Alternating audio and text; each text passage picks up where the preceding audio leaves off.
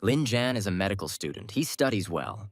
Everyone at the university knows him as a handsome, excellent student who recently received a good scholarship and dreams of becoming the best doctor. However, Lin himself suspects neurosis. A certain system appears in front of him, which only he can see. The hero suspects that a recent breakdown is to blame, so he needs to undergo a psychological test. However, the test results said that he was fine. A little later, the system reappeared in front of him. She suggested that Lin receive a certain gift, and the man agreed. Thus, he opened the teaching of medicine in this system. Lin understood that although the system had helped him achieve some victories, it would not help him become a better doctor. There were many factors that he needed to deal with on his own, such as competition among his peers, or a problem with patients. Honing his skills in medicine was a passion for Lin.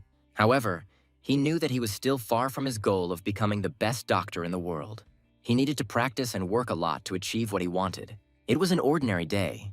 Lin was riding the subway to the university and was thinking about whether there was a method that could prove the existence of his system. Maybe he should just click on it and see for himself. However, this method did not inspire confidence in him. Lin believed only in science.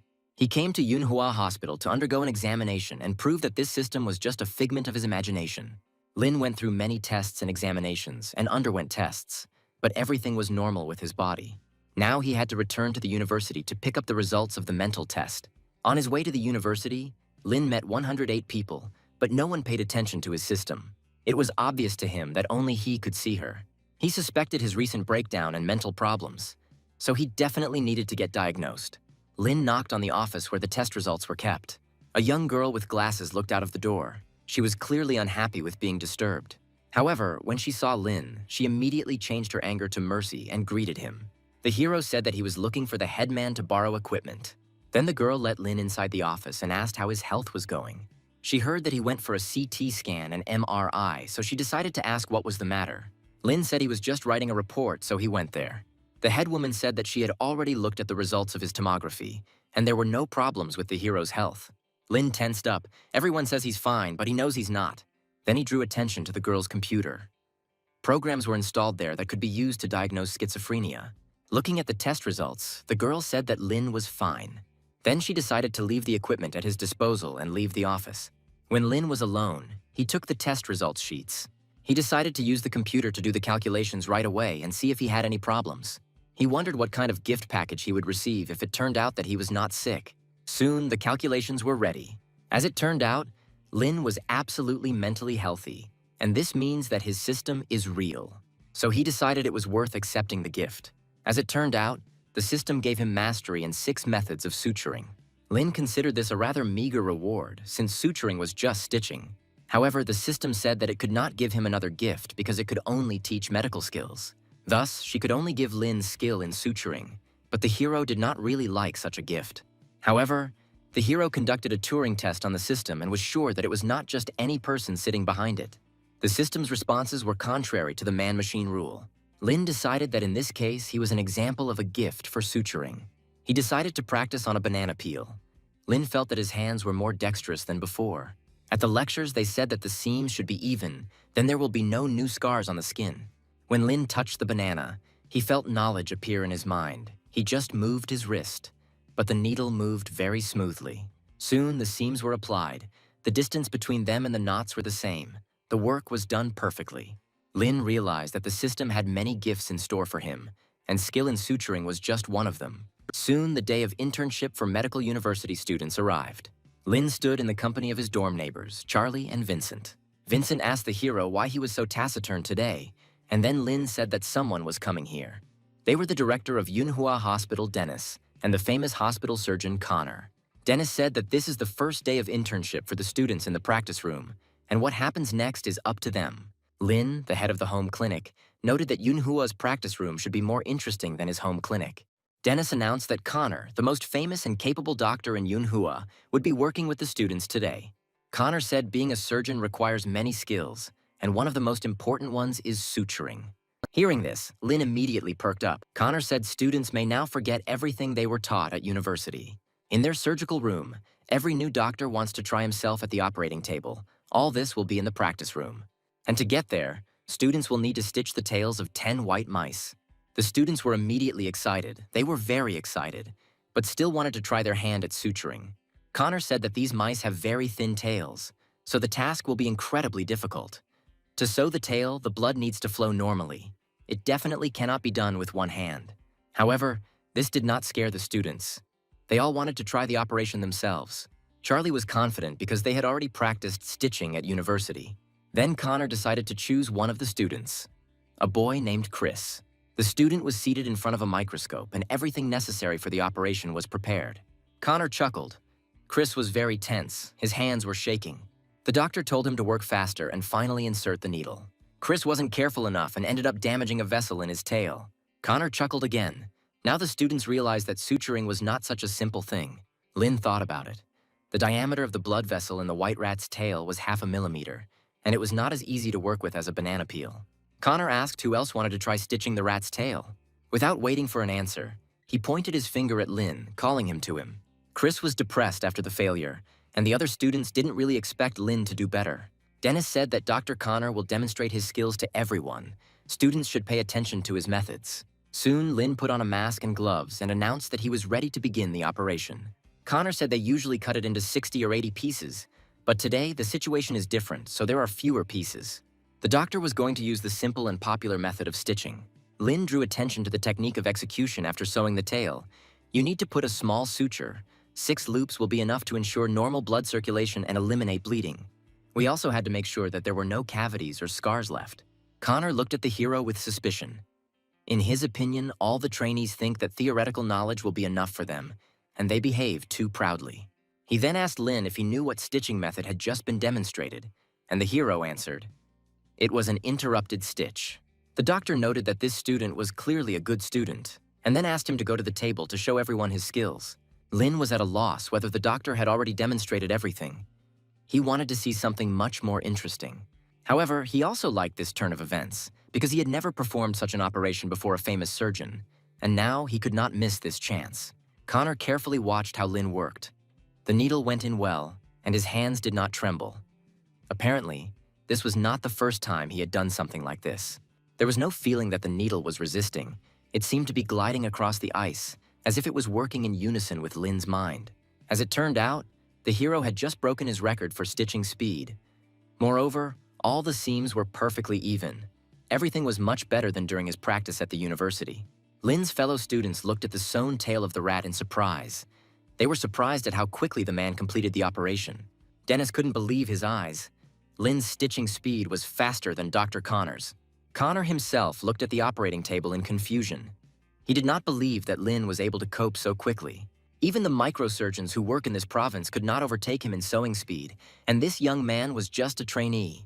Then Lynn stood up from the table, took off his gloves, and announced that he had completed the operation, noting to himself that the masterful suture skills that the system had given him really did make the job easier. Connor looked nervously at the seams under the microscope. Everything was clean and beautiful. Perfect spacing, neat stitches. He didn't want to admit it. But Lynn's sewing was excellent. However, the doctor still did not believe in the reality of what was happening. Lynn simply could not reach such a level as an intern, and then Connor asked him what hospital he had practiced at. The hero replied that he just sometimes works at his home clinic. Connor assumed that he works in some large clinic. However, Lynn replied that the clinic was called Lower Kanavka. The doctor was shocked, because it was a very tiny establishment. He did not believe that Lynn could come out of there with such a masterful skill in suturing. Soon, Dennis approached the hero. He noted that Lin John's stitching skills were quite good, and then asked which department he would like to go to. The rest of the students were shocked, because many hospitals are very strict towards newcomers. Studying there is comparable to an apprentice in the Middle Ages. Most of them do not have the right to choose a department. But Lynn was given such a chance. The hero became thoughtful, and then he suddenly heard a strange sound. It was that same system. She gave Lynn a task, to suture 10 patients, and as a reward, he would receive the skill of intermittent suturing. Lynn was surprised that the system could now give him tasks. However, the reward for such a task was quite good. This stitching method is very good, often used and very useful. Then the hero said that he wanted to go to the emergency room. Dennis noted to himself that this guy was really not an ordinary guy. Charlie and Vincent immediately ran up to their friend. They were quite surprised at how much Lynn was taking a risk by choosing this department, because he could have chosen the hand surgery department. However, Lynn thought it through the way he needed. because by entering the emergency department, he could complete the task in 10 days. Soon, Lin and several other students arrived at the hospital for an internship. The nurse told them that they were not allowed to leave, interact with patients, answer questions from patients and their families without permission, and several interns would stay in the living room. The woman brought the students to the nurse's office because she needed help with the arrivals. The girl frowned at the students and soon walked out the door, leaving them alone. She was busy and did not want these incompetents to cause her problems. The students were outraged that no one wanted to work with them. Everyone around them had no time for them. If they are unable to perform surgeries during their internship, they cannot hope to obtain a job in the medical field. Suddenly, a nurse from the emergency department of Yunhua Hospital, her name was Vanessa, ran into the room and asked which of the interns knew how to sew. The young people immediately jumped up from their seats, offering their candidacy. Each of them wanted to help the pretty nurse. Vanessa smiled nervously. These boys couldn't even control their emotions, let alone get stitches. She carefully examined everyone present, trying to figure out which of the guys was the most reserved. Among the crowd, she noticed Lin. He was the only one who looked calm, so the girl decided to choose him. On the way to the office, the girl said that the patient was about 40 to 50 years old. After a fall, a tree branch pierced his palm. Soon, Vanessa led Lin to a hospital bed where a patient was lying. A doctor was already working on him. It was an emergency room doctor. His name was Chandler. He glanced at Lin, noting that this guy looked very serious. The hero watched the doctor at work. Using anesthetics seems simple, but you need to be able to get to the right place, and this is not easy. And if you injure the nerves, the consequences will be very serious. Chandler asked Lin to wash the patient's wounds. If there are no foreign objects left in them, then after washing, you can begin to apply stitches. Lin noted how competently Chandler communicates with patients. He finally met a doctor who speaks well. Moreover, Lin had a task from the system, and he hoped that he would receive a more serious reward if he completed it correctly. Then the hero asked if he could start stitching. Chandler agreed, thinking to himself that it's not easy for young people these days. They constantly need help and support. This operation is quite simple. It involves facial treatment of the wound, and then everything is quite simple. However, in reality, everything goes wrong. Chandler decided to close his eyes while Lin dealt with the stitches. He wanted to rest, but he did not dare to go far, so that if something happened, he would help the intern. After a fairly short time, Lin heard the sound of the system, notifying that the first of 10 patients had received stitches, and then the hero decided to wake up Chandler so that the doctor could check his work. The man couldn't believe his ears at first. This intern couldn't do it that fast. He thought that Lin just did everything chaotically to demonstrate the speed of the work. However, when the doctor looked at the patient's hand, he was even more surprised. The suture was applied perfectly. Chandler worked in emergency medicine for many years and saw many surgeons. It was said that a ruptured aorta was repaired in 2 minutes by gifted people. But this guy's skill level was simply brilliant, as if he was the owner of some hospital who came to Yunhua on an exchange. The man was pulled from his thoughts by a nurse who walked up to the bed on shaking legs, asking Chandler for help. Stuttering with fear, she said that there was a sick person near the third bed. But judging by the girl's appearance, there was clearly something wrong with him. As it turned out, the patient was a large man with a broken head. His whole body was covered with tattoos, and he himself looked like a crime boss. A dozen of the same large, intimidating men with tattoos gathered around his bed. Chandler noted that the situation here was really difficult, and Lin thought that he might have another chance if the doctor allowed him to work with the patient. Chandler asked the men to make room near the bunk, but they did not intend to go far from their boss. Then the doctor and Lin approached the patient.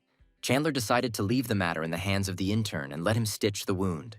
He believed that if this guy had such enviable sewing skills, then he should be given a more difficult task. Lin was extremely pleased that he was given another patient. Again, he had the opportunity to cure a man with Dr. Chandler. Then he walked up to the man and asked him to turn sideways.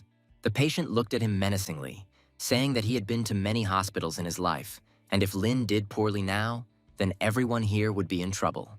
Despite the threats, the hero got to work, and the man decided to switch to Dr. Chandler, as his facial expression suddenly changed to one of extreme surprise.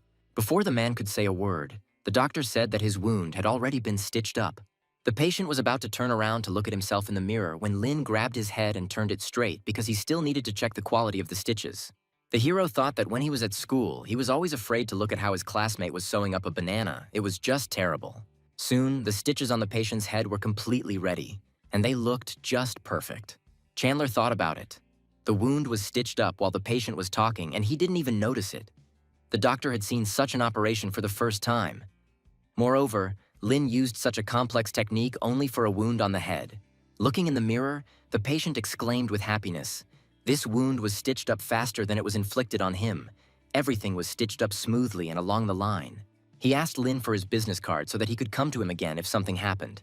But the hero said that he did not have a business card. Moreover, he still needed to bandage the patient.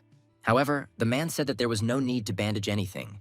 Since the wound was already sewn up perfectly, he was very pleased with this guy and promised to come to him again. He headed towards the exit with his friends, intending to find new adventures on the street. The system notified Lin that the second of the 10 patients had already received his treatment. Apparently, the hero would soon complete his task. Meanwhile, one of the students, Reggie, was trying to get closer to Vanessa. The girl was not very happy with the man just messing around and following her. But the student insisted that he actually wanted to offer his help to Chandler. Vanessa said that the doctors had now been called away to give him a rest, since all the arriving patients wanted to see Lin. Soon they came to the treatment room. The same patient, for whom Lin had recently sewn up a head wound, brought his friend to the hospital. As it turned out, he had been wounded on his arm, on which his favorite unicorn tattoo was tattooed, and he wanted to ask the doctor to stitch up the wound and save the tattoo. He'd already had his tattoo ruined once by a botched restoration, so now the pony looked like a deer. But he still didn't want to lose his tattoo. Lin noted that now the wound is quite large. The muscle tissue is a little torn, but after he stitches it up, the tattoo will be a little disproportionate, but it will not be noticeable. At that moment, Reggie entered the office.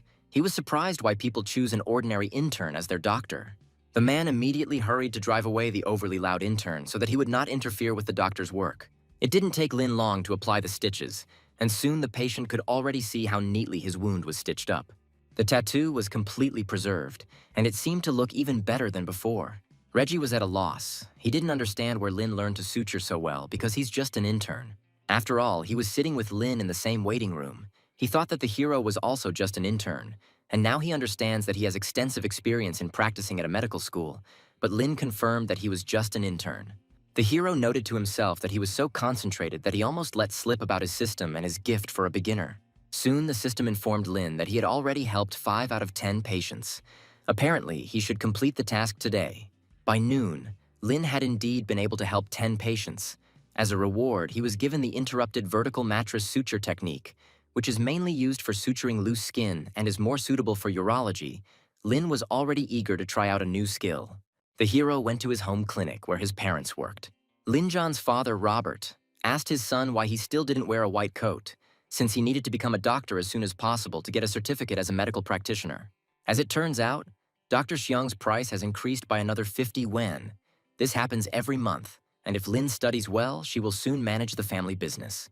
At that moment, Lin's mother, Tanya, came down to the first floor and asked why their son would have to take up the family business after an internship at Yunhua Hospital.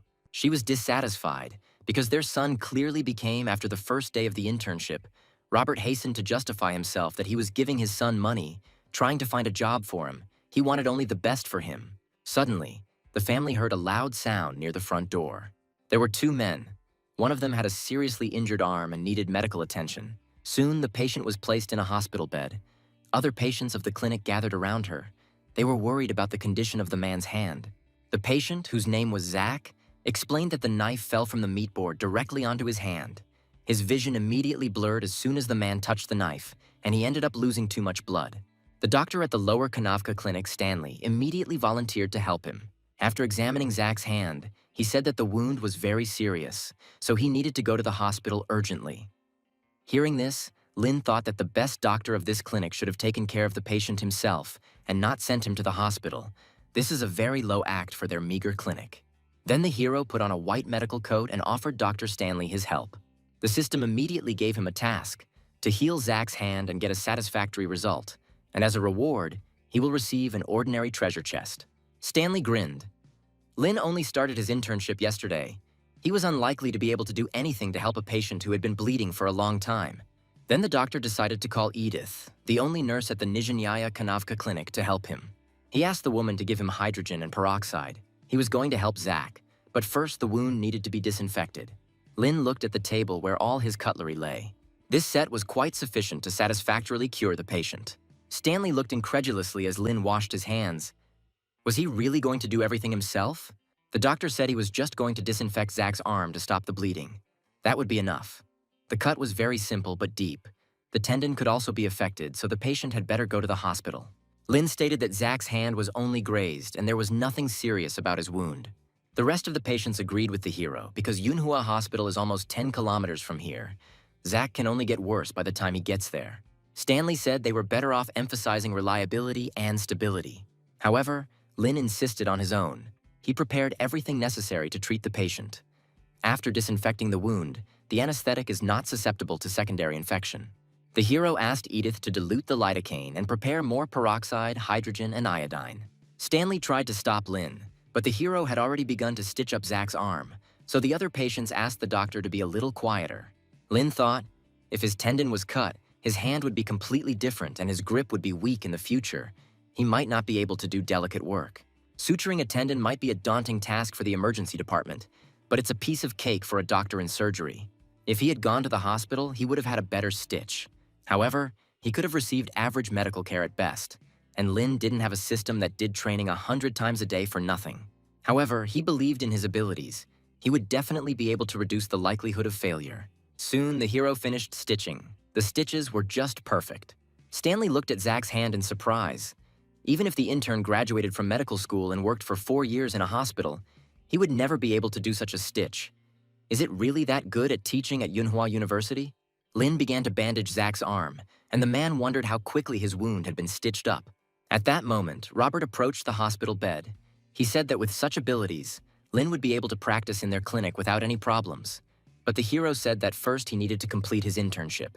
Suddenly, Ian, Zach's son, rushed into the clinic. He looked extremely worried and tried to find his father.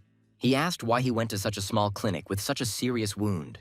But the man said that his wound was stitched up perfectly, and now he feels great. However, Yang did not let up. He shouted that his father's earnings depended on his hand, and if everything went wrong with it, then Lin and his entire clinic would pay for it all his life. The hero said that Ian can take Zach to the hospital, but they should not forget about exercises to restore his arm. Then the man will have a better chance that his arm will work normally. Ian was unhappy that there was a chance that his father's arm would not recover. But Robert hastened to assure him that the chance was very low, because Zach's wound was not serious and very simple.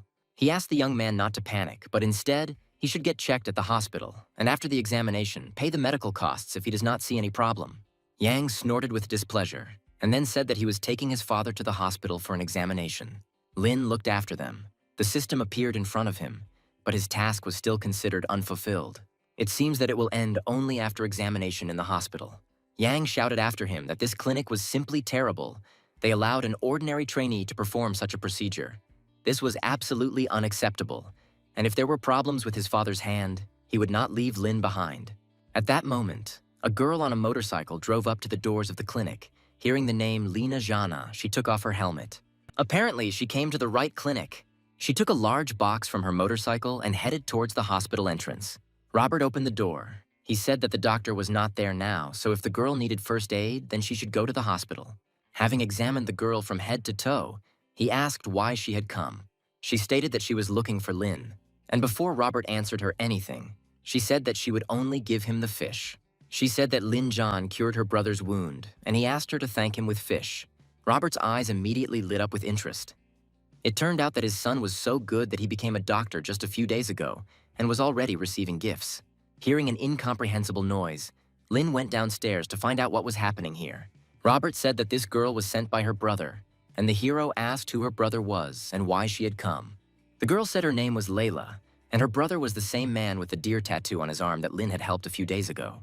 Layla didn't expect the young doctor to be so cute, so she decided to cook salmon for him herself. Lin noted that the dish was excellent. The fish was much fresher and sweeter than what they usually buy. Layla said that all salmon is monopolized by their family and competes with imported goods in the local market. Then the girl offered to try the dish of Lin's mother, Tanya. The woman also noted the excellent taste of the fish. Then Layla asked if she was interested in her daughter-in-law, who cooked fish so well. Tanya and Robert were shocked by this proposal, but the girl said that she was just joking. In fact, she was not ready to get married yet. A few hours later, Jan and Zach returned to the Nizhnyaya Kanavka clinic. Robert asked what the hospital said after examining his hand. Zach said that he went to Yunhua Hospital for an examination. The doctor said that thanks to Lin and his excellent skills, His arm can function well, but his son made a terrible scene. So now they came here to ask for forgiveness. Layla asked Lin if these men really insulted him, but the hero said that everything was not entirely like that. The girl asked Lin to tell her if someone suddenly offended him, then she and her brother would take appropriate measures against these people. They are especially good at dealing with vile people. Lin looked at her blankly, but Layla asked him not to think too much about it. She then suddenly yelled at Ian and Zach, demanding an immediate apology from them for their behavior. Zach then asked his son to show Lin's family the silk flag they had made. The young man unwrapped the package, showing everyone a chic red flag with golden ruffles and embroidery. It talked about a magic hand that restores health. Robert noted that this is a great message and will be a good compliment to Lin. Next time, they can show this flag to those who think that Lin is still inexperienced. Tanya said that this gift is a good thing and they are very happy to receive it. They don't need any more apology. She asked her husband to bring fireworks because it is impossible to present a silk flag without a solemn atmosphere. Lin, meanwhile, received his treasure chest as a reward for completing the task of healing Zach's arm. Apparently, all the rewards that the system gave him were also visible exclusively to Lin. Having opened the chest, the hero took out a small flask. It was said that it was an energy serum. The next day, Lin headed to Yunhua Hospital with the rest of the students. They were put in the waiting room again. There weren't many patients in the hospital today. Soon, the system informed Lin that he had a new mission, which was that the hero needed to complete as many procedures as possible, and as a reward, he would receive a basic treasure chest for helping 10 patients. At that moment, a nurse ran into the office. She said that they had an important task. She needed Lena's help.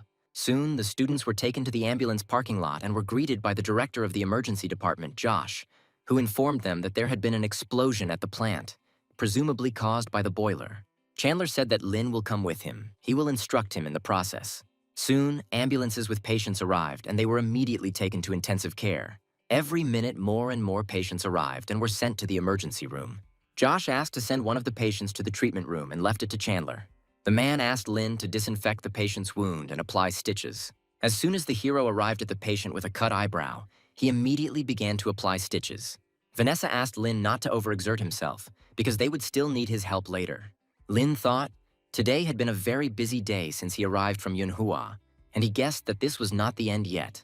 Vanessa thought to herself that, as expected, Dr. Lin was different from those men who showed off a lot. Soon, another patient was brought into the office. Chandler realized that in such a situation, the ambulance would soon not bring them patients. One of the interns said that many patients were asking to be sent to Yunhua Hospital, but Lin said that he had already started treatment, but he doubted whether he could help the others. Chandler said that no one has the right to stop him if he wants to help patients. The man thought to himself that this is the only doctor who does not want to rest again. Then the decision was made to speed up in order to save as many patients as possible. The man had more than 10 wounds all over his leg, and of varying depths. Lin needed to use different disinfection methods. For longer wounds, he will use a simple suture. For superficial wounds, he will use a running suture. For large and deep wounds, he will use a cross suture. And for a wound under the knee, he will place a locking suture. Soon, Lin announced that he had already finished the work. Seeing Chandler's surprised look, the patient asked if something had happened to his stitches, but the doctor said that everything turned out fine. He even called Vanessa to take pictures of the man's stitches. This photo should have served as an excellent training material for the interns, since the work was truly done perfectly. The doctor turned to Lin, saying that he would soon be given another patient since he had already dealt with this. The hero asked if he sewed up this patient. He could probably sew up other people, but Chandler warned him against the guy looking for patients on his own. If he directly selects patients for surgical sutures, he will not be able to avoid the flow afterwards. Lin thought about it. The explosion has become a major public incident, and the patients do not need to be treated immediately. And besides, the families of the victims, several times the number of patients, will soon arrive. The doctors will be struggling with the worried families, which will slow down the pace of treatment. Then Chandler asked Lin to stay here, and he asked Vanessa to call a new patient. The girl asked if the hero had any requests, and Lin said that he would prefer patients who need to stitch wounds. Since these wounds can lead to tissue ruptures, it is better to choose patients who need to be healed quickly. Soon the nurse brought a new patient into the office, an adult woman with a wound on her arm. Lin immediately began treatment, the system informing him that this was the 4th of 10 patients he should help based on his assignment. After some time, the task was completed. Lin was able to provide assistance to 10 patients. He twice received an energy serum, which turned out to be very simple, apparently. This is some kind of thing for beginners. Soon Chandler called Lin again to stitch up another patient's wound. It was a man with a wound on his arm. The doctor said that Lin Zhan is a young expert in their department. He is the best at stitching. The patient could not believe that such a young man could do such a good job. But Lin said that he was ready to stitch up any wound, as if it were a head wound or something else. After some time, the mission was completed again. The hero was able to help 10 more patients. The emergency room was not too busy today, and Lin simply could not miss this opportunity. He not only needed to receive awards, but also to practice. The chief doctors and nurses worked with seriously injured patients and passed them on to young doctors. But this problem must be solved, because if there were no serious injuries to the main doctors and nurses, they would leave in a few hours. In other words, Lin only had a few hours to help someone else. Then he turned to Chandler, asking if he could take someone as his assistant. The doctor was surprised. He did not understand why this guy needed anyone's help. Lin explained. Dr. Chandler disinfected the wound and the hero stitched it up, meaning that they are faster when they work together than when they work separately. He thought if they found a person in charge of disinfection and a person in charge of bandaging, they would work much faster. Chandler stated that he simply wanted to help the inexperienced intern disinfect the wound. And Lin appreciated the help, but it would have been better if he had been given several interns to help him. The doctor grinned. Apparently, the hero wanted to give other students a chance, and then he asked him who he needed, men or women. Lin said it didn't matter. His classmates would suit him. Vanessa smiled. The number of patients today is much higher than usual. The interns at this time are dreaming that their time will come.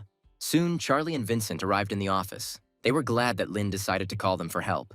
Vincent asked how many bribes he paid to the doctor so that he could hire interns to help him. Lin replied that he didn't give him a penny.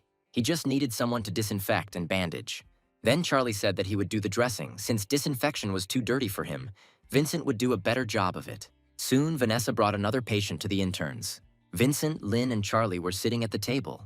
They helped the sick in that order, and the hero asked the nurse to continue inviting patients to them. Vincent coped with his task quite quickly and referred patients to Lin for suturing. Patients noted that this large hospital had incredibly good service. The hero noted that both disinfection and bandaging were at the highest level. In the end, everything worked out even faster than he thought. And now all that was left was to just wait for Vanessa to bring them a new patient. Chandler watched the interns work from the side. He noted that Lin carefully thought through the smoothness of each seam. Soon, Vanessa entered the office. She pointed her finger at the door, where a crowd of people were already standing. These were the latest patients she brought for Dr. Lin. The hero immediately became inspired. He was going to take the chance to rule everything here while the main doctors and nurses were away. He was ready to help patients with minor injuries. Vanessa watched Lin and his work with a smile, noting that this young man was just a sweetheart. Soon, all the patients were provided with medical assistance. The nurse said that only patients with internal injuries remained. However, Charlie and Vincent were so inspired by the work that they were ready to serve other patients. However, Vanessa reported that there were no more patients left who needed stitches, so Lin could go home. But the hero understood that he only needed 2 patients in order to complete the task of helping 40 people. So he said that he would sew up 2 more patients and then go home. Chandler said that Charlie and Vincent could go home. The young man suggested that the doctor eat together after a busy day at work, but the man said that he had not finished his work yet. Soon, Lin was sent to the restroom to have lunch. His partners greedily licked their lips as they looked at the hero's food. It looked so good that they immediately wanted to try it, and Lin happily agreed to share dinner with his comrades. At that moment, he received a call. As it turned out, it was Layla. The hero immediately began to think that perhaps with the help of this girl, he could finally complete his task. Lin immediately asked if something had happened to her brother again, but Layla said that was not the case. Then he asked if something had happened to the girl herself. Layla was embarrassed, saying that they had wounded, but she would call Lin a little later. The girl hung up and turned to one of her friends, Ashton, asking him about some nightclub. Soon, they arrived at their destination.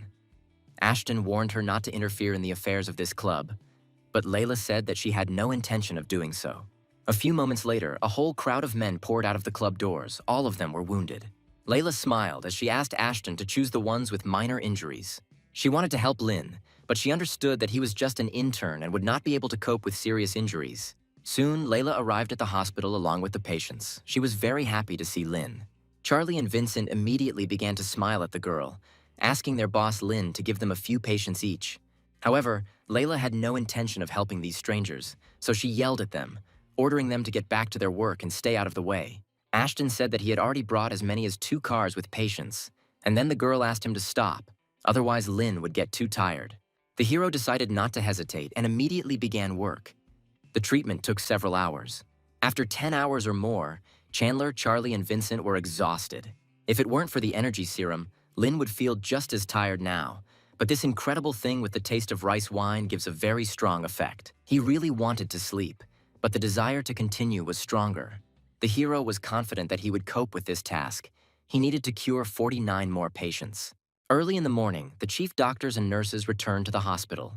They discussed the fact that Lin was able to cure more than 50 patients overnight and did not even go to bed. At that moment, Josh approached them. He shouted at the students, asking why don't they go and help their friend. However, the students responded that they wanted to help him, but all the patients insisted on being treated by Lin. Josh walked into the office and frowned when he saw Chandler sleeping there, as well as Lin, who was still working with patients. The hero didn't notice that Josh had walked inside, continuing to stitch up his 52nd patient. Josh thought, this guy has reliable and precise movements, standard and stable stitches. He has all the basic qualities of a good doctor, but even under such pressure, he calmly manages his pace, and for an intern, this is quality work. The man was thinking, trying to understand what his secret was. He had positioned the local anesthesia correctly. The cleaning of the wound was going well. The wounds were leveled out. It was a pretty good job. According to the medical record, the patient is not sick. He only has small injuries in different places. Depending on the depth of the injury and the morphology of the tissue, the sutures undergo various changes. It is almost impossible for the doctor to stitch the wound, like a notebook. Lin Jan worked for more than 10 hours, cured 50 patients, and still did not make a single mistake. Josh then contacted Dr. Chandler, asking him to review Lin's surgical notes and find out the patient's condition when the stitches needed to be removed. The man then approached the hero, asking him to come early tomorrow. He would allow him to perform operations all day. Lin was pleasantly surprised by the offer. It was a great opportunity to practice his skills. The rest of the students couldn't believe their ears. Would the intern really stand at the operating table? At that moment, the system informed the hero that he had completed the task of applying 50 stitches, and for this he was entitled to a medium treasure chest, which he decided to open when he came home. The system gave him a first-level skill book. According to the rank given by the system, the God level is the highest expression of skill. He even surpassed the boss level. In Lin's opinion, Yunhua was one of the top 3 hospitals in the city, and there were only a few doctors in the city who were considered masters in suturing. The hero wondered if perhaps he needed to raise his suturing technique to God level, but his instinct told him that boss level was only slightly behind God level, so it was better to improve other techniques from basic to perfect level. Lin decided to choose the basics of surgery. The second option was the basics of internal medicine, but the hero could only choose one thing. After making his choice, a list of skills available to him opened in front of him. As it turned out, these were all the basic surgical techniques. In theory, a surgeon who learns 6 operations is considered a wonderful surgeon.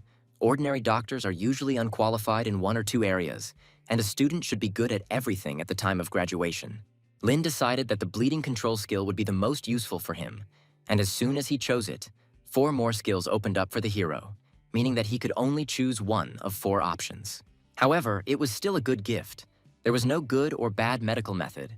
There was only working and non-working, and since Lin was in the emergency room, he should choose something that could be used urgently. Thus, he acquired the skill of controlling bleeding with his bare hands. A hologram of internal organs appeared in front of him, and he wondered if he could squeeze his thumb and forefinger together to control the bleeding. At that moment, the hero realized that the effect of the energy capsule had ended. Now he felt all the fatigue, and the next moment he fell asleep. The next day, Lin needed to come to the hospital early at Josh's request, but time was almost running out, and the guy still wasn't there. The director looked around at those present, but Lin was not among them. At that moment, someone entered the department. It was a hero. Once Josh realized that everyone was assembled, he gathered everyone present and led them to the planning meeting. Soon they came to Lin's patient's room. Josh asked the hero to retell his card. Lin replied that the patient was a 19-year-old woman in good physical condition. The laceration on her elbow was acquired as a result of falling from the stairs, and the wound was treated surgically. The size of the wound rupture is very deep, and if you use a thick thread, it will leave a huge scar, which may affect the patient's life in the future. Instead, you should use a 0-size thread. Because the tension force is large, you should not do physical activity, and you should not bother your hand too much. Josh agreed with Lin's decision. However, there are many reasons for a scar to appear due to the patient's physical condition and the condition of the wound. So choosing a size 0 thread would not be appropriate. The patient's mother became worried, thinking that her daughter had serious problems with her arm. However, he told them not to panic and asked Lin to tell the women everything while he stitched them up. The hero said that while suturing, his main task is to pay attention to the angle and depth. When he inserts the needle into the skin, he must make sure that the part where the knot is tied sticks out after the suture, which then acts as a buffer before the formation of a scar. The needle must be inserted deeply into the thin edge of the wound, and one of the reasons is a skin defect. The knot should not be too tight to avoid poor circulation around the wound, which could delay healing if treated, and the stitches should be removed in a manner that reduces the chance of scar tissue forming. Josh turned to those present, asking them to learn everything that Lin just said. However, he did not allow them to put this method into practice. Josh said there are many ways to cover scars, long sleeves, tattoos, etc. However, as a doctor, he decided to say that the first thing is to get treatment. The patient cried, saying that she did not want to have scars or tattoos. John explained that Lin took this into account when he put the stitches, but only because he is experienced. However, if the skills of the others present are not up to par, they should not even dream of it. They first need to understand what needs to be done to accurately stitches before asking his permission. Josh then decided to give Lin a rest, but first he needed to bandage the patient. The girl thanked the doctor for taking good care of her wound. Then the system unlocked a new achievement: to receive the sincere gratitude of the patient, and as a gift he was entitled to a basic treasure chest. The hero asked the girl to change the bandages from time to time and make sure that she would not receive new injuries in the near future. If she removed the stitches in time, the scar would be less noticeable. The girl's mother asked if she could have her stitches removed at another hospital since their home was very far from here. Lin said that they could remove the stitches anywhere, as long as it was a hospital or clinic. However, the girl wanted Lin to remove her stitches. Then the hero said that she could come here, but he could not promise that he would be on duty at this time. The patient said that she would definitely wait until Dr. Lin's shift. The hero objected. She can't just wait for his shift. Timely removal of stitches will reduce the growth of scars. They can be removed much earlier, but they cannot be postponed. When the observatory was finished, John and the others went to the recovery room. One of the patients suddenly screamed. His relatives immediately called a doctor. The man asked the nurses to prepare a defibrillator. The girls inserted the device into the vein and prepared for the transfusion. John watched the process with Lin, and the doctor asked the intern what medications should be administered. Lin responded by administering epinephrine and lidocaine, followed by an injection of dextrose and an intravenous transfusion of lidocaine. The doctor did as the hero said. Resuscitation of the patient was in full swing. However, the doctor soon needed something else. Lin noted that this was a standard rescue procedure, and the man's blood pressure soon returned to normal. Josh asked the hero why he chose lidocaine. Lin replied that lidocaine has strong antiarrhythmic properties. Then he tried to remember even more information about this drug. In educational books, he read that it has antibacterial and protective properties. Josh said lidocaine is used in this emergency to prevent the inflammatory response. Lidocaine can effectively shorten the patient's hospitalization time. The man asked Lin to read 2 research papers a day and then invited him along. The hero thought, this whole situation in the intensive care unit is too different from ordinary situations. He was terribly dizzy after just 2 hours of work. He really wanted to take the energy serum. Suddenly, one of the nurses said that the emergency department should get ready. Lin and Josh looked at the girl in surprise. The man said that the hero would go to see the patient with him. Soon, they saw nurses transporting a patient in a hospital wheelchair. As it turned out, the patient was in a car accident. He had an open abdominal wound measuring 20 centimeters. Some parts of the intestines were exposed and actively bleeding. A sterile pad was used. The patient was urgently taken to the intensive care room. Josh reported that ribs 3 to 12 are clearly dislocated.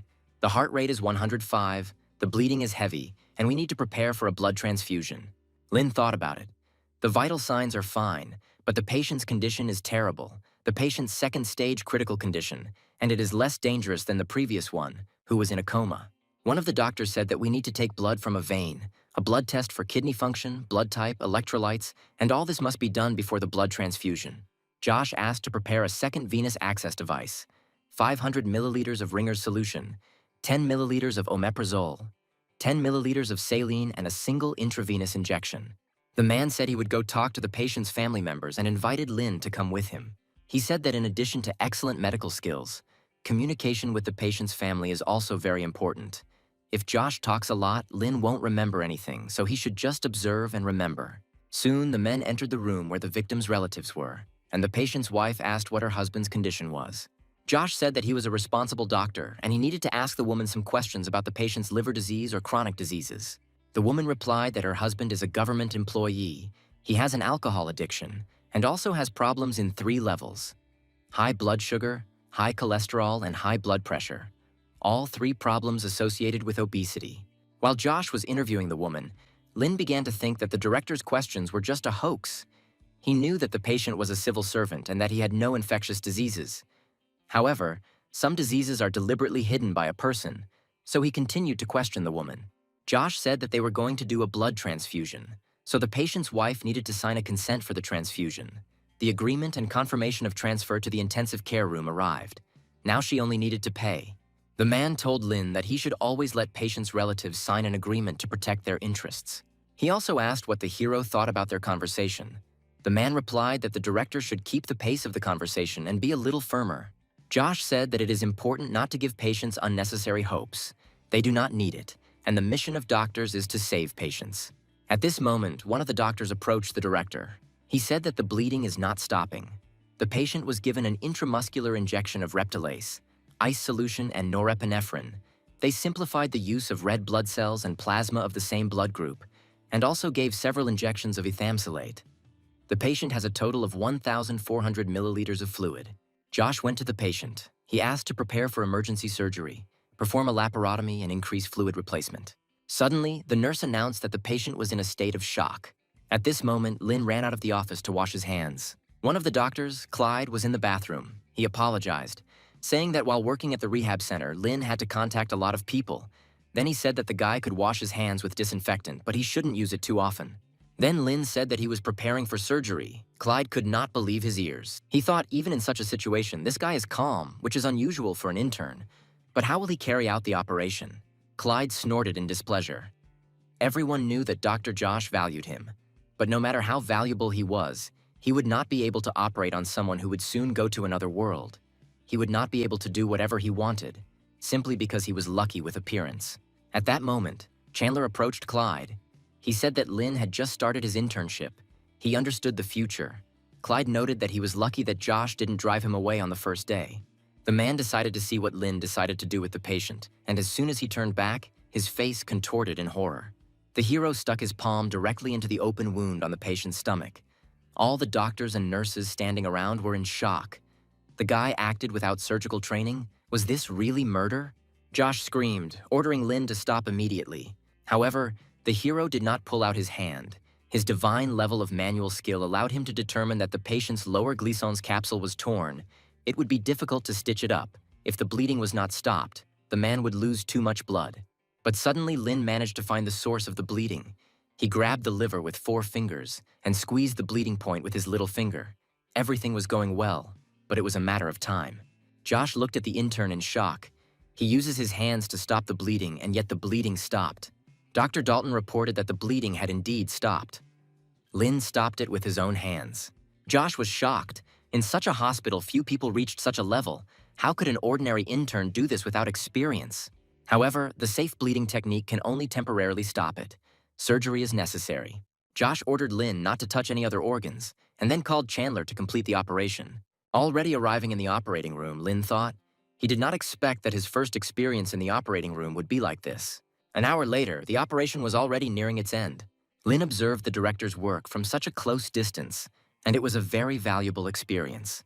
As a result, the patient's condition was stabilized. Josh asked Lin how he knew the bleeding point was in the Gleason's membrane. The hero explained. Since the bleeding did not stop and the stomach was open mostly in the front, and there were no other problems such as hemothorax, he noticed the bleeding. But Lin thought to himself that he did not think that he would reach the god level. His stock of knowledge increased. Like some muscles. Josh thought about it. This guy's technique, knowledge, and adaptability were at the level of first-class doctors. He used to think that Lin was a simpleton, but he turned out to be a real genius. The director asked him where he learned such a technique, to which the hero replied that he learned it at his family's clinic, in Nizhnyaya Kanavka. Josh said that it was not far from their hospital. It was a community health center on the lower Kanavka alley. Usually this clinic sent patients to their department. The man had never noticed them practicing anything like that. When Lin said that he learned about this from the attending physician, and then Clyde was surprised whether such a capable doctor was working in their clinic, and then asked his name, Lin only replied that he had been studying this technique for a month. Clyde was unpleasantly surprised that he managed to learn this in just a month. But the hero replied that the main key to learning this technique is talent. Meanwhile, Josh continued to examine the patient. He noted that the condition of the liver was satisfactory. Clyde said the patient was very lucky. The director's stitches were amazing, and the patient clearly wouldn't have any problems with them in the future. Josh replied that he was unlucky. But Lin stopped the bleeding perfectly. However, no matter how good his technique is, he must follow the rules. Even if he is confident that everything will work out, he still does not need to get involved in the process like this. Clyde chuckled to himself. He really wished the principal would put this kid in his place and make him learn the rules. Lin agreed, saying rules should be followed as long as they comply with operating procedures.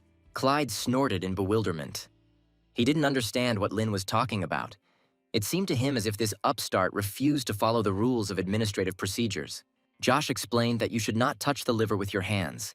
Otherwise, you can easily provoke damage and cause complications in the intestines and liver. The technique Lin used is very peculiar. The blood flow was smooth. Then he asked him where and with which finger he pressed to stop the bleeding. Lin said that when he extended his hand, he found that the source was in a hard-to-reach place, so he used the inner pad of his little finger.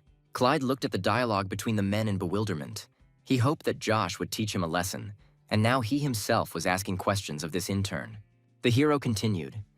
He said that he grabbed the liver with only the phalanx of his finger and held it carefully so that it did not tear. The director thought that in order for the organ not to succumb to displacement, you need to press lightly with your finger and minimize secondary damage. The inflexibility of the little finger has bothered surgeons for hundreds of years. Even for an experienced doctor, it is difficult to do this.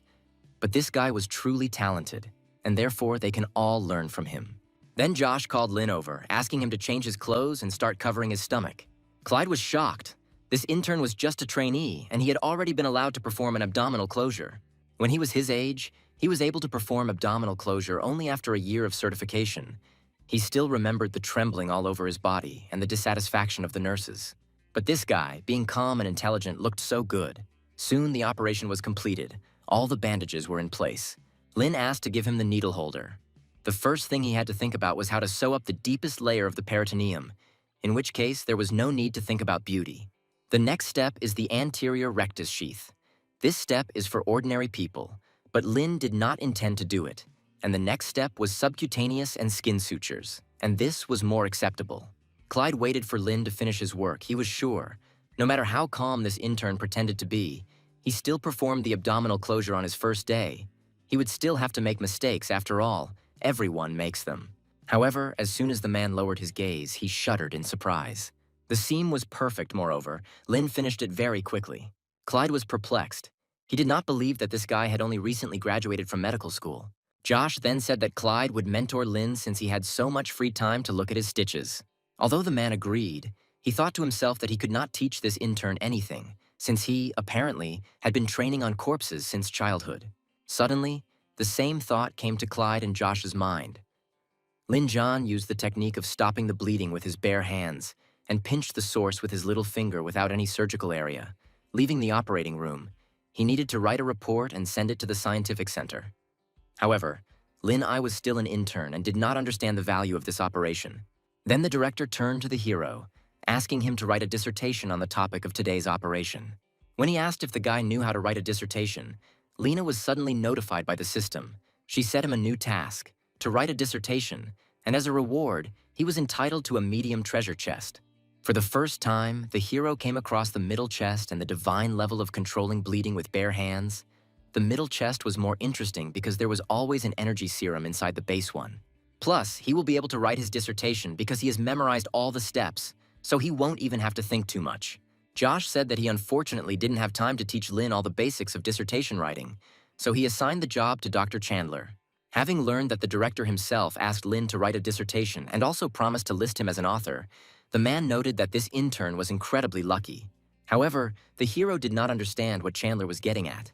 The doctor then explained that their hospital was a provincial hospital and the director, Josh, played an important role in the emergency department.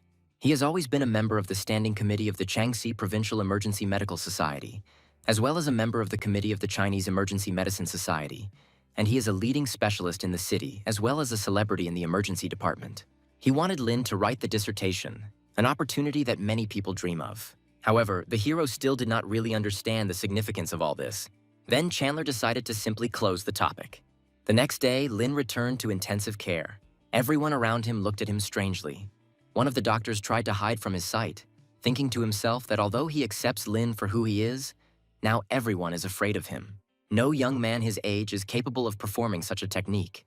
This was his first consultation. But there must be a limit to his abilities. After all, he is just an intern, and if he slips up, no one can help him. Lin Zhan still didn't know the rules and was causing trouble, so they should have gone their separate ways. Josh asked who would take Lin to the recovery room today, but no one dared to answer. Then the director called the hero to go with him. A few hours later, Lin came to the patient's room. Several young guys in sports uniforms had already gathered there. They thanked Dr. Lin for saving their coach. They never thought that he would get into a car accident. The hero asked them to speak more quietly because the patient needed to rest. He also noted that he did not save him alone. Dr. Josh closely monitored the operation. However, the guys said that they saw everything themselves. If Lin had not pressed on their coach's organs, he would have bled to death and died. As it turns out, someone filmed Lin stopping the man's bleeding with his own hands. This video was on the city forum. It quickly gained popularity, and now Dr. Lin was on everyone's lips. The hero only chuckled vaguely, not knowing how to react to this. One of the guys said that Dr. Lin had all the celebrity package, good looks and great skills, and it would be illogical if he remained unpopular. However, Lin was not interested in all this. His goals were completely different, but he did not say it out loud. Then one of the guys said that some of them go to an esports club that is located in Yunhua. The hero immediately became interested since he played King of Glory while he was in school. The guys said that this year their club is focusing on the King of Glory, so they and the doctor can add each other as friends and play in their free time. Lin said that he has nothing to do right now, so he can play now. The guys played for 2 hours. The hero really liked how nicely he had a time, but now it was time for him to get back to work. He decided to find the same video in which he stopped the bleeding with his bare hands. The video collected a lot of comments. For the most part, people admired how the young man managed to save the man. But Lin noticed one long comment. The user, who identified himself as a doctor, said that this act was incredibly reckless, and it was impossible to stop the bleeding with bare hands without surgical equipment. There are only a few surgeons in the country who can do this, but none of them would dare to take such a risky step, because the slightest mistake could cause something irreparable, and the doctor in the video does not understand how much he is risking. The man said that if he were in charge of the hospital, he would immediately conduct a medical investigation. Lin thought. Because of the fame, Yunhua Hospital was the leading hospital in Changsha Province. But provincial hospitals should not be underestimated. Those specialists are very influential in the medical field. The dissertation that Director Josh wanted Lin to write is not only of scientific value, and it is not just for training. Dissertations were powerful weapons in the medical society. It is used to introduce a doctor, explaining the actions of attacking others and repelling attacks. A dissertation is a surgeon's weapon. And in this case, a dissertation is a very urgent matter. Lin headed to the university to write his dissertation and was met by his fellow students. Charlie showed him a video of himself stopping the bleeding and asked where he learned the technique. He started asking him if he had touched the liver live. However, Lin did not want to answer these questions and sent Charlie to another audience. The hero headed to the bookshelves to find the necessary reference literature. Charlie realized that Lin would be doing something completely boring, so he decided to go and do his own thing. The hero sat in the library until late at night. He planned to work until the morning, so it was time to take the energy serum. In the morning, Lin came to the hospital with his work ready. Josh was surprised that he had not slept all night, because this could affect the quality of the dissertation. At that moment, Chandler approached the men and asked if he should give Lin a shift. Josh said that it would be unnecessary since he didn't sleep last night. It would be better to give him a shift tomorrow. Chandler said that the emergency doctor messed up his routine, and the endocrine system of his body clock is completely disrupted. No one dared to say that they can stay up late. But the director cherishes Lin and is willing to provide him with rest, because it is impossible to work 2 days in a row. So the hero was asked to come to work tomorrow evening.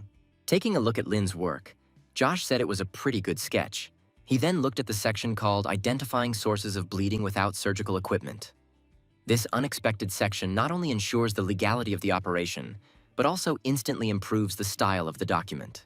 Chandler was interested in this work because the director rarely praises anyone, so he wanted to look at it.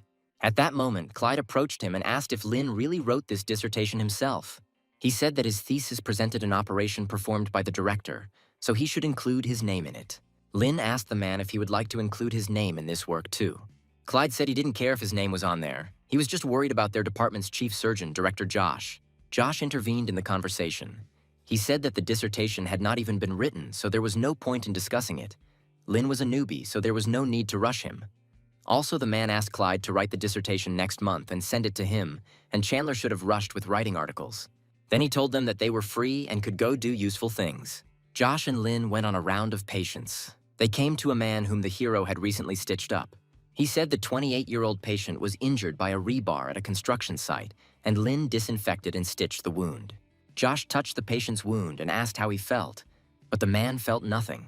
The director said that this is good because when patients are given local anesthesia, they feel some pain for a week, and this means that the operation went well, which is very good. The man and his wife thanked the doctors for their help, and Lin received an alert from the system. He unlocked a new achievement thanks to the sincere gratitude of the patient. This was the second time this happened to him. Both cases were confirmed by Josh, so Lin decided to stick close to him and learn from him. He was given a chest as a gift. Lin decided to open it, expecting to receive a new portion of energy serum. However, the chest did not contain a serum. It was a chip that allowed the hero to learn new skills. This time it was the M-Tang technique, which is used for suturing tendons. Lin thought that the tendon was one of the many tissues in the hand. The most difficult thing to heal was the damaged tendon, on the other hand. Such an operation was the most difficult among other hand surgeries. And in addition, the system gave him amazing skills, forcing him to go to the hand surgery department. Josh looked past the pensive Lin and asked him why he wasn't happy when the patient praised him. Then he said that the guy should go to the break room with Chandler today. The director said that the doctor can leave non-critical situations to Lin, but he is not allowed to take everything upon himself like that time.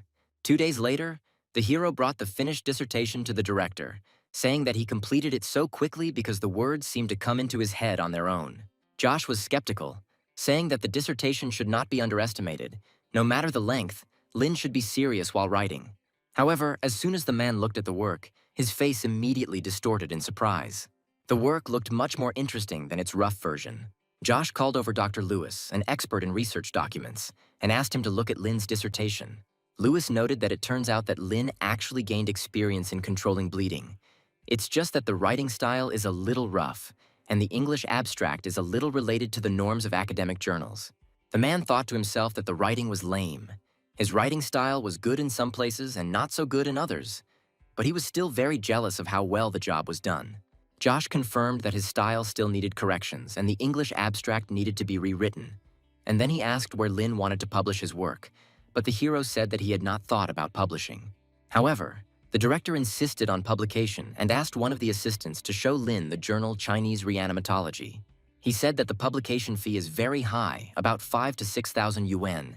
He asked Lin to write the application after a while, fill in the name of their hospital in the corresponding column, and request publication from the department. He then turned to Louis, reminding him that a few days ago they wanted to hold a consultation for victims of the factory explosion. They needed to inform the medical affairs department about Arnold from the provincial hospital. Louis was surprised. He recognized this name. Arnold was an expert from a provincial hospital, and he was not on good terms with director Josh. Josh said that in the comments that were left under the video with Lin, there are many experts giving objective assessments. Most of them are questionable, but Arnold behaved outrageously with his swearing. The director understood that he was the chief surgeon at the time, and Arnold was using Lin to get close to him, and the man needed to sort it out.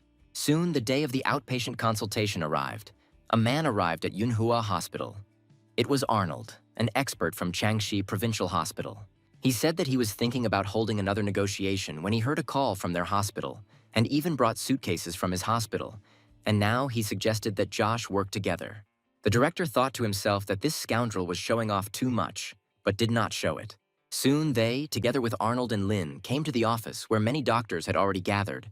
Arnold suggested starting a discussion since everyone was already assembled. However, Josh stopped him as Director Luke from the People's Liberation Army General Hospital had not yet arrived. Arnold chuckled, saying that Josh treated the other directors like he was part of his extended family. A few seconds later, the office door opened and a plump, middle-aged man in a tracksuit walked inside. It was the same Luke. He apologized for being late. Josh prepared a chair for the man and invited him to sit, and then walked towards the head of the table. He plugged in the projector and prepared to start the meeting. The situation involved critical burns on 2 patients and was quite significant. However, everything was under control. Arnold thought to himself, since there are no critical cases, then there is nothing to brag about. Luke said they were still able to assign security to patients with 80% burns. Someone needed to be with them at all times, so he suggested delegating some manpower to do that. Josh and Luke said they left the matter in the hands of Dr. Oliver and Dr. Lewis. However, Luke said that in his experience, Lewis is too old to keep up with them. Josh wondered if the jokes were inappropriate, but the solution was quite reasonable for the patients. Luke said that a young doctor could handle the patient, and it would be better if he monitored him around the clock. They should have scheduled activities for a month and see if they could save both of them. Thinking that Luke had thought this through thoroughly, Josh agreed with the plan and promised to think about it later. He then let Lux go because he had a hard time getting here, and now they wanted to talk about a different situation. Suddenly, Luke saw a video on the screen where a young intern was controlling the bleeding, and even with his bare hands. Arnold couldn't believe his eyes. Was this really the same video? Luke was a little annoyed that the cameraman didn't come closer, because the content he saw was incredibly interesting, but it was filmed terribly.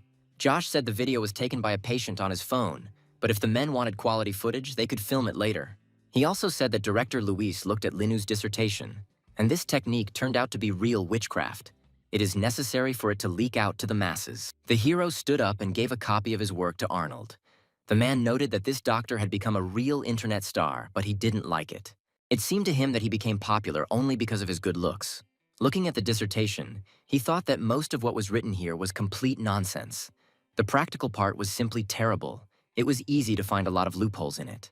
Josh asked the man if he knew if the technique could be performed without surgical equipment, and if the dissertation gave a clear explanation. But Arnold did not understand what the man was getting at. The director then showed a comment that Arnold had written saying that this was the most reckless decision he had seen, and asked if he had seen anything like it. Arnold chuckled at how fiercely the man stood up for the intern. Then Josh shouted that they had an outpatient consultation today. They should learn from each other and solve problems, and now he wanted to solve this particular problem.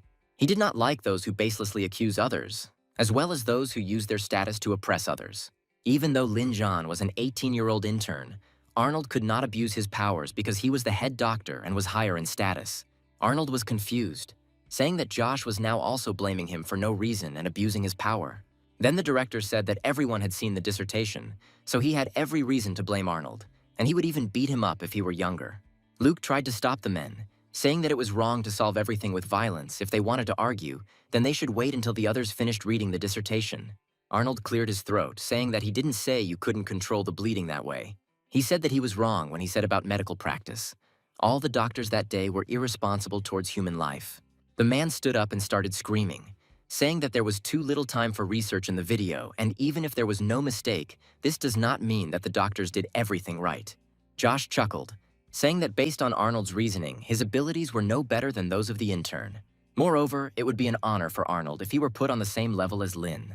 Luke tried to calm the men down by offering to give the floor to the author of the dissertation.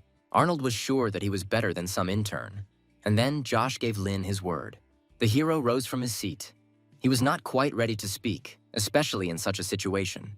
Arnold said he had a couple of questions about the thesis, wondering how confident Lin was that he would succeed in this operation, and whether he thought about the consequences if he failed. Hero said that if unsuccessful, the patient would face death or serious bleeding, both before and after the operation, as well as liver failure, ascites, biliary fistula, bleeding or rupture of the digestive tract. Thus, Lin confirmed that he knew about the consequences, but continued with the operation anyway. Arnold laughed because he had just received Lin's confession that he had violated medical rules. Then the hero said that in fact there was no accident. Everyone present in the office was shocked by this answer. Only Josh remained calm. He was pleased with Lin's answer and grinned contentedly. Arnold was really angry. He didn't want to let these two humiliate him, but he needed to calm down. He then asked Lin if he thought the failure of the operation would affect his future, given his high-level skills. Lin said that he had thought about it, and then Arnold asked why he was still doing such things. Who was giving him orders? Josh wondered if this scoundrel was digging a hole for himself. Then Lin said, "If you look at the situation from the other side, then his technique brought benefit to the patient, and that was the main thing." Arnold was shocked by this answer and clenched his teeth in anger. Luke chuckled, saying that Lin clearly thinks well with her own head. Rules are, of course, very important. But the most important thing is what decision they will make at the most critical moment of the operation, and what benefit they will bring to patients. If they guarantee compliance with the rules and refuse the best therapeutic plans, then it will be useless. Josh said that was exactly what he meant, because they were all from the emergency room. Honest men wouldn't do something so unreasonable. If they were lucky, they would have immediately found the source of the bleeding, but Josh did not succeed. If they were unlucky and did not stop the bleeding immediately, then one could only guess whether the patient would survive or not. They chose the best solution, and if they constantly follow the rules, then people will die every minute. Then Arnold shouted that if he ignored the rules, he would not remain a doctor for long. He pointed his finger at Lin, saying that if he made one more mistake, his career as a doctor would be over. However, to the surprise of everyone, the hero said that he did not agree with this. Doctors are like cells who try their best to play their role as much as possible. But in order to live, a person needs to lose some functions. Lin explained that it must be a cancer cell. Arnold screamed. It seemed to him that this child was just mocking him. Josh chuckled, calling the man an old fool who was trying to keep disgusting people at the top. He hoped that the administration would soon find out about his dirty dealings and his desire to grab a bigger piece himself. Through gritted teeth, Arnold said that he had to attend another meeting today. Josh said he hoped he wouldn't see him for a long time, but there was still something he wanted to say. The director said that the comment that Arnold left under the video should be deleted immediately, and he will post a report at the same time tomorrow. Leaving the office, Arnold thought that at the next meeting they would definitely go to the provinces, and then their battle would begin again. When he left, Josh suggested that the doctors end the meeting without further questions. After the consultation, Director Josh and Lewis went out to eat, so Blake, one of the interns, asked Lin to join them. However, Chandler immediately grabbed the hero by the hand and led him somewhere. When they were alone, the man said that he was worried because Lin didn't watch his tongue, and if he didn't stop, there would definitely be curious people. Then the hero asked if he had really said something wrong. Chandler explained that he shouldn't talk about the rules because they can't talk about these things. And as for the relationship with the doctor, Lin can discuss it with him in private, but he shouldn't bring up the topic without a reason. Deciding to close the topic on this, the man invited Lin to go on shift with him today. The hero was incredibly happy that a job was finally found for him. Being on duty is the most unpleasant part of working in a hospital, second only to arguing with patients. Usually the duty lasts for 24 hours, but the losers sit for all 36. It prevented doctors from getting rid of laziness, maintaining health, getting married, or getting married. Most doctors cannot avoid this, but there were exceptions. Lin was full of energy. It was his first time on duty, so he was very excited. Chandler said the doctors on their unit are divided into 3 rows. The first row consists of novice and inexperienced doctors. There are toilets, but no showers. The second row is mostly experienced doctors. Everything is the same here, only designed for 2. And the third row was designed for 1 person. It was the most comfortable. The bed linen is changed by nurses. Moreover, there will be no time to sleep on night duty. Emergency calls will not keep you waiting. Chandler said that if he could handle it, then they wouldn't have to wake up the second-line doctors, and it was also important not to disturb the third-line doctors. No matter who took over the case, no one canceled the swearing. It was also very important not to disturb the director. The man said that Lin would not work alone. He would only work when someone was watching him, and the hero realized that this meant that he would not be able to practice without a medical license. Soon, Lin arrived at the nurse's station. They had already heard that today he began his first night duty. All the girls were very happy to see the doctor and happily invited him to take a place at their table. They brought him a glass of water and did everything to make Lin feel comfortable. The young nurses noted that the doctor's skin was simply magnificent, but the hero said that he just uses homemade soap. Then the head nurse was forced to say that Lin could not stay here, but promised to inform him about the patients. The surveillance camera was also intended for nurses. There weren't many patients in the hospital right now, so Lin could sleep. The hero asked to call him if the patients had a tendon rupture. He needed to practice his new M-Tang technique. Then the hero said goodbye to the nurses and went to rest. The young girls looked after him. The young man clearly seemed special to them. When Lin arrived at his room, Dr. Lewis was already there. He said that the guy should sleep until someone wakes him up. In case of an accident, 7 people remained on duty today. With these thoughts, Lin went to bed. He was lucky to sleep the whole night because no one woke him up. And when the hero woke up, he found a note on the chest of drawers next to his bed, as well as some essentials. The nurse told him that she did not wake him up because there were no patients with tendon ruptures today, and also asked him to get more rest. Soon, Lin packed his things and returned to his family clinic. in Nizhnyaya Kanavka. His father sat with the man, seeing his son. Robert said that business was good today, and not at all because of the flu outbreak. He said that someone from Upper Kanavka noted that their family had excellent skills and had come a long way to advise them. Moreover, the girl who gave them the carp yesterday said that it was a thank you gift. Lena's mother gave her a sun hat in return, and she really liked it. At this moment, Lynn's phone rang. It was Layla. She worriedly asked why Lynn was not in the hospital now. As it turned out, she brought a whole car of patients to the hospital, but the guy was not there. Robert thought about it. Since childhood, his son had often been showered with gifts from girls, but this was the first time he had heard of people giving him gifts. Layla asked what she should do now with all these patients. Robert immediately saw the benefit of this. Perhaps it would be possible to bring patients to their clinic. He asked Lynn to give him the phone number so that he could personally ask the girl what kind of problems those patients had. Layla said that mostly there are patients with injuries. Some have cut hands, some are coughing up blood, some are covered in bruises. Robert said they don't have blood transfusion equipment. They mostly do suturing for external injuries, and the girl said they all have external injuries. She promised that she would soon bring patients to their hospital. The man gave the phone to his son, assuring him that everything would be fine.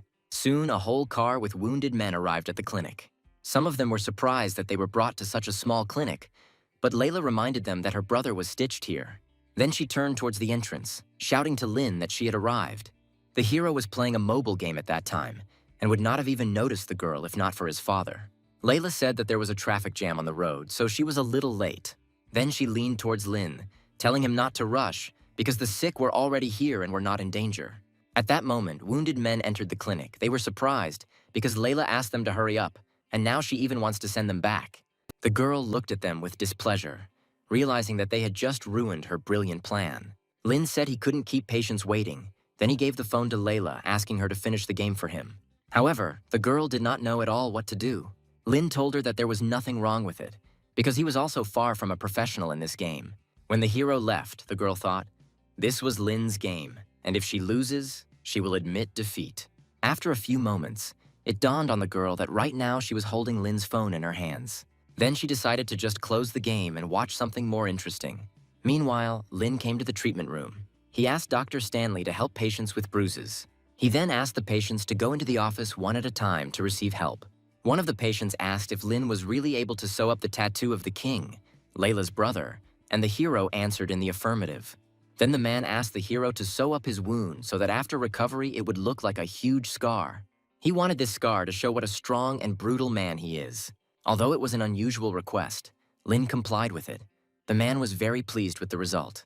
Everything looked exactly the way he wanted. At this moment, Lynn's system sent a notification. He again received a reward for the patient's sincere gratitude. As it turned out, it worked even when there was no other doctor nearby. Soon, Ashton brought the girls with minor injuries, telling Layla that this was already the third car.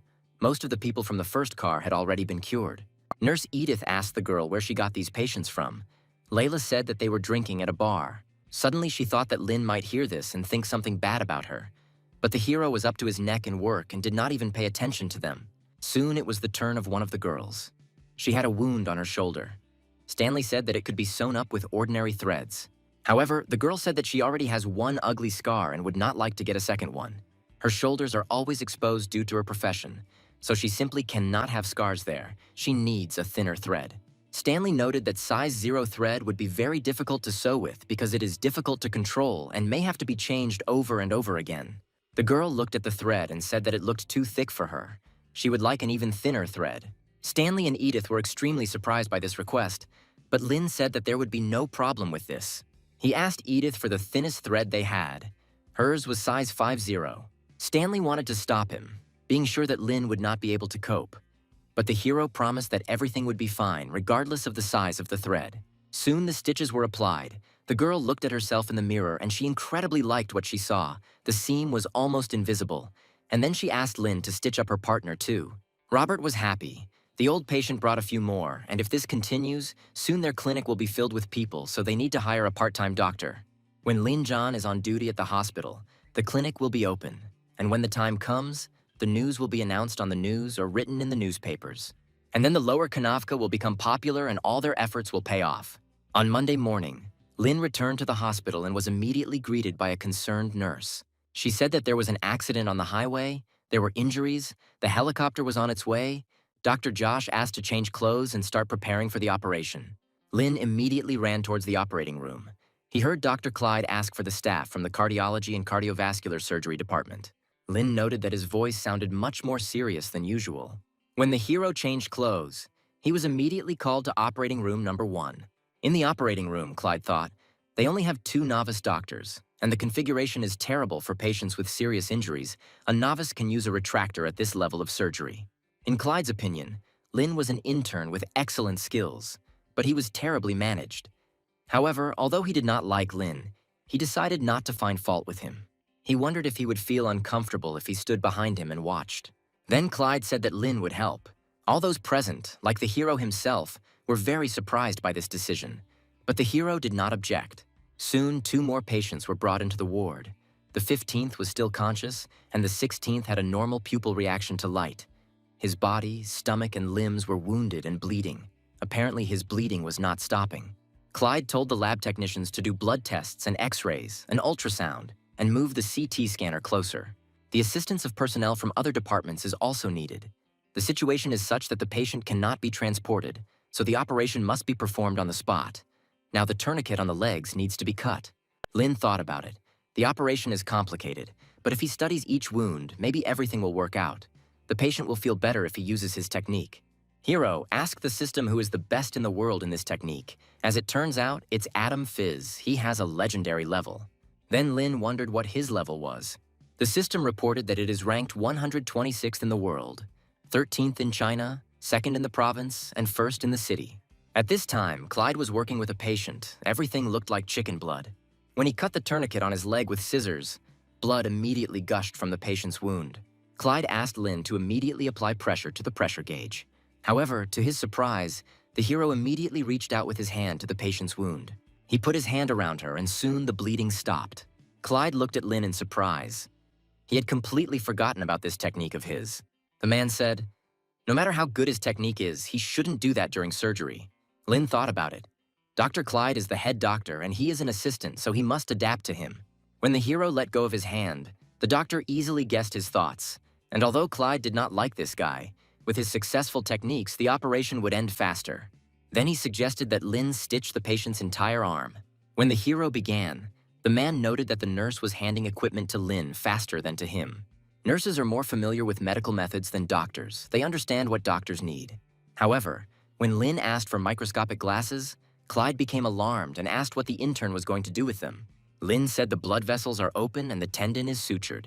Realizing that the guy was causing trouble under his watch, Clyde screamed, ordering him to stop because he only needed to treat the wound. Lin looked at him in confusion because the doctor asked him to sew up his hand. Clyde was indignant, saying that it did not matter, but the hero reported that the patient's arm did not work. The doctor shouted that he only asked Lin to treat the arm, not to sew up the tendons, so the arm was not working. He should stop all this immediately. However, Lin stood his ground. He had to at least finish. He was worried about the wounds. There were several bleeding wounds that did not need stitches for now. Lin promised to do his best to stitch the tendons without delay. Clyde was afraid of the delay, but he was even more worried that Lin John had broken the rules again. No matter whether the wound was stitched well or poorly, there would be big problems if the patient lost the functionality of his hands. Clyde approached Lina from behind and asked him to stop. The hero said that he was using the M-Tang technique, and if he stopped now, the tendon would be damaged. This answer made Clyde furious. This guy was clearly mocking him. Who was he to use the M-Tang technique? Lin asked why not try it, since the patient had a tendon rupture in the second zone. The human hand tendon has 5 zones. The second zone extends from the second joint to the front of the palm. It is the most difficult, meaning that almost no one can properly suture the tendon in zone 2. This happened when Tang Jinbo, a professor at Nantong University, began use the M-Tang technique. In addition, during self-testing, a good indicator, that is 70 to 80%, was achieved with the help of special equipment, not to mention technology. Clyde looked at Lin with displeasure. The chief doctor's powerful control over newcomers was based not only on rank, but also on the skill of responsibility. If the head doctor pointed out an error, then the newbie would have to do as he was told, and now Clyde could not do anything, which meant that he had no control over the operation. Lin said that Dr. Clyde couldn't come up with a better option, so he would continue. Everyone present looked at Lin in surprise. Had he really become the chief surgeon in the operation? Then Clyde asked to call Director Josh here. One of the doctors came out of the operating room and met Howie, the chief hand surgeon. He said that the M-Tang technique is used in the operating room. The men were shocked, because they thought that Director Pan was the only one who knew how to use this technique. He even went to Japan for in-depth study. Doctors learn from experienced people, learn all types of techniques. But practicing a new skill is very expensive for doctors, so not everyone can afford it. Doctors learn new techniques, but focus only on one. And in this hospital, the best in M-Tang technique. This is Director Pan. Then the doctor called Howie to perform the operation so that he could see that Director Pan was no longer the only one using this technique. Soon, Director Josh arrived in the operating room and asked what happened here. Clyde reported that Lynn was performing the operation without permission. Josh looked at the intern, who silently continued the operation, but confirmed Clyde's words. Josh asked the intern why he didn't follow the rules. Lynn replied that he didn't know it was illegal, but he had already sewn up the tendons. Everyone present in the operating room looked at the young man in surprise. Clyde was furious because this guy kept doing all sorts of tricks and the director was still encouraging him. When the doctor realized that the director did not pay attention to his words, he became even more angry. Josh said that the head surgeon was in complete control of the situation and that Lynn should tell him what he was going to do and get permission before performing any procedures, especially something like this. And Lynn said that he would do exactly that in the future. The director asked Lynn if he understood what he should do. The hero assumed that Josh was inviting him to become the chief surgeon. Clyde looked at what was happening in horror. This guy was going to displace him, but he wouldn't have known anything if he hadn't taught him. Then the doctor turned to Howie, a hand surgeon. He asked to see Cheyenne's director of operations. Josh paid attention to the men's conversation because Director Pan usually uses this technique. Howie said that the M-Tang technique is Director Pan's specialty. Director Cheyenne is not very good at it. Then Josh asked to give him magnifying glasses. Now it was important to know how well the operation was going, since he had never performed surgery on his hand. This was unfamiliar to him. However, the director immediately saw that the edges were neat, the seam was strong, and the damage was not that great. Then he asked Lynn to finish the operation. Clyde asked the director why he told the intern to continue, and Josh objected, not knowing what else he could tell him. Clyde wondered if Director Josh was in charge. It wouldn't matter what happened to the patient, but asked him if he could finish the arm surgery when Lynn finished her job. Josh said that if his man could do it, he wouldn't let anyone else do the surgery. Clyde was surprised by this answer. He forgot that Director Josh is the first in China to always stand up for rights. His values are based on expanding professionalization. At that time, expensive medicine was used to ensure the doctor's income, and the surgical department was always left without funds. Surgeons had no choice but to fight for the right to operate on patients. No one was against it. The goal of Chenshi Province's medical health reform is to provide good medical fees and reduce the price of medicines. Because of this, the cost of medicines in the province has become closer to the market price, and the cost of operations has increased 10 times. Looking at the operating table, Clyde thought, Lynn created a tense environment, but he can easily perform the vascular anastomosis. The choice of suture position is carefully thought out, and the blood vessels and nerves are also not affected. This kid's technique is very good. Principal Josh will never accept the fact that anyone in the department uses this technique for sewing. Josh watched carefully as Lynn performed the operation. He said that there were too many people in the operating room. He asked everyone who was not busy to leave. The director even escorted the anesthesiologist out of the office. The man knew that if the director raised his chin so high, it meant he was really serious. He immediately rose to his feet and headed towards the exit. When only trusted people remained in the office, Josh suggested taking a break. Now he intended to talk to Lynn. Clyde thought that the director should teach him a lesson. It didn't matter that his technique was good. Josh said Lynn acted on his own accord twice, but there are consequences. If he had been in another hospital and other doctors had seen all this, he could have immediately said goodbye to his educational certificate. Since Lynn broke the rules twice, Josh was forced to warn him. He said that his internship was ongoing, but its purpose was to practice, and therefore the guy should be punished for all offenses, and the hero replied that he could do it. Clyde thought that this intern was mocking the chief surgeon, for which he should be punished very severely. Josh said that their department was doing internships in the emergency department, and the director would make Lynn's internship period longer than the others. The hero had no objections to this. The director also said that he asked the nurse to look at the records for the last 3 months. The emergency department transferred about 30 patients with tendon injuries to the hand surgery department. This is equivalent to 1 case every 3 days. This is not a small figure. He asked Lynn if he wanted to practice his technique there. The hero would like this, but he did not think it was possible. However, Josh said, "If this operation is successful, then with the doctor's permission, Lin can do it. Surgery for tendon injuries can be big or small. If they do this, then they will need to write everything down." Then Clyde thought, the board of directors will start soon. He had always worried about this, but he forgot that the person under his supervision was using the M-Tang technique, just spit. Yunhua Surgical Hospital was very advanced. If the director was right, then their department would be able to use the M-Tang technique in emergency situations. If everything went well, this could be added to their results for the year. Their department had difficulty performing new techniques, but he believed that they would set a new record. Clyde looked at Lin hopefully, sincerely hoping that everything would work out for him, because now everything depended on him. Soon the hero completed the operation. Clyde immediately ran up to check the result. Josh also took a look at the result and reported that the job was done well. Everyone present looked in the direction of the director with slight surprise. The nurse smiled sweetly, saying that since the operation was over, we could go and rest. Josh left the operating room first, thinking that it was time for an opening for a deputy director.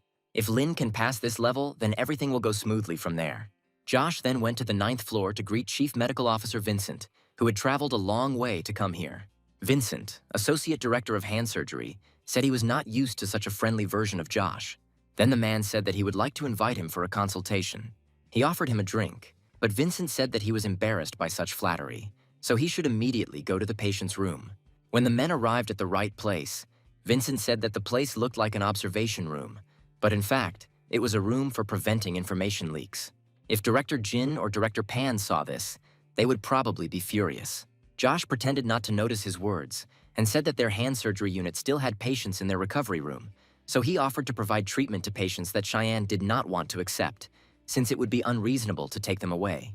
According to the rules, after transferring a patient to another department after receiving emergency care or basic treatment, specialized departments will consider patients who were difficult to treat or even died, and then many patients remained in the emergency department. This situation is called prevention, a disaster for other departments, but in the end, it made the patient weaker. Josh, Vincent, and Lin came to the patient, who was unconscious, and Clyde was standing by his bed. He said that the patient's name was Max. He was 42 years old. The man was injured in a car accident. He had a negative CT scan of the head, varying degrees of fracture and intra-abdominal hemorrhage in the cervical vertebrae and limbs. The first stage of the operation lasted 3 hours. The left tendon was damaged. There was M-Tang technique was used for stitching. Vincent thought to himself that all this had nothing to do with him. He guessed that it was all because of this young intern. Then Josh asked Lin to tell him step by step how he was able to stitch up this wound. Hiro said he first decided to secure the first loop knot 0.3 inches near the proximal dorsal hand tendon, inserted the trocar vertically through the hand tendon, and pulled the game 0.2 inches near the distal dorsum. Vincent looked at the patient's hand in amazement. Earlier, when he had seen the M-Tang method in action, statistics stated that it would increase the success rate of the operation by 10 to 20%, but the workload on doctors would more than double. However, Lin's words sounded like it was a very easy operation. Then he remembered that Josh had asked him to evaluate the operation and not listen to the lecture. Josh asked if he had any problems, but Vincent was quick to answer that everything was fine. Then the man asked him to just tell it like it is. There is no need to hide anything, in any case. The operation was delicate, carried out during a rescue operation, and now they are consulting with specialists from the hand surgery department to check if they missed anything. The patient's relatives thought that they were pleased that Max's life was saved, and now the doctors even decided to check the functioning of his arm. Vincent asked if the patient would be able to move his arm on his own. Max's wife said Dr. Lin had already asked the man to move his hand when he regained consciousness. They said he was able to move all 5 fingers. Vincent replied that in that case, everything is fine. However, this technique has some advantages. Clyde didn't understand why there was such a situation in the ward, because Vincent always scolded everyone, and now he praises Lin. The man asked Max to move his fingers. He was able to do it, and Vincent said that this indicates that the tendon was not damaged after the operation. Then the doctor asked Max to make a few more movements with his hand. The man succeeded, and then Vincent thought, in the prognosis of suturing the tendon of the hand. The most unpleasant stage is the fusion and rupture of the tendons. Lin Zhan did it well enough, so the prognosis is excellent. The women noticed that the doctor's expression had changed and asked how well his tendon was stitched up. They expected Max to at least be able to take care of himself. Then Vincent said that Max would definitely be able to lead an ordinary life. The man was happy about this outcome of events, but did not understand the reason for his joy, because it was not he who performed the operation, but an ordinary intern. He noted that Josh had brought him here specifically to show off, despite breaking the rules. Soon, other doctors came to the ward. They heard that someone else had mastered the M-Tang technique, and Director Vincent gave his assessment of this. The man gave Josh a hand function assessment form. They had to do it together and be thorough about it. Everyone present was surprised. There was an invoice on the paper for the operation. Usually it takes 16 weeks for the tendons to heal after the operation. In the first stage, the operation lasts 3 to 4 weeks. It usually takes 3 weeks to receive the invoice after the patient receives the assessment his condition.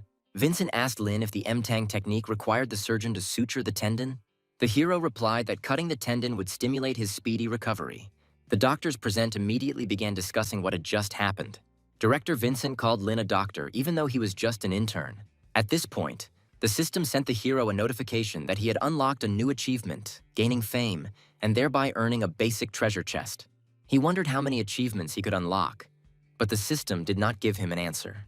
Lin decided to open the chest. There was energy serum again. The man thought about it. In total, he used 8 energy serums and 1 bottle. He had 7 bottles left. Then he decided to ask who was the best in their hospital in the M-Tang technique, and the system called his name. In the evening, Lin returned to his home. He told his mother that he had no plans for today. Suddenly, Lin noticed that there was someone else in the room. A little boy. The hero knew him. It was Duncan from the 12th Spring Temple in the suburbs of Yunhua. Tanya patted the boy on the head, inviting him to stay with them for dinner. The family had a vegetarian dinner planned today. The woman asked what issue Duncan had come to see them about. The boy said that his master asked him to give them the ink. The abbot said that Mr. Lin would now be the chief of surgeons, so Duncan came to congratulate him. Lin patted him on the head, saying that he was still an ordinary intern. Duncan said that the abbot saw a video of Mr. Lin on the internet.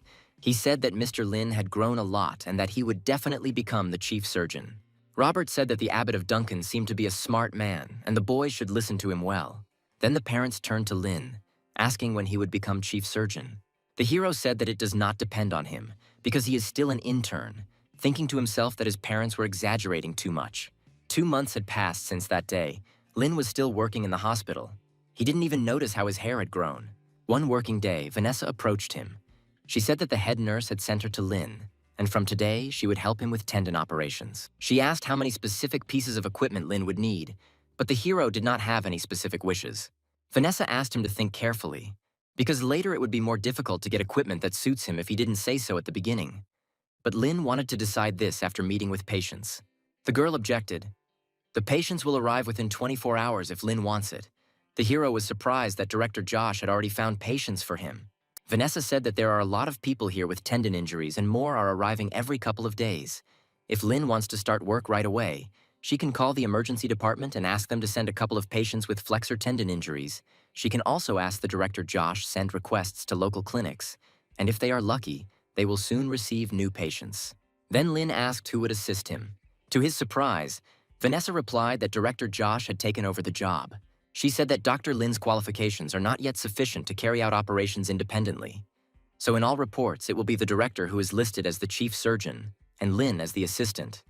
But during the operation, everything will be the other way around. Vanessa said that the director himself wanted to tell Lin about everything, so it was a secret. The hero thought about it because the director always has so much to do, and an assistant director sounds strange. Moreover, he needs a second assistant. At that moment, Josh approached Lin. He said that Dr. Larry would be the second assistant. He had just finished his internship. Larry looked at Lin and was quite surprised, not believing that the director wanted to make him an assistant intern. Josh decided to leave the men at this point. Lin thought to himself that the second assistant looked like an idiot. However, this does not matter since he will have to do practically nothing. An hour and a half later, Larry and Vanessa set out to find Lin. He said he would be in the practice room. However, when they opened the doors, they were horrified, as the entire room was covered with pigs' hooves. Lin said that he bought them himself. They are needed to practice flexor tendon surgery. They can try to work on them right now. Lin cut the distal tendon horizontally at the metatarsophalangeal joint, which is a good analog of a flexor tendon injury at the second metatarsophalangeal joint. Larry watched him carefully, but he still didn't fully understand this suture technique. However, when Lin showed everything, it became clear to Larry why the director asked him to be an assistant. He is a true professional. His technique is simply incredible. The hero explained that after they tie the knots, they should pay special attention to the fact that they need to secure the second loop in the knot of the first loop before making a vertical stitch again, and then they need to tie another knot at the very end of the tendon. Larry noted that Lin was truly teaching him, and what would happen if he could master this technique. If he wants to prove himself in the operation, then he cannot simply rely on Dr. Lin, because he is an outstanding doctor, which means that after his departure, Director Josh will be looking for someone who can replace him. Larry believed that this would be his finest hour. The day of the surgery soon arrived, and the first thing Larry noticed was that Lin had used a basic suture on the patient so his assistant would understand. And now the hero started using the M-Tang technique. He asked Larry to watch this carefully and remember everything in detail. After a short time, Lin announced the completion of the operation. The patient's relatives were standing near the office. Josh told them that the operation was successful. Larry said he learned a lot from Dr. Lin today. He asked the hero what they would do next. Lin asked an assistant to teach him how to write down medical papers.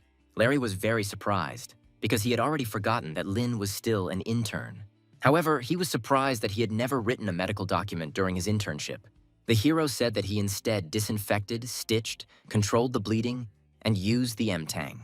However, all these procedures had to be recorded in the medical record, but instead of Lin, other interns did all this.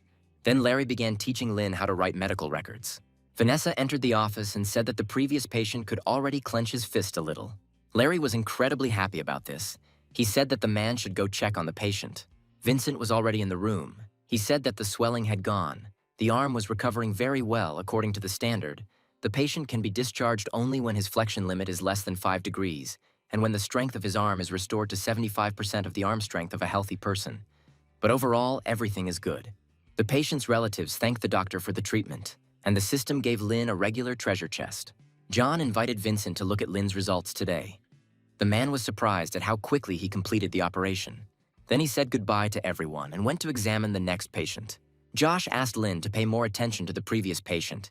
He would be responsible for the first and fifth beds within 2 days. If the patients recovered, then Josh would find others for the guy. He also said that they could have dinner at 7 p.m. Perhaps headmistress Jacqueline would join them. Lin happily accepted the invitation. Soon the evening came. The business manager of the Changhua medical company, Selena, together with her partner, a medical representative named Huang, was heading towards the restaurant. She said that people so easily spread terrible rumors about the food in the departments, so you have to choose small, beautiful restaurants. You need take into account the details. The food should be good. Huang noted that the girl was not cheating on herself, but this time she was very nervous. Selena said that headmistress Jacqueline has a lot of power in Yunhua Hospital. They should benefit from it, but Huang needs to build a good relationship with her. Soon, the director of Yunhua Hospital, Jacqueline, arrived at the restaurant, followed by Josh and Lin. Seeing the young man, Selena immediately blushed. She did not expect to see such a handsome man.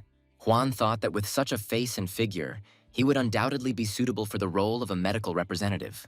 Selena hurried up to Lin, complimenting his appearance. She asked if he wanted to become a spokesperson for the medical industry. However, the girl immediately caught herself that she shouldn't get lost over such a trifle, because now the most important thing for her was work. So she hurried to greet the directors Josh and Jacqueline. The woman introduced Lena to Selena, saying that he was the chief M-Tang surgeon in Yunhai's emergency department. Selena shook the guy's hand, saying that from now on they would take care of each other. She then asked the guests to come to the table and talk in a more pleasant environment. Juan thought it was his time to show off and used his signature skill, a sunny smile. When everyone sat down at the table, Jacqueline said that they should order food for Dr. Lin first. Young people have good appetites, so they old people will eat modest dishes. Juan thought about it. Selena got him to accompany the director, but now she asks to accompany Dr. Lin, apparently. She is taking advantage of him. However, the man decided to keep his face because he is a medical representative. He wanted to offer Lin help in choosing dishes, but the hero asked the waitress to bring him only a glass of water. Juan was offended at being so blatantly ignored. When everyone's drinks were brought, Selena said that the torn tendons needed to be scanned using an MRI, otherwise it would be inconvenient if every patient had to be sent to the medical equipment building. In the future, when the M-Tang technique program is launched, it will take very little to get in line. But for this, you need an MRI machine. Juan didn't understand why Selena was so straightforward. Because the prices for an MRI machine are very high, of course. There are both cheap and expensive models, even if they are domestically produced. The nominal price of imported superconducting magnet models is more than 10 or 15 million yuan. This colossus is worth more than a person. Seeing the mockery on her partner's face, Selena immediately ordered him in a whisper to put a smile on his face and create a normal atmosphere at the table. Jacqueline said that if they bought an MRI machine specifically for the M-Tang technique, then newcomer Lin would become a real big shot in their hospital. Josh said if I'm going to buy one, I should choose their department. He's always wanted an MRI machine, and now they can't even do one MRI, which is too bad. Jacqueline grinned, saying that such things are not discussed at dinner. This is a trap that they set for the guests. So the man should forget about the expensive MRI machine. They should be content with only PET. Lin brought a bottle of wine to the director, saying that he was almost finished, so he would go on duty at the hospital. Jacqueline said that Josh can drink whatever he wants, but not too much because he is a surgeon. Huang wanted to raise a toast to the headmistress, but the woman interrupted him, saying that it was surprising that Lin Zhan performed his first operation using the M-Tang technique in the emergency department of Yunhua Hospital. The hospital would definitely support him.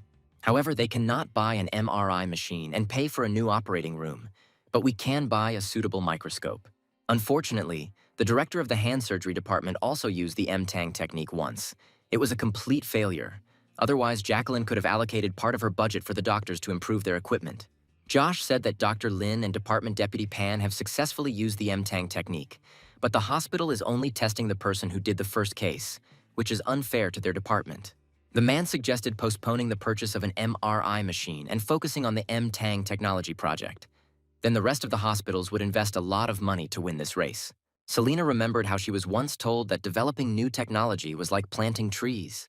When you plant a seed, it takes several years to grow into a tree, but first you have to wait for the one who sows the seeds. Jacqueline said that Dr. Lin is just like a gardener. Josh said that Lin is a doctor who grew up in their hospital and his technique runs in the family. Jacqueline suggested that we stop joking. She couldn't believe that there was anyone at all who passed on the M-Tang technique by inheritance. Juan chuckled at how stupid that assumption was, once again incurring Selena's wrath. The girl apologized for her partner's words, asking the directors to continue their conversation. Josh said, as far as he knows, Deputy Director of their department Pan often invited M-Tang technique experts to their hospital about 3 to 4 years ago. He was their assistant and memorized everything during the training process. Deputy Pan studied this technique for more than 4 years, but still went to Japan to study. He added that Lin is not such an eccentric. Headmistress Jacqueline can prove it, so shouldn't the money saved by Old Man Pan and young Lin do an MRI? At least it should be enough to set up an operating room and rehabilitation room. Selena said it was worth doing it immediately. These days, hiring a freelance surgeon is very expensive, with a minimum cost of 20 to 30,000 yuan, not to mention the need to organize transportation, accommodation, and seminars. Jacqueline replied that the situation with Old Man Pan was a little different. It's not that he only knew the M-Tang technique. Jacqueline was in favor of a rehabilitation room and also did not rule out the presence of an operating room. But the hospital cannot just take and re-equip the department for their sake. Josh said that he would soon bring up the topic of adding an operating room in the orthopedics department. He did not care at all about Pan's opinion, even if he was negative. Using the M-Tang technique to rupture the tendon can be considered an advanced technique in the entire country and even the world. First, they need to come up with a plan. The man asked Jacqueline to come next year to see their result. The woman agreed and wished the men success. She invited Lin to drink another glass and call it a night. Juan said that he would take the remaining wine on the table for himself. He heard that headmistresses like to drink wine, so he took the bottle and drank it down. Jacqueline told Selena that she should get an MRI for the guy she brought with her. Meanwhile, something happened at the hospital. Larry was looking for Lin because he was on duty today. Vanessa said he's in the on-call room right now.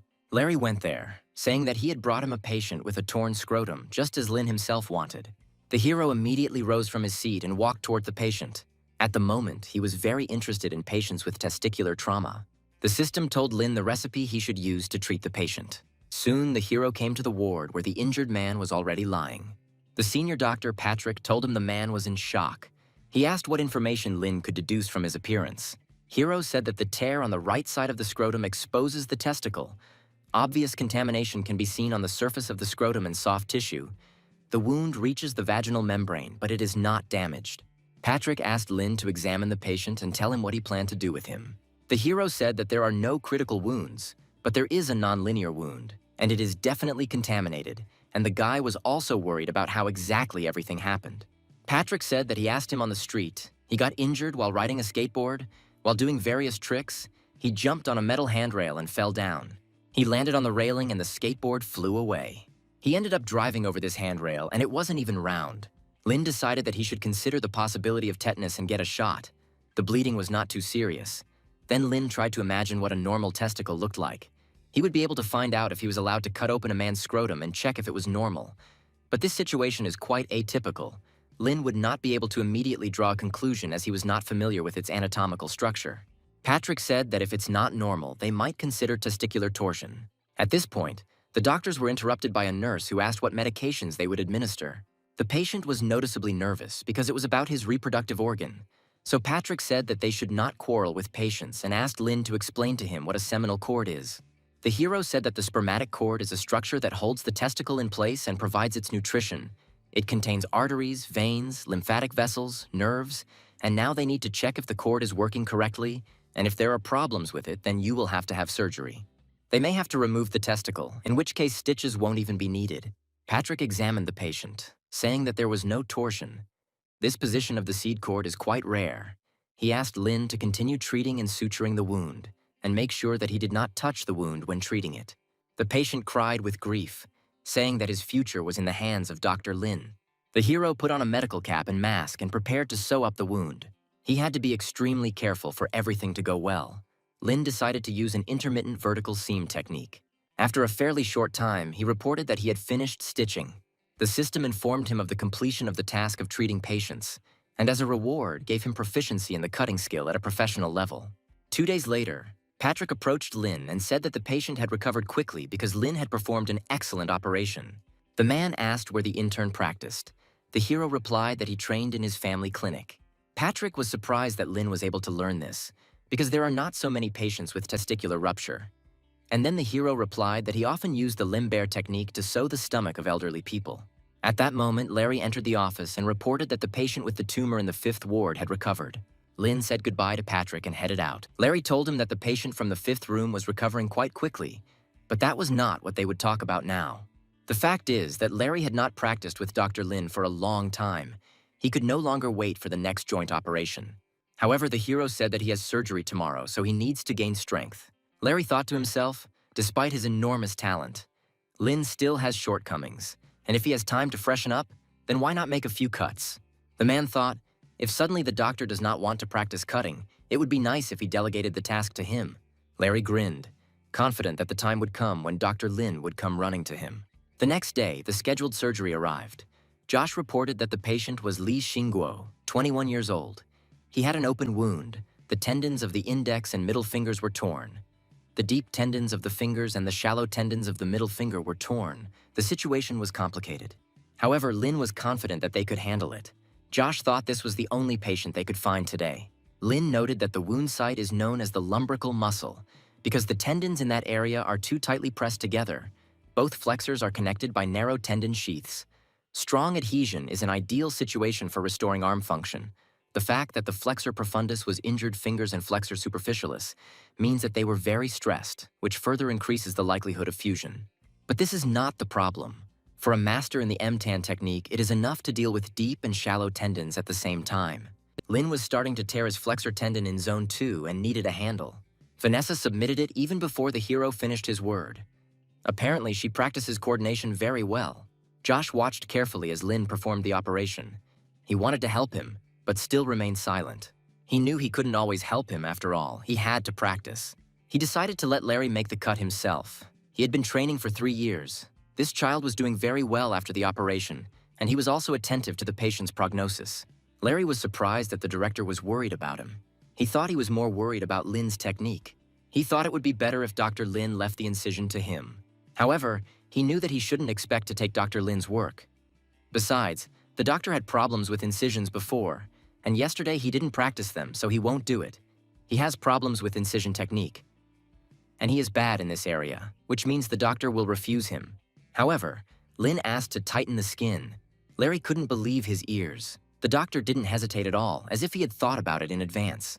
Moreover, Lin chose a good position for the cut. Lin picked up the knife, preparing to begin the operation.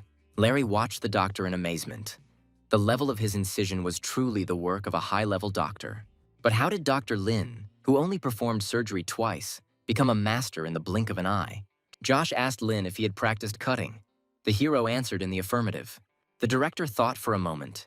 He always knew that he was smart, but he didn't expect that his store of knowledge would be so vast. If someone told him that a person could become the best at cutting in just a few days, he would definitely shower that person with choice insults. However, he did not understand what happened to him. Maybe last time he did not give it his full strength. But as far as Josh remembered, last time his movements didn't look like he was faking it. Then Lin asked to remove the skin. Larry watched the doctor's hands carefully, feeling ashamed for his thoughts that Lin Zhan was arrogant, and also that he should have made the incision instead. He said that some ignorant people might think that Lin was using some kind of secret technique. However, John said that it doesn't matter what others think. He then asked Lin if he really buys pig feet to practice his skills. The hero said that he buys them from time to time. The director said it wouldn't do that because he was still an intern. An allowance of a few hundred yuan a month was not enough to buy pig feet. Lin does not have to pay for training materials out of his own pocket. Even though the emergency department cannot afford to build a practice room, they must act according to the circumstances and provide an environment in which their staff can improve their skills. One of the doctors present at the operation understood what the director was hinting at and took note of it. Josh continued by saying that Lin should apply for compensation for purchasing pig feet, and since he does not yet have a certificate of qualification as a doctor, he can do this even if he is the chief surgeon. The official reports will show the name Josh or Larry. The director promised the hero to translate the cost of the operation after it is transferred to his account, because Lin deserves to be paid for the work. Larry looked at Lin with enthusiasm, wanting to learn the M-Tang technique like him.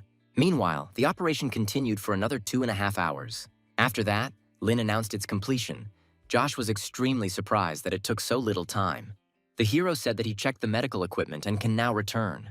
Josh instructed Larry to monitor the patient's condition after anesthesia, and he headed out of the operating room. The man looked after Lin, dreaming of becoming like him, but first they needed to somehow get closer. Meanwhile, the hero went to the bathroom to take a hot shower. Chandler waited until he was free and was already starting to fall asleep. He said that he came to tell Lin about the division of money. He said that the director of the department would soon come to visit them, and how much he would pay Lin for the operation was up to him to decide. So the guy didn't have to worry about this. Director Josh was worried that there might be a misunderstanding due to the money being transferred to his card, so he asked Dr. Chandler to explain everything to Lin. The man said that their hospital meets the standards. The cost of the operation is determined by the bureau and is not subject to change.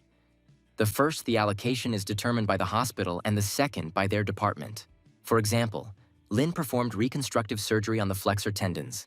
It follows that the cost of the operation is 1,210 yuan in second-class hospitals and 1,344 yuan in third-rate hospitals. Their hospital is a specialized hospital, so they will receive 1,344 yuan. In addition, 210 yuan is added to the amount for each extra finger.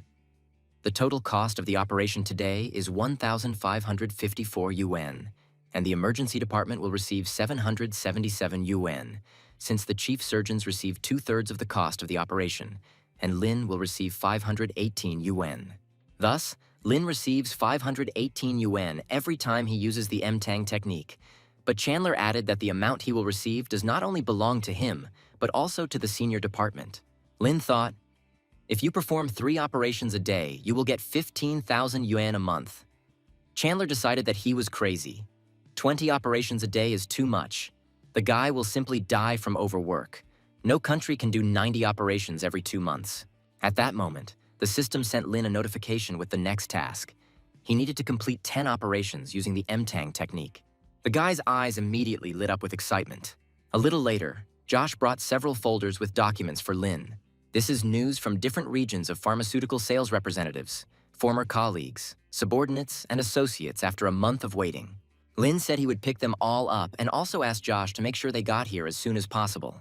The director said that he didn't need to worry about not having patients. He needed to select the patients he would prefer to treat today and other days. Josh didn't know much about the M-Tang technique, but primary wound closure should be more favorable for the patient. He noted that the suture was so perfect that the patient was able to perform passive arm movements in just 24 hours and achieve the desired result in all respects. He thought to himself that everyone who was sewn up by Lin recovered quite quickly. Lin thought about it. Now he could say that he had completely mastered the M-Tang technique at the master level. He said he didn't want to accumulate patients and hoped Josh could get all 5 of them for him today. The director thought that this kid was not the type who liked to tell jokes. He asked the hero why he didn't take one patient a day. It would be more professional. Then Lin said that he was not able to constantly operate. Josh wondered if Chandler had told him about the payment and that Lin had become so obsessed with money because he needed it. He offered the guy financial assistance, but Lin said that he did not need the money. The director said that the most important thing to do right now is to hone his skills. Lin shouldn't think about money and other useless things, but the hero didn't understand. Don't his skills depend on the number of operations? Josh asked him to choose 2 patients, so he would have priority. If Lin was in good condition after the first operation, then the man would allow him to treat the second patient after rest. Otherwise, he would transfer the patients to the hand surgery department. Lin agreed, and soon the patient was brought into the operating room. The hero said that Director Josh would come a little later, but for now, they would begin the operation. 2 hours later, the director arrived at the operating room, apologizing for being late. Lin asked him if the second patient had arrived at the hospital. Josh said that he was already here, but he did not understand why the guy asked this question because only 2.5 hours had passed. Lin said that he had already completed the operation, but the director did not believe him. However, when he looked at the patient's hand with perfect stitches, he immediately took back his words. The man said the second patient was in the next operating room. Larry hugged Lin, saying that the director could rely on him. Meanwhile, the second operation began, and it was even faster than the first. The longer Larry worked with Dr. Lin, the more he learned. Soon, the hero announced that the operation was completed. Josh was shocked. This time, it took Lin less than 2 hours. When the men left the operating room, the director said that the next patient was on his way. If there was no traffic, he would be here soon. Lin's eyes lit up with joy, and he was ready to see his next patient. The operation soon began. Larry was quite tired as they performed their 3rd operation in a row for the first time. However, he was confident that if he followed Lin, he would be able to improve and challenge himself even more. Larry spent 7 hours operating on people without food, water, or toilet. But why wasn't the doctor tired after all these operations? Seeing the assistant's face, Lin asked Vanessa to help Larry and wipe his sweat. It was also difficult for her to carry out 3 operations in a row, but she tried to hold on. Lin asked to be patient a little longer. They would finish very soon. Soon, the 3rd operation was completed and everyone left the operating room. Larry asked Vanessa how she felt after having 3 surgeries in a row. The girl said that she was keeping up with the doctor perfectly and was not the least bit tired. Suddenly, Larry and Vanessa heard Dr. Lin talking to someone around the corner and decided to eavesdrop. It was Josh. He asked the guy why he had so much desire to operate. Even the director at his age did not want to perform so many operations in a row. As much as Lin would like to do a couple more surgeries, there are no more patients, so they will talk about it tomorrow. Lin agreed, but added that he would perform 5 surgeries tomorrow. Larry looked at the doctor in amazement. If he wants to perform 5 operations on him, then he needs to prepare something. Suddenly, he saw a nurse and another doctor approaching the men. They were trainee Dr. Marty and trainee nurse Cheryl. They brought the doctor fruits and special foods from another province. Lin examined the grocery bag. There were 2 salted fish, but the men did not know how to eat them. Marty explained that they just need to be stewed, although you can steam them with nuts or tomatoes, or with tofu, or with soybeans, and it will be even tastier if you eat the fish together with the pork stomach. Lin interrupted the man, asking what they wanted from him. Marty said he watched all the videos where Lin performed an operation using the M-Tang technique and decided to offer his help and assist him. Moreover, using this technique takes a lot of time, and Assistant Larry looks like a little more and he will die from exhaustion. The young man became incredibly angry. He could no longer remain silent. He flew around the corner, shouting that he was not tired at all, and then began to threaten Marty. Then Larry began to think. He caught himself thinking that he was jealous of Marty, and this was not good. The man decided to calm down, and then said that the doctor could take the salted fish back to his home and cook pork legs with it. This is his favorite dish. Then Josh decided to intervene. They didn't have time to quarrel since they had 5 surgeries to do tomorrow. The next day, Larry brought a whole pan of delicious food to the hospital. All the doctors immediately surrounded the guy, wanting to taste the most delicious treat. Larry said that he bought and cooked pig's feet, and suggested that Lin try them since they would have to perform as many as 5 operations. Chandler noted that the dish turned out simply wonderful. Larry said that cooking them is not at all difficult. After you boil them, you need to fish them out and strain the broth. The stew needs to be put in the refrigerator and stewed again after a few days. The broth can be used to cook meat again. It will be very tasty. No matter what meat you choose, it will still be great. You can also add pork ribs or mushrooms. Chandler asked the guy to come to him after lunch so that he could give him money for food.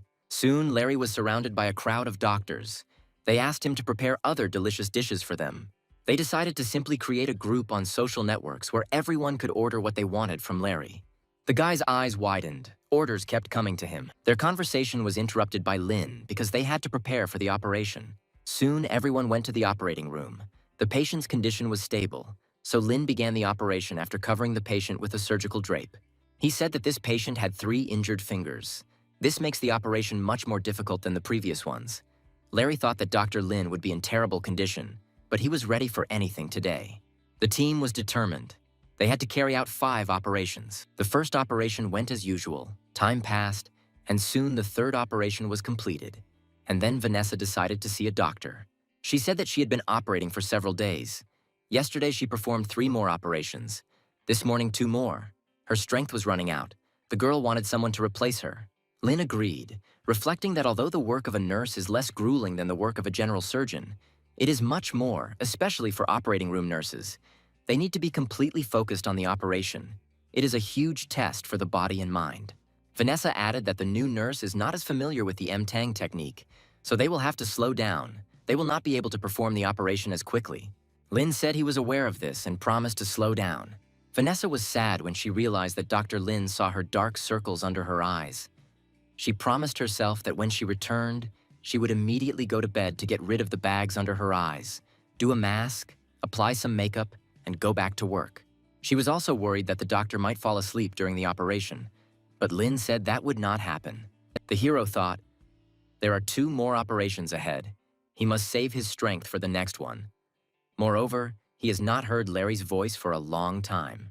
When the guy looked at the assistant, he saw that he was already asleep.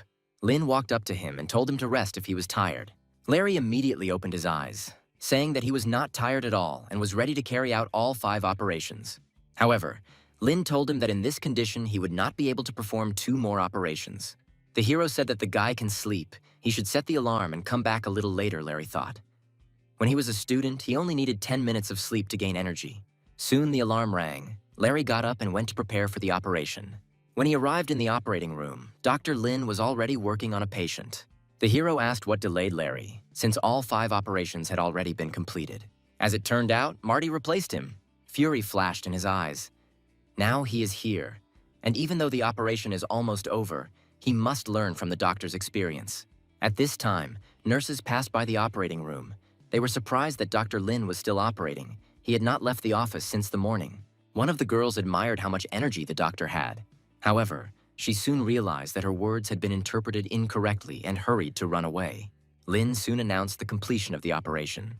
The system reported the completion of the mission and presented the hero with a basic treasure chest. The man was sure that there was an energy serum there again.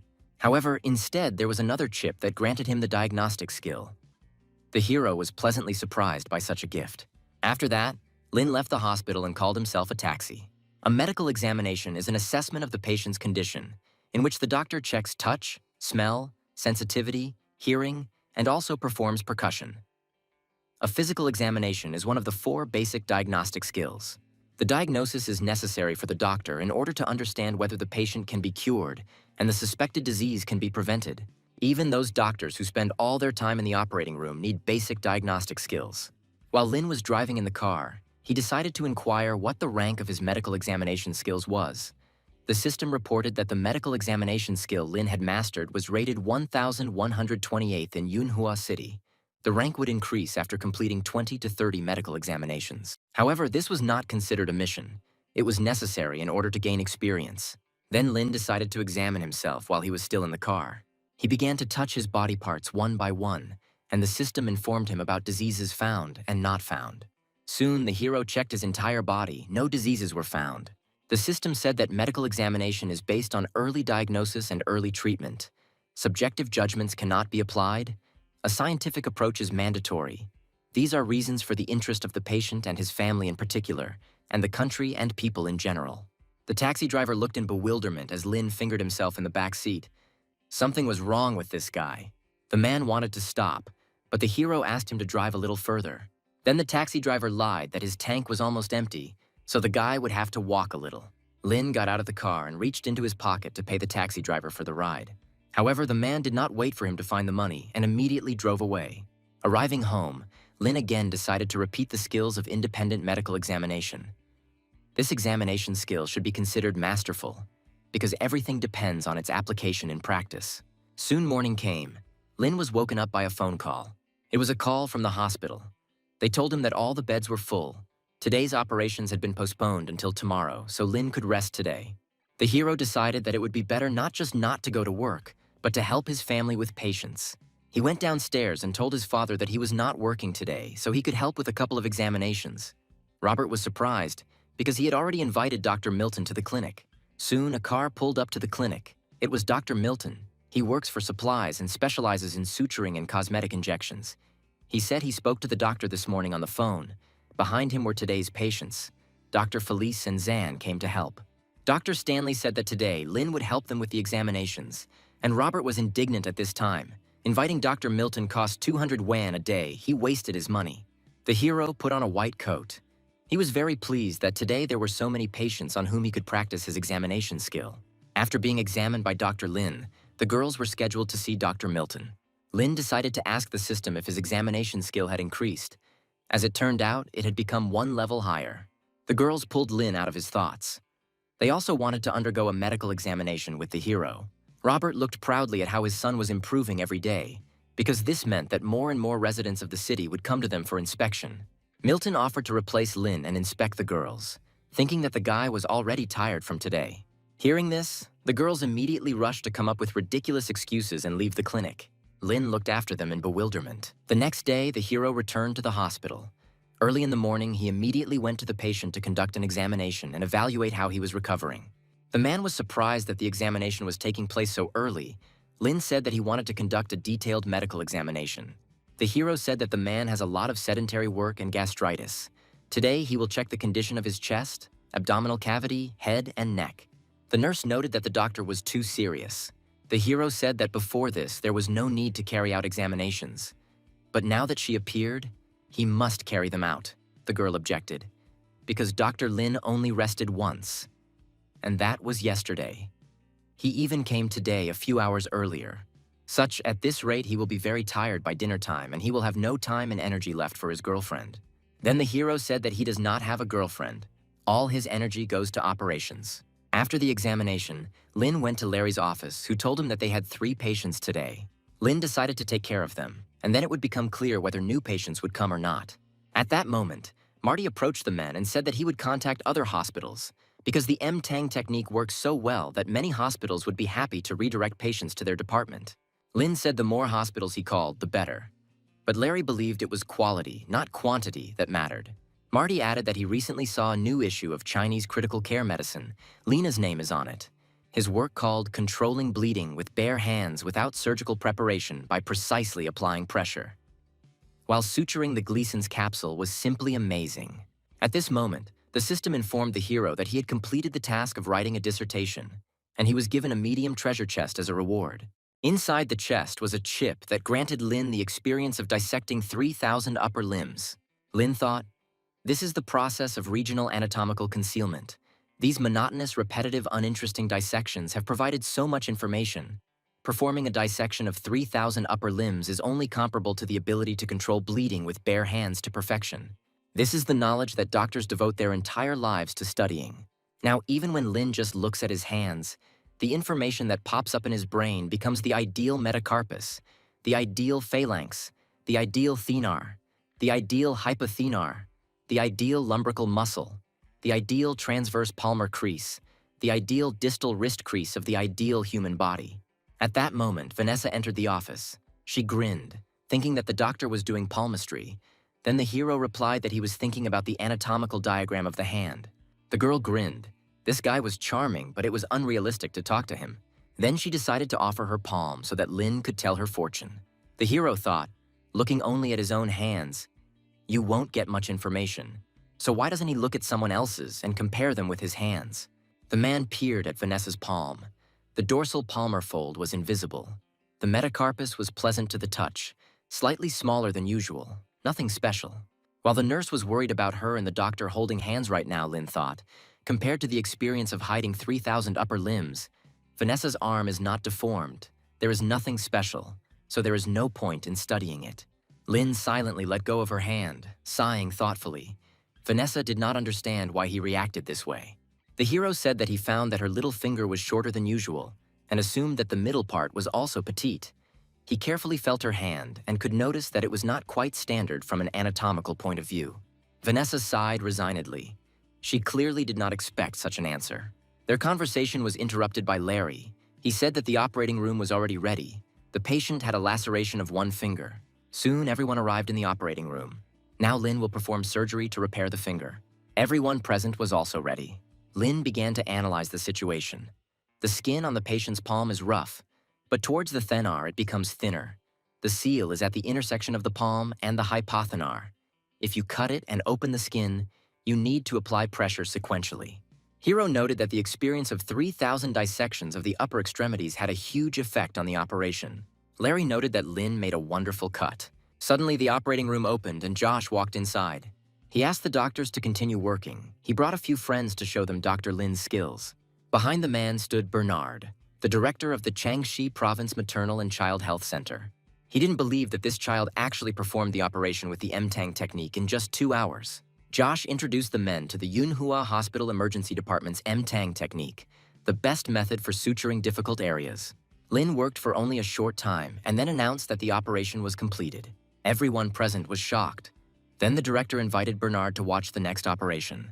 Marty reported that the patient had already arrived and was being prepared for surgery, which would take place in the second operating room. Josh asked if Lin wanted to do the surgery now or would he rest first. The hero said, "Since the patient in the second operating room has a laceration of one finger, it is worth operating on him now. It will take about half an hour."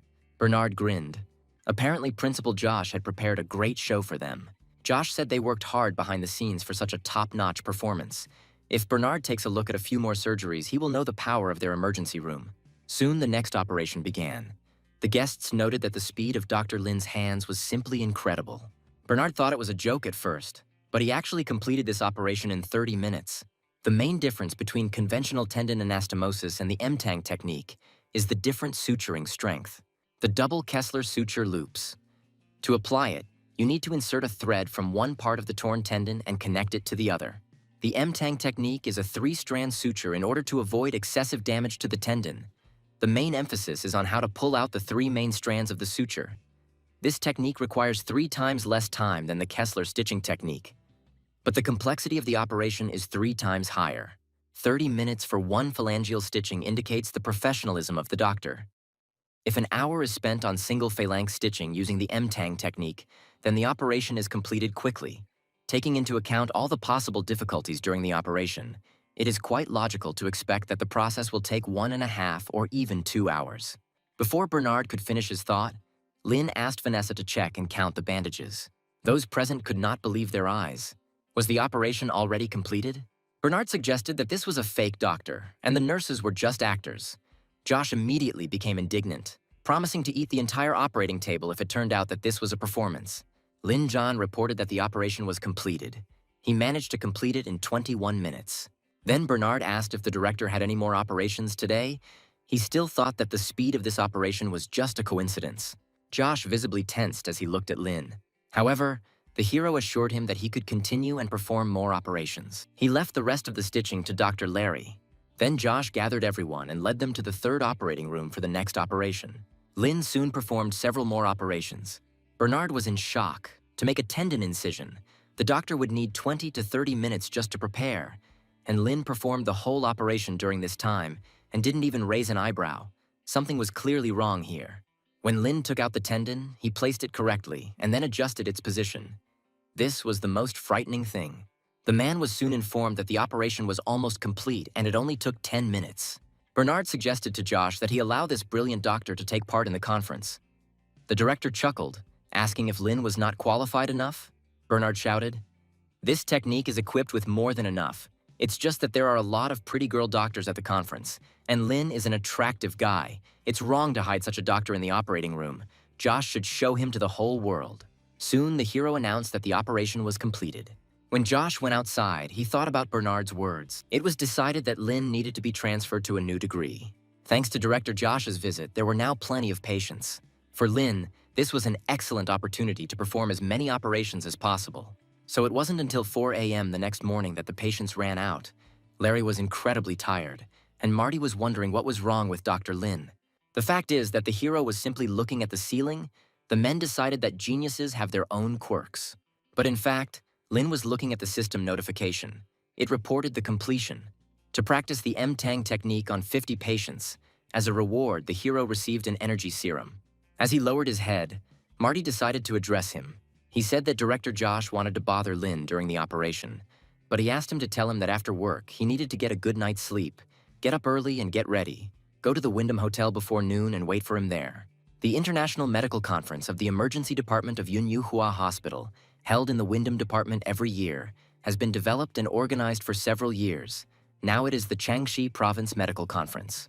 The poster showed all the emergency medicine doctors, including the emergency room doctor at Yunhua Hospital. This doctor has repeatedly performed operations using the M-Tang technique, and yet he is only an intern at Yunhua Hospital. One of the visitors took a photo of Lin and sent his photo to some girl, saying that this handsome man meets her high standards. Perhaps he can be lured to work at the Wyndham Hotel. This girl turned out to be Selena. She thought that this year the conference coincided with the announcement of the Emergency Medicine Center project. Every hospital wanted to participate. Since there are so many professional and large emergency departments of the Urgent Care Center, the bills of the Urgent Care Center should not decrease at the end, which means that there is an incredible opportunity for their company, which is why everything must be top-notch. Juan said that there were 160 people at the event, almost 30 of them occupying a position above the assistant director, and another 80 attending physicians. Selena thought that such numbers do not guarantee anything. They need to work hard to find real talents. At that moment, one of the workers approached the girl and said that they did not have enough brochures. Selena yelled at her and told her to get more pamphlets from the warehouse instead of messing around. But that wasn't the problem. As it turned out, there were no brochures in the warehouse. Many girls were extremely interested in the new doctor of Yunhua Hospital. They instantly sorted everything out. Selena was shocked. All 300 brochures were dismantled. This Dr. Lin turned out to be more effective than the entire advertising department. At that moment, Selena received a call from Bella, an oncologist from a provincial cancer hospital. She said that it was a great idea to organize a blind date. Selena listened to her friend in bewilderment, not understanding what she was talking about. Meanwhile, Juan arrived in the hall. He said that Director Josh would arrive in the afternoon. He was performing today and had a lot of things to do, and then offered Lin some snacks. However, Lin decided to choose what he liked. At that moment, Madeline approached the hero. She introduced herself as the head of the emergency department of a provincial children's hospital. She watched that video where Lin controlled the bleeding with his bare hands and would like to know where he learned this. The hero replied that he learned this at his family's clinic. Madeline suddenly began asking him strange questions like how many people were in his family. Then the woman called a young girl, Yasmin, over to her. She was her daughter. Lin Zhan was her age. Madeline asked the guy to share his experience with the girl. Yasmin graduated from Xiamen University this year. She's still very naive. She doesn't know whether to start working or go to graduate school.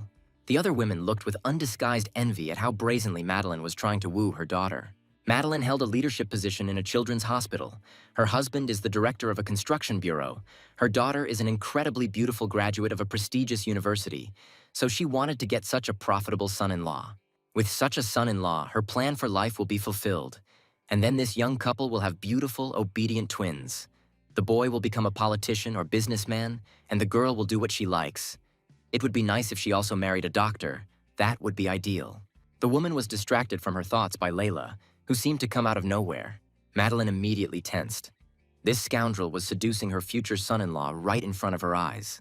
Layla walked unceremoniously towards Lin, pushing Yasmin aside. Madeline turned to the girl, asking which hospital she was from. Layla said that she came from Golden Deer Hospital, and then asked if this grandmother knew Lin. The woman pretended not to notice how she was called a grandmother, and then asked if paramedics were also participating in this conference. Layla immediately saw through Madeline. This old woman clearly wanted to get her out of here. In the fish store, the girl was always most irritated by these old ladies. However, she still had an ace up her sleeve. Madeline said that this is the Yunhua International Conference for Emergency Department Doctors, and Layla's company is an ambulance. Layla said that she knows that this is the Yunhua International Emergency Care Conference, and she also knows that their company is an ambulance company. However, they were the sponsors of this very conference. Layla was sure that she would not lose in this fight, especially when Lin was next to her. The hero, meanwhile, went to the table because he was very hungry. At that moment, a young brunette approached him. It was Rose. She liked Lin at first sight. She invited him to try dried pork, confident that the guy would definitely like this dish. At that moment, a red-haired girl, Bliss, approached them. She also really liked Lin. She asked if he wanted to give a speech today, because he had performed many operations on hard-to-reach areas of the arm. The hero said that he had such experience, but he would not give a speech. He came here for company with the head of his department. Bliss immediately noted that she had met with the head of the emergency department of Yunhua Hospital several times, and he was quite serious. Rose was very angry because this girl intruded into their conversation. Moreover, she was dressed like a schoolgirl. Bliss tried to stay close to Lin. She promised that she would ask her director to support Yunhua Hospital. The hero thanked her for her support. Then Rose decided to join the conversation. She said that their hospital received 3 places during the committee meeting. Bliss saw an expensive pendant on the girl's neck, and this really infuriated her. A real war broke out between the girls. Rose whispered that she was there first, but Bliss insisted that it didn't matter because there were no rules in love. While the girls were piercing each other with murderous glances, Lin finally decided to eat. Meanwhile, Madeline accepted her defeat, took Yasmin, and went with her to another part of the hall.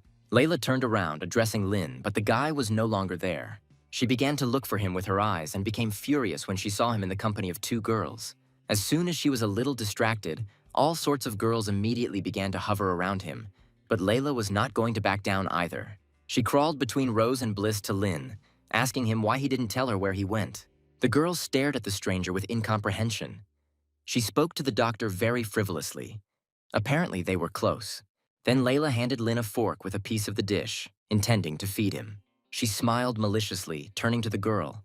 Victory was already in her pocket, because Lin chose the food offered to her. Rose and Bliss realized that they were now in the same boat. They needed to kick this upstart out of here. The girls attacked the guy, offering him a variety of dishes. Lin looked at everything that was happening in amazement, not knowing how to react. The hospital directors watched all this from the balcony, laughing cheerfully. Soon the evening came to an end, and a conference began in the hand surgery department of Yunhua Hospital. Manhwa, head of the hand surgery department at Yunhua Hospital, who returned unexpectedly, said that Professor Hashimoto had been studying the treatment of hard-to-reach areas of the hand for many years. He is usually very busy due to work and countless visits. It cost them a lot of effort to have him in the hospital, and he now hoped that they would have a lot to discuss and learn from each other over the next few days. The meeting was also attended by the head of the department, Jin Shi. Professor Hashimoto Shiro, a professor in the orthopedic department at Japan's Keio University Hospital, said that he had heard that there was a young doctor at the hospital who had performed dozens of operations using the M-Tang technique, and he wanted to know more about it. Jin said he could make arrangements if the man wanted to see the surgeries in the emergency room. Hashimoto said that it would be great. He would like to look at patients who have already undergone surgery, because the best way to understand surgery is to look at its results. Jin replied that the emergency department is independent of the hand surgery department. They have no right to interfere with their work, much less arrange a tour of the department's wards. Pan objected. Because a round of wards is not required, they could invite patients and examine them here in the hand surgery department. Jin asked Pan not to create unnecessary problems, but the man did not let up. He stated that he heard that some patients are recovering in their department, which is just ridiculous. If they have any problems, then the ER will have them too. Hashimoto said what Jin is doing is discrediting suturing the flexor tendon in a hard-to-reach area of the arm. Stitching the flexor tendons in a hard-to-reach area of the arm requires a lot of medical skill. The doctor must only concentrate on the operation for a few hours. In Japan, they have long discussions before such operations, but they perform dozens of operations without careful planning. The advancement of hand surgery in China is based on their number, and Hashimoto did not think this was correct. This approach does not contribute to the development of skill in this surgical field. If they have a strategy, they will not only reduce the workload of the medical staff, but also increase the success and efficiency of the operation. They should all work in this direction, and not just for the sake of performing operations. Jin said that the situation in China is different. They have many patients who need surgery. They cannot ignore them. But Hashimoto did not stop. He said that if there were many patients, the surgeon would have to remain calm and perform countless amputations on those whose severed fingers cannot be re-sewed, and sew up deep tendons. This would save medical resources and allow him to help those who need it most. For example, for smokers, it is better to have their fingers amputated rather than sewn up. The fact is that nicotine speeds up the speed of signals between the body and the brain. Nicotine will cause spasm of blood vessels and lead to tissue necrosis of the transplanted finger. Amputation and transplantation used to be taboo. but Jean was still shocked by such a statement. Pan said that the fact that they are treating people, saving their lives, means that they should give them a chance. If the patient agrees and meets the criteria for a transplant, then they should at least give him a chance. Hashimoto said that quitting smoking is hard, but it is much harder to get a patient to follow instructions. And then the man suggested changing the subject. He wanted to see M-Tang surgery performed on a hard-to-reach area of the arm in the emergency department of a Chinese hospital.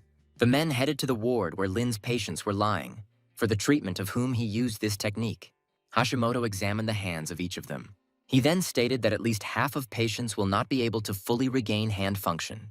Jin tried to calm the agitated patients, and Pan asked the Japanese how he came to such a conclusion without conducting a single test. Hashimoto said the tests won't change anything, but doctors may try to convince him with the test results. Pan wanted to attack the impudent Japanese, but Jin stopped him.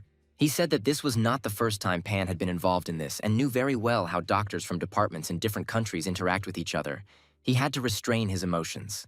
He then looked at Hashimoto and thought, based on the motionless state of the hand, they can determine what stage the patient is at. Moreover, based on the recent performance, this is a replacement for the conventional test. In other words, this Hashimoto hero is a very unusual person.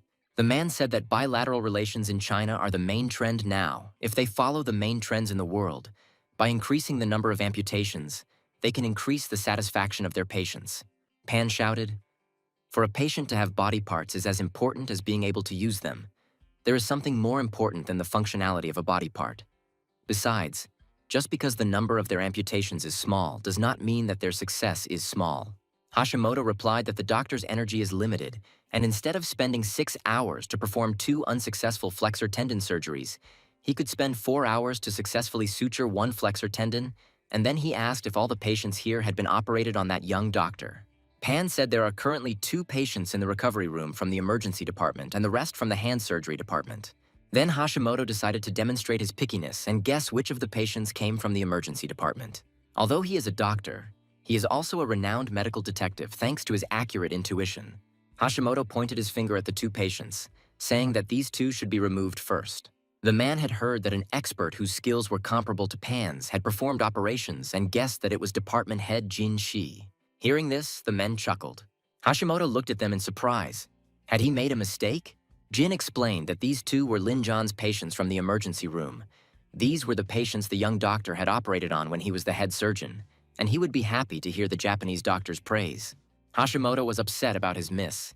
He needed to push himself and become first again. So he asked Pan to test patients with a simple test to determine hand function.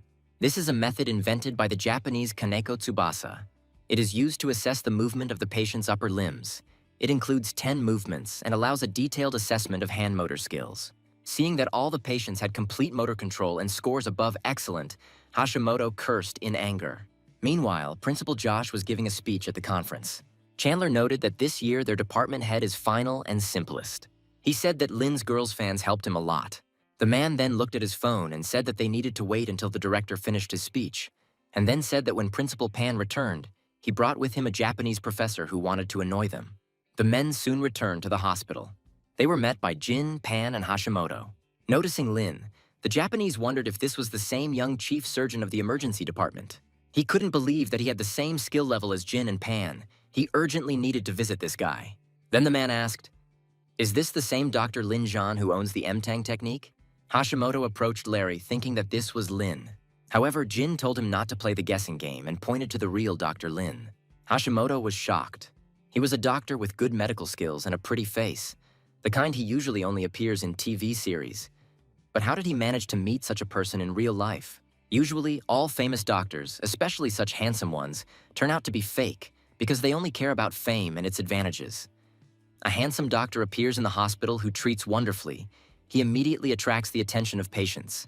For example, a patient will first think of the Mayo Clinic. Those with heart problems will go to the Cleveland Clinic. Those diagnosed with cancer will go to MD Anderson Cancer Center. But what should a hospital in China do if it wants a famous doctor? It is impossible to rely on a doctor's medical skills alone. But how good can a Chinese doctor's skills be? But if a doctor looks like a model and has basic medical skills, he may well become a well-known doctor at the regional level. And information on social networks determines the reputation of Yunhua hospitals, making it the best in the region. Hashimoto looked at Pan angrily. Did he really want to use him? For the past few months, he has been pretending to hate Yunhua Hospital and trying to charm him for his own benefit. He eventually meets a young famous doctor in Yunhua who immediately wins him over. And then, surprisingly, they have the opportunity to gradually increase the popularity of this celebrity. Then Hashimoto approached Lin and said, if possible, he would like to see Dr. Lin perform an operation using the M-Tang technique. The man chuckled to himself, thinking that he had taken the guy by surprise. The technique was very complex. Everything would depend only on how the doctor performed the operation. Pan thought that this Hashimoto was too suspicious, but he did not want to take the side of this boy from the emergency room. He then approached Josh, asking if they could arrange for the surgery to take place so Hashimoto could observe. Seeing the irritation on Josh's face, Jin intervened in the conversation, saying that he too would like to see Dr. Lin perform an operation using the M-Tang technique. Pan explained that Dr. Hashimoto has a very busy schedule. If the operation is carried out as quickly as possible, it will be much easier for them to organize their day. Mr. Hashimoto still needs to visit the provincial hospital. Moreover, it is said that Dr. Lin performs several operations like him only finds so much time. Then Hashimoto took a deep breath, bowed, and said that he would be very glad if the men could organize an operation so that he could observe Lin's work. Josh wondered if they could refuse him, but that probably wouldn't be the best decision right now. Hashimoto was right. Their hospital would very soon acquire its own famous doctor. The only thing Josh was afraid of was that Lin, due to his inexperience, would screw up, because he would probably worry, being under the close supervision of an experienced doctor. The man then said that the Japanese would have to wait while they organized an operation for Lin. Chandler realized that Josh was worried, so he said that they also had a bunch of videos from previous surgeries in case there were no patients. Josh immediately breathed a sigh of relief, saying that they actually had a lot of video footage. Soon, the men went to the conference room to watch the recording of the operation. Larry demonstrated surgery on a patient with a single phalangeal laceration, the same one that Hashimoto had recently tested. Based on the statistics in the video, it was clear to everyone that the surgeon was in complete control of what was happening. Suddenly, the man noticed a nurse in the video. He immediately noted that she was very beautiful, unlike the Japanese ones. But as soon as he noticed that the girl in the video laughed, he immediately screamed, because at that moment the operation was going on, and she was chatting about something with the surgeon. Lin explained that the girl just wanted to wipe his forehead. Hashimoto blushed. In this action, he saw something more intimate than wiping his forehead. By evening, only Hashimoto and Pan remained in the conference room. The Japanese was indignant. Pan had already been watching recordings of operations for several hours in a row. Then the man shouted that he must continue. He must definitely find Lin's shortcomings. Pan spent the entire night reviewing the operation records. As an expert studying the M-Tang technique, he could guess 70 to 80% of Lin's actions. Closing the incision is a precaution. The best thing to do is to choose stitching. There are so many nuances that doctors they don't see without mastering the M-Tang technique. This Lin John is almost always good, and even if he accidentally finds new problems, he can make new calculations to solve them. Every time he encounters difficulties, this kid only gets better. If Pan didn't have the video, he wouldn't have believed that anyone could learn so quickly and effectively. Although he didn't want to admit it, he wasn't as good as Lin. There is an American proverb. If someone looks like a duck, quacks like a duck, walks like a duck, then most likely it is a duck.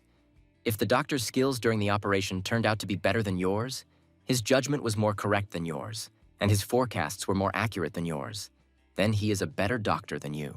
Previously, Pan was the only one who owned the M-Tang technicians, but now it is obvious that Lin John is held in high esteem by everyone. Pan returned from Japan in a hurry because he was afraid that he would take his place, but still he was late. The man then said he wanted to stay in the country for a little while longer and asked Hashimoto to delay his return. He accepted this request because he would also be nervous if he were in such a situation. Panicked people often make the wrong decisions. Hashimoto theorized that Pan wanted to stay in the hospital to compete with Lin. Pan said he wanted to stay, and instead of grabbing patients later, it would be better to do it much earlier. But Hashimoto disagreed with him. Pan could clearly see that he was inferior to Lin in predictions when it came to stitching the flexor tendons, in which case there was no point in staying. Lin would simply leave him behind. The best thing Pan can do is take advantage of training opportunities to help him improve his technique. He must learn new methods, and then return to China. Use his absolute superiority to ultimately crush Lin. Meanwhile, 2 patients arrived at the hospital with finger wounds. Chandler sighed. If they had arrived earlier, old Pan would have seen Lin's operation in person. Over the next 3 days, Hashimoto Shiro and Manhwa joined the Taiwanese joint transplant operation at Changshi Orthopedic Hospital, where they received universal approval. Although Pan operated as Hashimoto's first assistant, there were still some things that were inaccessible to him. But now he is recognized by the leaders of the National Health and Family Planning System of Changshi Province. The man understood that it was important to build relationships, and given that Lin Zhan only knows how to operate using the M-Tang technique, he is just a good specialist. Pan will allow him to remain at the top for a few more days. The man then announced that tomorrow he would go to Japan to continue his studies. He was sure that upon arrival he would be greeted by a whole bunch of patients. His colleagues were sure that they would not survive his graduation and departure. Pan then asked how many flexor tendon suturing operations Lin had already performed. Everyone fell silent. And then one of the men said that approximately 24 operations had been performed. Pan was shocked. It turns out that he performed at least 6 operations a day. In Pan's understanding, a good chief surgeon performs 3 operations a day. If he operates 4 times a day, then he is already putting in much more effort. 5 operations a day are perceived by Pan solely as work for wear and tear. And in the end, it turned out that he was not afraid Lin's mastery of technology and the speed of his development. Then the man jumped up and called everyone into the operating room to watch Lin's work. Soon the man arrived in the operating room. Lin's technique was now even better than in the video. The coherence of the medical team working with him has also improved. Lin Zhan is the most furious in the emergency department. If Pan doesn't do anything, he will lose as soon as he relaxes even for a moment. Soon, Chief Pan went to Japan for half a month for further training. And in the emergency department, there were not enough rooms for all the patients. Lin continued to practice his technique, and the number of operations per day increased to 5. However, for all missions, he was given only energy serum, so the hero considered the system a little unreasonable. However, he was already tired from so many operations and decided to play a little on the phone. At that moment, Vanessa walked past him. She felt sorry that Lin was sitting on the floor from fatigue. The girl asked if everything was okay with him, because he had been operating tirelessly all this time. Larry noted that he worked shifts with Marty, but even so, they could barely stand. Lin ran from one operating room to another. He didn't even have time to eat. Even if there was any delay, Lin would immediately start wailing. Vanessa continued to look at Lin. He looked so exhausted that she wanted to feed him soup. At this moment, the system sent the hero an alert with a new mission. He needed to cure 2 patients using the technique of stopping bleeding with his bare hands. Lin chuckled. This system was becoming more and more interesting. And now that he had a new mission, he was ready to begin operations again. Vanessa said that if he left the game he was just playing now, he would lose. Then Lin handed her his phone, inviting her to play for him. Meanwhile, the hero headed to the register. He asked the nurses to inform him if patients suddenly arrived at the hospital with blood loss. Judging by the description of the task, the blood loss should be less than 1.5 liters, and if a person loses that much blood, then he will definitely come to the hospital. However, 2 hours passed, but Lin still did not find anyone on whom he could use the technique of stopping the bleeding with his bare hands. At that moment, Chandler approached him. The hero said that he was waiting for some operations. However, the doctor told him to stop waiting. He had some interesting cases, and he could use Lin's help. The doctor had patients with very unusual injuries, but then the cases became more and more surprising. There was one more operation, the most difficult of all.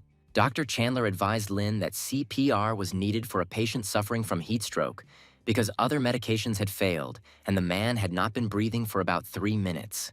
As it turned out, sometimes patients died, even if Lin Zhan was involved in their rescue. Deaths in the emergency department are the hardest to accept, but for the hero, this was the first such experience. Chandler tried to calm Lin down, realizing that this was his first case of a patient dying. The man asked him not to think about it too much. Death is a common occurrence. Doctors here simply open and close doors. If they manage to close the door leading to death, then they are lucky, but they cannot barricade the entrance to the next world. Lin continued to stand his ground. He was sure that if Chandler had performed resuscitation instead of him, then everything would have been different.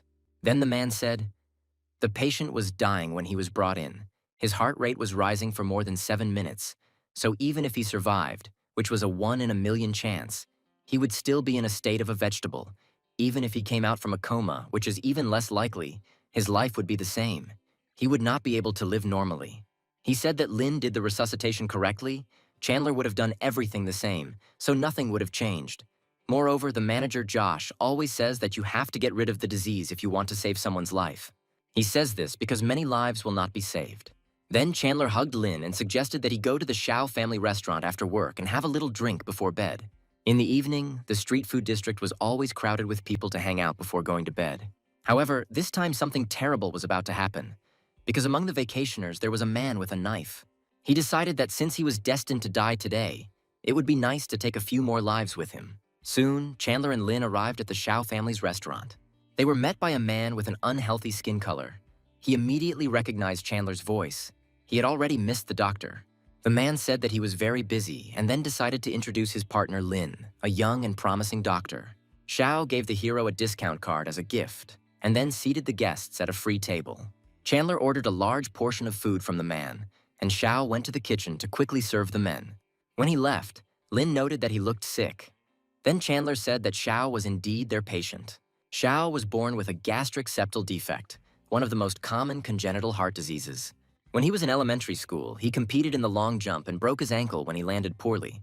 Once he got into a fight, and as a result, he had to have his kidney removed. Perhaps he was the first person to have a kidney removed in the nephrology department. When the rheumatology department was created, he was immediately diagnosed with acute compound rheumatism. After installing an MRI machine, he was diagnosed with a tumor, but fortunately, it turned out to be benign. Moreover, he survived appendicitis, vascular endoprosthesis, arteriosclerosis, liver cysts, and gallstones. Old Shao is a model patient of Yunhua hospitals. Even though he has suffered an unimaginable number of illnesses, he continues to smile and does not lower his head. When he gets sick, he goes to the hospital, and after treatment, he continues to work as if nothing had happened. Soon Shao brought the men their beef dish. The men had just begun to eat when suddenly screams were heard from the street. People ran away and called for help. A man with a knife tried to attack everyone who got in his way. A policeman rushed to stop him and ordered the man to put down the knife. However, the criminal instead plunged the blade straight into the policeman's stomach. The man fell to the ground, bleeding, and the attacker ran away, hoping to escape the crime scene. Lin and Chandler immediately ran out of the hospital. They tried to help the man. In a hoarse voice, the policeman said that there was another wounded man. This was a teenage boy. Chandler said he would help him, and Lin stayed with the policeman. He asked Shao for something with a high alcohol concentration, but the man said that it would not help, but he had iodophor. He, as a person who gets sick very often, had a huge first aid kit with all possible medicines. Lin noted that Shao's strange physiology came in handy for them. The hero noted that the wound is located in the abdominal cavity, which makes it difficult to see. This needs to be dealt with immediately. Emergency department doctors use a lot of things when they cannot understand the specifics in order to avoid infection. The same plan is followed by ordinary people who have no training for such situations. Internal bleeding is not only difficult to control, but it is also very dangerous, because it can cause secondary injuries. The wounded can only pray for their absence. But for Lin, everything is a little easier. The policeman wanted to say something to Lin, but could not make up his mind. Apparently, he was embarrassed that such a young guy was saving him. Shao then said that this was Dr. Lin, Dr. Chandler's colleague, a doctor in the emergency department of Yunhua Hospital, so the man had nothing to worry about.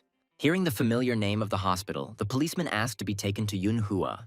Shao said that even if he was there, he would still be treated by Doctors Lin and Chandler, so they would just waste time. But the man stood his ground. It seemed to him that Dr. Lin was simply examining his wound, and he needed the help of medical practitioners. The hero thought about it. He suspected a ruptured spleen, and it could no longer be postponed. Then he inserted his palm into the man's wound, intending to stop the bleeding. The policeman screamed in incredible pain. Everyone around was shocked by what Lin was doing. As it turned out, the hero pressed on the sprout of the spleen to stop the bleeding. Soon, everyone noticed that the bleeding of the wound had indeed stopped. Shao noted that Dr. Lin was incredible. At that moment, someone from the crowd ran up to the men. He said Dr. Chandler said he couldn't diagnose the bleeding. He needed to open the stomach. He also said he needed Dr. Lin to stop the bleeding. Lin said that he would help him right away and asked Shao to find a car to transport the people and him along with the patient. Those present were shocked. Would they really not even call an ambulance? Then Shao brought a vegetable cart for Lin. That's all he could find.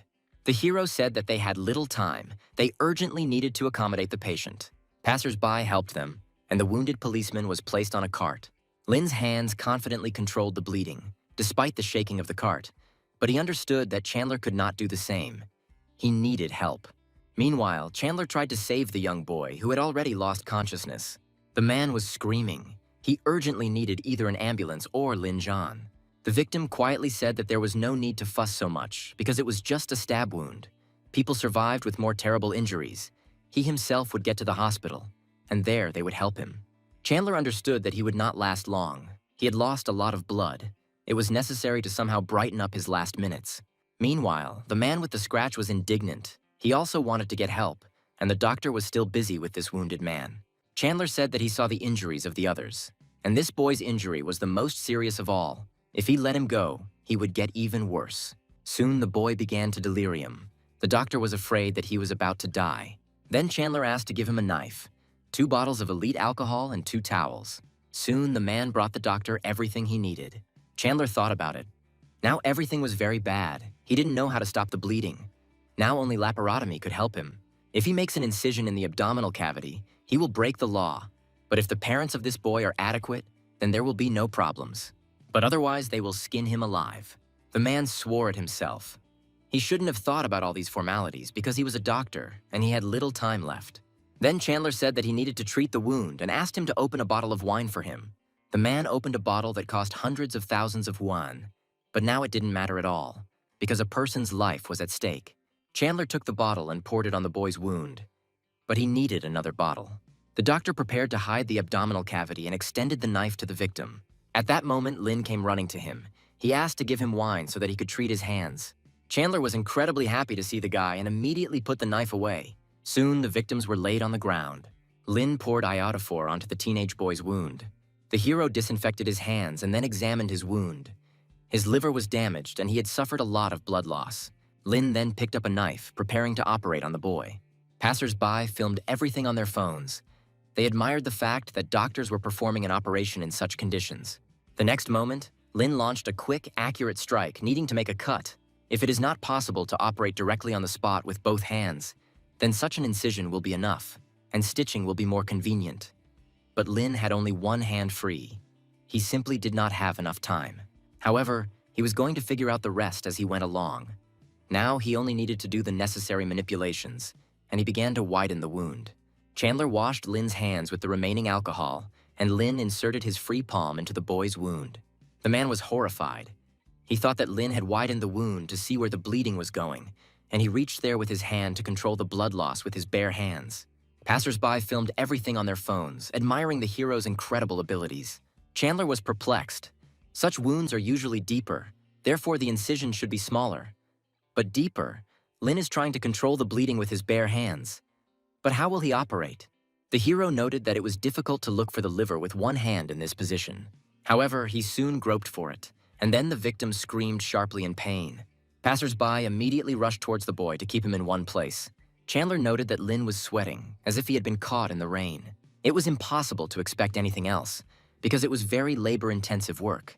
The man said that the ambulance was on its way and the wait would not be long. Lin thought, no matter how well his skill is developed now, he can only estimate the blood loss and reduce it slightly. He needs equipment, and the sooner the better.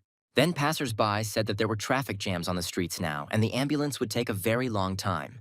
Lin shouted, asking who had the car. They urgently needed to go to the hospital, otherwise the victims would not survive. One of the passers-by said that she had a car, and soon the victims were loaded into it. The wounded were taken to the hospital, and there Lin handed them over to the reliable hands of doctors. He wanted to perform a laparotomy, but he did not have the strength. He was not able to even raise his arms, let alone the operation. Now even the energy serum did not help him. He would be useless in the operating room. Then the hero washed himself, put on his jacket, and headed towards the exit. He said that he would take the day off tomorrow. The nurse wished him a good rest. Lin then thought about it. He didn't want to keep the patients waiting, and that he should still come tomorrow. The woman immediately objected to him. The guy needed rest. Today, he already saved 2 patients without any equipment. But if he continues to bother himself like this, he's unlikely to be able to last long. The other nurses agreed with the woman, saying that the doctor was too hardworking and needed rest. The head nurse said that Lin's shift the day after tomorrow is still valid, so tomorrow he better stay home and rest, and one of the nurses, Olivia, will also help him the day after tomorrow. The girl handed Lin traditional Roman chamomile tea with citrus oils, which helps him sleep. Lin soon returned to his home clinic. The parents were incredibly happy to see their son at home. They had already heard that Lin saved people today and were very proud of him. Robert even called all the neighbors. Tanya said that her son deserves a gift in the form of 2 new cars. The hero thought that his parents were more happy about this incident than he was. He was too tired to experience any emotions. Lin's mother did not push and sent the guy to his room so that he could rest properly. The hero took a shower and sat down on his bed. The system informed him of the completed task. The hero opened his gift, a basic treasure chest, expecting to receive another serum. However, this time the system gave him mastery of MRY reading and analysis skills. As soon as Lin touched the chip, he felt new knowledge filling his brain.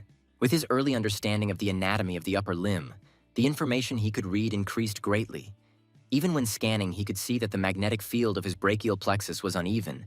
He could see high and low contrast. The hero realized that he could clearly understand the structure of any problem. It was as if he had seen the light. He thought that the directors would definitely ask him where he learned this, but he was too tired to think about it for too long, so he fell asleep.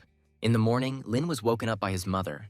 The guy was so tired that he didn't want to get out of bed at all. Soon, the parents led the hero to the garage, where there was a car covered with a cloth. Robert said that even though this car was used, Lin should follow all the rules for its use.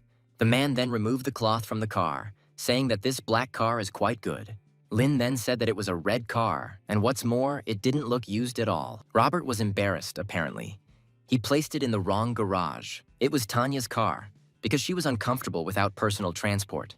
The parents told Lin that his car was right outside the door, and they jumped into the red car to try it out. The hero went to the door and immediately saw a black car there. He smiled. She really wasn't bad. The next day, Lin arrived at the hospital in a new car, noting that it worked quite well for a used one. The nurses were surprised that Lin arrived in his car. They took several photos and sent them to the general chat, where all Lin's fans gathered.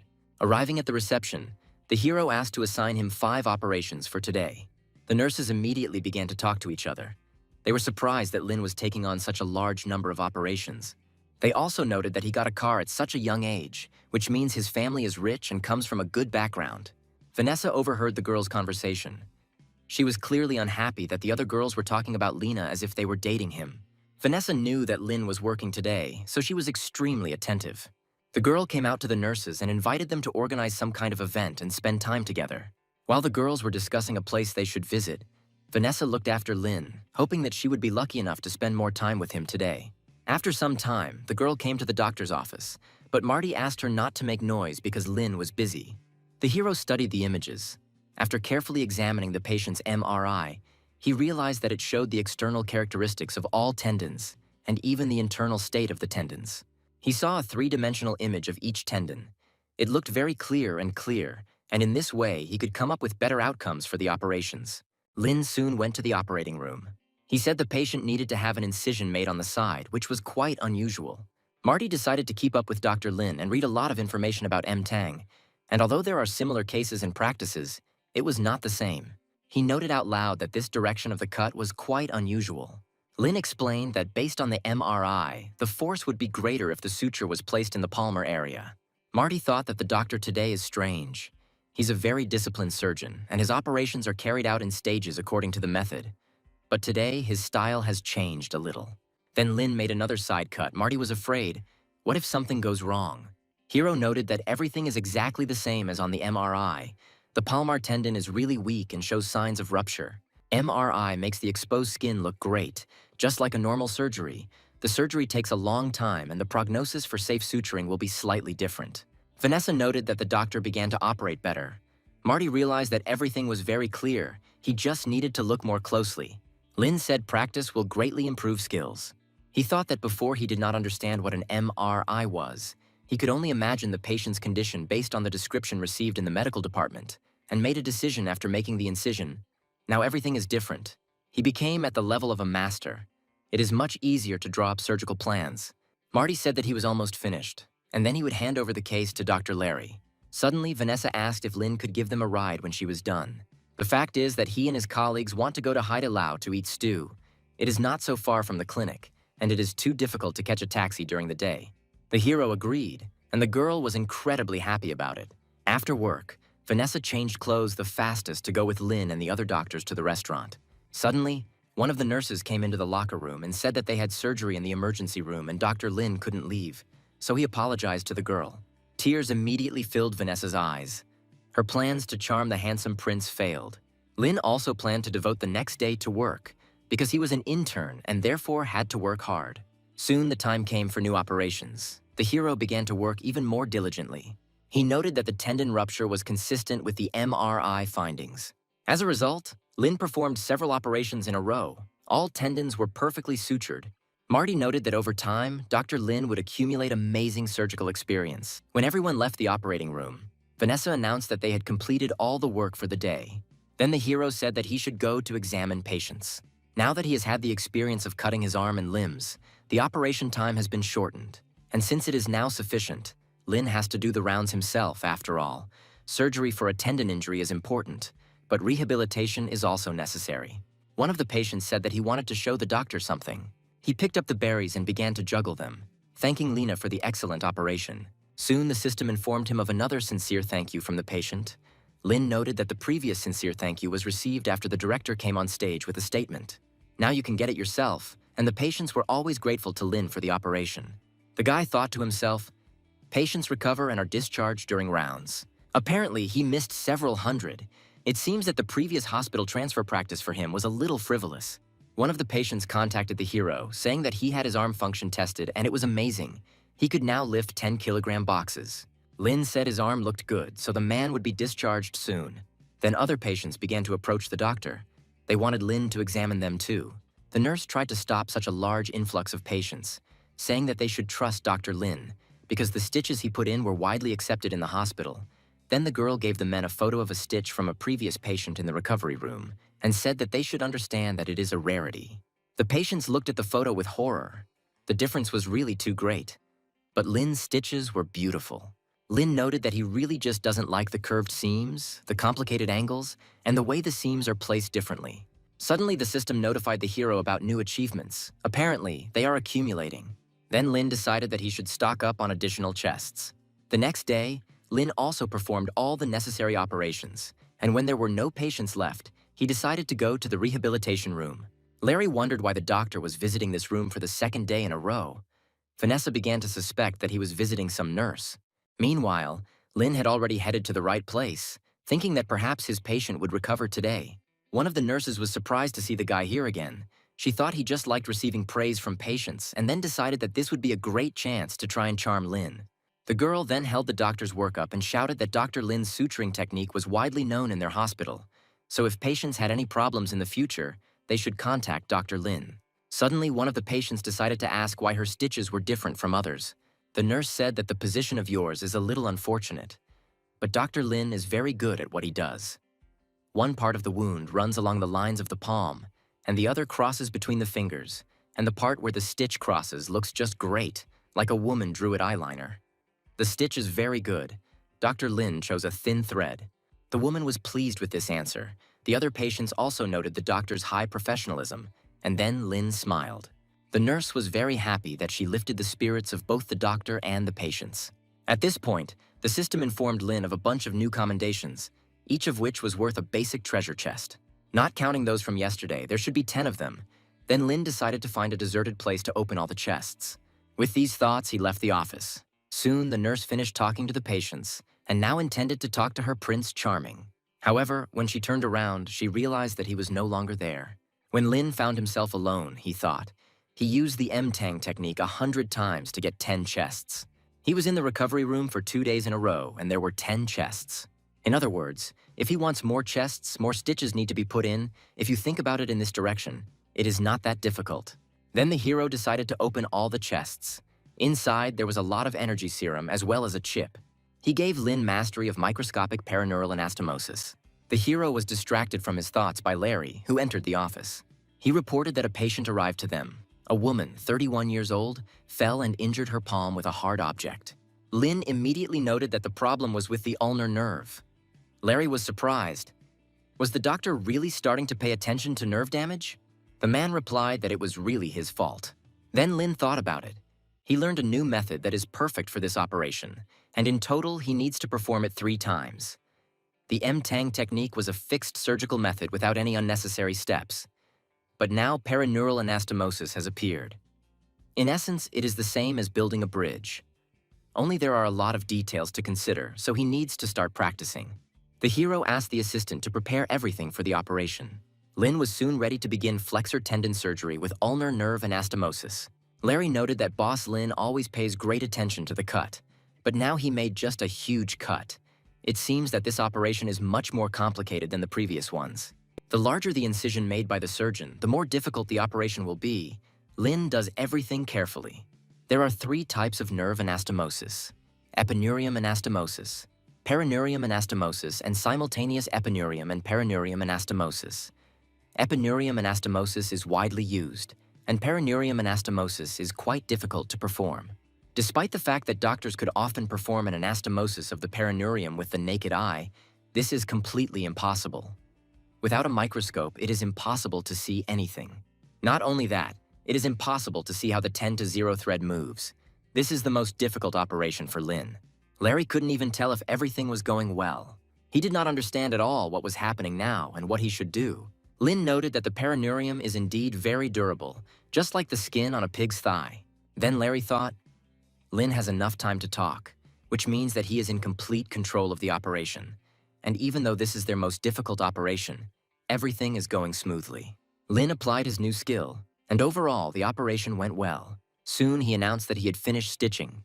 Lynn then said that he would leave the rest to the assistants and walk towards the exit. Larry thought that there was very little work left, and he had a lot to learn from his boss. After the operation, Lynn went to the office for a drink. Chandler was surprised that he had already finished. Lynn said, "If the nerve recovers well, the result will be good." Chandler decided to leave him since the guy was confident in his success. Later, Director Josh would ask him about it. Dr. Chandler and Director Josh became interested in Lynn's operations not only because of the 3 types of anastomoses, but because the perineurium proved to be the most difficult. Previously, operations were performed only on the tendon in the first zone, and each time they encountered patients with an associated injury or fracture, the emergency department directly refused this because no one at the hospital was capable of performing the most difficult anastomosis.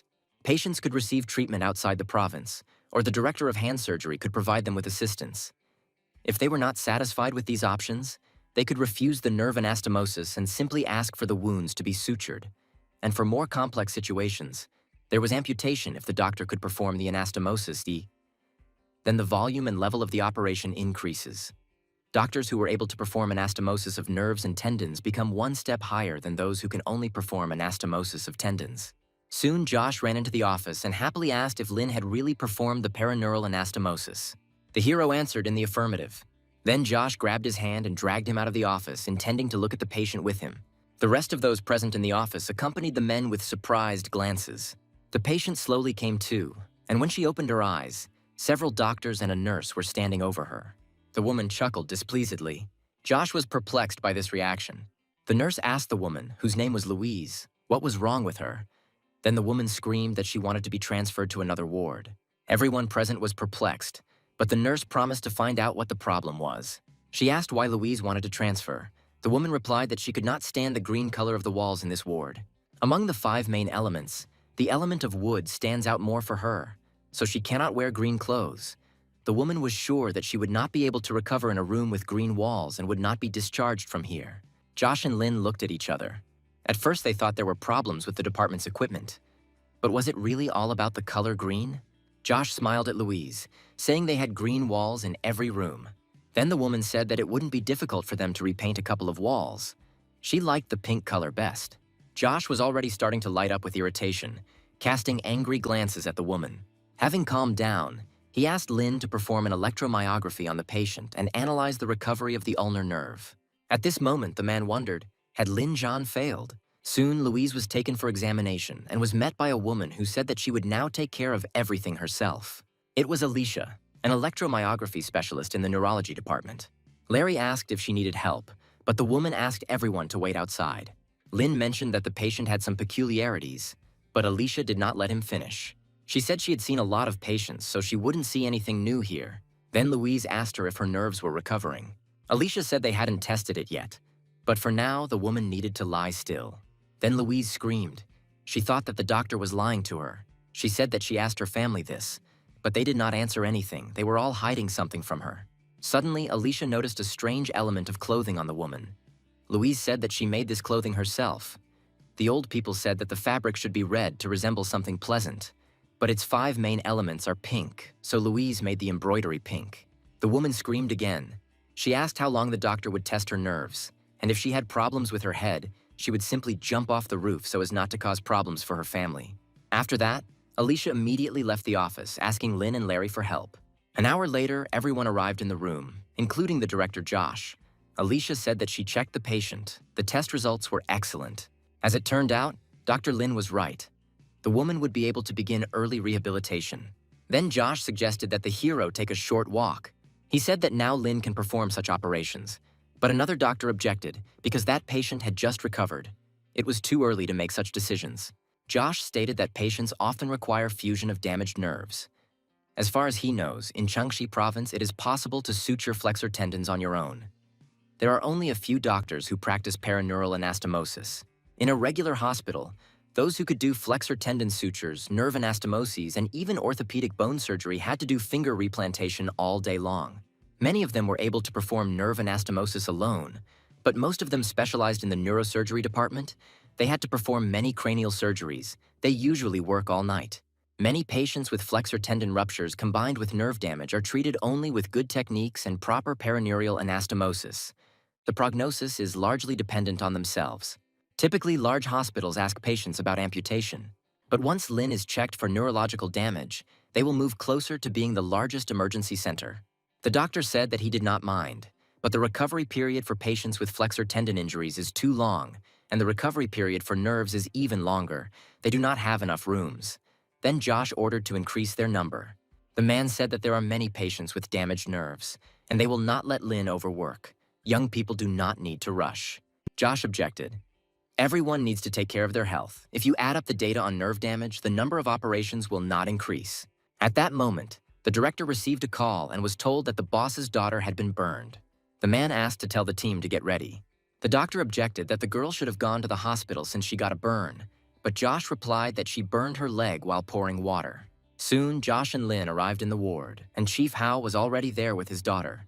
Hao was the head of the health system. He apologized for such urgency, but his daughter Barbara had a problem. The man wanted to ask Dr. Lin to hospitalize the girl, but Josh said that he did not specialize in burns. Barbara said she didn't care. She just wanted to take a photo with Dr. Lin. Lin said in a whisper that this girl didn't look hurt at all. However, Josh said that she was the boss's daughter, so she had to do as she asked. Lin began to treat Barbara's leg, and she filmed his every action on her phone. The girl took photographs with the doctor in the background, as if she did not care about her leg at all. Then Lin said that he had completed all the basic procedures, so he would return a little later. Barbara was upset. She wanted the doctor to stay with her in case she got sick. The nurse said that Dr. Lin had other patients, but she was ready to help the girl at any time. Barbara turned away from the woman, starting to write on social networks that she had met the most handsome doctor in the hospital. The next day, the girl left the ward on crutches. In her hands was a cup of tea with milk. She bought it especially for Dr. Lin. However, contrary to her expectations, the hero said that he did not want to drink tea with milk today and promised to return the girl's money for the glass. Barbara was extremely unhappy because the doctor did not drink the tea, so she did not need the money. Lin said that Nurse Marissa bought them lunch recently, so he was simply repeating her kind gesture. Barbara noticeably tensed. This same Marissa was now standing right in front of her. She seemed much sweeter and more attractive to the patient. Then the girl angrily clutched the glass of tea. She said that she had come here because Lin had an enemy. She knew that Director Pan and Dr. Lin used the M-Tang technique and even competed with each other. Barbara reported that Pan will soon complete his studies, and it is rumored that another Japanese with a doctorate will return with him, and then he will work in this hospital. However, Lin replied that the number of patients who require the M-Tang technique is much greater than one can imagine, and he and Pan are not in competition with each other. Barbara tried to object. Because Pan is the deputy chief physician, and Lin is just an intern, patients will definitely choose the deputy chief physician instead of the intern. The hero assured her that their current patient coverage is huge. If Deputy Director Pan does not complete all the operations, he will transfer the remaining ones to him. Some patients are sent to other provinces or for amputation. So it's good that Deputy Director Pan is returning from training, not to mention that the number of patients who need certain surgery is increasing. Barbara continued to stand her ground. She was confident that a Japanese man with a doctorate would definitely be good at using the M-Tang technique. Lin thought, this Japanese will not be as formidable as Shiro Hashimoto. They must work efficiently, operate on an average of 1 finger per hour if they succeed. Then we will lose 18 healthy fingers every day. But a doctorate holder from the famous Keio University Hospital operates on one finger for about 30 minutes. If Deputy Pan invites another team to perform the operation for more than 10 hours, he can complete 20 or even 30 finger suturing operations. No matter how extensive the number of patients in Yunhai Hospital was, 60 to 70 fingers would be healthy. In other words, Lin would not have done anything anyway. Then the hero thanked Barbara for notifying him and said goodbye to her. When Lin arrived at the operating room, he announced that he would increase the number of operations starting tomorrow. He asked Larry to call Marty, and they would start the surgery at 3 a.m. and add a couple more hours to their shifts. Thus, Lin John will operate with Larry and Vanessa, and on the second with Marty and Marisa. Soon, Lin had collected 20 more chests, and he gained the skills of a specialist in cutting. Thus, he had excellent command of the whole 7 techniques. The system reported that his M-Tang technique was ranked first in Yunhua City, first in Jiangxi Province, and 78th in China. For every 200 to 300 operations, Lin moved 1 rank higher, so he needed to try even harder. Soon, Pan arrived in Yunhua, and with him Hayato Ida, a medical doctor from Keio University in Japan. He would be an exchange student in Yunhua for 2 to 3 years. The guy immediately noted that the air here was quite dirty. Pan frowned. Yunhua is not far from the sea. The air here can't be bad, and then said that if Hayato was always in surgery, he would always wear a mask, but he would still have to breathe this air for 3 years. The guy said that he would rather stay in the operating room. His respiratory system had not yet adapted to the local air. Then Pan said that for his own safety, he should go to the operating room now. The man thought, surgery in Japan is carried out in the field, but the results of intensive training are quite good, and now it's time to show his achievements to his colleagues, no matter what anyone says, and the doctors in the operating room are like on a battlefield. The hospital prepared a whole celebration for the return of Director Pan. However, the man said that they could prepare some patients for him instead. Eugene, one of the best doctors in the hand department, grinned, saying that the director was right as always. Pan asked the man to show Hayato the hospital. Eugene told the student that their department's operating room is one of the first-class operating rooms in Asia. In addition, Yunhua Hospital has a floor where several departments share operating rooms. Usually the wards are overcrowded, but this only shows how respected their hospital is. Pan explained that the recovery room is the most important component of the department. Suddenly, the man noticed that there were too many people in this room. Eugene explained that they were all from the emergency department. All of these patients were operated on by Lin John some time ago. Pan said that he was quite good at using M-Tang techniques, but he was still an intern, only capable of performing complex operations. Then he asked how many operations a day Lin performed. When he left, the number was 5 or so. However, Eugene said that things have changed now. Pan remembered that in the emergency room they were starting to perform a nerve anastomosis, in which case Lin would easily die of exhaustion if he performed a flexor tendon suturing nerve anastomosis. At the time, Eugene said Lin now averages 8 to 10 surgeries a day. Hayato couldn't believe his ears. No doctor can perform 10 operations without rest. Pan's face darkened. He decided that tomorrow he and Lin would definitely fight, and this guy would either have to reduce the number of operations or fade into the background. Soon, Hayato and Pan organized a consultation. It lasted 10 minutes and cost 500 yuan. People noted that Director Pan and Dr. Ida are amazing, and the treatment is better than in other hospitals. They are experts in their field. Pan asked Hayato if he was convinced of the effectiveness of joint consultation, but the student was unhappy. They would not succeed with so many patients. Pan thought that the student was going to perform about 200 to 300 operations in China. But Hayato said that there would be inpatient consultations and meetings. If we go in this direction, then the operations will be less than 150, and his goal is to perform 600 operations in 3 years. The man frowned. In China, 600 surgeries is not that big of a deal. They handpick patients and do the surgeries they like, and the ones they don't like, leave Lena because Pan wants to be known as a legend, and then go to Beijing and Shanghai. And since he and Ida will be going hand in hand for the next 3 years, he better get as many surgeries done as possible if he wants the terms to stay in place. Hayato was very happy about this offer and promised to begin the operation soon. Soon, the guy arrived at the operating room. There were operations on the flexor tendon. At this level, it is a rare, serious operation for him. He must take it seriously. After some time, the operation was completed. Hayato thanked everyone for their work. Pan was happy. Ida used the M-Tang technique, and the result was excellent. Dr. Sid sighed tiredly. The operation was planned to be completed in 4 hours, but it was unexpectedly delayed for another half hour. Then Hayato approached the man, asking if he could get an assistant for the next operation. Sid exhaled in defeat but still agreed. Ida was very happy and went to the next operation. Sid thought about it. He likes Lin John better. He could do 2 operations in an hour and also receive large fees for 10 operations a day. Pan said they will work overtime until they run out of patients. Suddenly, the man heard the nurses whispering to each other. They said that performing operations every 4 hours was tiring. These surgeons were far from Lin. Pan and Hayato carried out operations all night, and in the morning, Eugene asked them how it went. The director could not guarantee anything, but he was confident in himself. Ida said that Director Pan did a good job. The guy was amazed at how quickly he stitched. He did a very good job. Eugene then whispered that Lin John had done more than the director. The fact is that he was still working and did not even intend to stop. Pan became furious and decided to pay him a visit. Meanwhile, Lin's operation was in full swing. Larry asked him why they were doing this every day. The hero said that he would not be able to work when the number of patients decreased. Larry was perplexed, because the number of patients, on the contrary, was increasing. The number of outpatients has increased. Yesterday, he received a call from the hand surgery department asking if they could accept a patient with a tendon injury and a nerve rupture. Larry also heard that Director Pan does not perform many surgeries. Lin asked why the number was increasing then. Larry explained. Due to the reputation of Keio University Hospital, many patients from other provinces came here just to get a diagnosis from the Japanese. They do not have the time to perform so many surgeries. Then the hero said that he wanted to take over all the patients whom they did not have time to treat. At that moment, Pan and Hayato entered the operating room. Vanessa heard that Director Pan heard that Lin was still working, so he came to check the situation. Pan thought that Lin looked like he was just starting out, and yet he was working with the M-Tang technique.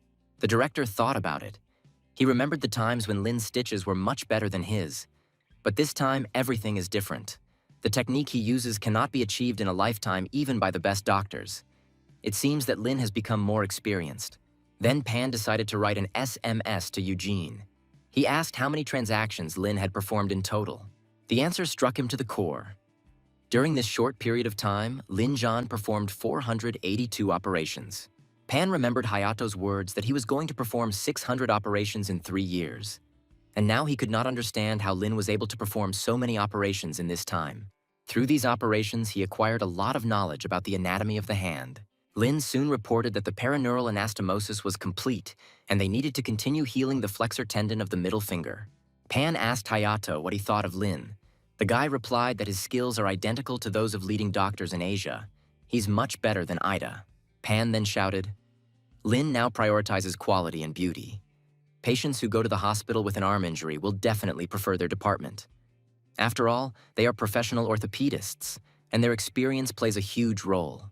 And surgeons like Lin John, who are fixated on one thing, develop very slowly. Hayato squeezed the man's hand, saying that he agreed with him.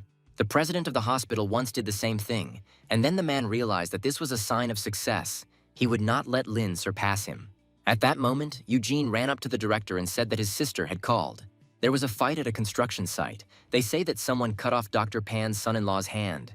His right hand was seriously injured, and he had almost reached their hospital. The man cursed. His son-in-law's small company finally began to make a profit after 10 years. Moreover, he is a designer. If his hand stops functioning, he will not be able to work.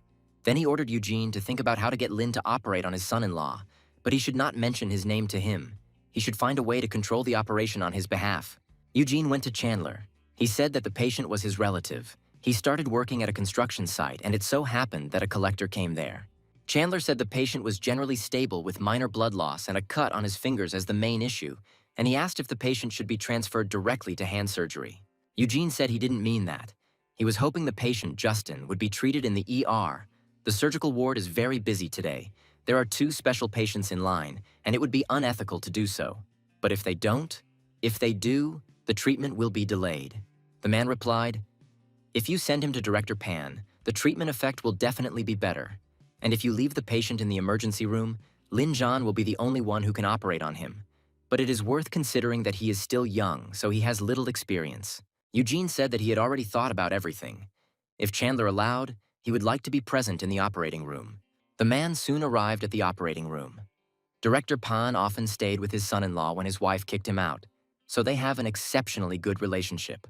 He is afraid of his decision, which could negatively affect the operation, so he left it to Lin. The hero said that they will begin the operation any minute. Eugene noted that Lin's team works smoothly. He did not see any signs that they were performing 10 operations a day.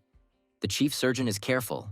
Accuracy and caution are the basics when performing complex operations. Suddenly, Eugene saw Lin had just pulled out a tendon from a patient. It was as if he had pulled out a piece of fatty meat from a braised pork bun with chopsticks. However, Eugene should not be surprised by the tendon being pulled out because it is later repaired. Soon Lin announced that the first tendon was ready. He only needed 2 minutes. Usually it takes 20 minutes, but he only needed 2 minutes. Suddenly the hero said that he could see almost nothing. He asked Marissa to wipe the sweat from his forehead. To the surprise of everyone, Lin said that he did not feel very well. Everyone present was dumbfounded, especially Eugene. He was worried that something would happen to the doctor during the operation, and then Pan's son-in-law would be finished. Someone suggested that Lin was poisoned by the pork trotters that Larry had prepared, but the man replied that he personally buys them in the morning at the Donghu market. No matter how tired he is, he always removes everything that is inside so that the stew becomes clean. Lin said that he hadn't eaten much and that this might have led to low blood sugar, so Marissa suggested the doctor drink dextrose. The operation continued.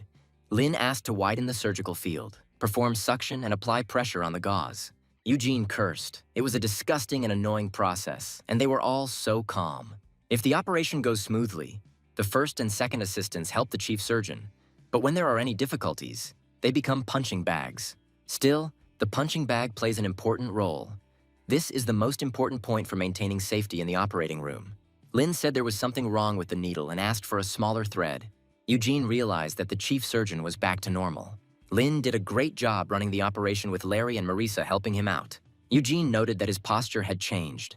Now he could say that he was quite highly qualified. The man took a closer look at what the doctor was doing. He saw a paraneural anastomosis. Eugene heard that he could only perform the M-Tang technique. He did not know that Lin was also well-versed in applying a paraneural suture.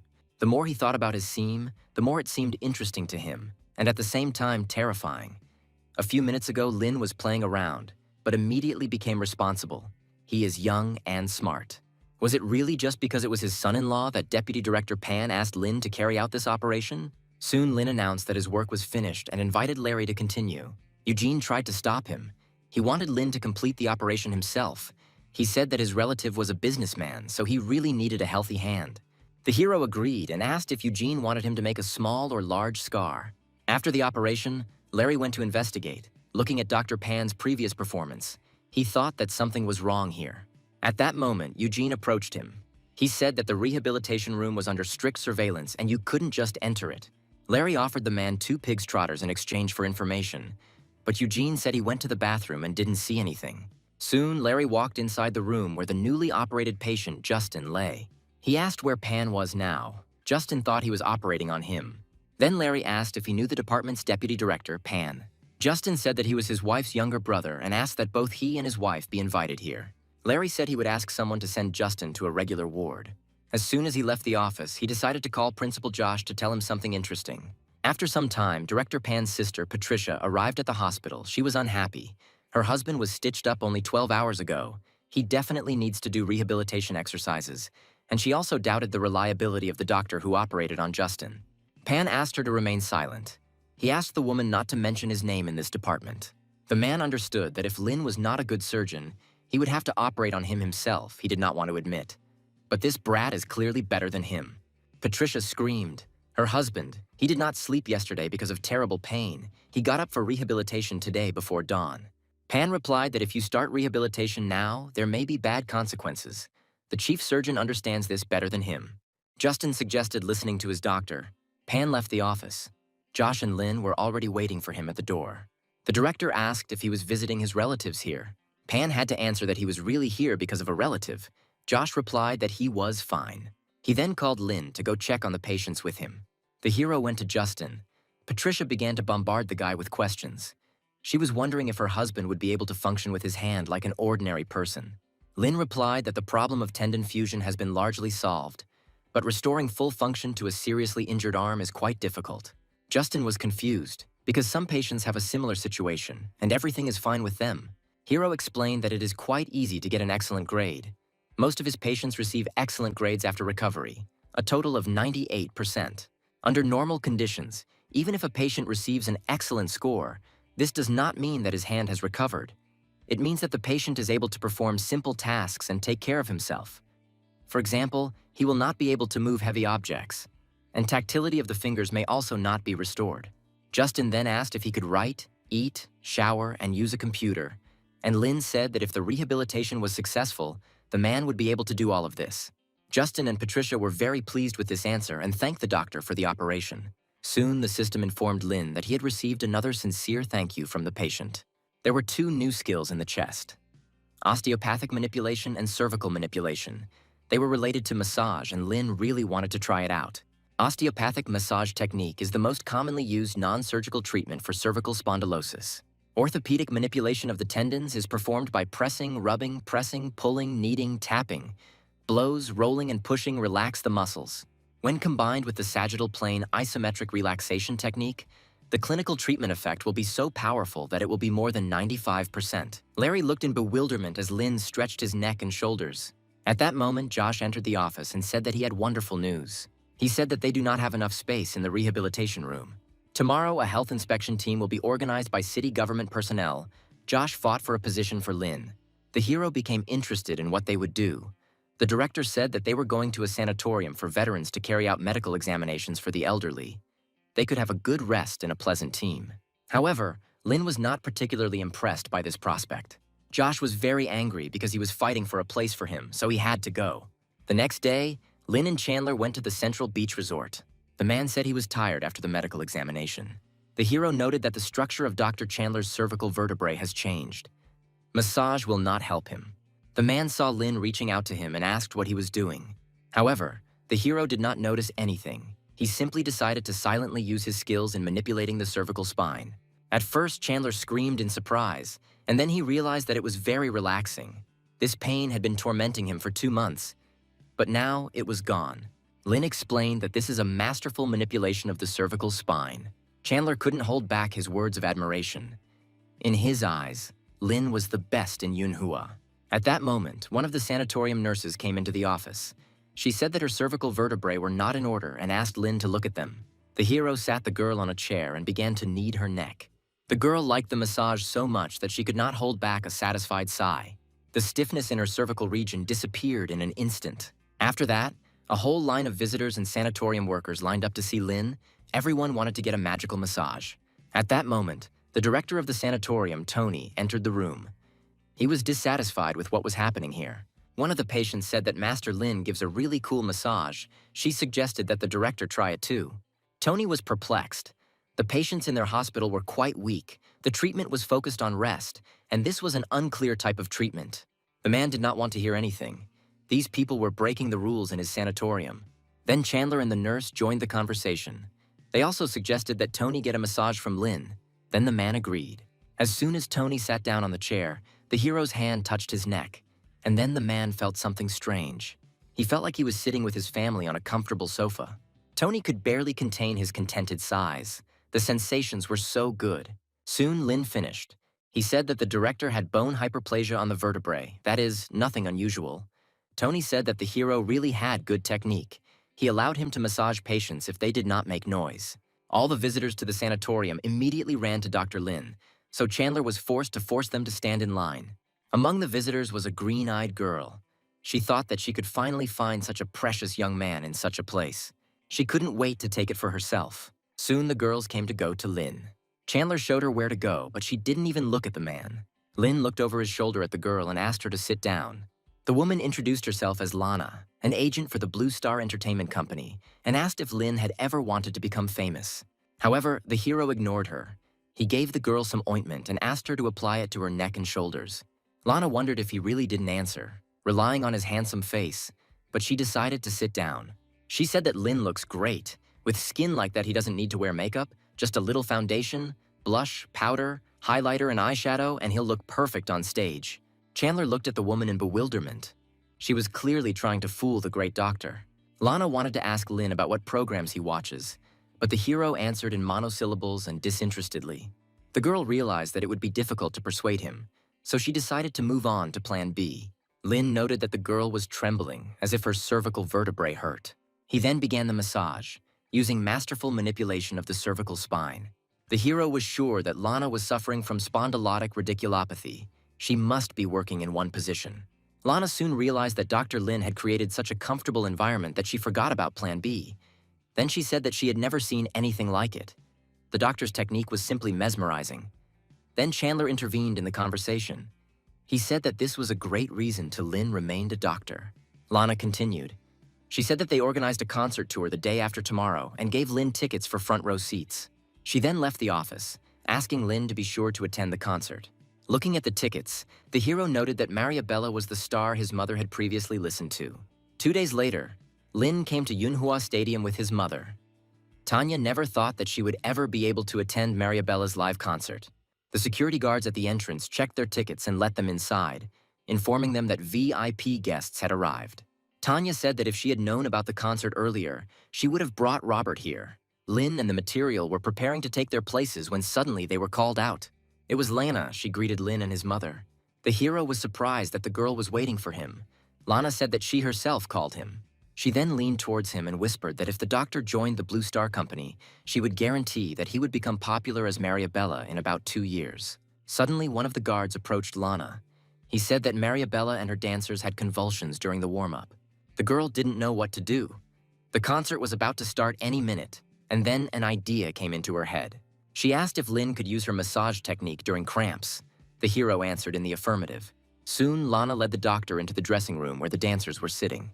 Mariabella and her dancer Sheila grunted in pain and rubbed their legs. Lin said he would have to massage the entire leg. Then Lana pulled the guy forward. First, it was necessary to cure Mariabella, and then deal with the dancers. However, Lin did not go after the girl. He said that he would cure them all. It's not too difficult. It would be nice if Lana sat them together and let him do the massage at the same time. It was unusual for Lana to see this. Lin really didn't divide people into celebrities and ordinary citizens. The girls were seated on a chair, and their eyes immediately turned to the handsome doctor. Lin did not waste time and immediately began the massage. Lana watched the guy with admiration. He had a look of high responsibility, love for his work, and a natural healer. It seems that no matter how much she tries to persuade him, she will not be able to make a star out of him, so she should give up this idea. Soon Lin finished. The girls thanked him for his help. The cramps went away. Their legs no longer hurt. Then Lana finally decided to abandon Lin and give him the opportunity to do what he liked. At this moment, the system gave the hero a new gift. Moreover, she herself opened the chest without Lin's permission. Inside was a reward for replanting the finger, which seemed very generous to Lin. At that moment, a man ran into the dressing room. He said that a man had fallen outside. His whole face was covered in blood. Lana was forced to ask Lin to help them once again. Everyone ran out, but the hero was perplexed, because such a big concert was taking place here, and there was no doctor here. The workers said that they brought in a doctor with quite a lot of medical history, but he couldn't even stop the bleeding. After hearing about the big medical story, Lin immediately thought of Xiao, the owner of the restaurant they went to recently. When he ran to the victim, it turned out that it was indeed Boss Xiao. The man smiled when he saw a familiar face. However, Lin asked him to remain silent. First, he needed to stop his bleeding. Xiao smiled, saying that Lin is a very good doctor. Then he stood up and said that he already felt good. He would like to go to the concert because the tickets were very expensive. Lin was surprised because the man had looked worse since their last meeting. The hero knelt down and touched Xiao's stomach to conduct an abdominal examination. He then said that he shouldn't go to the concert today because he might have internal bleeding. Lin wouldn't be able to operate on the man without a scalpel, so they would go to the hospital now. Soon, Boss Xiao was sent to the Yunhua operating room. Lin had already put on his white robe when Josh suddenly grabbed his hand. He told Lin to take rest for the next few days. They had other reliable doctors in the hospital. Lin replied that he just wanted to perform the operation. Josh stood his ground because he forced the guy to take a rest, because now he had reached the perineural anastomosis. Most people think that he is just a godsend for surgery. In the end, they talked and decided that Lin would do the replantation of the fingers, and he was sent to rest so that Josh had time to find the right patient for him. The hero smiled and said that he had thought about it. Then Josh asked Lin to listen to him and rest, and when he found the patient, they would work together again. At that moment, Vincent ran up to the men. He was pleasantly surprised to see Lin here because he wanted to call him here himself. Josh guessed, apparently, the hand surgery department needed help. Vincent said that the situation is urgent. The patient is a child. 8 of his fingers are completely torn off and they need to be restored. But the problem is that all the elite doctors are in the provinces or abroad. Lin thought about it. It will take 4 hours for each finger. It will take 32 hours to perform the operation. Moreover, the time to replant the fingers should not exceed 25 hours. While the doctor is performing the operation, it is recommended to cut the limb. Vincent said the plan is to open 4 groups at a time to collaborate on finger plantation. If Lin agrees, he will suture the tendons and perform perineural and non-oral anastomoses. Josh was confident that the hero would do it. Lin changed his clothes and thought that he did not have time to study the replantation of fingers to perfection. The first test would be in hellish mode, but it was very exciting, and he liked it. Soon the men arrived in the operating room. Josh said that Lin would take care of the sutures and anastomosis, and the rest should remain orderly and proceed according to plan. The hero decided to look at the MRI and X-ray. He soon came to the conclusion that he fully understood the condition of the nerve and finger. But the most difficult part remained. All the doctors were nervous. Someone made an incision in the wrong place. Josh called Lin over. The hero asked to put on all the necessary items for the operation. He was ready to save the child. During the operation, Marty was very nervous. Lin tried to calm him down. He needed to keep working as they began to treat the wound. Phelis, a junior doctor from the hand surgery department, was present at the operation and needed time to mentally prepare. He asked the 2nd and 4th groups to report on their progress. The junior hand surgeon, Howard, was finishing the wound. Lin was in Group 4, finishing up the bones and getting ready for internal fixation. Phelis was shocked. Lin John worked much faster than he thought. They were still treating the wound, and he had already finished. The man praised everyone for their excellent work and asked them to continue. Thus, the operation continued. All the doctors worked tirelessly. For Lin, everything was completely familiar, and after a fairly short time, he announced that he would allow the assistants to stitch up the skin. Everyone was extremely shocked by the speed of the doctor's work. Marty felt like he was back in the emergency department. Phelis was amazed. He had just completed the anastomosis of the blood vessels. All that remained was to put stitches in Lena, apparently. He was good not only at processing and restoring bones. Their boss usually spends 20 minutes on stitches, but this kid from the emergency room has already done everything and is ahead of everyone else. This is not right. One of the doctors asked Phelis why no one was checking Lin from the 4th group. Marty shook with fear. He felt the man's gaze on him. However, Lin asked him not to be distracted during the operation, and then asked Phelis how he could help. The man understood that now was not the time to sort things out. The other 2 groups needed help. They had only reached halfway, and the most important part, the blood vessel anastomosis, was still not completed, as well as the neural anastomosis, which caused even more problems. They would need at least an hour or more to complete. The patient is only 5 years old, and if they want him to be able to use all of his fingers normally, they must consider that every second counts. Lin does not lose to other doctors. Moreover, he is better than them. He cannot be stopped. Phelis then asked him to continue with the left ring finger. The hero asked to bring him an MRI scan of this finger.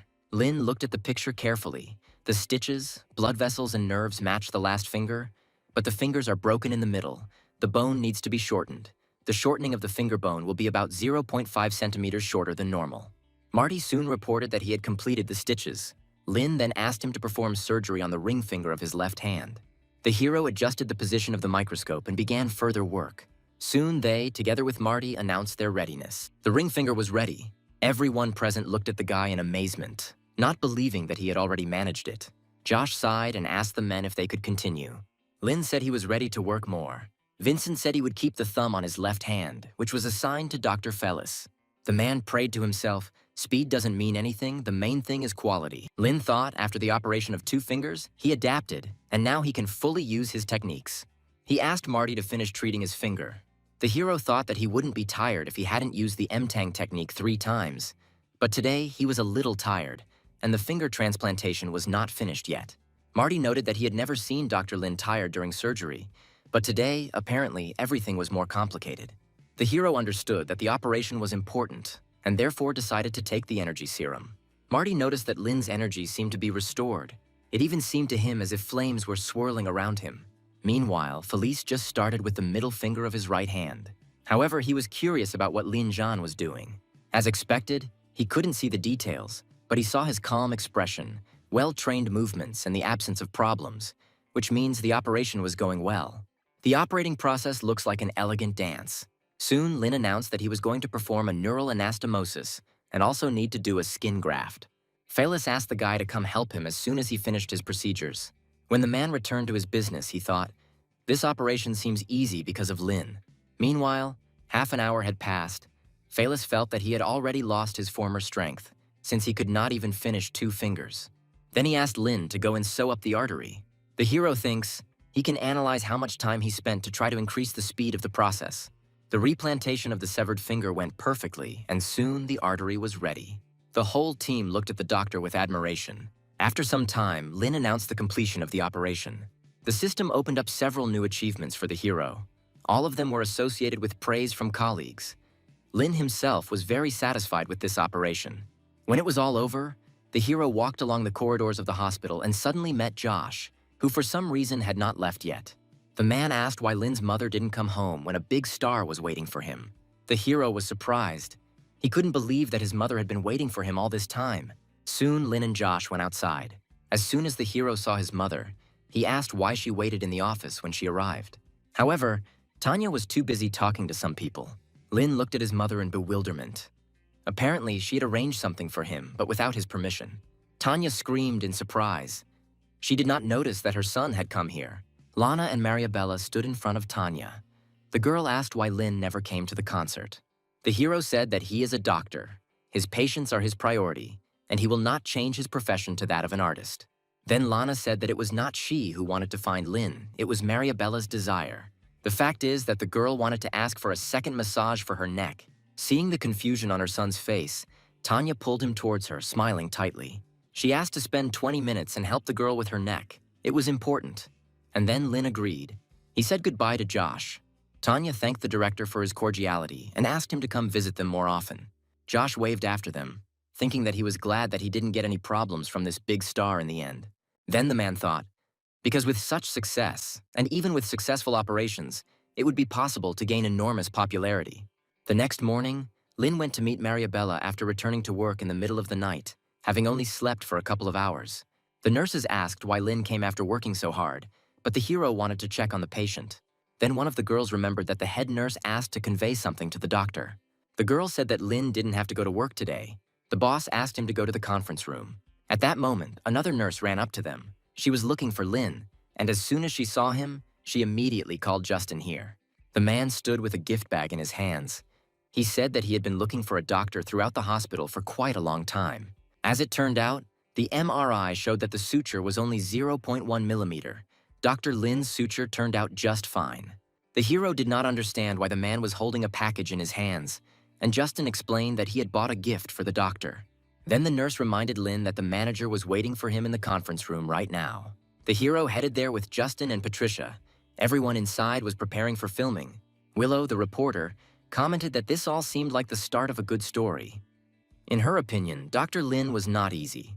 The girl introduced herself to the doctor, saying that she came here for an interview. At that moment, Vincent approached Lin. He said that they wanted to make a report about the operation they carried out the other day.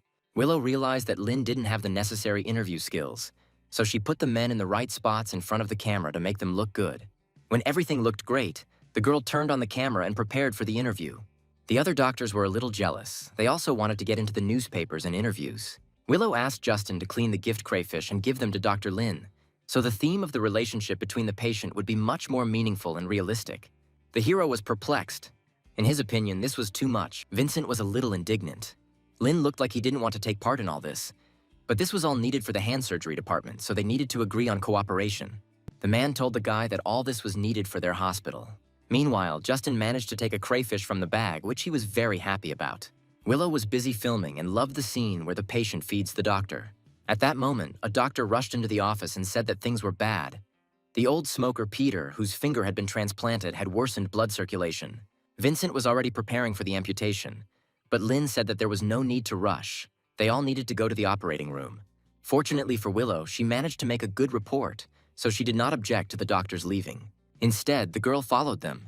Vincent asked her where she was going to film her material. Willow asked if she could go to the observation room. The doctor said that outsiders are not allowed there. Then, in a whisper, he added that if the girl wanted to film Lin, she would have to ask permission from the nurse at the counter or find Larry's doctor. Willow immediately went to the reception desk where Larry had just left. The reporter showed the nurse her ID and said that she came here for exclusive material with Dr. Lin. The nurse said that she did not know the doctor very well, but the girl could find his good friend Layla in the garage. Willow is interested in this girl. Does Lin really have a secret relationship with her? At this time, Layla was directing the ambulances in the parking lot. They urgently needed to prepare for the next vehicle. At that moment, Willow approached her. She showed her her ID and said that she came here for an exclusive interview with Dr. Lin. She asked Layla the question of how Dr. Lin, while remaining an intern, was able to become an iron rod for the entire hospital. And in the girl's opinion, the answer was simple. This guy was a genius. Willow was surprised by such a short answer. Everyone here was somewhat mysterious. Layla then put her arm around the reporter's shoulder and said that when she first met Lin, he was treating her brother. Sometime later, the girl told the story from beginning to end. Willow could not believe that the doctor had such a huge impact on this hospital, and did not think that this story was worth publishing. The reporter decided that she should still find Dr. Larry and return to the hospital. The man was sitting in one of the offices. He asked what Willow would like to know about Lena. The girl asked him to tell everything he knew about the doctor.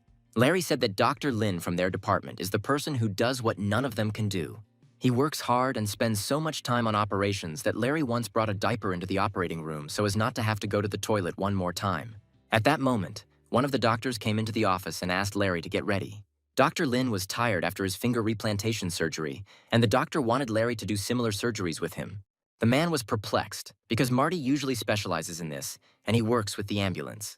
The doctor explained that Marty was now in the hand unit, so Larry was the only one who could help Dr. Lin. While the man put on clothes for the operation, Willow thought that she had found a material that she could sell, but she needed to wait for Lin. Meanwhile, Vincent talked with the patient's relatives. He invited them to go into the ward and take care of the patient.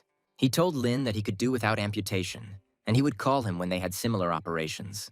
Willow filmed everything that was happening. She was sure that Dr. Lin was the core of this hospital, and this was very valuable material. Soon, Larry arrived on the scene. Lin asked him if he was ready to perform finger replantation with him. The man said that the M-Tang technique was very complex. A huge amount of time had passed since their last joint operation, so he was only glad of this. Then Lin said that they would do 50 operations to begin with. He noted to himself that since the patient's family thanked them, the system gave him a new mission. He received a skill book, and now he needs to perform 50 finger replantation operations. It was the first time he had seen such a task, but he could no longer wait for the reward in the form of a medium treasure chest. A day has passed since then, and Lin and Larry's shift has come to an end. The man was very grateful to the doctor for teaching him a new technique. However, Lin stopped him and asked him to be quiet. Willow was in the office. For some reason, she remained in the hospital, falling asleep on the sofa.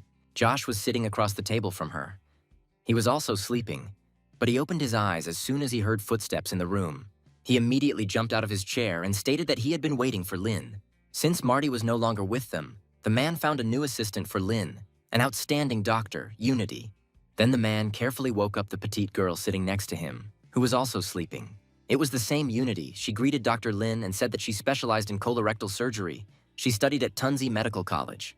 The men looked at the girl in bewilderment. Was this their new assistant, and also a pro in colorectal surgery? Unity was embarrassed by such intense gazes and immediately became embarrassed. Josh was surprised. He didn't know that she specialized in this type of surgery. Lin and Larry were even more surprised. Did Josh really not know who he brought? Unity said when she was a student, she specialized in emergency medicine, but at the moment she is more interested in colorectal surgery. She studied similar problems when she was in college. She even wrote a paper on the study of behavior analysis of female students. Then Josh asked the girl if the lecturer allowed her to finish her studies. They talked a little more among themselves, and then decided to say goodbye. Lin asked what they should do with the sleeping reporter. Josh said she wouldn't sleep long because she had to clean up soon. Then he picked up a whole mountain of folders and went about his business. The next day, it was necessary to begin the next operations, but Larry was haunted by the question of what Unity got when she carried out the tests in her dissertation. The girl explained that 44% of the students were sick with colorectal diseases. Among them, 70% had hemorrhoids. Basically, half of them had anal cryptitis and constipation. Further studies showed that some had an anal fistula and polyp of the membrane. In conclusion, it is worth noting that exercise, breakfast, water, junk food, and fasting have a huge impact on the development of colorectal diseases. The university has toilets with showers, but female students, unfortunately, are not used to washing their anus after bowel movements. Soon, Lin announced the start of the operation. He said that Larry would be the first assistant and Unity the second. Then the girl asked the doctor to wait 1 minute. The men looked at her in bewilderment, and then she said that they were working on a bruise. If the soft tissue injuries are severe, it will be very difficult to successfully perform replantation, and even if the patient recovers, it will be very difficult for the patient to regain the functionality of the fingers. Larry noted that this girl was very knowledgeable.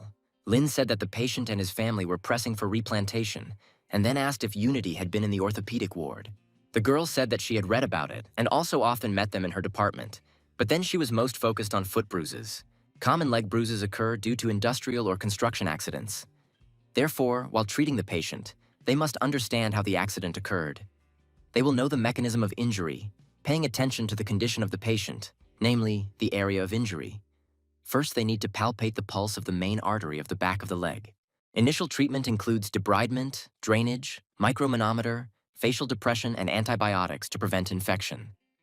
A pressure of 4 megapascals is critical as it can lead to muscle and nerve necrosis as well as secondary fibrosis. Larry was surprised how clearly the girl explained everything. She's almost like Boss Lin. Also doesn't show her weakness in front of others. The girl said that's all she knows. Lin thought about it. Although he has an ideal level, even his knowledge is not equal to Unity's knowledge. She catches on quickly. It will be quite easy to cooperate with her. Then he asked her if she had performed finger replantation before, but the girl answered in the negative. The hero said that she should take the tongs and get started. While the operation was going on, Unity said that Dr. Lin had loosened the tourniquet, which meant that he had closed the arteries. But now it would be more logical to look at the veins. Lin noted that this girl was capable of a lot and asked her to wet her hands. To prevent the blood vessels from drying out due to prolonged exposure, they should be moistened with a heparin saline solution. However, Unity spilled the liquid past her hands. Larry barely managed to cover Lin's glasses. As soon as the girl saw the empty cup, tears appeared in her eyes. Larry was perplexed. Unity acted like she was in some kind of movie. The girl sobbed, continually asking her to forgive her for her clumsiness. Larry asked her to be a little more careful next time. Lin also asked Unity to pour some liquid again.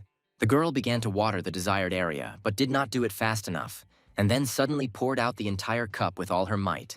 She cried again, apologizing for her actions. Larry noted that this girl was not good with her hands. Suddenly, Lin noticed that there was blood on her gloves. There are strict requirements, especially on the details, and the main one is not to have blood on the clothes, as it can easily stick to the thread. The girl wondered where it came from, because she didn't touch anything. Lin asked Unity to change his gloves and get a new pair of tweezers. The girl knew that tweezers were used to hold blood vessels. They were made uneven and with small ends. This prevents damage to blood vessels and other fragile tissues, because otherwise it could cause pressure even with minimal damage. And now Lin asked her to hold the blood vessel with tweezers. Unity aimed the forceps, trying to hold the artery, but it didn't work. Lin said not to use extra force or grip too loosely. Unity was surprised.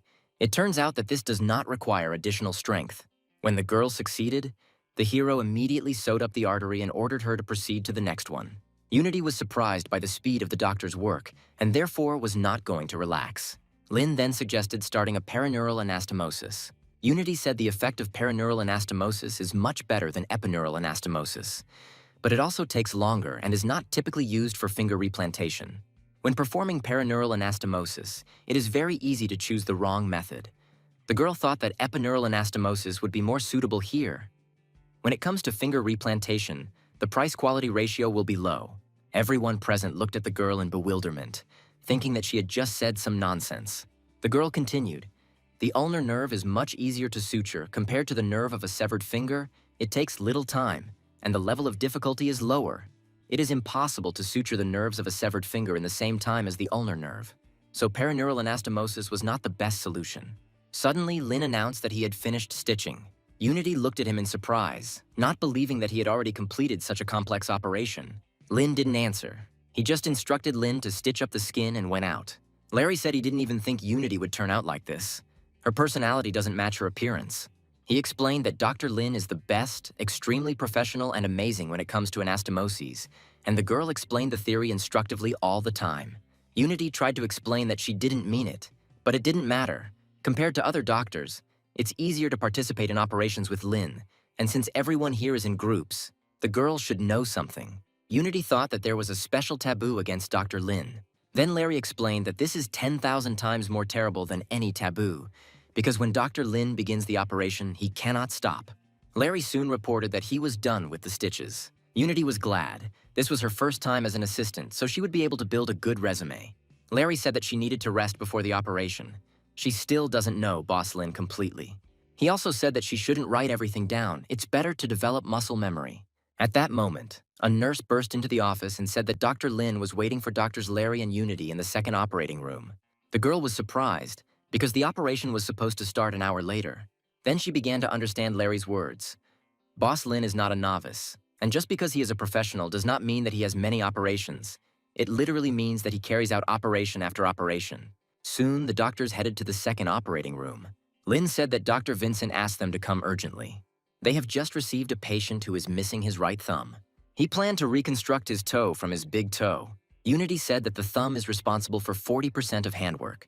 Without the thumb, a person will not be able to do many everyday things, like holding a cup, writing, and fishing. When restoring the thumb, it is necessary to restore the functions of grasping and holding. Restoring a finger is considered a genius operation. But is Dr. Lin capable of such a thing? The hero said that Dr. Vincent gave him important instructions for this operation, and Unity had to research similar things in medical school. Larry thought about it. Theoretical operations cannot do such a huge job. Besides, this is also the first time for Dr. Lin.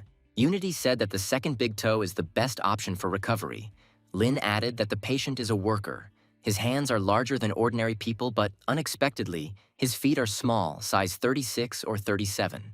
Thus, according to the hero, the right toe is most suitable, so the task was to amputate the right toe. He asked Larry and Unity to treat the patient, but the girl again missed the tweezers and did everything wrong. Lin asked the nurse to bring all the Kirschner needle sizes and all the suture options. Larry asked why the boss wouldn't let Unity do the treatment. Then the hero called the girl over, asked her to wash her hands and take care of the equipment. Larry soon concluded that the processing was complete. Lin then announced the start of a finger transplant operation. When the toe was separated, he asked what Unity thought about the operation. The girl said that the patient's big toe was deformed. Based on the MRI data, it would be better to perform arthrolysis and then osteotomy. Larry was dissatisfied. The boss continues to ask people who do a poor job with processing and suction, and even increase the complexity of the procedures than he thinks. Lin thought to himself, even though the difficulty had increased, everything was fine, and then asked him to loosen the soft tissue around his big toe. Soon the doctor completed the stitching and asked to prepare to connect the blood vessels. Unity was delighted. Lin's operation does not match her knowledge from books. She must participate even if the result is bad. An hour later, the recovery of the big toe of the right foot was completed. Unity asked what the doctor's next operation was. She wanted to follow him. The hero was surprised. This girl had a very strong desire to work. Unity said that she is well aware that her skills are very poor and it does not reflect well on Dr. Lina. But even if she does nothing, she believes that she can figure it out and record the surgical procedures. Lin replied that it was easier said than done. Brief reports usually require colorful descriptions, extensive research, and careful discussion. Reports are not at all easy to write. He stated that the girl could write to him and teach him whenever she wanted, and could always join his operations. However, Larry needs to practice more with Dr. Unity and also spend time working on his pig's leg suturing technique. After work, Larry practiced with Unity, and when new patients arrived, he returned to the operating room and worked on Lin's team. A few days later, everything was ready. Lin performed 15 finger transplants. The gift from the system felt a little different from the intermediate reward before, but the hero hoped that the energy serum could not fall out in the intermediate reward. Lin didn't mean that it was bad, but if the blue test tube is equal to 10 or 100 serums, it means he won't be able to sleep for the next 6 months. Inside the chest was another flask, but this time it was an unusual elixir that increased all the hero's skills for 2 hours. The system meant all the skills that existed in the medical world, and skills with perfect levels would be upgraded to legendary levels. Lin wanted to use the elixir right now, wondering what the effect would be. However, he then exhaled and thought that he might need it in the future, so it would be better not to use it for now. Meanwhile, the operations were over for today, so Lin went to rest. The next day, the hero went to the receptionist to ask if there were any operations for him that day. The nurse said that not only for today, but for the next few days, Principal Josh had cleared his schedule. Lin objected. He knew that operations might be suspended, but he talked to the director before and knows that the recovery period after a finger transplant is long and there are many possible complications. But the director has already applied for new patients, and shouldn't it have been approved within 2 days? At that moment, Josh himself walked up to the front desk. He was happy to see Lin, and then said that there was a big difference between the expected situation and the actual situation. Seeing that there were already too many patients gathered in the corridor, he asked to give him a couple more days. He would do everything so that Lin could operate again. The nurses replied that Dr. Josh spoiled Lynn so much and the guy deserved it. Larry heard that they had no operations for the next few days and suggested that they rest. Unity was unhappy. She was just beginning to understand everything, and this break would ruin everything. Lynn then said that the assistants could rest, but they had to take daily tests. While Larry was happy, Unity was very sad. She was sure that all the results of her practice would simply evaporate. At that moment, Chandler came into the office. He suggested that Lynn have a little fun since he had no operations. He asked how good the hero is at abdominal surgery. Lynn said she could do sutures, but she didn't know anything about special surgical techniques or how to use a laparoscope. Chandler chuckled, yet he was able to find something that the guy didn't know. However, this was an opportunity for him to learn something new. The operation had not yet been scheduled, but in Yunhua there is always a patient, so the men headed to the reception desk. There they met a young guy along with his mother. Chandler said that the boy was not doing well. The woman screamed. Her son was fine at home, but now he is in critical condition. Chandler said nothing was clear yet and asked the resident to walk the patient to the doctor's office. He then called Lynn with him. Apparently the patient was suffering from severe abdominal pain. Another woman was soon brought in by ambulance. Her daughter said that her mother had appendicitis surgery at Yunhua Hospital last week, but now she felt unwell. At the beginning she had regular bowel movements, but then she stopped. No one paid attention to this because she used to have mild constipation. Chandler said that her abdominal sounds are difficult to hear. The doctors will do a CT scan and look at the results. After that, they will do a regular X-ray. They suspect a blockage in the intestines. It can lead to serious consequences, but she needs to pass all the tests first. This is similar to age-related intestinal obstruction, so it may not be easy, but regardless of the situation, surgery is necessary. The man said that Lynn could be the main assistant, and then the hero said that he should call someone since it was an intestinal obstruction. It was Unity. Upon hearing the diagnosis, she immediately ran to the men. She specialized in colorectal surgery, so Chandler was going to give her the opportunity to show off her skills. Lynn was surprised. Had the man really not seen her work before? Chandler growled sullenly that Lynn had simply never seen intestinal surgery. It was soon decided that the patient should undergo stenting. The examination results showed that the woman had intestinal stenosis, a narrowing of the outlet of the stomach, as a result of which the normal movement of food from the stomach into the duodenum is disrupted. Chandler handed masks to everyone. This was one of the most dangerous types of intestinal obstruction. Soon, everyone went to the operating room. Whether Unity would be the second assistant would be decided after the incision was made. It turned out that the patient had not had a bowel movement for several days. She was a 64-year-old woman. She managed to eat 2 large bowls in one sitting. Her family was very proud of her. When Chandler made the cut, it became clear to everyone why he asked everyone to wear masks. He said there was 2 news, good and bad. Lynn preferred to hear the good one first. Then Chandler said that the situation was very easy. But the bad news was that if they didn't get advice from the general surgery department, they would have to do it themselves. Unity didn't understand why this was bad news, so Lynn asked her if she knew what to do in such a situation. The girl replied that it was necessary to remove excrement in the proximal intestine. Chandler confirmed her words. The patient has not cleaned it for a week. There may even be previous feces that were not completely removed during defecation. Then Lynn realized what Dr. Chandler was thinking when he invited Unity to perform the operation. To the surprise of everyone, the girl was only glad that she had to perform such a procedure.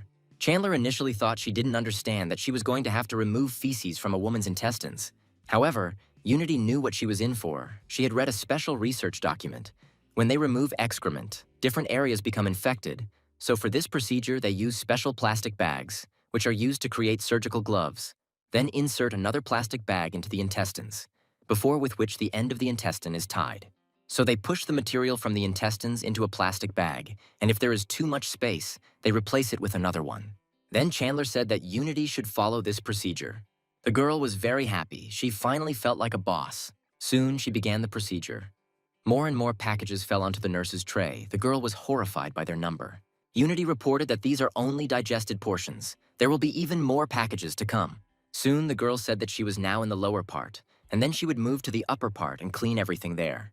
Time passed, and Unity was still carrying out this fetid procedure, completely immersed in the process. Chandler was angry. The patient's stomach had been open for long enough.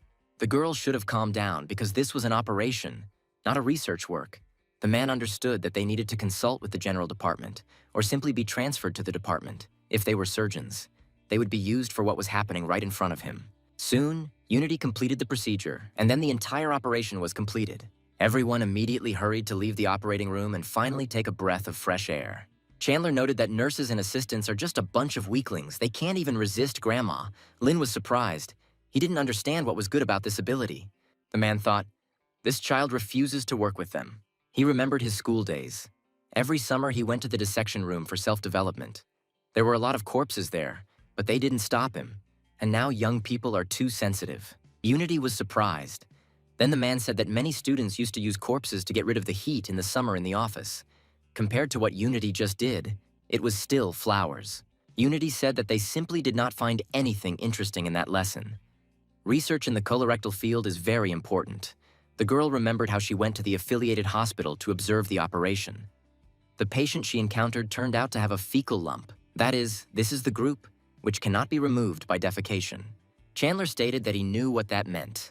The girl wanted to continue and tell more about this incident. However, the man stopped her. He no longer wanted to talk about feces. Unity apologized. She got too carried away and forgot that there are people who don't like what she's interested in. Chandler replied that everything was fine. Most people don't like what doctors like, and that's normal. When everyone left the operating room, Unity thanked Lin for allowing her to participate in this operation. The hero said that everything is fine as long as she is interested.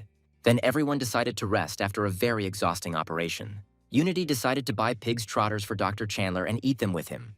When the man was sure that the girl had rinsed her hands before choosing food, he sat down and thanked her for the treat. He also invited Lin to try the trotters with them. The hero's face turned pale and he declared that he did not want to eat. He said he didn't like some of the ingredients.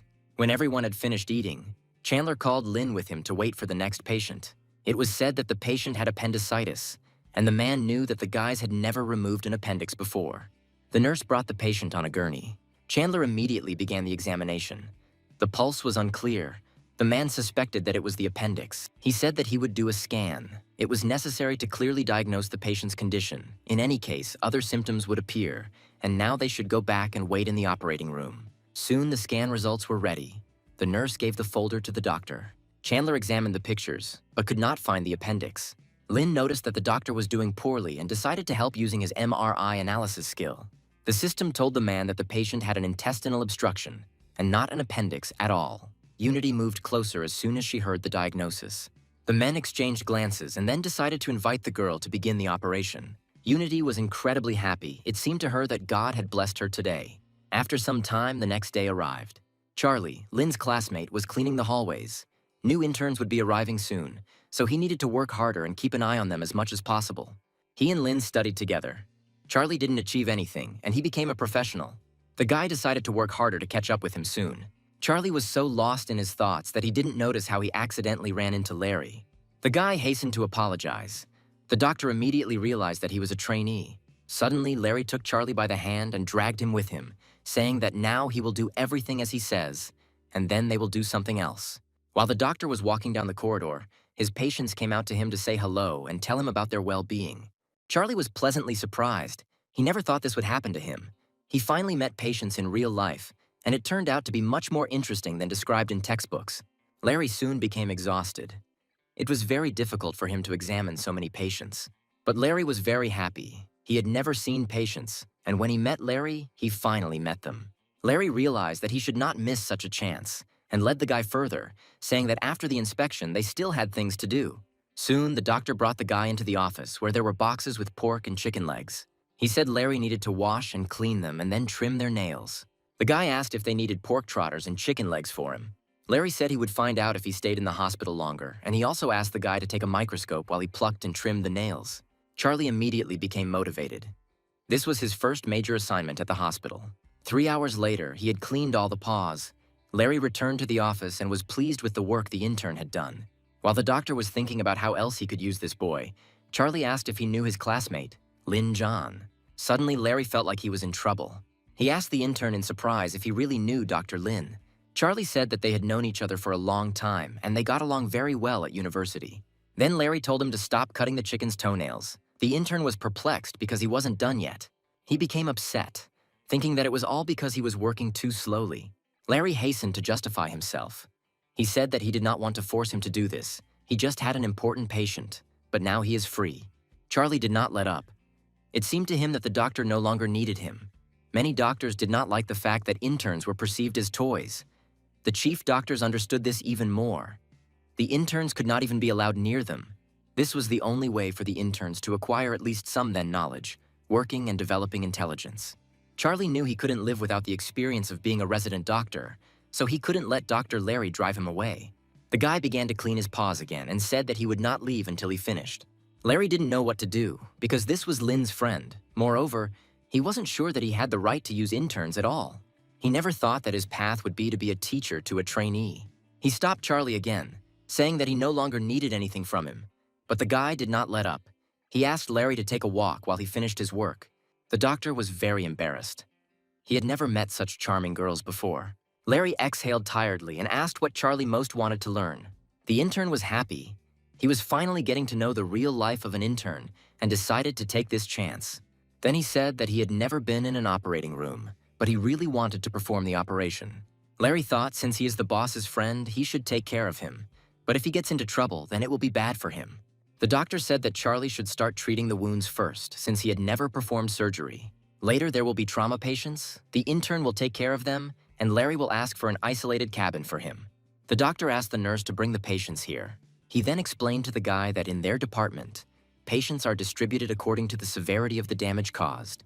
Level 1 patients are near death, and Level 2 patients with critical injuries are treated in the recovery room. Level 3 and 4 patients with minor injuries.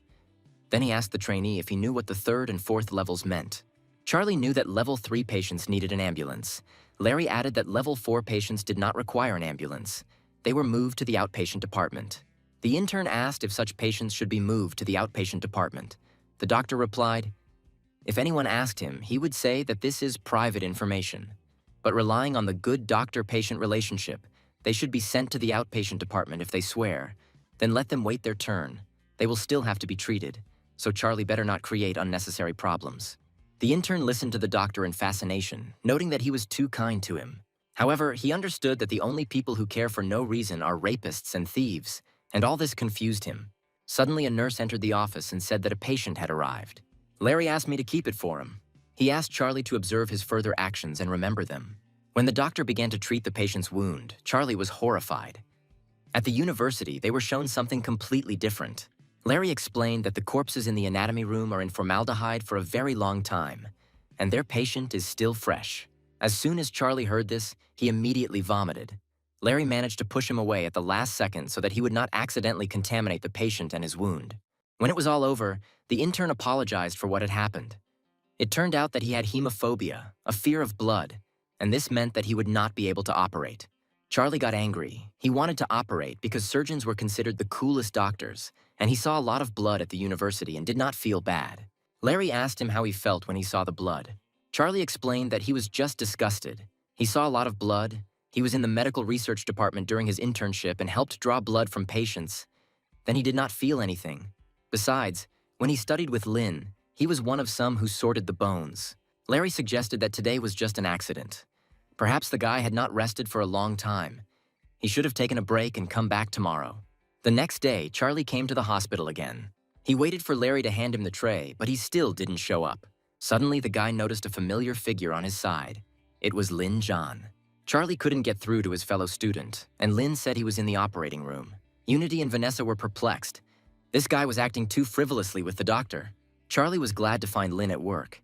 He said that he had already been to different departments many times, did a lot of different things to see how operations were carried out. The hero realized that his friend wanted to see the operation, and then asked another doctor to refer him to a patient from the hand surgery department who needed the M-Tang technique. Soon, Charlie found himself in the operating room, his eyes immediately lighting up with interest. Lin gave instructions to his assistants, and the intern watched carefully, still in pleasant shock at finally being here. The hero announced the start of the operation and made the first cut. Charlie watched the operation very carefully at first, but as soon as the patient's skin began to tighten, he suddenly felt beads of sweat running down his face. Vanessa noticed in time that the guy felt bad.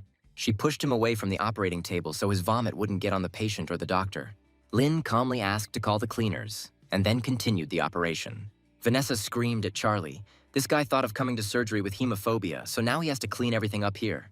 When the operation was over, Lin went out to his friend. He was in a terrible moral state. He did not know what to do. In the future, he would not be able to operate. He would not be able to feel the whole atmosphere of the hospital. The hero said that Charlie vomited because he saw dry muscles and tendons. He needs to concentrate on the operation itself, and only this way he can get used to it. The guy didn't know if he could even close the wound. Lin offered him an osteopathic massage, however. Charlie wasn't sure about that either. He was afraid that at this rate he would soon be kicked out of the hospital, and he wanted to be as happy as Lin. Then the hero said that he would introduce his fellow student to Dr. Unity. Soon the hero brought Charlie to the girl, explaining that he was in a slightly special situation and asked Unity to take care of him. The girl was intrigued by this particular case. Her eyes lit up with interest. Suddenly a doctor entered the office and said that Director Josh was calling Lin. Unity said the doctor could go and she would take care of Charlie. When Lin went out into the corridor, he saw Josh and Larry. The guy was holding a phone. There was a video of a report that was recently filmed in their hospital. It made the daily news, which was quite popular on television. Josh confided that their department was not the only one paying. The hand surgery department also contributed some money. He explained that these articles were intended for a large audience, so they were required to pay. Lin suggested making a new branch since they had so much money. Josh grinned, thinking that this kid was only thinking about operations, and then said that very soon they would be making a new department. Then he entered the office where Vincent was waiting for him. The man noted that Josh seemed puzzled by something. The director asked to dispense with formalities because Vincent is not really worried about him. Soon, Lin entered the office and asked if Dr. Vincent needed anything. The man replied that the guy had done a good job. His operation was a huge success and was even featured on the news. Then he invited Lin to become his assistant in some things. Vincent decided to tell him in confidence that we were talking about freelance surgeons. Lin knew that they fly to other hospitals to perform surgeries. These doctors are renowned experts in their field and the best in their region. Logically, there are two reasons why a hospital would hire such a surgeon. Either the hospital wants to improve their skills with his help, or they simply need help due to the serious condition of the patient. But whatever the reason, it cannot be said that he was hired skill-based. If we take the first option, the hospital needs a surgeon with a high reputation. This can motivate other doctors or establish a long-term relationship between the hospital and the surgeon. And the second reason is that the patient will know who is treating him and trust him completely. Lin said that he knows that Vincent wants to help him, but within the competitiveness of the market, he is not yet someone outstanding. Compared to the doctors in Beijing, Shanghai, and Guangzhou, Lin has no advantage at all. The director thought about it.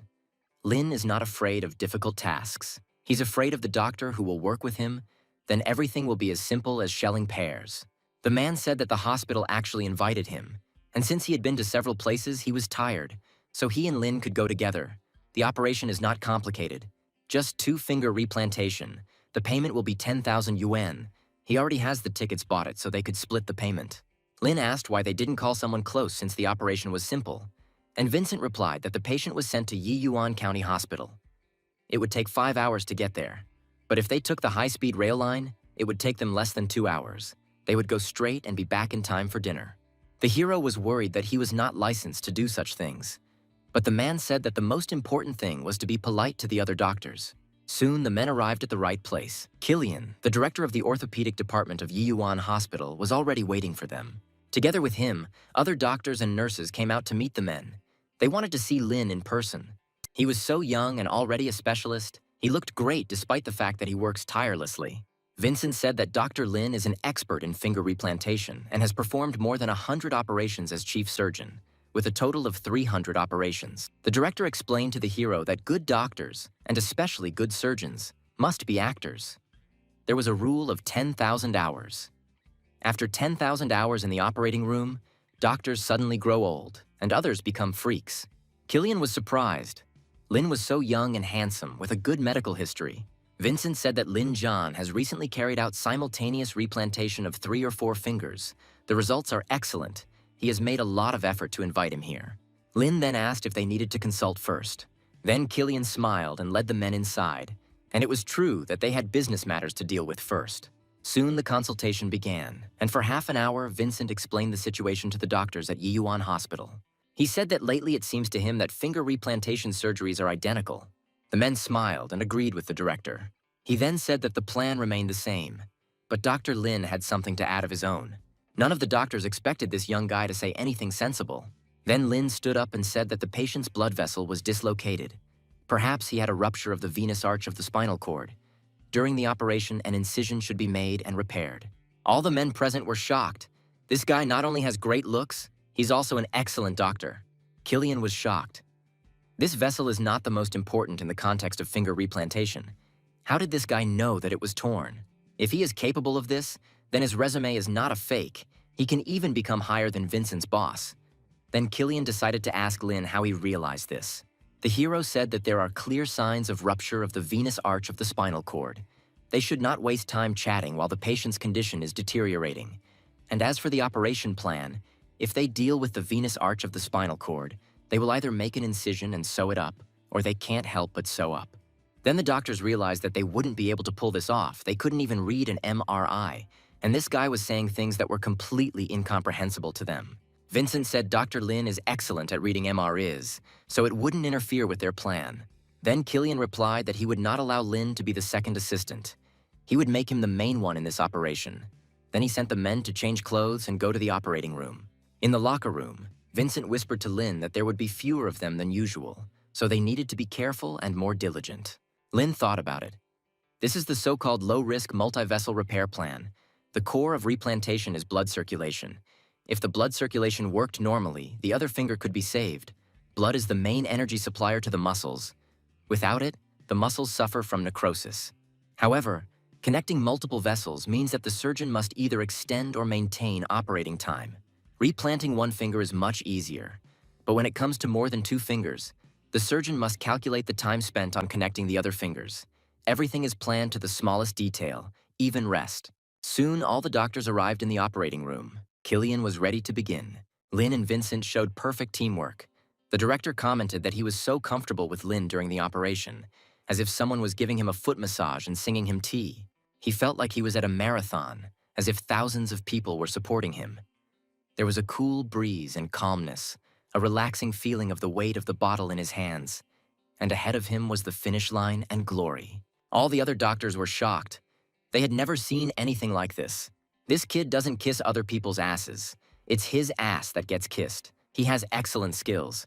He's the only one in the world who performs operations with such ease. After 2 hours, Vincent said that he was tired and suggested that Lin switch positions. Killian was shocked. Had the specialist really accepted patronage?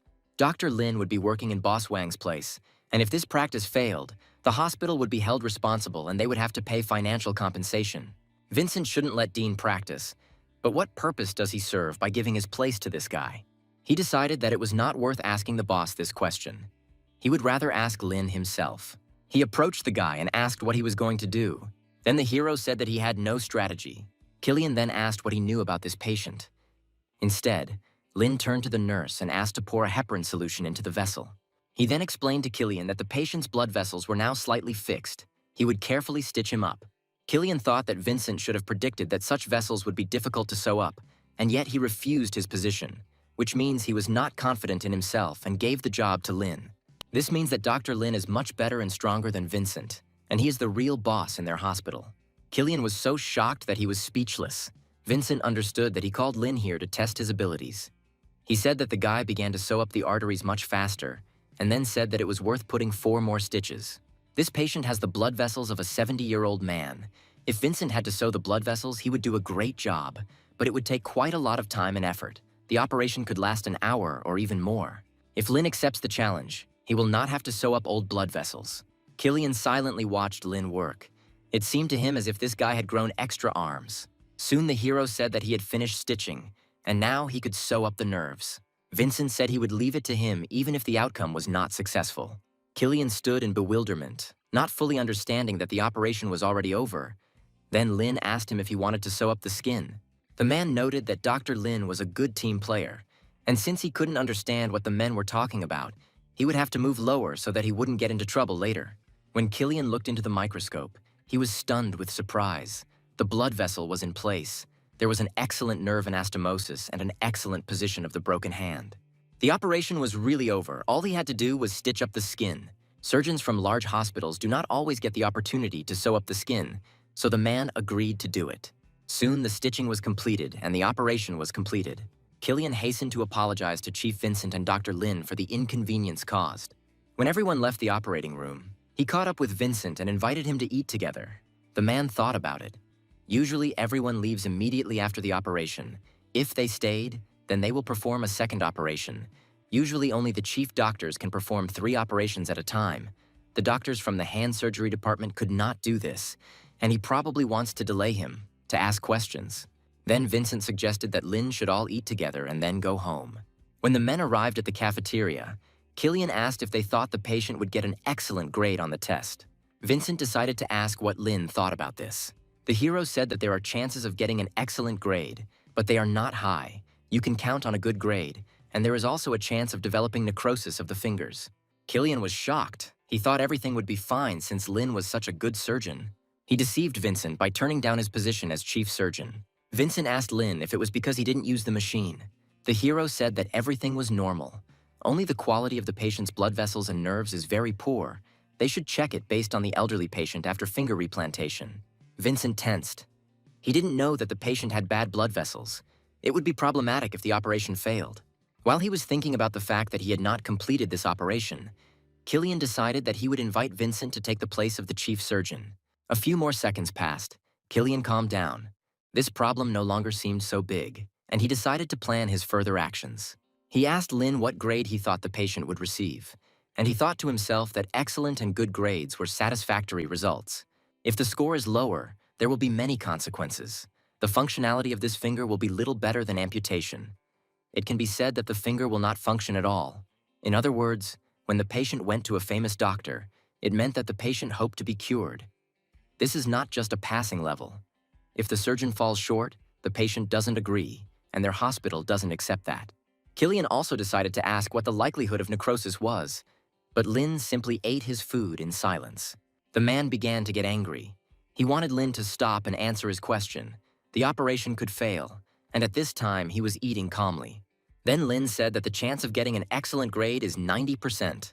Killian was perplexed, because he had just said that the score would be low and necrosis could also develop. Lin explained that he didn't say exactly, but the probability of a good assessment is relatively high. Besides, the probability of necrosis is almost always high. No one would be surprised if the old man had it. And didn't they want to be a little modest when explaining the situation to the patient's family? Vincent grinned. The guy had taken him by surprise at first, but now he understood what he meant. Killian was surprised. It turns out that the operation was not a failure, and the probability of necrosis is only 10%. Lin was worried that the patient's family would be inspired by unrealistic promises. Then Killian finally understood everything and thanked the doctor. Vincent said that at their hospital, Lin's patients receive an excellent rating 95% of the time. Killian laughed and asked to bring Dr. Lin with him next time. It would be a great privilege for their hospital. Their doctors would learn from him. Meanwhile, the nurses at Yunhua Hospital were wondering where Lin Zhan had gone. Someone said that the doctor went home and returned to perform the operation. Then Vanessa said that she saw him in the same group with his classmate. It was Yiyuan Hospital. But the nurses were unhappy that Lin was in the background in this photo. They decided to take normal photos of him so that the other nurses would admit defeat and stop pestering him. The next day, Lin returned to the hospital and was immediately greeted by a crowd of nurses. They asked Lin to take a photo with him, but the hero was not very interested in this, but still looked into the camera. He asked if there were any patients today with missing fingers. Vanessa reported that the worker lost 2 fingers in an accident and will arrive at the hospital soon. He comes from the city. His family has already arrived at the hospital. They were a woman and a little girl. As soon as the woman saw Dean, she asked if her husband had arrived yet and who would perform the operation on him. Vanessa said that the ambulance was still on the way. Then the woman introduced herself as Helena, the victim's wife.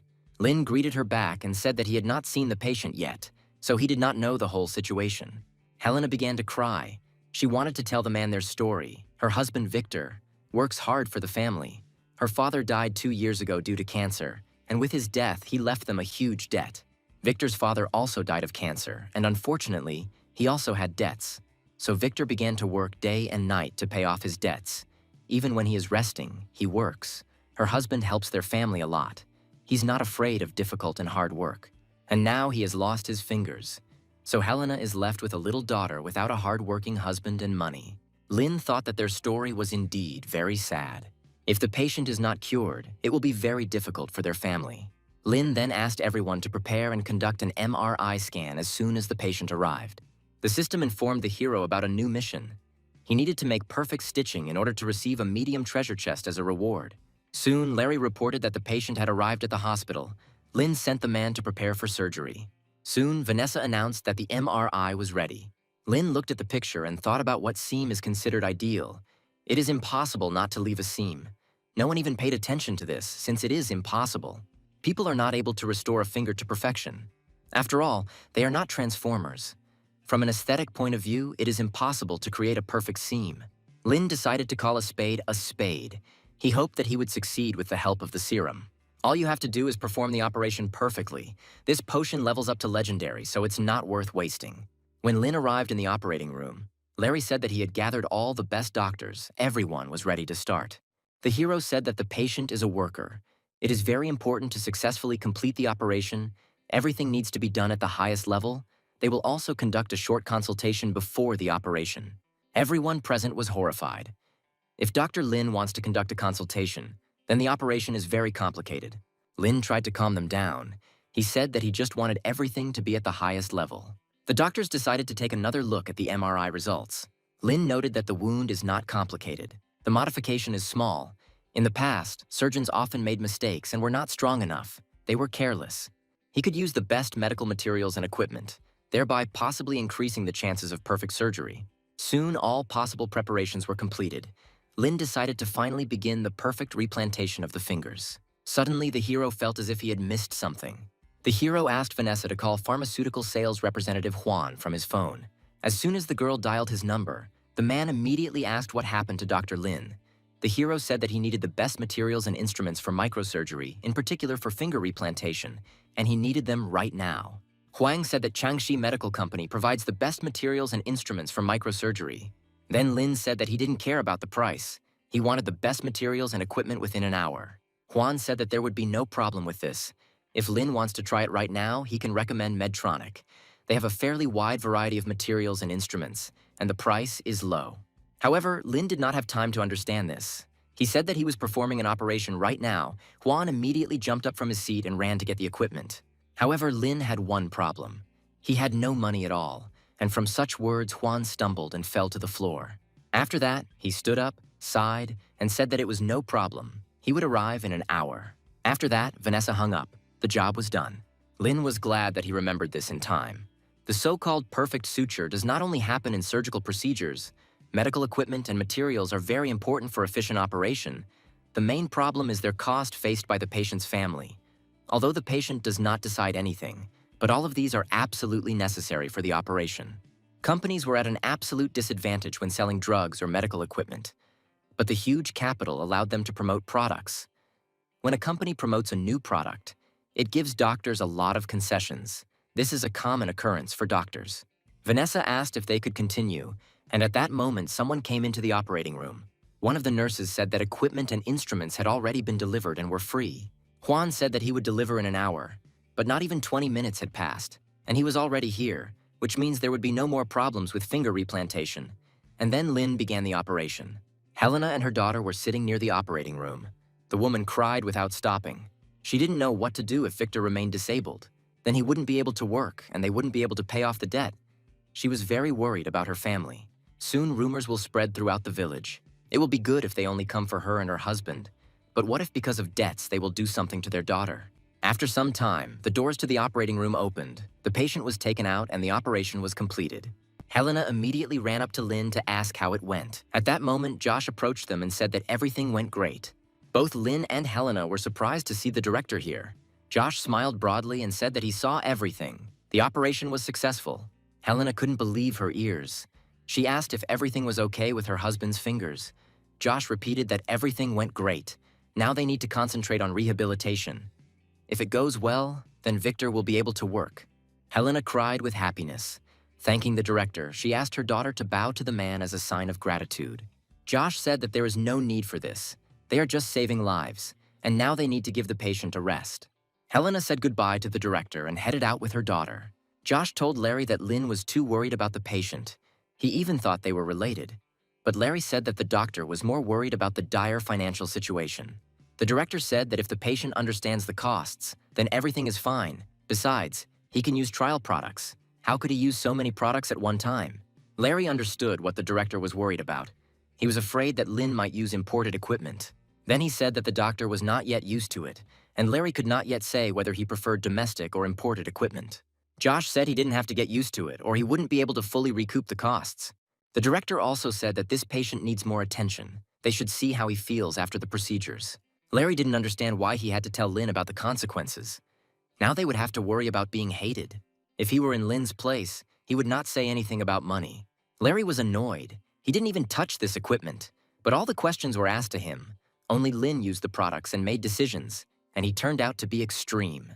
Soon the man went to the patient's room, where Unity was already there. She was checking the patients using the book, checking all the smallest details, such as the color of the fingers and the amount of blood. Larry didn't understand why she was checking patients so aggressively. She had already walked through many rooms. When the girl noticed Larry, she said that it was his turn. The guy laughed it off, saying that he was just stopping by to see how things were going. Unity said she wanted to write a research paper comparing imported products. Larry saw the girl writing papers, and her latest work was published in an English magazine. Unity said that she did not need to publish in an English magazine, a Chinese one would do. Then Larry realized that he was the only one who should write a research paper to become an attending physician, and he had not done anything yet. A week later, an announcement came from the emergency department that academician Tobias and his colleagues from the Chinese Academy of Engineering would visit Yunhua Hospital. Suddenly, all the main departments were doing this. An academician of the Chinese Academy of Engineering is the highest level a Chinese doctor can climb to. Jacqueline spoke at the conference. She said that achieving this goal is very difficult, but they still hope that the academician will help them in improving the reputation of their hospital. Josh understood, simply put, anyone who shows up with this academician will become a popular doctor in the hospital. If he enlists the support of an academician of the Chinese Academy of Engineering, he will be able to fulfill the dream of creating a large emergency department. Their department is worthy of it. When the day of the academician's visit arrived, Clyde got up early in the morning to wash all the tables in the office. The academician arrived that morning and met with all the heads of departments, visited the hand surgery department, the oncology department, then the orthopedic department, surgery, and will soon visit them too. The man thought that he should start performing operations at 9 o'clock. On the one hand, this is good. On the other hand, it is bad, because his lunch will be postponed, which means that he will not have the opportunity to meet this gorgeous academician. Then Clyde decided to turn to Dr. Chandler for help. He asked if it was possible to distribute the operations for today and tomorrow. The man lied that he had problems with his back and was unable to carry out 2 operations at a time. Then Chandler said that in that case, tomorrow Clyde would take 4 of his shifts. Clyde asked to be allowed to meet with the academician since the doctor did not want it. But Chandler asked him to stop bargaining. Some people agree, even when he offers 5 shifts. As it turned out, only doctors and chief physicians were allowed to meet with the academician. Others were busy with other things. At this moment, Lynn was making a round of patients. There was already a nurse inside the room. She told the patient that keeping his fingers comfortable is the most important thing. It is very important not to panic and not to smoke. When the girl saw Lynn, she said that he did a great job. Helena and her daughter thanked the doctor for saving Victor. Lynn said that it was just his job, and then decided to look at the patient's fingers. At that moment, a man approached him and said that the restoration was going very well. The man said that it would be better if they showed him the material, so Lynn asked the nurse to bring it here. When the girl brought the pictures, the man began to examine them in surprise. He asked Lynn to tell him how he performed the operation as the chief surgeon. At that moment, Josh came into the office and asked why boss Tobias was still here. They had been waiting for him for a long time. The hero was surprised. Was this really the same academician Tobias? The academic said he had heard that the emergency department was starting to practice finger replantation surgery, and he would like to see it. Josh was glad that Tobias noticed them, but Clyde was unhappy. It seemed to him that the man was spending too much time on this department. Everyone around said that Lynn's progress in finger replantation operations was simply excellent. Clyde chuckled dissatisfiedly. He was sure that there were simply no suitable patients today. In fact, he was also quite good at orthopedic operations. When everyone gathered in the conference room, Tobias was shown materials on the operations. The man noted that the operation performed 7 days ago looked great. The patient's fingers were recovering quite well. He would like to hear how it all went. Josh asked Lynn to tell him how it all happened. The hero said that he spent more time than usual. The patient turned out to have severe vascular thrombosis. Josh noted that this kid does not know most surgical techniques, but there are many excellent professionals around him. If he makes a mistake, he will immediately receive advice, and everything will be fine. Lin Jian talked with academician Tobias for more than 10 minutes, as the man found out that it was a routine finger replantation operation. So, thanks to his capable hands and excellent skills, the hero did a quality job. Josh thought to himself that Lin was just an angel. He would go far. He then looked at Tobias. He looked incredibly pleased. Josh then said that Lin John is the core of their hospital. Of course, his skills are top-notch. Tobias said that his skills are too good. Then he asked if it was true that they had so many patients in their department. Josh said that is true. There are more and more patients, so they are planning to expand. After applying for more rooms, they were out of luck because there were only nice hospitals left. The project has just started, and based on their statistics, patients stay 40 to 50 days. Tobias thought, these patients need a long period of time for rehabilitation, but basically all large hospitals want success and popularity.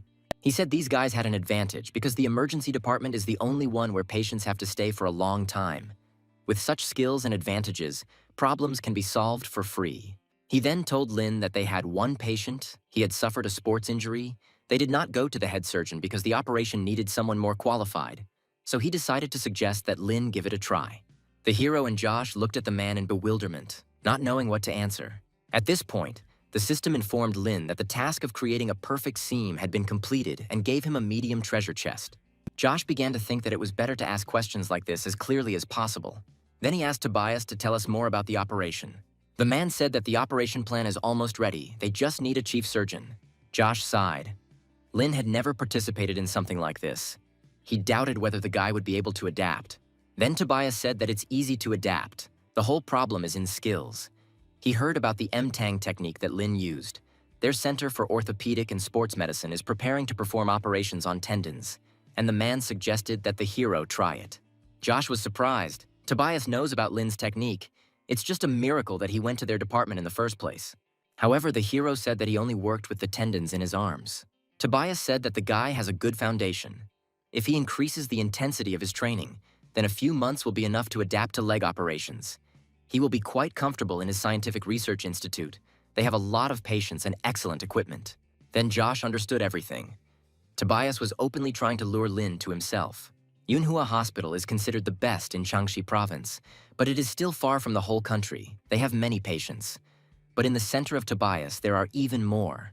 Josh could only hope that Lin would not give in to temptation. Then the hero said that he liked to practice in Yunhua.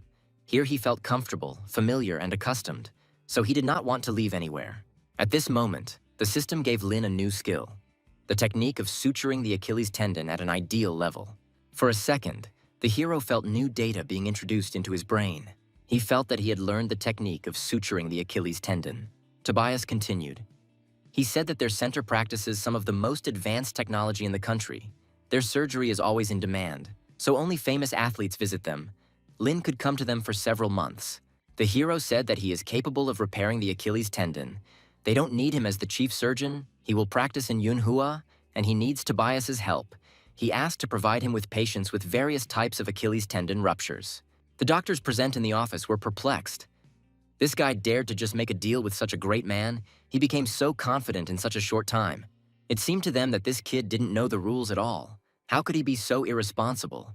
And why was he so memorable to this academician? Tobias suggested that Lin first visit his institute, and then he could decide where it would be more convenient for him to practice. Josh was seriously excited. Lin was being offered something that everyone in their hospital dreams of. However, the hero only shook his head negatively. Josh was touched to the core. Lin chose him no matter what. The man said that it was better for Lin not to go. He should take someone with him. Josh pointed to Larry. He would follow Lin to Shanghai and coordinate everything with him. The man was incredibly surprised that he was chosen. Tobias said their original plan was to find a professional doctor. Josh said that they would cover all expenses for Larry, and after a short pause, Tobias agreed. All the doctors present were pleasantly shocked. Lin John was a professional, which means that soon their department will be on the first page of all magazines. Tobias asked to settle all matters before leaving. They will fly to Shanghai the day after tomorrow. Josh said Lin could go and not worry about her family. In the evening, when Lin was packing his things, Tanya gave him instructions on how he should eat and what to do in emergency situations. And although the hero said that he was no longer a child, the woman said that for her, he would always remain a baby. Before the trip, it was better for him to rest well and get enough sleep. She suggested that Robert take his son there, but the man began to explain all the intricacies, which is why a small argument ensued between the couple. After some time, Lin and Larry flew to Shanghai, where they were met by a certain man. It was Samuel, a student at the Jew Institute with excellent skills, and he greeted the men and said that the teacher had asked him to meet them. Samuel introduced the doctors to the famous Fuan Stadium in Shanghai, where their national football, basketball, badminton, and baseball teams like to train, and their research institute is also responsible for sports health. He also said that he could get the autograph of his favorite athlete Lin, but the hero refused. Samuel said that if the doctors stayed longer, they would see that popular athletes were people just like them. When they were free, they gave autographs to students, and then he pointed his finger at the main player of their badminton team. Lin noted that the man looked healthy. Samuel said that he was always healthy, and it would be better not to jinx him. Lin wondered why he needed to look at him if he was already healthy. The man asked the doctors to rest first. The hero objected. He can rest at any time, but he was not sent here to rest. Larry supported Samuel, because if the doctor wants to do a great job, he must first rest. This is far from Manhwa. Lin nevertheless agreed to rest, but even after a few days, he did not see any work for himself, and meanwhile, Larry was busy jogging in a large stadium. Then the hero could not stand it. They had been resting for a very long time. He asked Larry to go to the institute and ask about the surgery schedule, or he would do it himself. Larry said that they were sent here for further training. Even if they don't do anything, they will still be qualified doctors. Everything will be fine. Lin looked at his comrade gloomily. He had not had operations for a long time, and he could not stand it. Soon, Larry went to the reception to ask Samuel when they would start the operation, because they only had 2 days to rest. They had only arrived for 4 days, and if the doctors did not hurry up, Boss Lin would have to return to Yunhua. Suddenly, Dr. Roland, a surgeon at the research center, approached the man. He was outraged by such arrogance, because Lin Zhan was just an intern, not a boss. Samuel wanted to stop the man, but he pushed him away. Roland had nothing to hide. In recent days, he had spent more time on research than on clinical practice. Larry tensed, his fists clenched with anger. He was ready to defend the honor of Dr. Lin. Samuel asked the doctor if he had watched the video that he sent him 2 days ago. Roland said that he had glanced at it briefly, as he expected. It turned out to be completely uninteresting. Samuel reported that the teacher thought that Lin Zhan would perform the operation. Roland said that this is absurd. Lenny does not need a normal Achilles tendon. He just needs to run 100 to 200 meters. Lin's plan is very dangerous, and Roland does not agree with it, since it is a big risk. He admitted that this trainee's technique was really good, but he had never done leg surgery. Then Samuel realized that the doctor had already seen everything, which means he must have known about Lin's incredible success. Larry said that finger replantation is his first microsurgery, and it will only get easier from there. The success of his boss is no joke. Samuel added that Lin was appointed as a teacher, and they cannot guarantee when he will return back. Dr. Roland should just tell Lin about the operations. The man had no choice but to agree. Lin soon arrived at the building and asked where the operating room was. Roland decided that he would now test his abilities, because now this guy was not at all in Yunhua. Lin froze for a second, not knowing what to answer. Roland thought he was scared. Meanwhile, the hero was thinking that the director allowed him to choose whatever he wanted, but the number was limited to 1 or 2 cases. But it turns out he could choose anything, and that was great news. Then he asked if everyone was ready for the operation, and Roland panicked. He didn't expect Lin to behave like that. The hero thought about it. Since everything here is new to him, he must first adapt to every aspect and create stability. Then he asked to give him the simplest medical case. Roland thought it was a good choice. The man suggested doing a test before surgery. Their goal is an excellent score, and a good score is a shame. Their center wants doctors to perform operations according to the standard. Then these operations are criticized. Roland did not want them to use any habits, and he does not have to explain anything during the operation. However, Lin did not listen to his speech. He was immersed in analysis. Roland continued. He said that when they reach a certain level, they become the chief surgeon. If they are incompetent, it is his right to replace them whenever he wants. When this happens, they have no right to be indignant, because everything is based only on facts. Samuel asked Lin why he was silent. The hero replied that he had nothing to say. Larry thought about it. The boss never speaks when he does something, but he needs him to explain what he means. Then Larry said that Dr. Lin agrees with what Dr. Roland says. His opinion is based on using standard principles and striving for excellence. Replacing people is fair. Samuel wondered if Lin had done this on purpose. He couldn't believe that he didn't understand that these difficulties were especially for him. The hero said that everything is fine as long as he can carry out operations. Roland was going to see how he would handle the first operation. He said that today they will perform surgery to repair the Achilles tendon. The patient is a 38-year-old woman. She has a ruptured Achilles tendon. The study shows that she has several ruptures.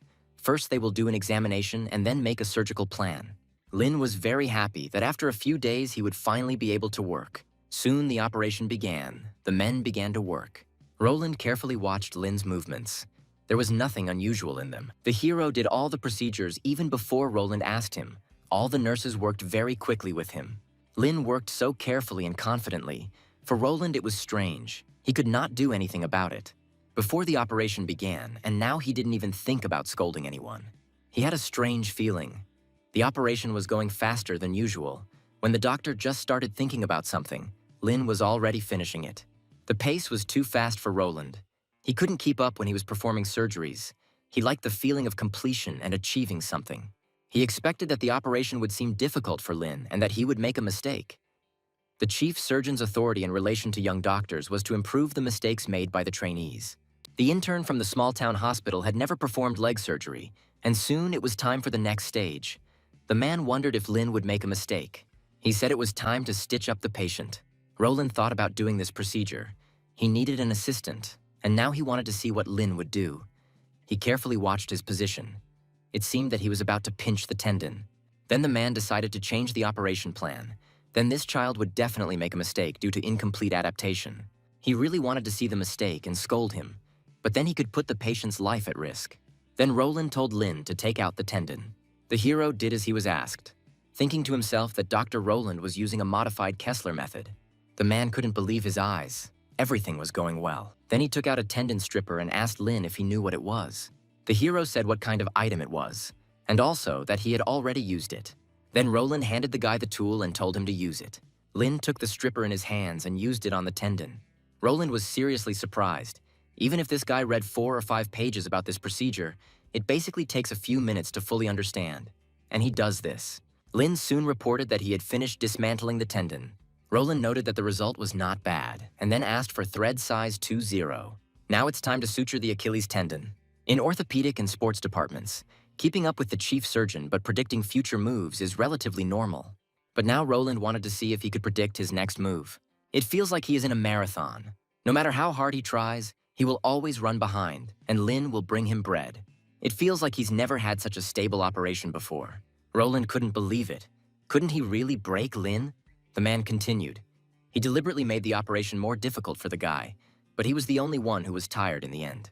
When they were prepared and talked through every step of the chief surgeon, he must always be ahead and pay attention to detail. Any chief surgeon would fall in love with this feeling. Soon the operation was completed. Roland noted that Lin's stitches were perfect, much better than those applied by the man himself. Apparently all his hard work at this center has gone to waste right now, but the work was very high quality. Then the man suddenly realized that this was all not true. The operation was so successful only because of their excellent cooperation. Soon, Roland announced the end of the operation and left the office, colliding with Samuel at the door. The guy said that the operation was recorded on video. He would send copies of it to Lin and academician Tobias.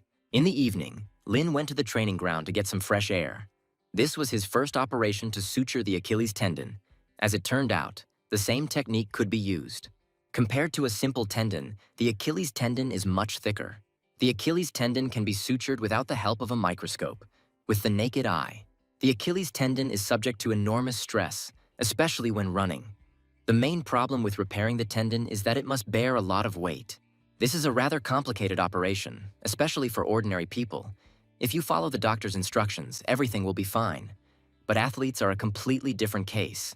Athletes did not strive for a normal life. The better the flight, the more he pushed his body to the limit. Lin's level is impeccable, so he can handle it. But if it comes to the best athletes, he's not sure that this will be enough. Experience and training are needed. At that moment, the hero received a call and was told that academician Tobias had returned. So he needed to come. They would draw up an operation plan together. Larry informed him that he would be the head doctor, then their problems would finally evaporate. However, Lin wondered why they suddenly had problems. They traveled 1,000 miles, all the way from Yunhua to Shanghai. No one knew them, and they had to go through a lot of hardships. Larry didn't cook stew for several days. Then he asked Lin to bring him a robe. It's located at the nurse's station. Larry went there, but they turned him away. They said they didn't have his size. At this moment, a nurse came out of the office. Lin asked if they had gowns. The girl immediately rushed for the robe and handed it to the doctor. She was very glad to do him a favor. When everything was ready, the men went to the right place. Tobias was already waiting for them. He got ready to start since everyone was already assembled. The man said that the patient is 32 years old, unmarried, works as a traffic warden, was injured a few hours ago, his right heel is swollen, hence he cannot move it. Terrible pain, he is unconscious, does not suffer from any memory loss. He doesn't feel nauseous, doesn't feel like vomiting. His breathing is fine, no heart problems, no urinary tract infection. He then introduced Lena to Terrence, a popular orthopedist who graduated from Shanghai Fudan University Medical College. Tobias also said that he gave him the right to stop Lin's operation. He wanted to ask if the guy agreed with this, but the hero was perplexed. Would he really be the chief surgeon? The academician said that this is what he planned. Terrence wanted to show Lin the patient's medical history and the results of his tests, but the hero said that he wanted to check everything himself since he would be conducting the operation. He said that he would look at the transcript of the MRI images himself. Lin thought, each specialist interprets MRI images differently depending on his specialty. The level of analysis of the hero's MRI should be no worse than that of others, especially since there are only images of the limbs. Lin is responsible for this operation and does not want to make any mistakes. Terrence doubted that this guy could read MRI scans, but he decided to give him a chance. Lin thought about it. He hadn't seen that many pictures since he first started using this skill. Then he decided to use his MRI analysis skills. He found out that the injury was somewhere between the first and second levels. Surgery was only needed for the Achilles tendon. A standard connecting suture could be applied. Terrence was shocked. Everything he said was absolutely correct. His plan would be perfect for the upcoming operation. The director was right. Dr. Lin is indeed very unusual. Then Tobias said that today, Dr. Terrence would be Lin's main assistant. The hero called Larry along with him. They needed to change clothes for the operation. Terrence looked after the young doctor in surprise. Tobias grinned. He really is completely confident in himself. Then the academician said that he would go to the observation room, and he would leave today's operation to the men. The doctors were discussing the news that Lin Zhan would be the leading surgeon today. Apparently new blood is needed for development. Talent is, of course, valuable, but trained skills are no less important. Then one of the men offered to go watch his work from the observation room. Roland followed the men, wondering if Lin could pass another headmaster test. Meanwhile, preparations for the operation were underway in the operating room. Nurses helped Lin put on the operating suit. They carefully checked the doctor's list of instruments and clarified all the details with him. The doctors watching the operation were shocked. They had never seen nurses so kind. Roland wondered if this was also part of Lin's skills. Soon, Terrence asked the hero where they should start. The hero said that first he needed to draw surgical lines. Larry was wondering if there were any differences between the lines. The hero explained that the black line is the cut line, and the white one shows the torn tendons. Terrence thought about it. Now he understood why Lin didn't want to look at the MRI report and looked at all the images himself.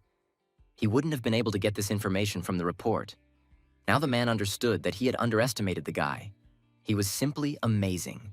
Lin noticed that Larry was still confused and Dr. Terrence was sweating. He needed to explain everything and calm the men down. He said that in the MRI images, he noticed a high signal intensity in the tendon area. This tendon is harder and irregular. This is characteristic of injuries. This can be seen in the second MRI image with this signal. The tendon rupture becomes obvious. Now that everything should have become clear to the assistants, Lin decided to begin the operation and made an incision. Terrence was surprised. The cut was made too quickly. And meanwhile, the hero's first big case began. It took Terrence a few more seconds to simply understand that the operation had begun. Larry understood that the doctor was not used to such a rhythm. The boss was a typical solo surgeon. Usually he already has a detailed plan for all his operations.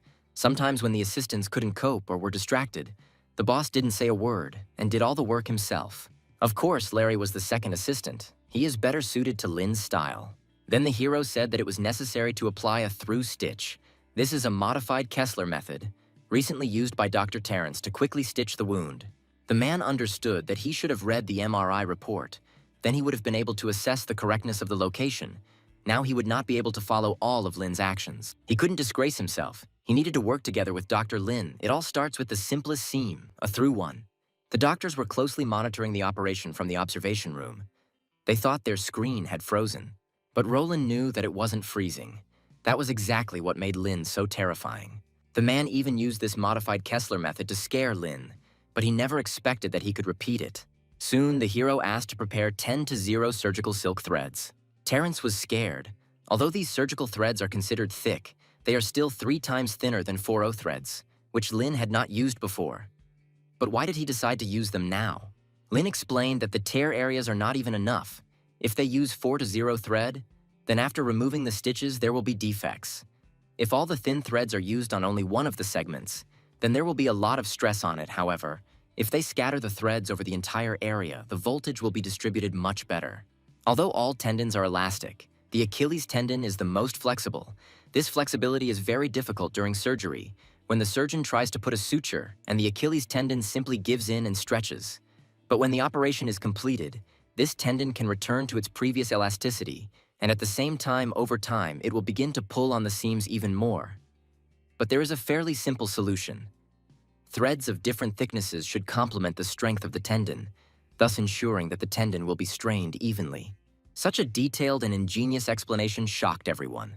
At that moment, Tobias entered the observation room and asked what was happening here.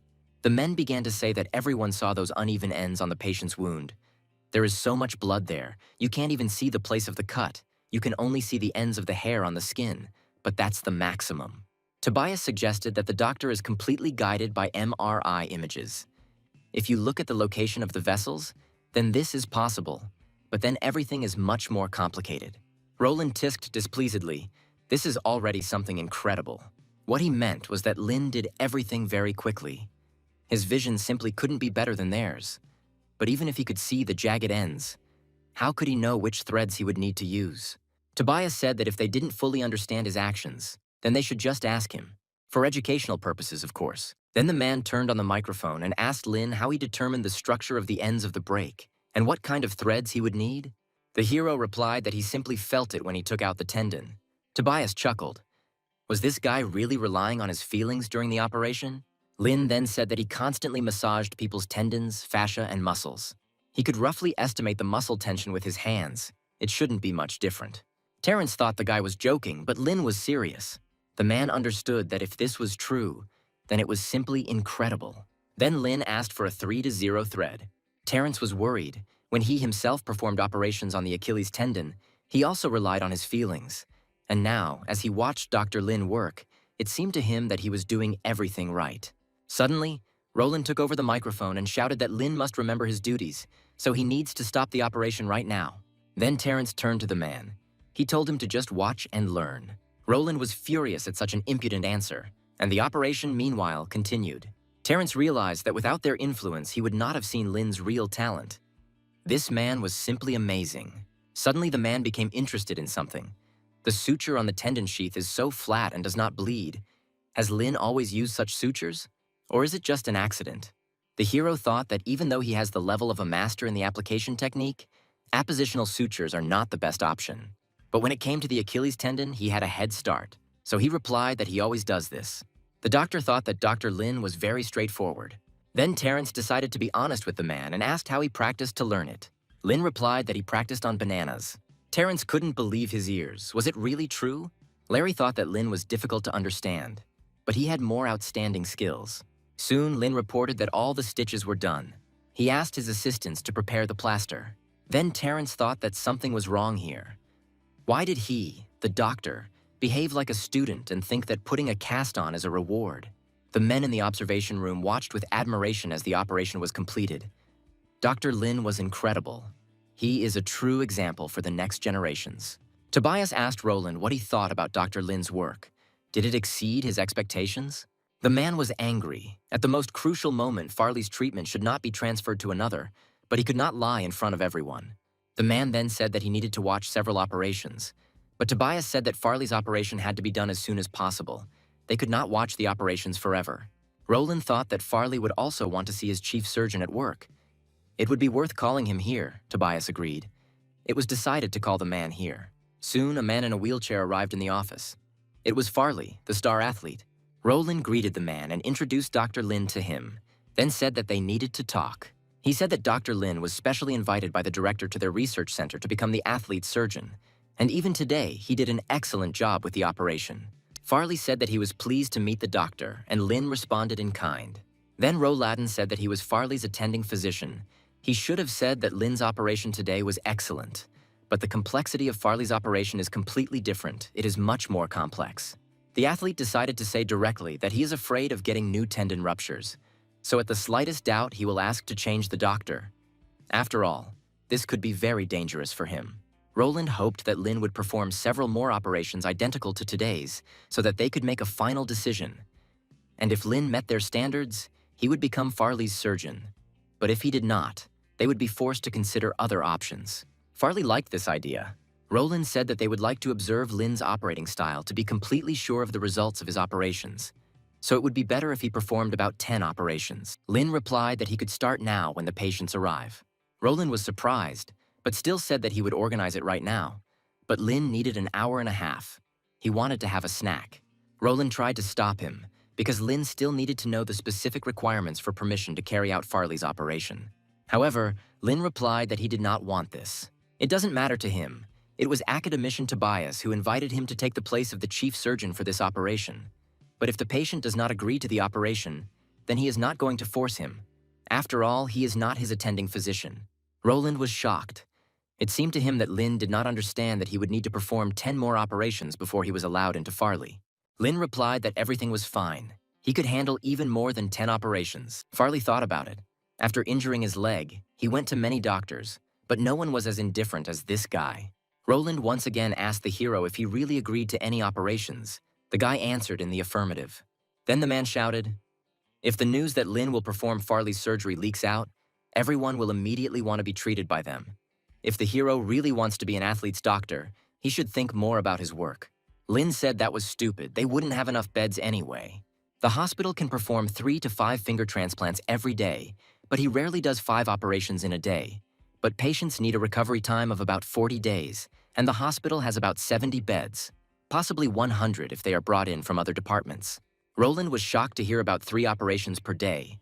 But Tobias explained to him that at Yunhua Hospital, Dr. Lin could perform an average of 10 to 12 finger transplants per day. Now it became clear to Roland why there weren't enough hospital beds. He was angry. The director shouldn't lie to him, but he also worked as a surgeon, and performing 10 operations a day is too much. Not a single normal doctor would agree to this. Anyone would simply die from this amount of work. An ordinary microsurgeon will need 2 hours to operate on one finger, but a person is not a machine. With each operation, the surgeon will get more and more tired, and the transplantation begins to take even more time.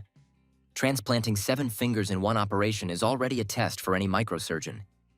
And transplanting 10 or 12 fingers is something impossible. Roland then asked Lin why he joined their research institute. Hiro said that he wanted to watch the development of the Orthopedic and Sports Medical Center and understand their method of performing surgery. Roland sighed tiredly. They spent them like all normal people, but did not say it out loud. Farley then asked how long it would take for Lin to start. The hero decided to ask what Dr. Roland thought about this, since he himself did not care about it. The man asked him to make sure that he had carried out all the operations, and with that, everything was decided. Soon night fell. Farley dreamed of Lin saying that he didn't care about the operation. The man woke up in a cold sweat. This was an operation on his leg, and he definitely didn't care about it. At the Sports Medicine Center, Dr. Roland fulfilled all his wishes, even the completely meaningless ones. They even updated the room to suit him. But Lin was different. Farley had never thought about it before, but no clinic, even the best in the world, could simply return him to the stadium. These are just half measures. A year of rehabilitation and an Achilles tendon that will work for a maximum of 6 months, or short-term recovery, and a tendon that will work for no more than 3 months before a new injury. Farley didn't want this, so he decided to meet with Dr. Lin. Morning soon arrived, and Roland was enjoying his breakfast at the rehab center. Then one of the doctors told him that Lin John had already performed 6 operations on the Achilles tendon. It was rumored that he spent the whole night on this. Hearing this, Roland stood up and walked away from the dining room. He couldn't believe that this guy hadn't stopped operating since yesterday. He felt like he was being bullied. The man opened the doors to the observation room where the doctors had already gathered. They watched Lin's operation. They were very interested in watching him work, since everyone said that it was normal for him to operate on patients at 3 in the morning. Roland was furious. All the nurses should be mad at him by now, but instead, they gave him a nurse's hat with bunnies on it. He wondered when Lin was going to finish and how many patients he had. His colleagues explained to him that he was putting all incoming patients on a waiting list. Apparently, he was going to operate on them all. Roland was shocked. He asked him to carry out 10 operations, and this guy was going to carry out all of them in one go. The doctors reported that Lin's assistant was already so tired that he simply could not move. so other workers decided to help him. Meanwhile, Lin worked tirelessly on patients. He thought that before he came to Shanghai, he could only perform 1 to 2 operations a day. There were too few patients, but now there was so much work that he could do at once, and it was incredible. At that moment, a nurse entered the observation room and said that Farley was waiting for Roland in the office. When the man came into the office, the patient, Tobias, and Terrence were already there. Farley said that Lin worked all night and he watched him. He wanted him to perform his operation. Roland asked him not to rush. If he decides everything so quickly, a lot of rumors will spread. But Farley said he didn't care. He wanted Dr. Lin to operate on him. A day later, before Farley's operation, his fans gathered in front of the clinic. They tried to provide moral support. Some were against the man being treated here, even though this center is one of the best sports medicine institutions in the country. But there are a lot of hospitals abroad that are much better than him. Health is too important. Farley should not take risks, even if from someone's reputation depends on it. Harry, the bespectacled man watching the fans from the hospital, thought Farley should have warned them first. They could discuss everything and make it pre-release in the news, but it could be worse. They just need to give a couple of interviews and they can turn the situation in their favor. Farley asked if Dr. Lin was ready and when they could start the operation. Roland said that there was no problem with that. The clinic was already ready, but they still needed to confirm all the details with the man's sports team. Harry said that everything was happening too fast. They should inform the team leaders. Farley thought that they knew that he was in Dr. Tobias's clinic, but the man explained that they still had to report every action to them, because Farley is one of the main members of the team. Everything rests on him, so it is logical that they need to notify his team about all the details of the treatment. Farley said that he could choose his own doctor. He did not need anyone's permission. Then he asked when Dr. Lin would come to see them. Roland said that he was still in surgery. He had already called him twice. Harry was surprised. Farley's operation was about to begin, and the doctor was performing other operations. Roland decided not to argue. Tobias would come here soon and explain everything to them. An hour later, there was a knock on the office door. It was Tobias. He said that Dr. Lin is still in surgery. So many new patients have arrived today. But the doctor remembers Farley's situation. He wants to prepare everything for him in the best possible way. And for this today, he's going to carry out everything operations at a time. The athlete said that after so many days of waiting, he could wait a little longer. Tobias added that if they want to carry out the operation according to all the rules, then they need to prepare for everything. For example, Farley will have to eat a special diet the day before the operation. This can reduce the danger during the operation. The man decided to ask what the percentage of successful recovery was for his operation. If Dr. Lin performed it, Tobias asked him a counter question. Did Farley want to continue playing sports, or did he decide to quit everything? The athlete thought for a moment. He himself did not know what to answer. He was distracted from his thoughts by the shouts of people from the street who came to support Farley. Tobias continued, if Farley is going to quit the sport, then they can use a standard recovery plan. Then they can ensure that the risk of re-tearing the tendon will be below 30%, regardless of who performs the operation, after which the man will return to full health. But if he wants to continue his career, then the usual recovery will not suit him. Farley understood this. He simply could not calm down. At that moment, Lin entered the office. Farley smiled at the doctor and asked if he would operate on him in these clothes. The hero noted that the athlete is in a good mood today. The man said he still wanted Lin as his surgeon. He also said that he understands and accepts all the risks associated with this decision. When the hero received full consent, he decided to check the patient's leg using his skill. At this moment, information began to seep into his consciousness, and data about Farley became available to him. Then he said that everything was normal and the patient could be sent to the operating room. Harry was shocked. Could the operation really begin right now? Because the head of the team was not here yet? There were so many fans on the street.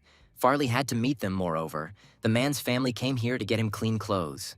Lin said that he is completely ready to perform the operation now. He will finish in 2 hours. At this moment, the system sent a new mission for the hero, according to which he must gain recognition and restore Farley's Achilles tendon to its original state. He is entitled to 1 reward for every 5% of the restoration of the Achilles tendon. Soon the doctors and the patient arrived in the operating room, and Lin asked to begin administering anesthesia. However, something went wrong.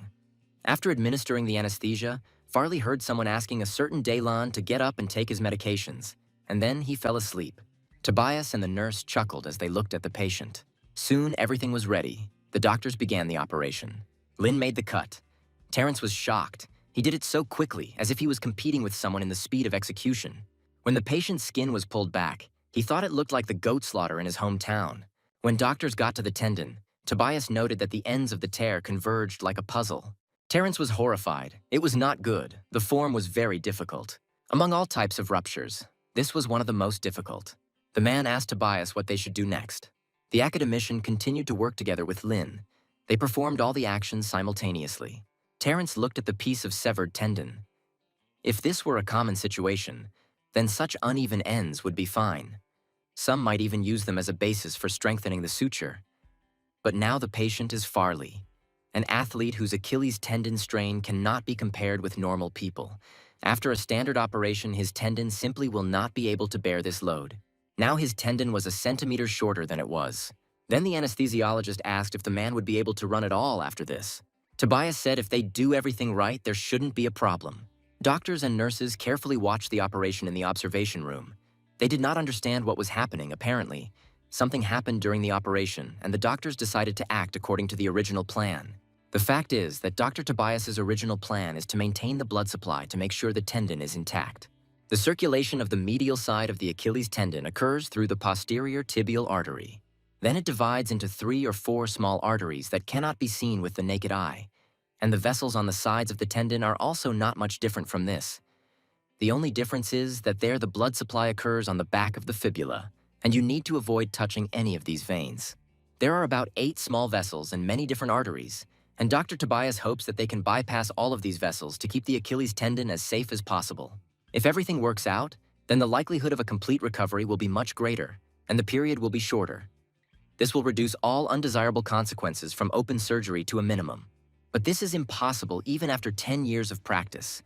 It is impossible not to touch any of these vessels during such an operation. It is impossible even if you use something like the Da Vinci operating system to mark all the actions. With a real incision, this will still not help. And the location of the vessels in each person is quite individual. It is difficult to bypass them. One of the doctors remembered how the director said that work on the vascular system will take place at the very end. But if they accidentally touch too much, nothing will work. Theoretically, small vessels perform a compensatory function, even if they are cut. After a while, the body will restore blood supply through new vessels. But Dr. Tobias believes that such a recovery will be too long, and the operation itself is not of such high quality. In the case of Farley, the operation is performed on the Achilles tendon, the part of the human body with the poorest blood supply. It is simply impossible to hope for a high-quality recovery under open surgery in such a place. Doctors are not magicians. While doctors argued in the observation room, in the operating room, Lin finished straightening his Achilles tendon. Now their task was to sew the tendon together, so they had to begin their difficult work. Terence said it was almost impossible, but Lin replied that if we talk about working on vessels, it is very similar to this. They started practicing on rat tails immediately after arriving in Yunhua.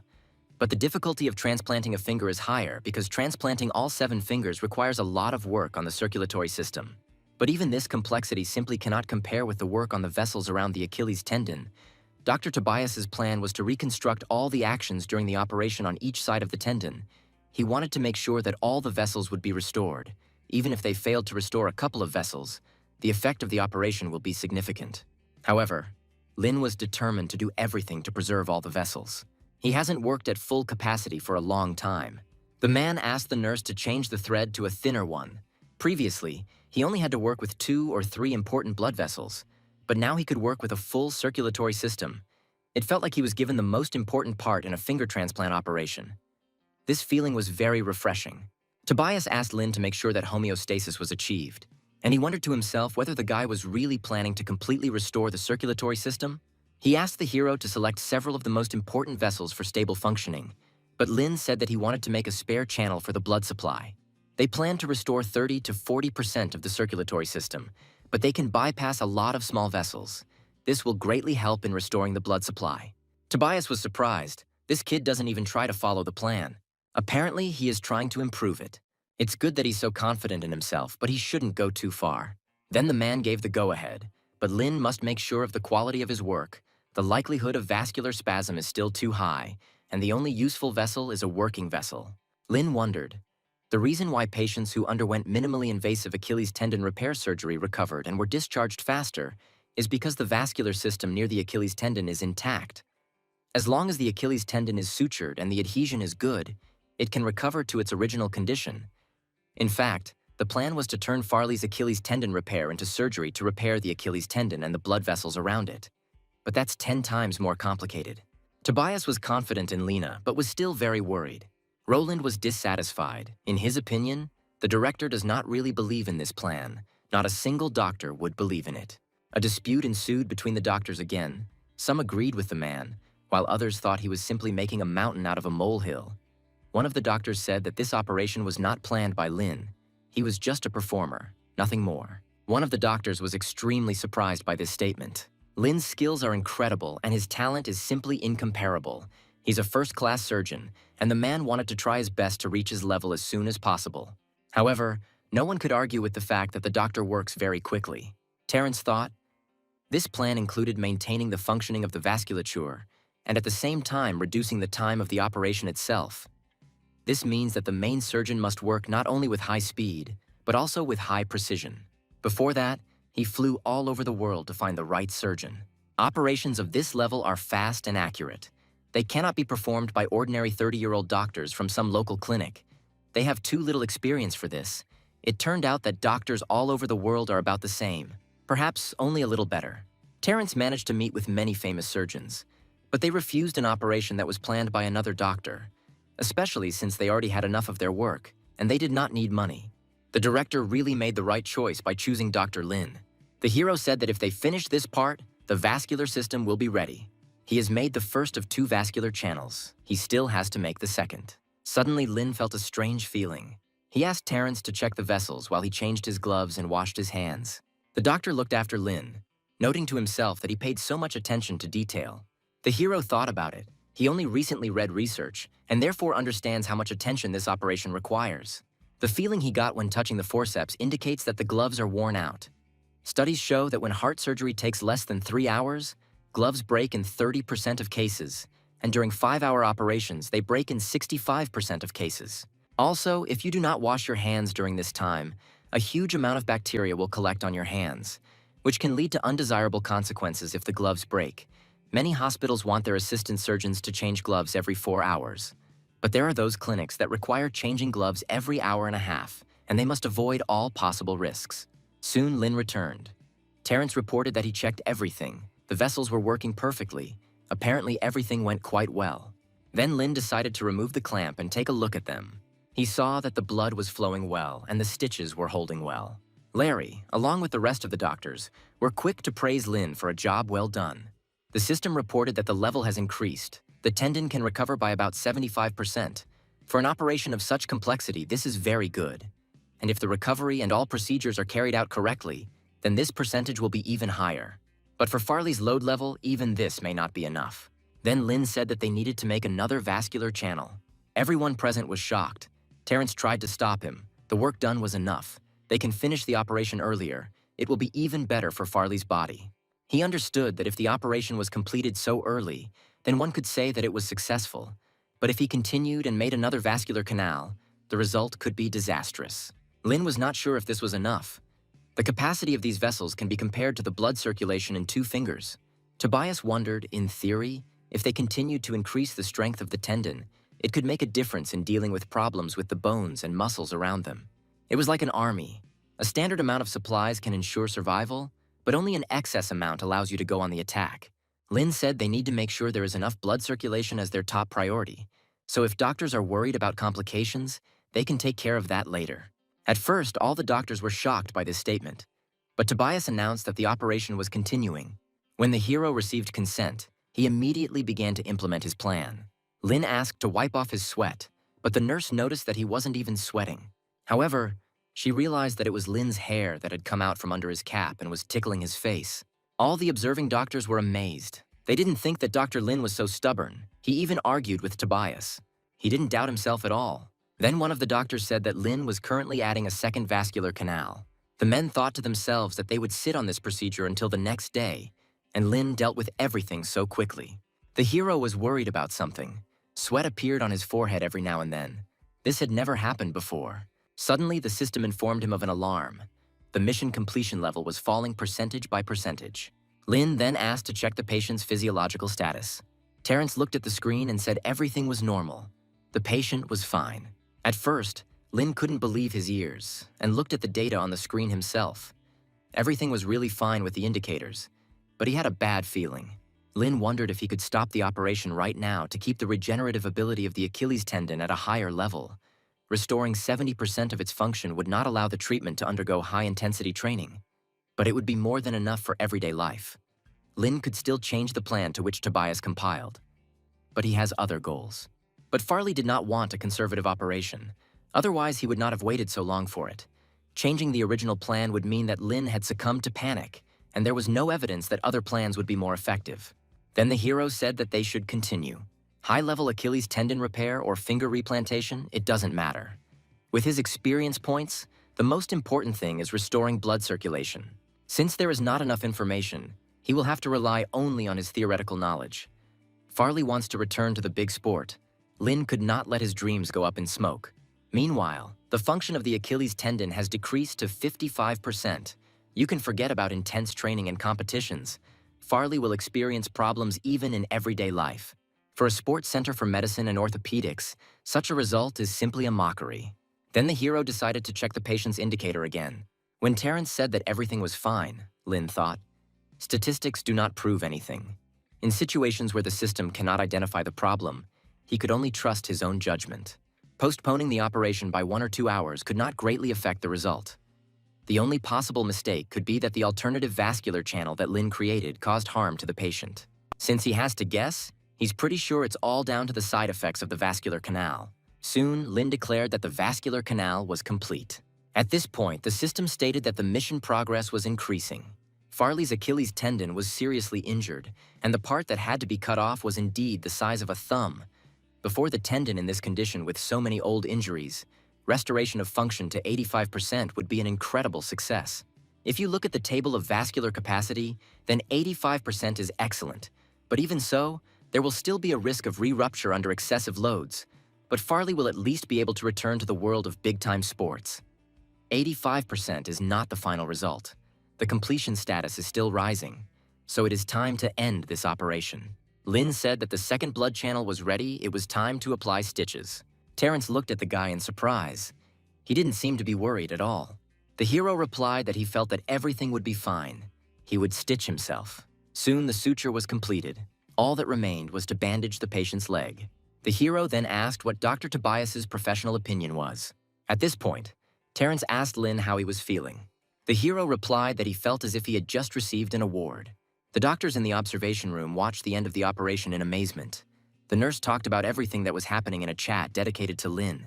Soon after the operation, Tobias approached Lin. He asked him not to relax. He would later write a report to the director of the sports bureau. Lin replied that if it was not soon, he would prefer to perform another operation. Terrence was shocked. After such a complex operation, was he really ready to work again?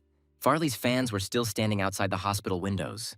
Everyone was wondering how the operation went. At that moment, a black car drove up to the group of people. Journalists present at the fan meeting noted that this was a car from the sports bureau. Soon, Roland went to the car to meet those who had arrived. As it turned out, it was the bureau administrator Malcolm and the bureau general director Vince. They were looking for Farley. Roland reported that he was inside in his room. Soon the men were in Farley's room. The patient was lying unconscious on his bed. Vince immediately screamed, asking what was wrong with him. Tobias replied that the operation was successful. They expect Tobias to begin training after rest in 3 to 4 months. Vince asked to wake up the man. He was interested in what he would say. Malcolm leaned down and began shaking Farley as hard as he could, trying to wake him up. Tobias immediately pushed him away. The anesthetics had not yet cleared from the patient's blood. He would not be able to talk normally. And even if the anesthesia wore off, he still had to rest. It was better for them to talk outside. Vince looked at Farley with displeasure and still agreed to leave their chambers. The men went to a more comfortable office. Malcolm asked why Professor Tobias undertook to operate on Farley without informing them. The man said that the athlete stayed in their hospital for so many days. The media knew about it. The bureau should have known too. They did not make a secret of it. Malcolm didn't like Tobias being a fuss. They had to wait for the bureau to agree to the operation, and the fact that they were doing it now was ruining all their long-term plans, and they also wanted the surgeon in charge to explain himself to them. Terrence said that he is now operating. He wants to finish all the operations scheduled for today. Vince was extremely annoyed, but agreed to wait. He asked Malcolm to call some reporters and an expert he knew. Half an hour later, reporter Kevin and the bureau's expert Hank arrived at the hospital. At that moment, Lin entered the office. As soon as Kevin saw the surgeon, his eyes immediately lit up. He saw the ideal model in this guy and immediately began to photograph him. But Hank was less positive. He didn't like that the surgeon was such a young man. In their business, everyone who wants to be called an expert and climb the career ladder must look down on others. So the man approached Lin and asked if he had operated on Farley. Tobias introduced Lena to the men, the heads of the sports bureau, CEO Vince and director Malcolm, as well as expert Hank and reporter Kevin. While Kevin admired Lin, Hank said that he was analyzing and evaluating all types of medical interventions for the sports bureau, so he would like the doctor to describe the details of the operation. The hero decided to ask if this was really necessary. Hank shouted, "Of course this is necessary for them, since they want to evaluate his work from all sides. Lin should know that Farley is one of the most important athletes of their bureau. He is a sports star that the whole country is rooting for. Information about his physical condition should be available to them at any time." Lin said that the man could ask academician Tobias about the patient's condition after the operation. Hank insisted that if they had to ask academician Tobias, they would have done so, but they had questions regarding the operation that the doctor should answer. Lin asked Tobias if this was appropriate. The man replied, "Since Mr. Hank wants to know all the details, then it is worth enlightening him." The man then asked why Farley needed surgery in the first place. The hero was perplexed why the man was asking him about this. Hank's patience is running out. Lin is the chief surgeon. Does he really want to say that he doesn't know why Farley went under the knife? Then the hero said that, in his opinion, Farley decided to intervene due to a ruptured Achilles tendon. If Hank is interested in why he wanted this operation, it is better to ask him himself. It has nothing to do with medicine. Kevin chuckled at how well the young doctor put the expert on edge. Then Hank shouted, saying that if Lin covered up Farley, he would only lose the trust of the bureau and their cooperation would end there. The man thought, "Many young doctors like Lin want to raise their prestige and become famous by operating on athletes. They use athletes to gain connections and increase their income." Lin thought, "The most preferred target for Achilles tendon repair surgery are athletes, but the main target audience is still ordinary people." At the same time, the total number of athletes who suffered from Achilles tendon rupture is approaching zero, despite the fact that the need for reconstructive operations on it is still high. Thus, it is impossible to operate on an athlete at full strength without first earning a reputation among ordinary people. He is not training in Shanghai and does not intend to make a career as a sports doctor. Hank was losing his temper. This guy has been silent for so long, what does he think he is? Terrence intervened in the conversation. He said that his cooperation with the bureau was very fruitful, and in the case of Farley, the operation also went smoothly. Hank once again asked Lin to describe the course of the operation in detail. Then Lin replied that he acted according to a plan developed by academician Tobias. It is a technique for repairing the Achilles tendon. Using a lateral near midline incision, they accessed it. Hank screamed. He wanted to hear about the difference between his plan and the classic Achilles tendon repair technique. Lin then said that they had recreated the vasculature on Farley's tendon. He showed the man in the picture the places where they made the shunts. Hank was amazed. He did not understand why they decided to take such a dangerous path. Malcolm and Vince were also surprised. They wondered if it was really that dangerous, and why Farley didn't need resuscitation. Terrence said that their plan was really risky, but the result was good. So far, the operation has been worth it. Hank replied, "Even so, none of the doctors could guarantee that Farley would get better after the intervention.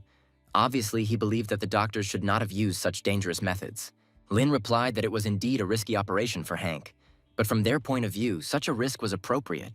Hank screamed. This whole operation was one big risk. The hero decided to ask the man if he was an expert in Achilles tendon repair techniques. After all, if he's not a specialist in this field, then what is the reason for his interest? Hank couldn't believe his ears. Was this guy really challenging him? Lin said that a complex and risky operation that can be done successfully is an interesting operation. Its algorithm seems risky to Hank because he does not know how to perform it. That is why he feels that success is impossible.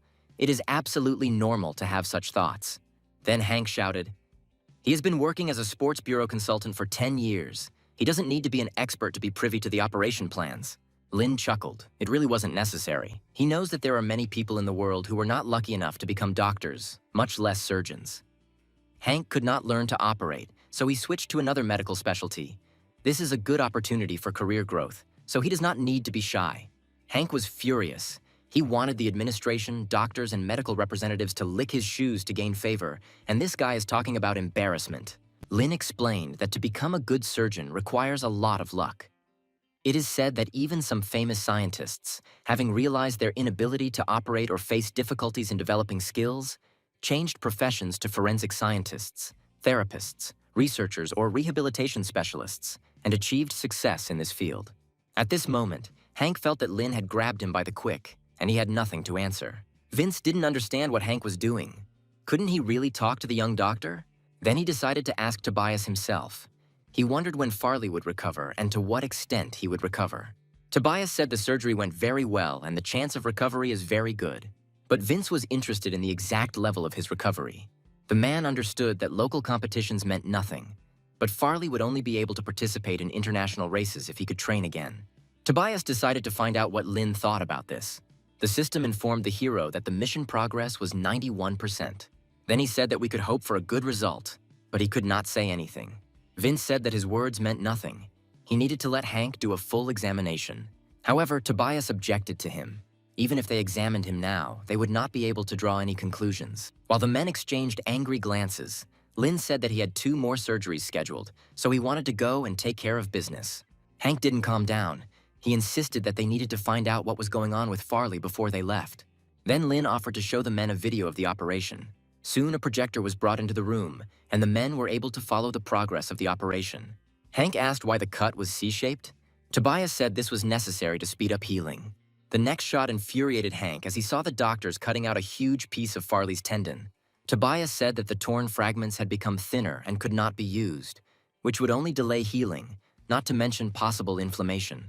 He also said that suturing the vessels took a long time. They were very thin, and 8 times the resolution on the microscope was used for them. Suddenly, Hank noticed that the shunt was made very carefully. Lin's posture during the operation was confident, and his movements were fast. For such a surgeon, such a plan was really not bad. Then he asked if the method of continuous blood supply really worked. Terrence said Farley's blood supply was now excellent, and his temperature and other parameters were normal. Hank could only admit that it was very good, apparently. Farley had a chance to become completely healthy. Lin then asked if he could go to his operations already. Tobias smiled and set the young doctor down. Kevin looked after him. Did this guy really like operating that much? After the hero left, Tobias asked if the gentleman reporters would like to collect material for an interview and look into the demonstration room to see Dr. Lin in action. Soon, the men came to the observation room to watch Lin's work. He performed the operation as gracefully as if he was playing the piano. Tobias said that if Hank had any questions for Dr. Lin, he could press the red button and ask them. Then he asked if the hospital had any other patients with Achilles tendon ruptures who could be brought here for surgery. Lin said that they were done with Farley and now they had to return to Yunhua. If there were no more Achilles tendon rupture patients left for today, then he didn't know if he would have a chance to practice again. Tobias was a little surprised by Lin's words about his departure. When the men went their separate ways, the academic asked Terrence to contact other hospitals and find more patients with Achilles tendon ruptures for Lin. They needed to find at least a couple of people. Tobias was leaving for Beijing tomorrow for a conference, so Terrence would have to hold Lin in his place. They couldn't wait for another injured athlete to show up. By then, Lin would no longer be here. The man thought about it. That plan was originally created only for Farley, and he thought that it would be difficult to carry it out. But Lin managed it and got a good result. And while the guy was busy with operations, the man could think through his plan in more detail. If he can turn it into a full-fledged surgical technique and call it the Tugni Achilles tendon repair technique, or simply the Tugni technique, that would be just great. And it would also be wonderful to give a couple of lectures at several universities on a book called Surgical Strategy and Selective Techniques, Tunya Restoration Technique. Then Tobias asked Terrence to look after Lin and make sure that he stays. He can't be released to Yunhua so easily. He must remain in working order, let him operate, but not to harm himself. Terrence said Lin wants to have surgery to replant the finger. However, Tobias said to only deal with Achilles tendon ruptures. He doesn't need all those fingers. If the plan can be proven to be effective in treating athletes, Lin can make a ton of money. There are still reporters sitting here who want to interview him. Lin doesn't want to talk to them anymore. Terrence needs to find a way to get him a meeting. He needs to tell that this way they will attract more patients he needs. Terrence liked this plan. It was sure to work. The next day, Lin came to Terrence's office. He asked how many patients he would get in exchange for one interview. The man said that he would need to give 5 interviews. For each of them, he would give Lin 5 patients. The fee for them would be charged to the leading surgeon, so that he would receive the same amount of money as he would have received in Yunhua. The hero said that he would allow them to do 1 more additional interview, and after each one, he would go to operate at least 4 times. Terrence said that in this case, he would go to arrange the first 2 meetings so that Lin would have time to prepare. The hero said that there would be 8 surgeries. Then they would need a break in the middle. He would need 1 anesthetist for each surgery. But at some point, he would need to be replaced. They needed a minimum of 2 teams of nurses or 5 nurses rotating in a circle. When the doctors and nurses heard the number of operations they would have to perform today, they immediately felt sick. Larry's eyes were already watering from fatigue and the desire to sleep. He told Lin that they had not had such intense shifts for a long time. He was not used to this. He wanted to eat. The hero let him go. He himself was going to perform 1 more operation, and then he and Larry would meet in the cafeteria. All the doctors and nurses who had been on the long shift were very happy to finally have something to eat. Soon, Terrence and Lin arrived in the dining room. Larry was busy preparing his favorite dish, stew. Terrence did not understand what was happening here. Then Lin explained to him that Larry was preparing a stew that he was used to eating in Yunhua. The man hastened to scold the doctors and nurses, because they will not be able to operate on a full stomach. They will be sick after eating pork ribs when they cut the muscles. Then the doctors unanimously declared that they would die for Dr. Lin as long as they had this wonderful meat. Terrence exhaled tiredly and leaned against the wall. There was no fixing these guys. Soon, Lin returned to operations. He did not notice that he had already collected 20 chests. Then he decided to open them all at once. Among the pile of energy serums, there was a chip with a master-level skill in the microscopic technique of epineural anastomosis. Lin told Larry that tomorrow morning they would need to meet in the resident's room. The man thought that he had heard it, and the doctor meant the day after tomorrow, because they spent the whole day doing operations. He needed rest. The hero understood that Larry and the nurses did not have energy serum, which is why they were so exhausted.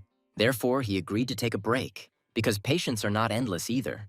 When Lin returned to his room, he found out that in all of Shanghai, there were only 2 patients with Achilles tendon ruptures per day. If you add patients from neighboring cities and counties, he will be able to operate on approximately 20 to 33% of fresh ruptures per day.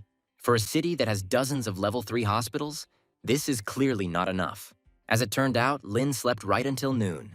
When he woke up, he headed to the hospital where Terrence was waiting for him. He said Lin worked all day yesterday and the man was worried that he might overwork himself. Then the hero smiled and said that he was not tired at all. Terrence said that they had received a notification from the accounting department. The money for the transactions had been credited to Lin's account in accordance with the rules of their center. 9 Achilles tendons would be approximately 1,000 yuan. But that was even a lot. Lin said that he had not received any notice, and now he would like to talk about the interview. But Terrence said that he had a sensitive situation. The hero asked if this was due to the debt in the form of patients whom he did not operate on yesterday. Terrence said that Lin was unlucky today, but Lin didn't let him finish. He said that in that case, he would book a ticket to Yunhua and fly out tonight, and finally, he would like to conduct an informal round of patients. Terrence hurried to stop the guy, but the hero did not understand what he should do here. The man thought, he saw many doctors who reasoned logically. Usually they asked for a raise in salary or a TV subscription, good food, good drinks, and good service.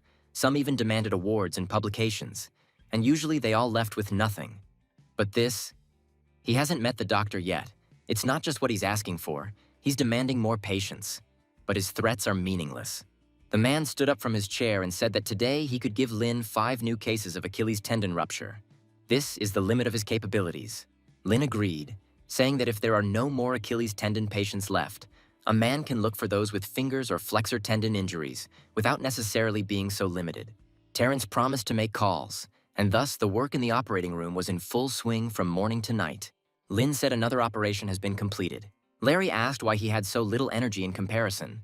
Lin chuckled and said that there were no more patients left, so they needed to go on rounds. The men climbed to the 15th floor, and suddenly Larry heard strange sounds coming from the room. He told Lin that it was suspicious because there was no one in that room. When the men opened the door, they saw a bunch of people in the room. They were drinking and having fun. Farley was behind them, Harry standing next to him. Lin said they showed up for rounds. Farley said that his friends came to see him.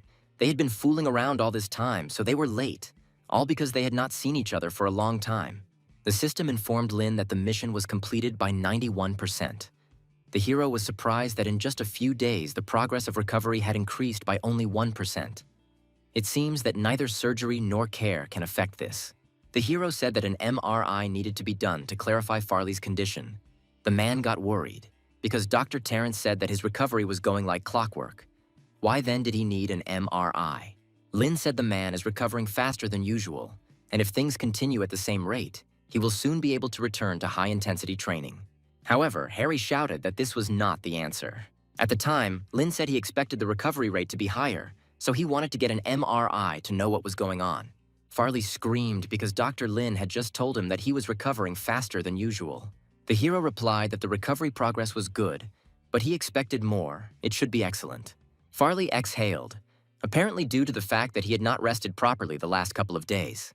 The athlete's guests immediately tensed up. It seemed to them as if the man didn't want to celebrate with them at all. Lin replied that they, as doctors, just want to provide qualified medical care and peace to the patient. First, they will do an MRI, and then they will draw conclusions. Then Farley shouted to his friends to listen to the doctor and turn off the music. Soon, when the rounds were completed, Lin was going to head to Terrence to beg for more patience. Soon, the men came to the room of one of the patients. She had to go for surgery soon, but she decided to eat. Larry hastened to say that she should not eat before the operation. The patient was a discus thrower from the Beijing City team. Her name was Susan. She said that she was just enjoying the aroma of the fruit, and she also asked Dr. Lin to examine her for other injuries. She said that she constantly feels discomfort in her neck, and the doctor says it's all cervical spondylosis. Then the hero offered to stretch the woman's neck. He realized that Susan often had to use her neck to throw the discus. After 3 minutes, the girl felt that her neck was completely fine, and now she was absolutely sure that Dr. Lin could handle her tendon. She said that for the national games next year, she needs to be like a cucumber. If she does not receive any awards, she will have to quit the sport. But she didn't want to leave. She couldn't return to her hometown. She was already old and wouldn't be able to get married. Susan even suggested that they just cut off her leg so that she could at least get to the Paralympic Games. Lin said that the woman's Achilles tendon was only torn, so the damage was not too serious.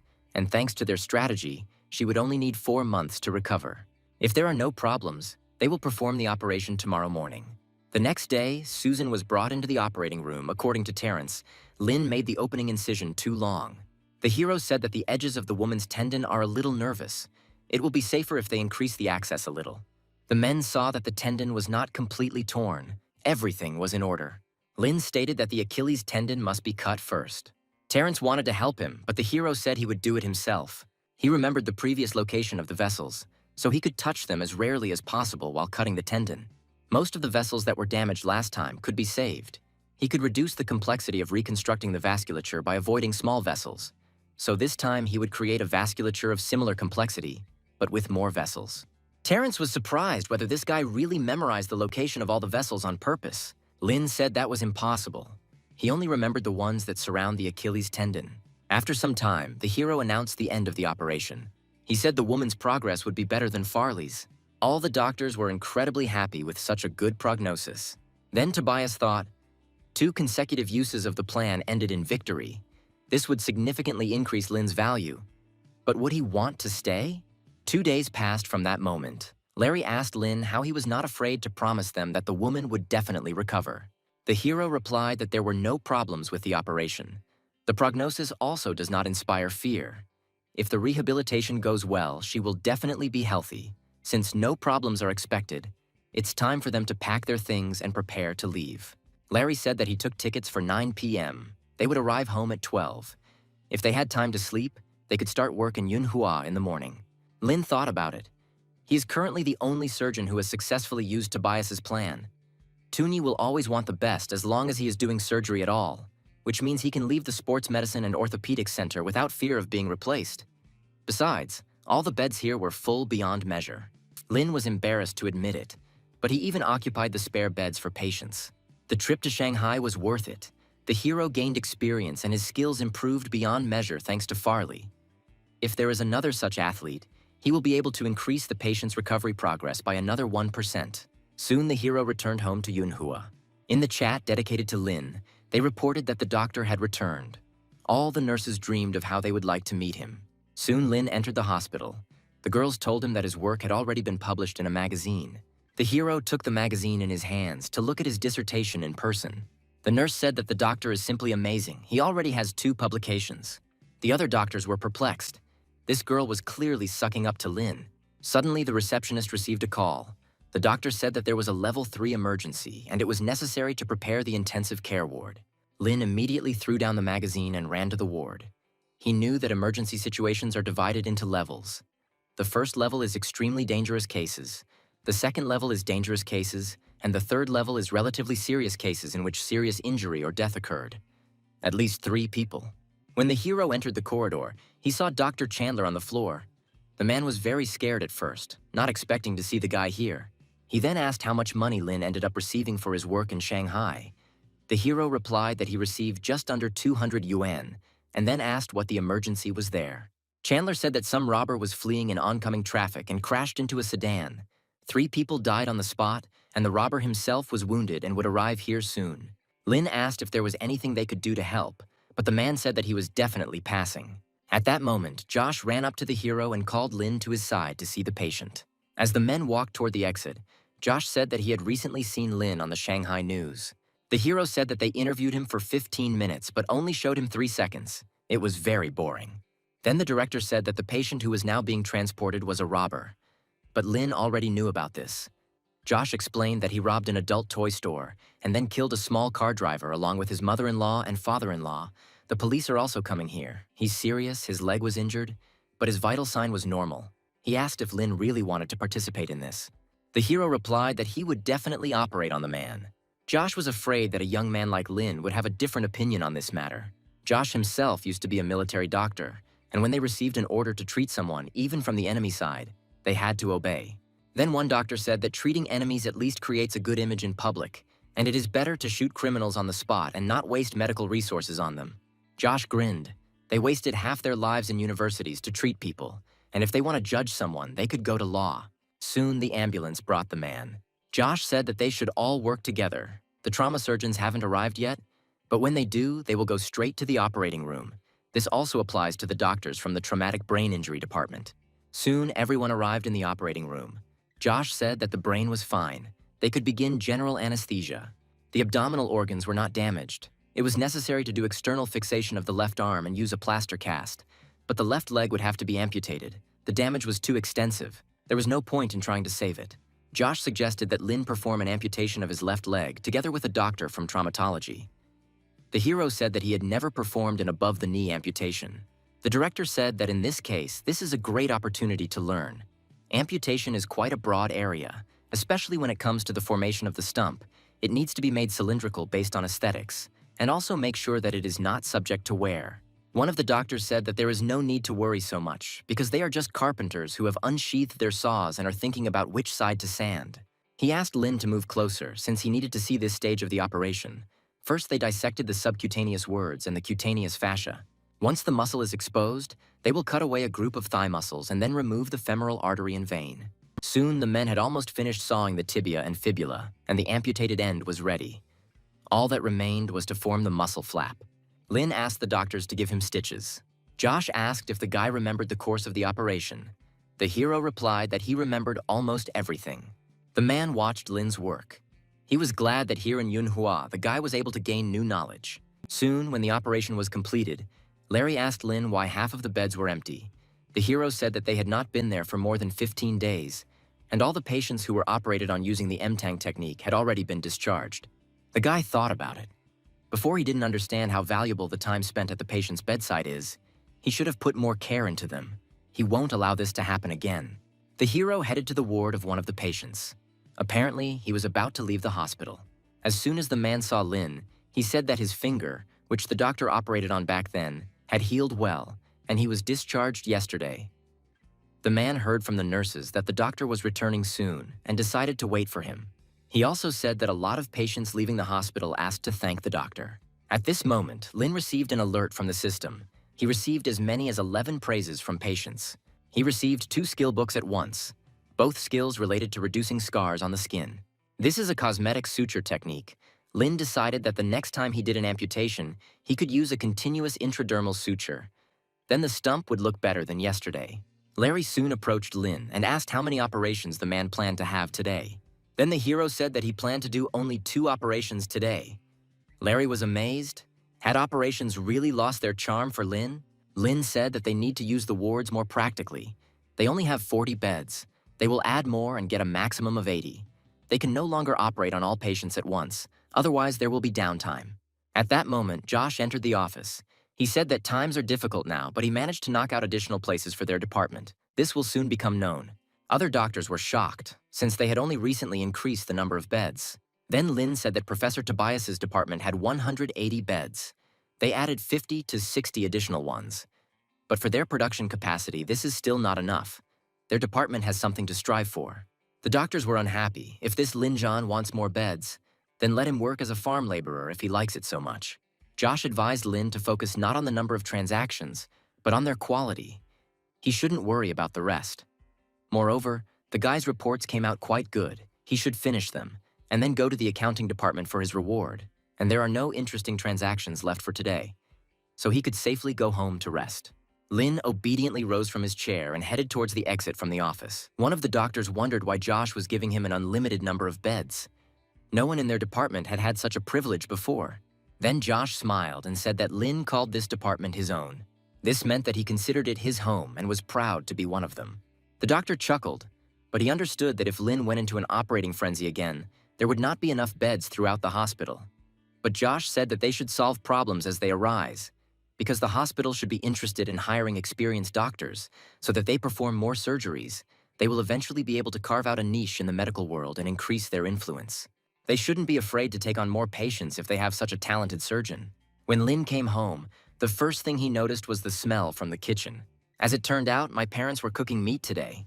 Lin was surprised because his family only eats meat if something significant happens. And then Robert said that their clinic is opening its own acupuncture business in the beauty industry, all thanks to Dr. Marvin. The doctor said that all this is thanks to Lena's good friend who provides them with patients. As it turned out, even now they still have patients. Robert said that Lin could go and serve them right now, but Tanya silenced him. Her son needed to eat first. The man urged Lin to hurry up because people need him and he needs money. Tanya screamed at her husband, saying that her son would eat slowly. Then Robert finally calmed down. Lin soon finished eating and then put on his white coat and went to greet the patients. Camilla, Ashton's acquaintance, came to the clinic. The girl was not very happy that she was brought to such a small clinic because she was not sure that her wound could be cured here. But the guy hastened to assure her otherwise, saying that the local doctor is just miracle. He said the girl could call him Dr. Lin. Ashton left Camille with Lin and decided to leave the premises. Then the hero took the girl by the head, intending to conduct an examination. Marvin watched all this, as expected. As soon as Lin touched the wound, it immediately healed. Lin said that for a full examination, the girl needs to remove all makeup. Marvin noted that the choice of ligature thread was ideal, and although the cosmetic stitching technique is not particularly difficult, it still takes about 3 years to learn how to sew correctly. Suddenly, he noticed that Lin had already begun to stitch the wound, without discussing everything with the client, and without asking Marvin if this thread would suit her. Then Marvin was even more surprised. As it turned out, Lin finished the subcutaneous sutures in just 3 seconds. The hero decided to choose a different thread, since the intradermal suture requires a thinner thread. Marvin noted that now it works very smoothly, and at first it acted with lightning speed. Everything was stitched without a hint of a scar. Robert walked into the room. He was proud of how well his son was doing. Marvin agreed. The work was truly excellent. Dr. Lin truly came from a family of doctors. Robert said that Dr. Marvin had been working so hard lately, so it was decided to call Lin to stitch up some of the male patients when he was at home, and Marvin could go home earlier and rest properly. The man thought, Lin's skills had long gone beyond the rank and file, if only he could learn his technique. Then he said that he would stay here in case his help was needed, since he was not eager to return home early. He was not that tired, and additional shifts were not a problem for him. Robert was very happy with this answer, realizing that Marwan agrees to work overtime. Lin told the patient that she might feel tightness on her face. He had to create it to firmly align the edges of the wound. In this case, the scar would be smaller, but the girl still needed to be careful when caring for the skin. Marvin added that Dr. Lin had just used a special, super complicated technique. There was not a single doctor in Yunhua who was capable of something like that. Lin wondered if he did everything right. The skin surface would heal better under the mechanical scar. The range of healing progress could be about 31%. Marvin continued, saying that the method Lin used to hide the loss of a patch of skin seemed to be superior to transplantation. Lin asked Camilla not to wet or touch the wound, and also to remove the threads in time. He then asked Edith to put a bandage on the girl. When everything was ready, Camilla asked the doctor to add her to his list of friends on one social network, so that it would be easier for them to contact if something happened to the wound. However, Lin said he does not add regular patients as friends. The girl was offended, considering this discrimination, but Lin explained that there was no reason why ordinary patients should contact him. If he had transplanted 3 fingers to the girl, it would have been a different conversation. The next day, Lin returned to the hospital. Larry and Unity prepared his duty reports and assignments for the last couple of days. Sitting down at the computer, Lin noted that Unity had very detailed reports. The girl said that while she was busy with reports, Larry was busy cooking. At that moment, Josh entered the office. He said that an important patient was flying towards them by helicopter. It was time for them to go to him. The hero then got up from the table and headed towards the landing site. Soon, Clyde also arrived there. He asked which insurance company sent the helicopter to them this time, but Josh doubted that it was the insurance company. Clyde said that such a pleasure costs from $30,000 to $40,000 per trip. Moreover, rich people always take insurance with full coverage of all expenses. But he was wondering what happened to the patient. Then Josh said that she had pain in the abdominal cavity, as well as external damage. Clyde thought it would be funny if it turned out that it was just food poisoning or menstruation, but it was better than volvulus or appendicitis, because the more advanced the case, the more dangerous. For those who can afford to fly in by helicopter, a misdiagnosis can be a great opportunity to create a national scandal. But if it's just a fly blown up to the size of an elephant, the doctor can become a laughingstock in the eyes of management and senior colleagues. Soon a helicopter appeared above the heads of the men. It landed on the platform, and soon the patient came out. It was Valerie, a young girl and the 7th daughter of a wealthy second-generation family. Her assistant, Ollie, immediately helped the girl onto the gurney. Clyde noted that the girl was dressed very richly. Her entire image consisted of things from well-known expensive brands. The girl herself looks quite sophisticated thanks to her facial features. Josh heard the man's words and ordered him to watch his language. He was extremely infuriated by such a dismissive attitude towards the patient. He spoke of her as if she were a commodity. Then Clyde hurried to approach Valerie, since he was her attending physician. He asked where exactly the girl had pain. Valerie said her stomach hurt a lot and she also hurt her arm. Clyde chuckled, suggesting that the girl was simply cutting fruit with a knife and injured herself. Valerie replied that it was not a knife, but a screwdriver. Then the man said that he would scan the wound a little later, and now he asked the girl to describe her abdominal pain. She said that she felt bloated. She said that I ate oysters in Paris. Then there were meat dumplings, red wine, dessert, also Italian cheese and fish. In Turkey, she ate meatballs with vegetable broth. In the evening, 5 or 6 servings of Bavarian sausages during the flight. They were very delicious. Clyde chuckled. So the girl visited 3 countries in 2 days and then returned to China. While the man was carrying her on a gurney, the girl noticed Lin standing nearby. Her cheeks immediately turned red. Valerie pointed her finger at the guy and said that she wanted this doctor to take care of her. The smile on Clyde's face immediately disappeared. He looked at Lin gloomily and said that he would debride the wound a little later. The girl looked at Lin lovingly and introduced herself, explaining the meaning of her name. Lin smiled and also introduced himself to the girl. Valerie approached him and began to tell him romantic poems that she had recently read in one of the books. Clyde was shocked. Even when he tried to woo his wife, he did not use as many techniques as this girl is using now. He said that the patient could not wait any longer. She needed to go for procedures, and they would discuss poetry later. Soon, Valerie was taken to the hospital. Clyde still didn't understand how Lin could get a girl in a Chanel dress to talk to him about Chinese poetry, and now she wanted him to treat her. The man said that the doctors from the surgical department needed to be consulted. Assistant Valerie did not understand why this was necessary. Then Clyde said that the ultrasound machine was already turned on, but they were not allowed to conduct a diagnosis. Then Ollie asked to bring a female doctor so that she could conduct the examination, because the girl would have to undress for the ultrasound. Clyde grunted with displeasure, but still went to look for a female doctor, and at that time, Lin decided to treat the girl's wound. Valerie smiled and extended her hand to the young man. Ollie ordered Lin to be careful so that the girl did not have any scars, but Valerie immediately besieged her, and the assistant had to go out the door. Soon the procedure was completed. The girl's finger was treated. Lin then said that she should now wait for the female doctor the girl had asked for. Then Josh said that it would be better to stitch the girl's wound, and Valerie was incredibly glad that she would spend some more time with the doctor. He was courageous, natural, and beautiful, knew how to behave, and was naturally talented. Maybe in ancient times they would have met under different circumstances. Soon, Lin said he had stitched up the stitches and the nurse would take care of the rest. Valerie tried to stop the doctor, but he silently left the room. The girl chuckled to herself. He simply had to visit her later, and then they would see each other again. However, time passed, and Lin never came to visit the girl. Ollie said that it had indeed been a long time.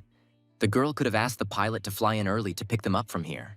Valerie said her parents went to Australia to see greener pastures, and now she wanted to learn all the languages in the world. Her desire to fly home had already disappeared.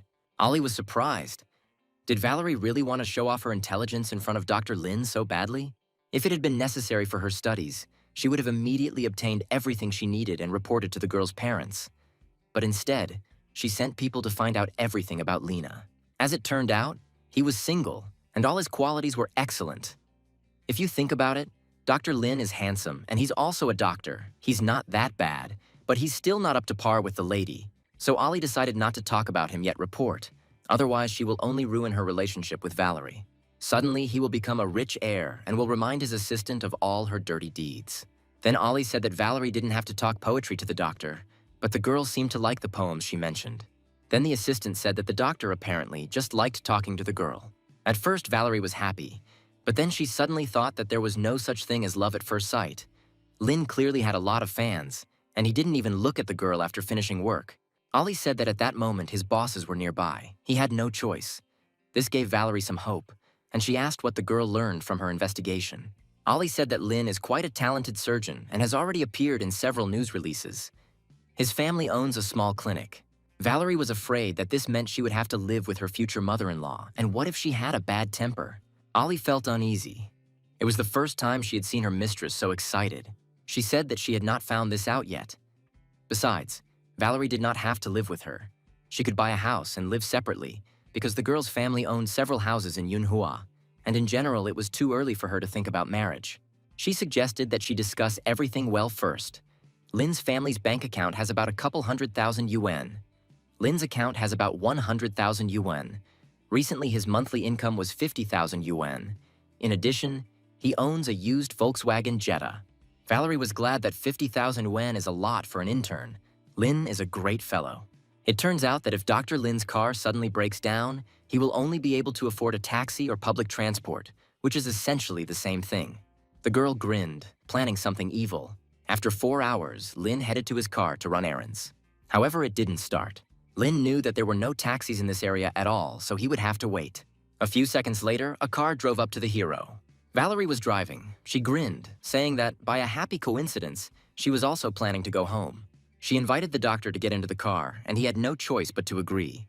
It is very difficult to catch a taxi at such a late hour, and there's also a patient waiting for him at the hospital with an injury to 3 fingers. Valerie learned that Lin was heading to the hospital in Yunhua. She started the car and immediately drove to where the man needed to go. Lin asked the girl to drive slowly as she was almost exceeding the speed limit, but due to the noise of fast driving, the girl could not hear anything. Then Lin leaned down to her ear and repeated his words that the girl was driving too fast. Valerie noted that his voice sounded even nicer up close. The girl was so deep in her thoughts that she almost drove into a pole, after which she immediately apologized. She said that she had already earned about 10 yuan from searching on the internet, trying to find out about Lena, and since she had recovered, they could go out to lunch with this money. She then asked if Lin really took a taxi to the hospital every day. The guy said that he usually drives his own car, but today he couldn't start it. Valerie asked if he found out the reason why the car wouldn't start. The hero said that he didn't understand anything about this. He was used to the idea that fixing cars is not as interesting as fixing people. Soon, they arrived at the hospital. Valerie was wondering when Lin would be free. He said that they only had one operation in the morning, so he would be free in 3 to 4 hours. Then Valerie said that she didn't need her car for now, so Lin could take it and return it to its place by 6 o'clock. The hero said that the girl's kindness knows no bounds. Valerie grinned, realizing that she had completely different motives, and then asked Lin to add her to WeChat, just in case. As soon as he puts the car in place, he will send her a message, and if she will be free, then you can even go somewhere. She explained that during this time she would need to drive another car in order for the company to pay her a lot of money. The hero couldn't believe that it was really possible to make money doing this. But Valerie replied that it didn't matter. In any case, she would gain experience in driving. Lin decided that in this case he would make an exception and add the girl to WeChat. When everything was ready, Valerie looked after Lena lovingly, rejoicing that she had become at least a little closer to him. Lin soon arrived for the operation, his assistants being Larry and Unity. 3 hours later, the operation was completed. The girl could not even imagine that one day she would participate in a finger transplant operation. However, in replantation of fingers, suturing of blood vessels, and suturing of intestines, there was one and the same principle. Larry wanted to argue that these were completely different things, and then a small argument ensued between them. One of the doctors tried to calm them down, since it was already possible to take the patient out of the operating room and notify his relatives. He then asked Lin if he was going to stay at the hospital late today, but the hero replied that there were no more free beds. If they continued to operate, they would have nowhere to put patients. Then everyone involved in the operation decided to go somewhere to eat barbecue after work. Larry suggested going to Xiao's restaurant. You could even invite other doctors with you. Lin asked how many people and cars they would have. The doctor said that if there were less than 10 people, he and Lin would drive. But the hero said that his car had stalled, so he would call a taxi. Lin wrote to Valerie a message that he was not going home yet, but he and his colleagues would go to lunch, so he did not need a car. In response to this, the girl asked him to wait for the driver. When everyone went out to the parking lot, an expensive car was already driving there. The doctors were perplexed. Did taxi drivers really drive such beautiful cars now? When the car drove up to the doctors, everyone saw that a girl was driving. It was Valerie. She asked everyone to get into the car. Lin was surprised. Could it be her again? Valerie said that she happened to be driving past the hospital, so she decided to stop by and take the guys to dinner. Suddenly, one of the doctors remembered that this girl was taken to the hospital by helicopter yesterday. After some deliberation, it was decided that Dr. Lin would sit in the front and everyone else would sit in the back. The hero was wondering where the Rolls-Royce, which the girl drove in the morning, had gone to. Suddenly, Unity asked what the story with the Rolls-Royce was. Valerie grinned and said it didn't matter at all. Then she asked Lin if they were going to the barbecue restaurant because it was so popular. At this moment, Lin received a call from Dr. Chandler asking everyone to return to the hospital immediately. As it turned out, a public incident occurred and a big resonance was possible. Valerie hurried to turn the car around and headed toward the hospital. She asked if she could join and watch the operation, but Lin could not promise that. Then Valerie said that it didn't matter. She just wanted to be close to Lin. She didn't need special treatment. She suggested just imagining that she went to the hospital for a bandage. Soon, everyone returned to the hospital. The doctors hurried to put on their white coats. Lin immediately asked Chandler what happened this time. The man chuckled when he saw that the sweet Lady Lena, who arrived by helicopter, could not bear the separation and came with him. He then said that there was an attempted theft, there were injuries, the city's attention is now focused on the incident, and they can only wait for the ambulance and guess about the details. According to the latest news updates, at least one person was killed and 4 were injured. An ambulance from the district hospital has already arrived at the scene. They will provide first aid, and by the time the helicopter arrives, a lot of time will pass. There are patients with serious bleeding. The head of the department hopes that Lin will take care of this. The hero asked if they had enough blood for transfusions. It will be able to limit blood loss, but patients with serious bleeding will still need a transfusion. If at least 2 victims have the same blood type, the supplies in Yunhua may not be enough for everyone. Chandler said that they do not know the details of the theft, but the world around us is very dangerous. Anything can happen. Valerie understood this very well. Her family conducts anti-kidnapping training for her every 6 months. If she does not pass, she is deprived of the right to walk alone. At that moment, Josh entered the office. He said that they learned that among the victims there was a seriously wounded policeman and 3 hijackers. Another hijacker was killed. In addition, 2 teachers and at least 7 students were injured, all with minor injuries. The rest escaped with abrasive damage. The criminals were sent to the People's Liberation Army Hospital, but the wounded policeman occupies a central position in the anti-drug service, so management asks them to do everything possible to save him. They have already transfused about 20 bags of blood, mostly red blood cells, and their reserves are running out. Blood pressure control has not yet been achieved. Suddenly, Lin noticed that the patient was losing blood uncontrollably. So many bags had been wasted. Seeing this, Josh immediately called Lin to the gurney. The hero immediately jumped onto the patient's chest to perform emergency resuscitation. He asked to prepare a diagnostic laparotomy. Soon, everyone arrived at the operating room, which was in complete chaos. It was necessary to do a blood gas analysis, monitor blood pressure and pulse, and also get a conclusion from a computed tomography scan. All the doctors worked hard to save the patient. Josh said that the clear window was long gone, and hemostasis was still far from ideal. Lin needed to try to stop the bleeding manually. He had to examine the lungs with his fingers to see if there was a rupture. If there was none, then they would inflate the lungs with a ventilator and sew up the diaphragm. Lin soon reported that no ruptures were found. Josh instructed the intensivists to intubate and inflate the lungs. The 9th and 10th ribs needed to be aligned, a drain placed in the closed chest cavity, and Lin had to examine the abdominal cavity. Lin reported that there is a 1 centimeter incision. Josh said I needed to do a backstitch. He then asked how the bleeding was going. The anesthesiologist shook his head sadly. Josh said there was another source of bleeding and we needed to keep looking. Lin reported that there is a hole in the right iliac fossa. But it is unlikely that this is the source. It is not that kind of wound. The director said that they will sew up what Lin has just found. Then they need to give it to the radiologist so that he can quickly work with the images. They need to find this source. Lin asked to give him a little more time. 2 hours later, the source of the bleeding had still not been found, but it was impossible to delay any longer. Now it was a matter of life and death. Lin needed to use the blue serum. He drank it, and all his skills were increased by 1 for 2 hours. Lin also obtained 3 legendary skills: stopping bleeding with bare hands, finger replantation, and Achilles tendon repair. If the legendary level of stopping bleeding can help him pinpoint the source of blood loss in the abdominal cavity without using tools, then this technique is much more useful than he thought. The system then told him that he was ranked 2nd in bleeding control technique, behind only Adam Lewis Davis. Then Lin began to determine the source of the bleeding. Josh ordered the rest of the doctors to clean the abdominal cavity while Lin Jan worked. Soon, the hero announced that he had found the source of the bleeding. The wound was very small, so he would need a 7-0 thread. Doctors said the bleeding was still heavy. Lin thought that if he could not eliminate the source in the discovered area, then he needed to start working on those places that he had not yet felt, such as the areas under the organs. He said he would check the area under the liver. Clyde was surprised.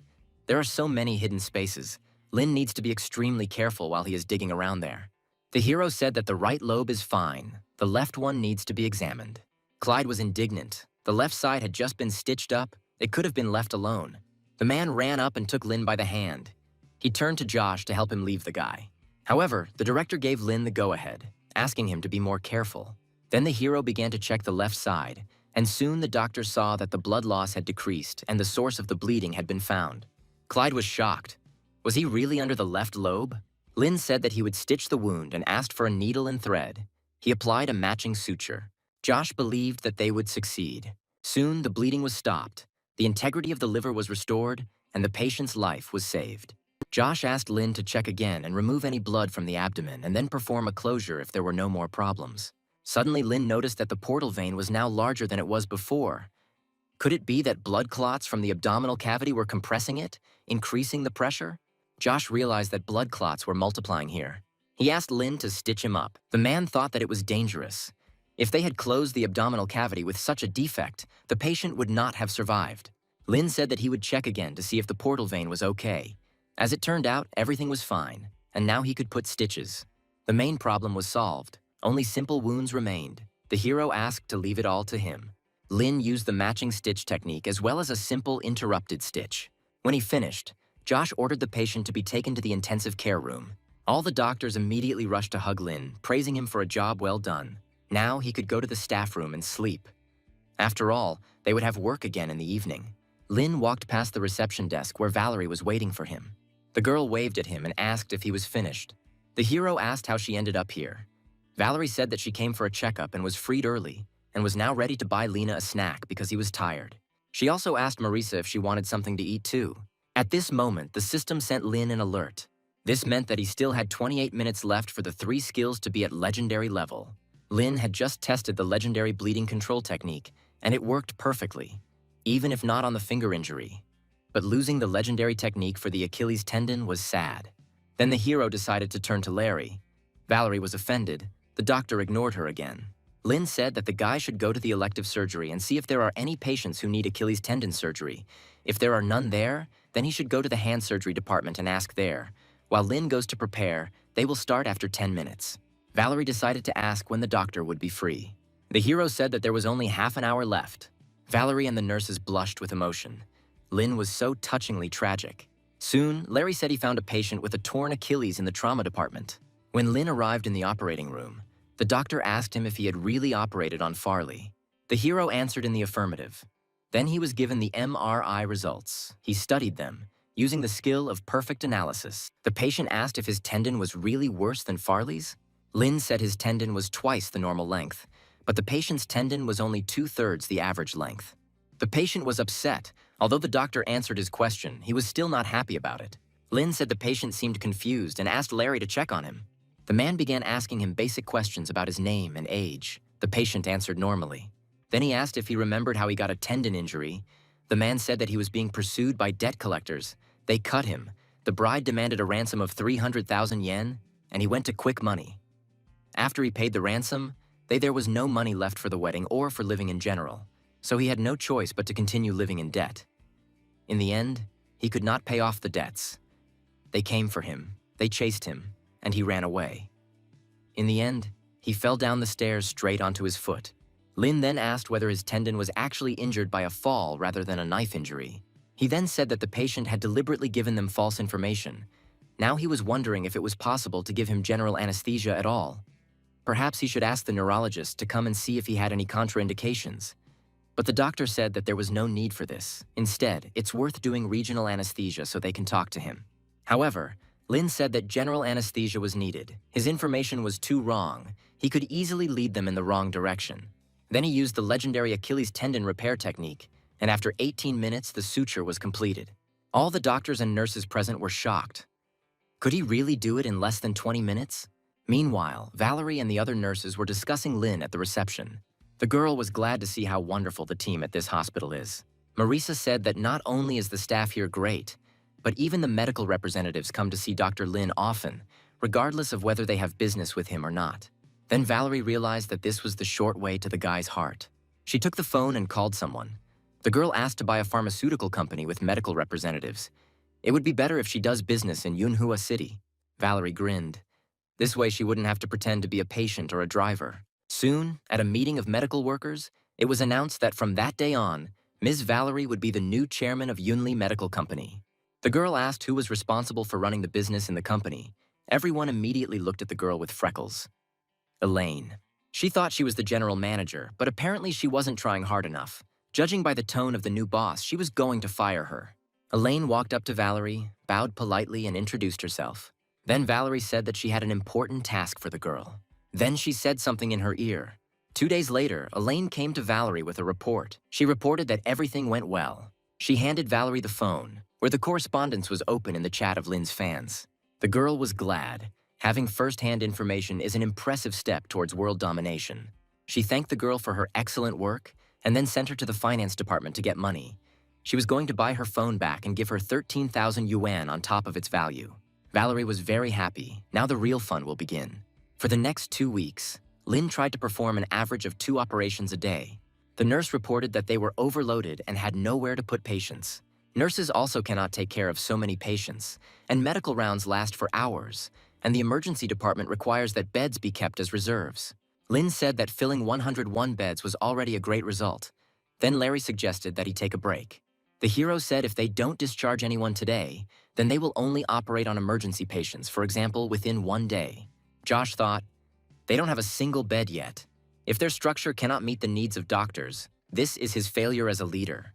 Then he turned to Larry, because he is not only Dr. Lin's assistant in operations, but also helps him in other aspects of life, such as mental state or healthy lifestyle. Except him, there is no one to help him. Lin gives his all to surgery. He can easily neglect other things, and his support should help him cover these things. Larry said that Dr. Lin doesn't really need them. There are a lot of girls who are ready to shoulder this knife. Josh decided that in this case it would be even better. At that moment, the man received a call. It was academician Tobias. He said that he was calling to convey an invitation. The Sports Medicine Center is very grateful for Dr. Lin's help, for which he had to rearrange his schedule. This time, they are organizing an international knowledge-sharing conference, and Dr. Lin was selected as a guest speaker, and Tobias hoped that Josh would allow him to come. In addition to Farley's operation, 15 days ago, a video was released of Lin operating at Yunhua Hospital. Tobias watched it and was shocked. Lin is more than worthy of the position of speaker. Even questions from foreigners will not be a problem. Josh thought, even though trauma surgery takes a lot of time, it would be nice if Lin took part in the conference. Then he gave his go-ahead for the guy to go to Shanghai. Meanwhile, Lin was walking along the corridors of the hospital. Even after all this time, the operating room was full of people. Suddenly, the system informed him about several awards at once. Lin was perplexed as to what such a gift was in honor of, because no one had checked out today. Lin's patients said that during these 15 days, they completely recovered, and everyone thanked the doctor for his excellent work. Lin decided to open all the chests at once. Suddenly he noticed that their light was different from the usual one. But how could an ordinary treasure chest open a rare skill? As it turned out, this was the skill of a perfect tracheotomy.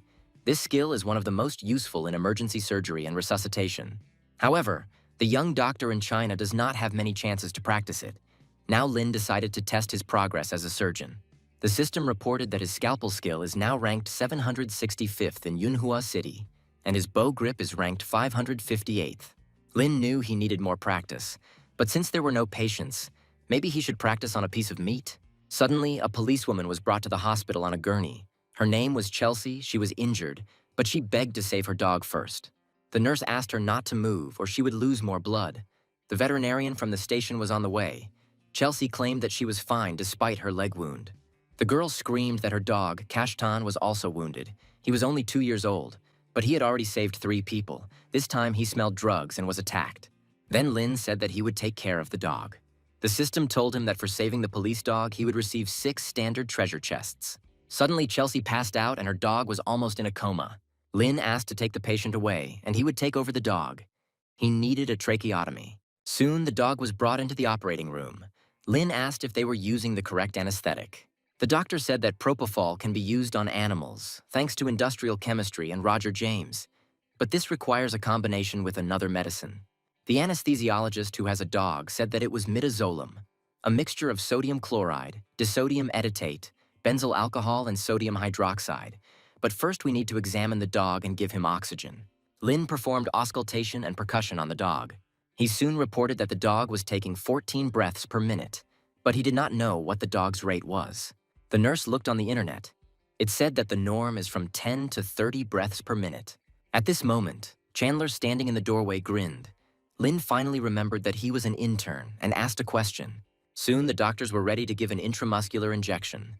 They needed to prepare the skin. You need to shave off all the hair, and quickly it's already difficult for the dog to breathe. Other doctors were surprised whether the man was a veterinarian, but he said that he was just friends with one of them. Soon the nurse prepared the dog's skin for the injection. Lin announced the start of the operation. Chandler watched him closely. Respiratory failure and pre-coma are indications for emergency surgery. But emergency is when the ability to breathe independently is completely impaired. But was a tracheotomy really necessary? Such operations are fraught with complications, and even more so in case of emergency surgery. He was afraid that Lin had rushed, but it seems he was wrong. Soon the dog's breathing began to improve. Lin was good at everything. No matter how others made fun of him, his skills were his main support. Then the hero said that the dog's life was out of danger. The stitches were applied. Chandler asked if Lin had done this before, and the hero said that he had just learned how to do it. The breathing problem is behind him, but there are still lacerations on his paws, plus the anatomically dangerous area behind the ears is damaged. Lin soon took care of all the problematic aspects. Chandler patted him on the shoulder and said that he would go away to rest for now. The nurses were in despair. All asepsis was down the drain. The head nurse would definitely scold them. Lin then decided to ask the system what the progress of his cutting skills was now. As it turned out, since the last request, the rank of scalpel proficiency in the city of Yunhua has not changed. Bow grip has been shifted 1 position down. Lin was dissatisfied. Could it be that after a successful operation, his rank, on the contrary, fell? When both Chelsea and Chestnut were cured, the girl and her police partner came to the doctors to express their deep gratitude to them. The man represented their patrol unit and wanted to express his deepest gratitude to Yunhua Hospital and its emergency surgery department. The doctors worked selflessly for the common good. Without complaining about difficulties and proving their concern for people in trouble, they not only helped Officer Chelsea, but also saved the life of the officer's police dog, Kashtan. At this moment, journalists were photographing their meeting. Josh thought that this was a chance for Lin to show off, but the guy was so gloomy. If he doesn't like this kind of work, he'll have to let him go to Shanghai and end it. When the meeting was over, Josh called Lin and Unity to his office. He wanted the girl to accompany the doctor to Tobus's conference. The hero didn't mind, but he was worried about the number of invitations. Josh said their department would cover the cost of the flight. It wasn't safe for Lin to go alone. Unity sat silently. She looked depressed. Josh said her job was to follow Lin to the International Conference on Sports Orthopedics and bring him back safe and sound. Unity should not let anyone fool him. She needs to make sure that Lin returns. Then her task will be completed. But if he does not return, then the girl may not return either. Soon, Lin and Unity arrived at the bus stop where a car soon arrived. Farley came out from there. He was glad to finally meet Dr. Lin. The man offered to take the doctor to the hotel. Unity immediately stood in front of Lin, covering him with her body. She asked what organization Farley worked for. The man took a few seconds to comprehend the girl's question. He said that he was a track and field athlete. Lin decided to interrupt the awkward situation and said that he could take them to the hotel. When the men arrived at the room, Lin asked Farley what business he had with him. The athlete said he had recently completed a rehabilitation program and was even able to run on the track again. He wanted to take part in the next competition, but did not know what the consequences would be if he ran at full strength. He was also interested in Tobias's opinion, but what was more important to him was what Dr. Lin would answer. The hero said that he has not done much research in the field of sports medicine. All his assumptions can only be based on MRI images. Farley said that he had brought them with him and suggested that the doctor take a look. Lin thought about it. Even though this happened at the moment of using the perfect skills, he still remembered the details. He said that if Farley wants to give his best in the future, it is better to postpone the next competition. His tendon is generally healthy, but the recovery process is not yet complete. The possibility of injury still remains, so the risk of rupture is still significant. All Farley has to do is not put too much stress on his Achilles tendon with intense training. If it ruptures again, the damage will be much more serious, and it will mean the end of his athletic career. Farley thanked the doctor for the explanation and shook his hand. He said that he didn't need the car yet. Lin could keep it and the driver if he wanted, but first he should take a break from the road. After the man left, Lin thought that it was still early enough that it was worth visiting the sports medicine center. Soon, he and Unity arrived at the right place. The hero said that the girl did not have to go with him. However, the girl did not want to leave him alone, even though she was already tired. At this point, the nurses informed Lin that Dr. Terrence had invited him into the operating room. The hero headed to the right office despite the fact that Unity tried to stop him. When Lin came into the operating room, Terrence said that the chief was out today, but he knew the guy would come. Today, they will be dealing with a hip replacement. He invited Lin to take part in the operation. Lin was very happy. Hip replacement in traumatology is the pinnacle of art. The surgical access must be very large, the prosthesis is huge, and the operating period is long, so the surgeon is required to have all his skill. Such operations are rare in Yunhua. Terrence knew that Lin had never performed such operations before, so he invited him to be an assistant. The hero was incredibly glad that he could take part in such an operation, even as an assistant. Terrence was pleasantly surprised. It was so unlike the almighty Dr. Lin. But then he calmed down and said that he needed to use a suction for the fluid first. Soon the operation began, Terrence thought. Although Lin is acting as an assistant, he's not relaxed at all. He was very dedicated to the task. Soon the doctor said they were done. Lin wanted to say that only half of the operation was completed, but the doctor replied that he did not want all the doctors to become exhausted, because they still had to speak at the conference. When Lin left the operating room, he decided to look at the surgery schedule. There were very few of them. At this moment, a nurse walked past him. She couldn't believe that it was really Dr. Lin. Then the girl wrote about the doctor's arrival in the general chat, and soon all the nurses came running to greet him. The man said he only arrived today. The nurses tried to find out from him why he had arrived. At that moment, Unity was watching everything that was happening. She saw a threat in all this and decided to intervene. She stood between the nurses and Lin and said that this was confidential information. The nurses were clearly unhappy to see this strange girl here. Then Unity took Lin by the arm and led him away, saying that he had worked today and they still had to write reports, so they needed to go. The nurses were clearly sad that the doctor left so soon. When Lin was alone with Unity, he asked if Principal Josh asked him to write a report. The girl didn't know what to answer, and then said that she was just going to write it herself, and Lin could just scribble a couple of lines. The hero asked to wait for him because he wanted to buy a can of cola. At that moment, a dog approached him. It was Kashtan, the same police dog he had recently operated on.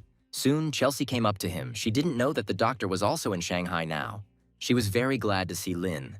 Now that all the problems were behind her, he seemed very handsome to her.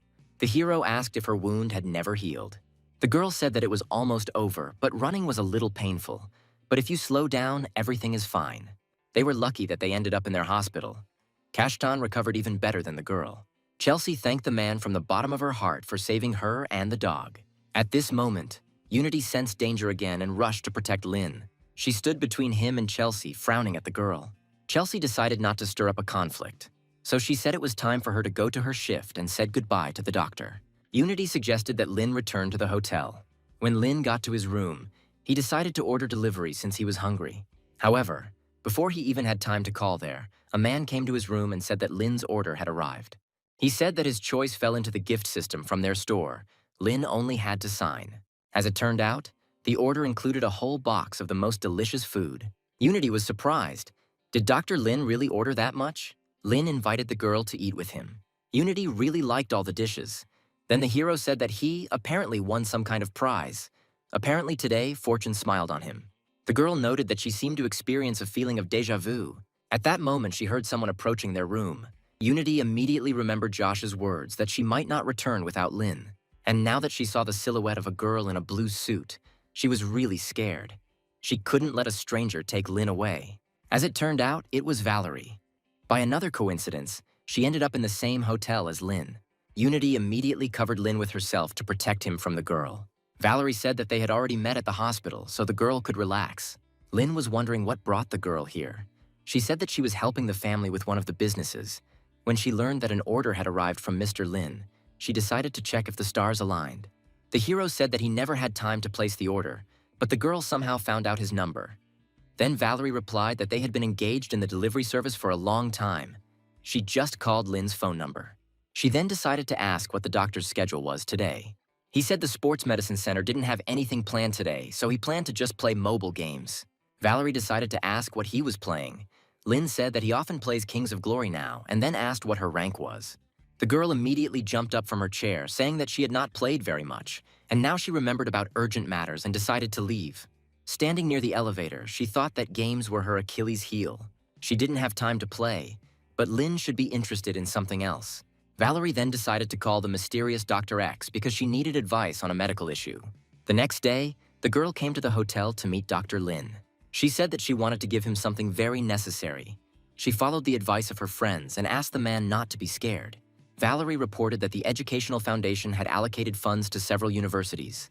She submitted an application for Lin for a qualification that would give him the right to engage in educational research activities.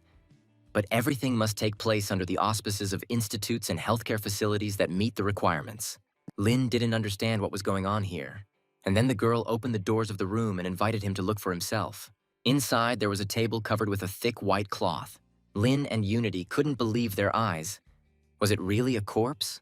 Valerie said that she had arranged with the person at the sports medicine center to reserve the preparation room, and now Lin could use it. Unity was incredibly happy with such a gift. Only every 10th clinic in China can afford to dissect corpses. But human bodies as a teaching tool are much more useful for understanding. Even the first 100 operations cannot compare with this. Soon, the doctors began the operation. They were very happy because they would finally be able to learn how to work with a corpse. Lin thought about it. He had little understanding of the anatomy of the lower limb. His work on the Achilles tendon according to Tobias's plan could have been even better if he had at least a few preparations under his belt beforehand. There is no need to talk about knowledge of anatomy in general. The structure of the circulatory system of the nervous system of the whole body is something that he has yet to study. Unity said she would focus on a specific area, so the doctor spent the whole night dissecting. The next morning, Tobias returned from Beijing. He was met by Roland. The international conference was already open, and the academician asked if Lin Zhan was ready. Roland said the guy went to the dissection room last night and never came out. Tobias wondered if he really had a corpse with him. He needed to urgently call him so that he would quickly come here to prepare for the conference. Roland went to the dissection room to report the return of the academician and that he was already waiting for Lin. The hero opened the door. His entire robe was covered in blood. He said that the man came here just in time. Lin grabbed Roland by the arm and pulled him inside, asking if he could lend him his body for a while. The man agreed, but was at a loss as to why Lin asked him to stay. The hero put his hands on the man's neck, and after a while declared that his cervical vertebrae were fine. Then Unity suggested giving another example for comparison. Lin continued his work, examining key areas of the neck, trachea, and thyroid gland of the corpse. Roland understood that the conference had already begun, so he had to hurry Lin. He said that the academician had arrived, and with him the patients with a ruptured Achilles tendon. They were waiting for Lin to operate on them on camera. They were part of the conference, so he should be prepared. However, the hero said that patients should wait until he finishes with the corpse. He thought to himself that the man clearly did not understand the value of corpses. When everything was ready, Lin headed to the operating room. Terrence said the patient was a 27-year-old fencing athlete who was injured while walking his dog after being attacked by a neighbor's husky, was suffering from limited lower limb mobility and right Achilles tendon pain, and an MRI confirmed a right Achilles tendon rupture. There was no information in the records about the presence of old injuries. Lin then decided to proceed with the operation. Everyone present at the conference was amazed at the extraordinary speed and accuracy of the doctor's work. Terrence understood that Dr. Lin was beyond competition. In such a short time, he became much more confident and faster. Dr. Brandon from the UK decided to record the operation on video. He was interested in the fact that it was not the academician himself who was operating. Apparently, not many Chinese doctors are capable of this. Lin soon announced the completion of the operation. Terrence was shocked.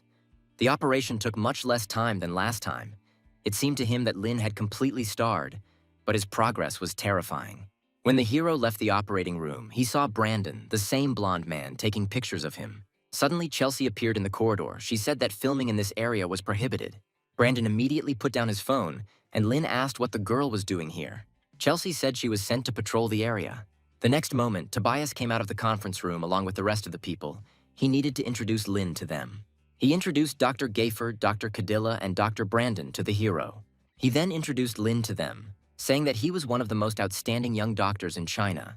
He was very talented in finger transplants and Achilles tendon surgery. Tobias deliberately didn't mention his experience at Yunhua because he doesn't have a formal contract with them yet, which means he's still an intern, so he can work at any hospital in the future. At that moment, Brandon rushed forward, pushing everyone in his path. However, Dr. Cadilla from the Mayo Clinic Trauma Department was quicker, and she took Lin's hands in greeting. She handed him her business card. The girl hoped that the doctor would one day be able to visit their clinic, where he could learn a lot. Everyone else looked at Lin, stunned. Did he really just get an invitation to the very Mayo Clinic, which is a leader in modern traumatology? Lin looked at the card blankly, but thanked the woman. Chelsea was watching everything that was happening. She thought that this foreigner was trying to seduce Lin, and the police intended to stop it. She called Chestnut in a whisper, ordering him to distract the doctor. The dog barked loudly, attracting Lin's attention, who immediately began petting the animal. Looking at the feisty Cadilla, Chelsea grinned. Her plan had worked. Brandon then approached Lin. He noted that the guy was truly a master of his craft, and then asked if he would grace them with another demonstration of the technique while the conference was in progress.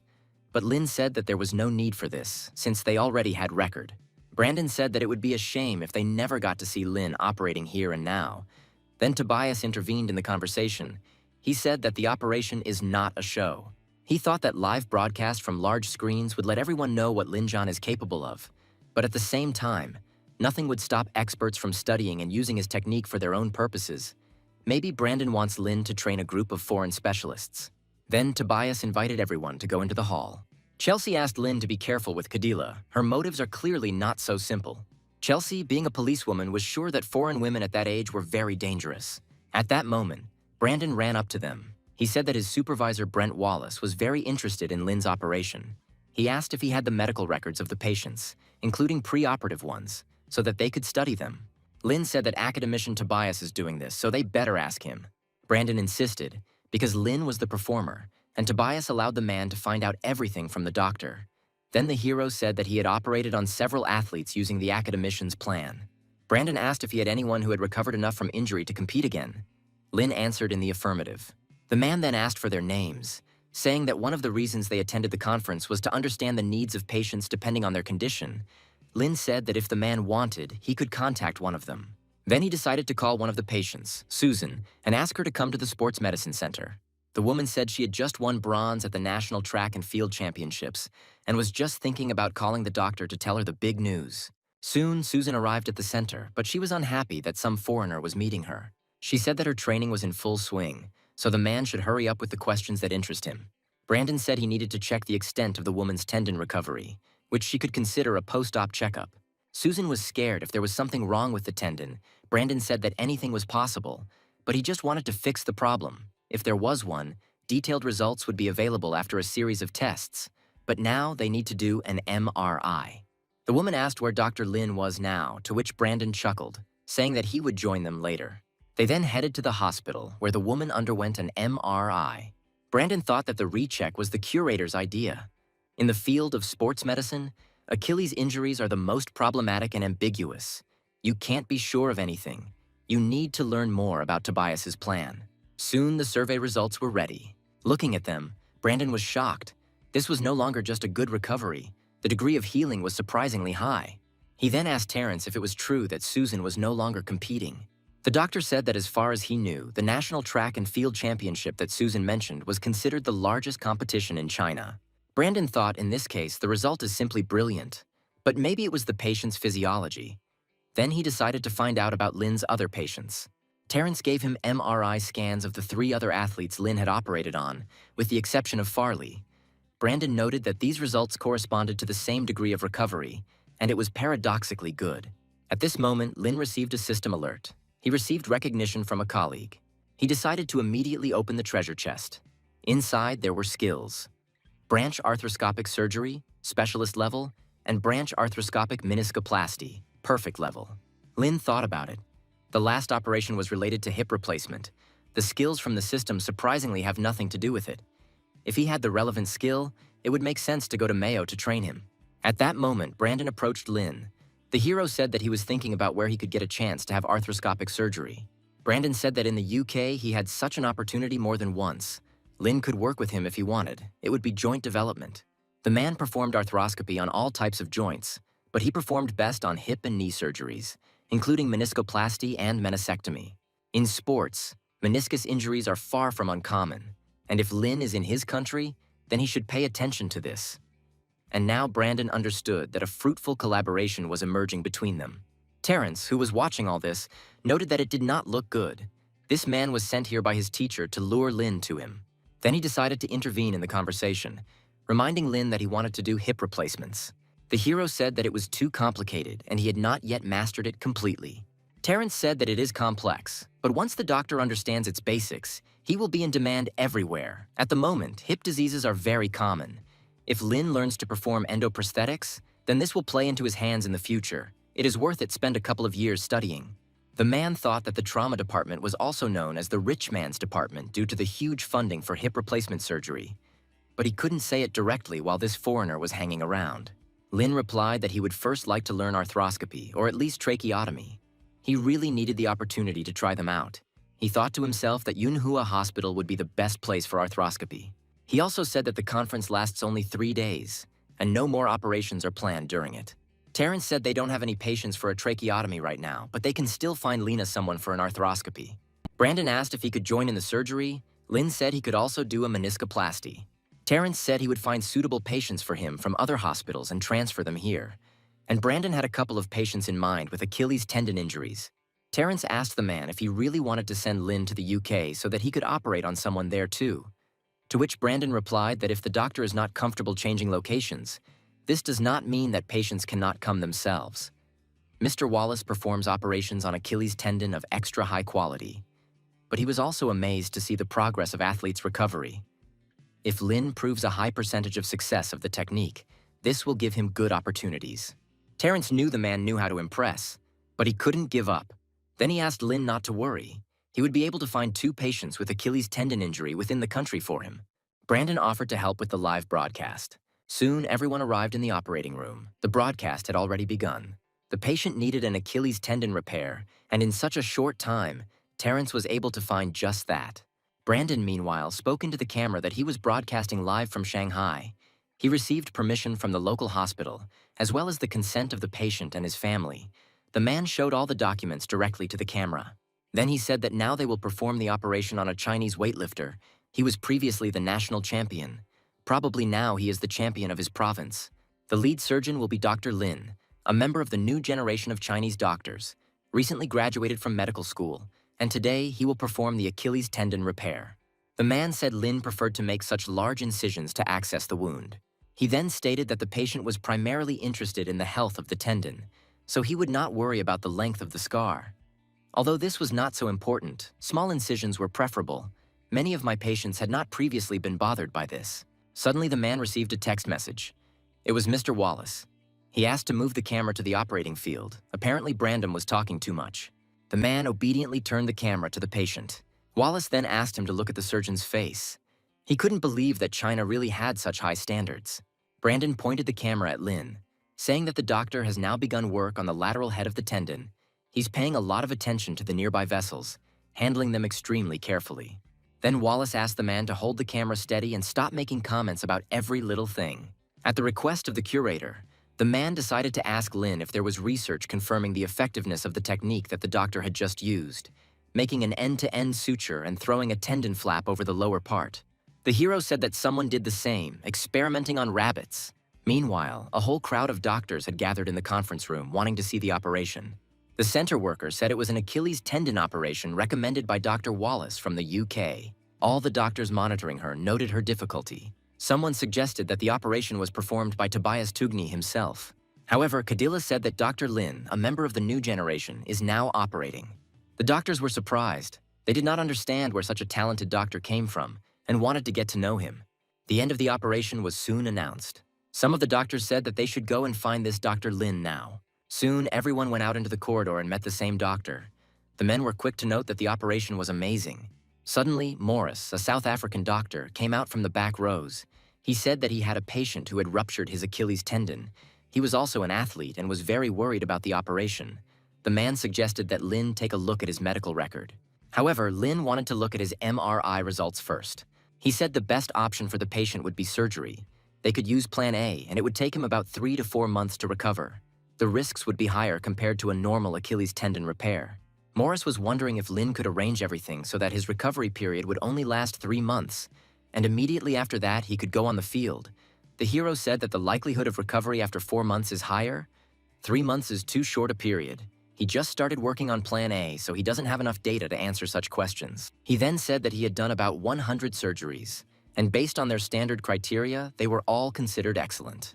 Morris asked if Lin's patients had any serious complications, but the hero said that at the moment he had no such cases. Then the man asked him if he was ready to do this operation. It can be carried out in China. He will discuss the details with the patient.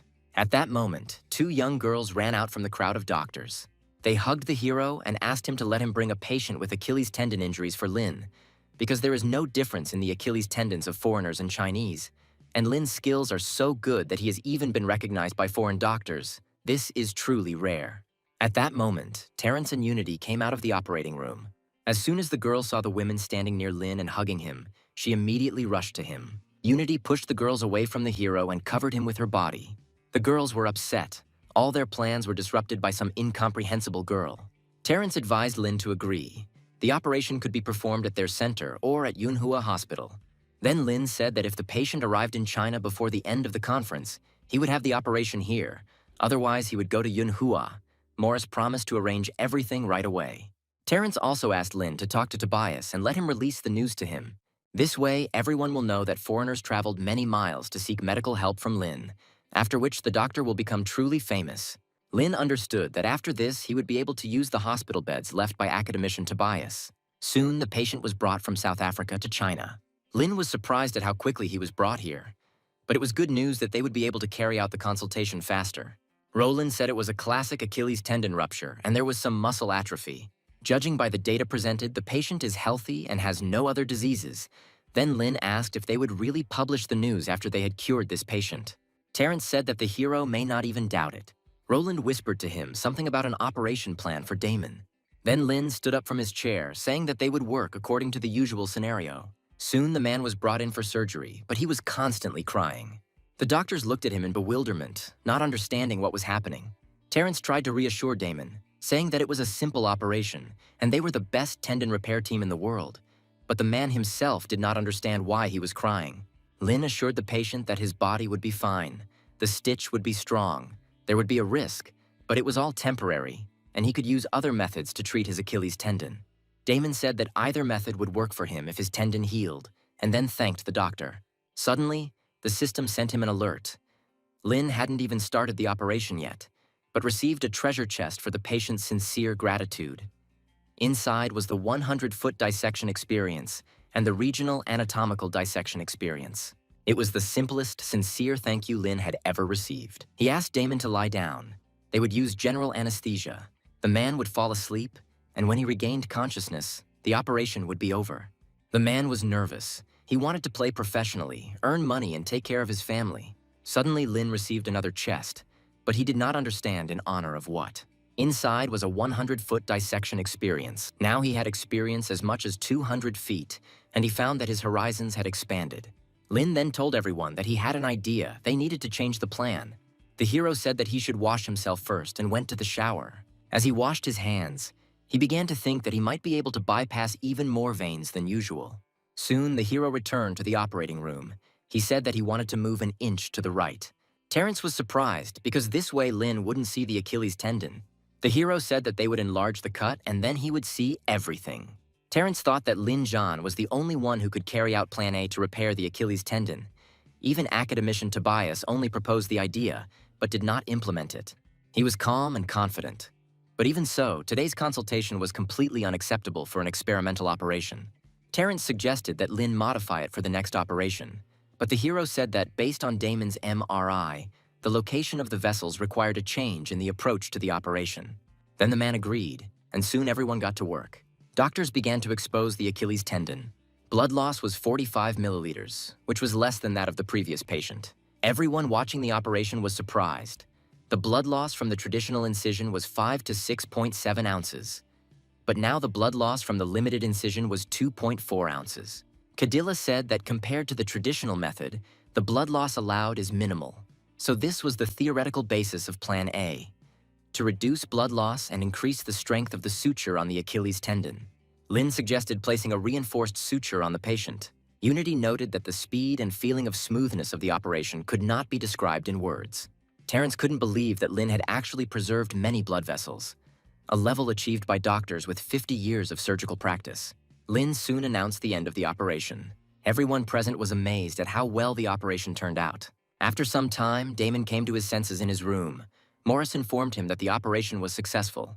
The man was incredibly happy that he would be able to play and earn money again. At that moment, the system sent Lin a notification. He immediately received 3 chests for one person. Hero said they will determine the exact condition of the tendon during rehabilitation sessions. Suddenly, he received another chest. Lin did not understand what was happening.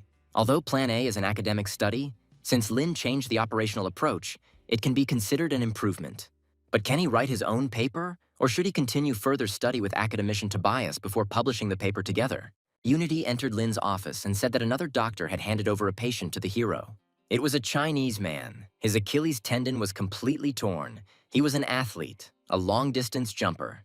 Lin wanted to go and prepare for the operation immediately, but Unity stopped him. She timidly said that she wants to learn how to repair a man's Achilles tendon. She also wants to become a surgeon, and although her operating skills are not so good, she will try to improve and study hard. The hero smiled and gave the girl the go-ahead. But first they had to go and do the surgery.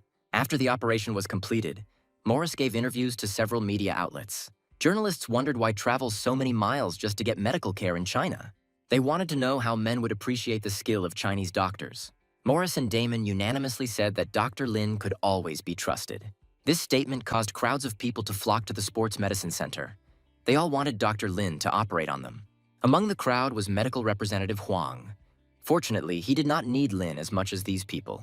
When he visited academician Tobias and told him that he knew Dr. Lin, he asked Huang to stay with him, and now he had to go to the hero's hotel. Lin was in the room. He opened the door for the guy, but was surprised why Huang was even here. The hero said that he could actually go straight to Principal Josh since he couldn't help him in Shanghai. However, Huang said he was there to deliver a minimally invasive surgical stapler for the Achilles tendon. Lin at first thought he was joking, but the man said that academician Tobias asked to give him an important document. When the hero opened the letter, he could not believe his eyes. Did Tobias really write this? Huang said using the minimally invasive surgical stapler will improve the results of his surgery. But the hero didn't listen to him. He thought about the letter. 3/4 of its contents were devoted to Tobias's plan, and the remaining quarter to Lin's improved version. The contents were very detailed and well written, and the most valuable thing was that he managed to write important points of the improvised version Achilles tendon repair techniques without Lin's help. Huang then said that he had heard that the academician was going to publish an article in a Chinese journal on orthopedics, and Lin would be an author with him. He congratulated the young doctor on having such a great opportunity to make his name known. At this moment, Terrence entered the room. He knew that Lin had not left yet and brought him good news. The hero asked if this was another scheduled patient. Huang realized that he was unnecessary here, so he apologized to the doctors and hurried to leave the room. Then Terrence handed Lin a paper, saying that this time they would not rush into the operation. This was Lin's payroll, which Terrence specially took for him from the finance department. This is his income for the last month. The month there should be 5 things: salary, including donations, health insurance, unemployment insurance, and so on. But his current status has not yet been confirmed, so the finance department cannot report on it. Lin then said that he could not be transferred here. He was going to work at Yunhua Hospital. Terrence wanted to say that there was no need to rush into a decision, but the hero stood his ground. The orthopedic and sports training center was not suitable for him. The diagnoses of the patients coming here were too monotonous, and he didn't like it. Terrence continued to say that he made the decision too quickly. They should not rush. Moreover, from today, the number of patients has increased sharply, and a significant number of patients are asking for a beautiful appearance.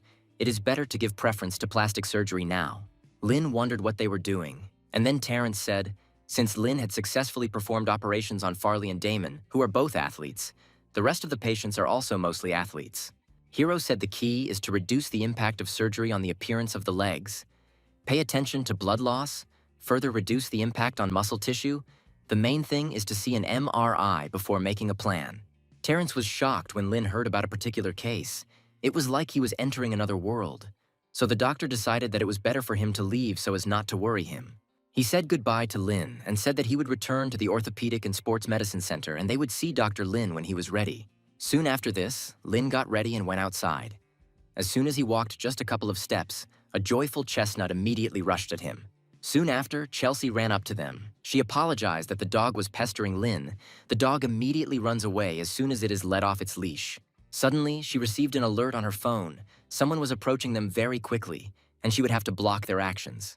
The girl called her dog so that he would not delay the doctor. But suddenly, Chelsea stumbled upon a rock and fell, flying straight towards Lin. Suddenly, a male silhouette appeared in front of the hero. The man intercepted the girl, preventing her from falling. As it turned out, it was Josh. Lin didn't expect to see him here at all. The man said that he had arrived for a conference and casually decided to look at his intern. Lin was glad to see him. Josh could come to the conference as an independent surgeon. This is quite consistent with his level. He then asked what type of meeting it was. Josh looked at his notebook and said it was the annual conference on gynecology and pelvic problems. Lin said that he planned to return to Yunhua the day after tomorrow. But due to the newly arrived patients, it would be possible to do so only next week. Josh was glad to hear this. He knew that this kid could be relied on. Then he decided to continue on his way, saying that the conference would just have time to end by that time, after which he was going to meet with Lin to go with him to Yunhua. Soon, the hero returned to the clinic to examine the test results of new patients. 2 patients have a broken bone in the upper part of the pelvis, and the injury is too serious, so he will not operate on them. But the other patient had arthritis, which is why they will not be able to perform endoprosthetics on him. There will be no problems with the rest of the patients being operated on. They also had a shortage of patients who needed Achilles tendon surgery. Lin planned to stay late today, but it would be inconvenient if at some point they simply ran out of patients to operate on. Josh said he would look for more patients who needed Achilles tendon surgery, and then asked if it was true that Josh was here. Lin said that he was in a hurry to go to the conference. Terrence said that he missed the opportunity to meet him again, but doesn't he have other things to do here than attend the conference? Then Lin said that he only asked to accompany him to Yunhua next week. Terrence frowned with displeasure.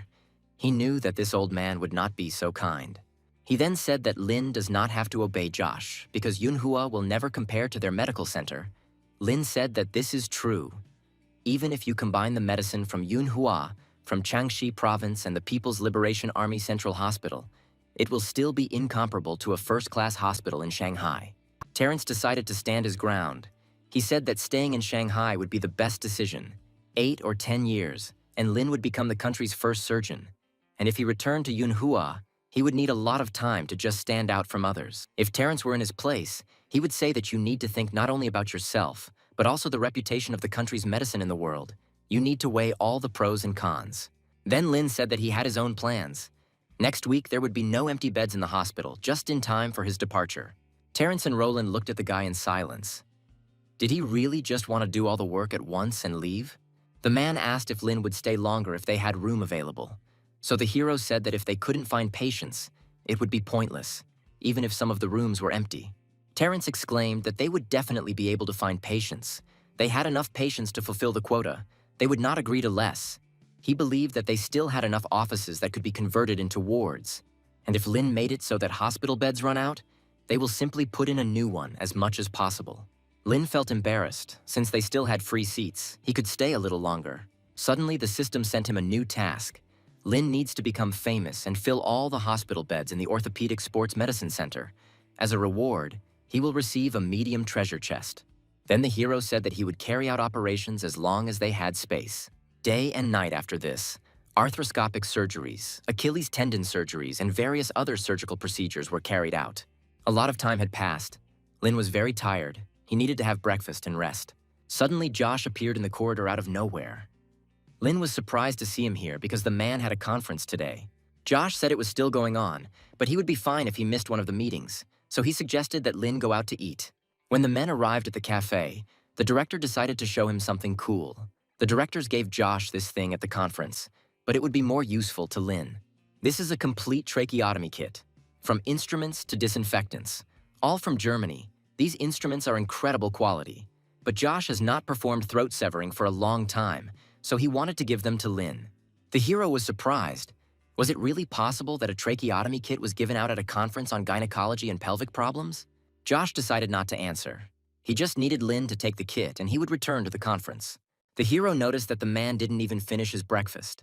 Back at the hospital, Lin decided not to let Josh down. No matter how many surgeries he had, he would finish this week.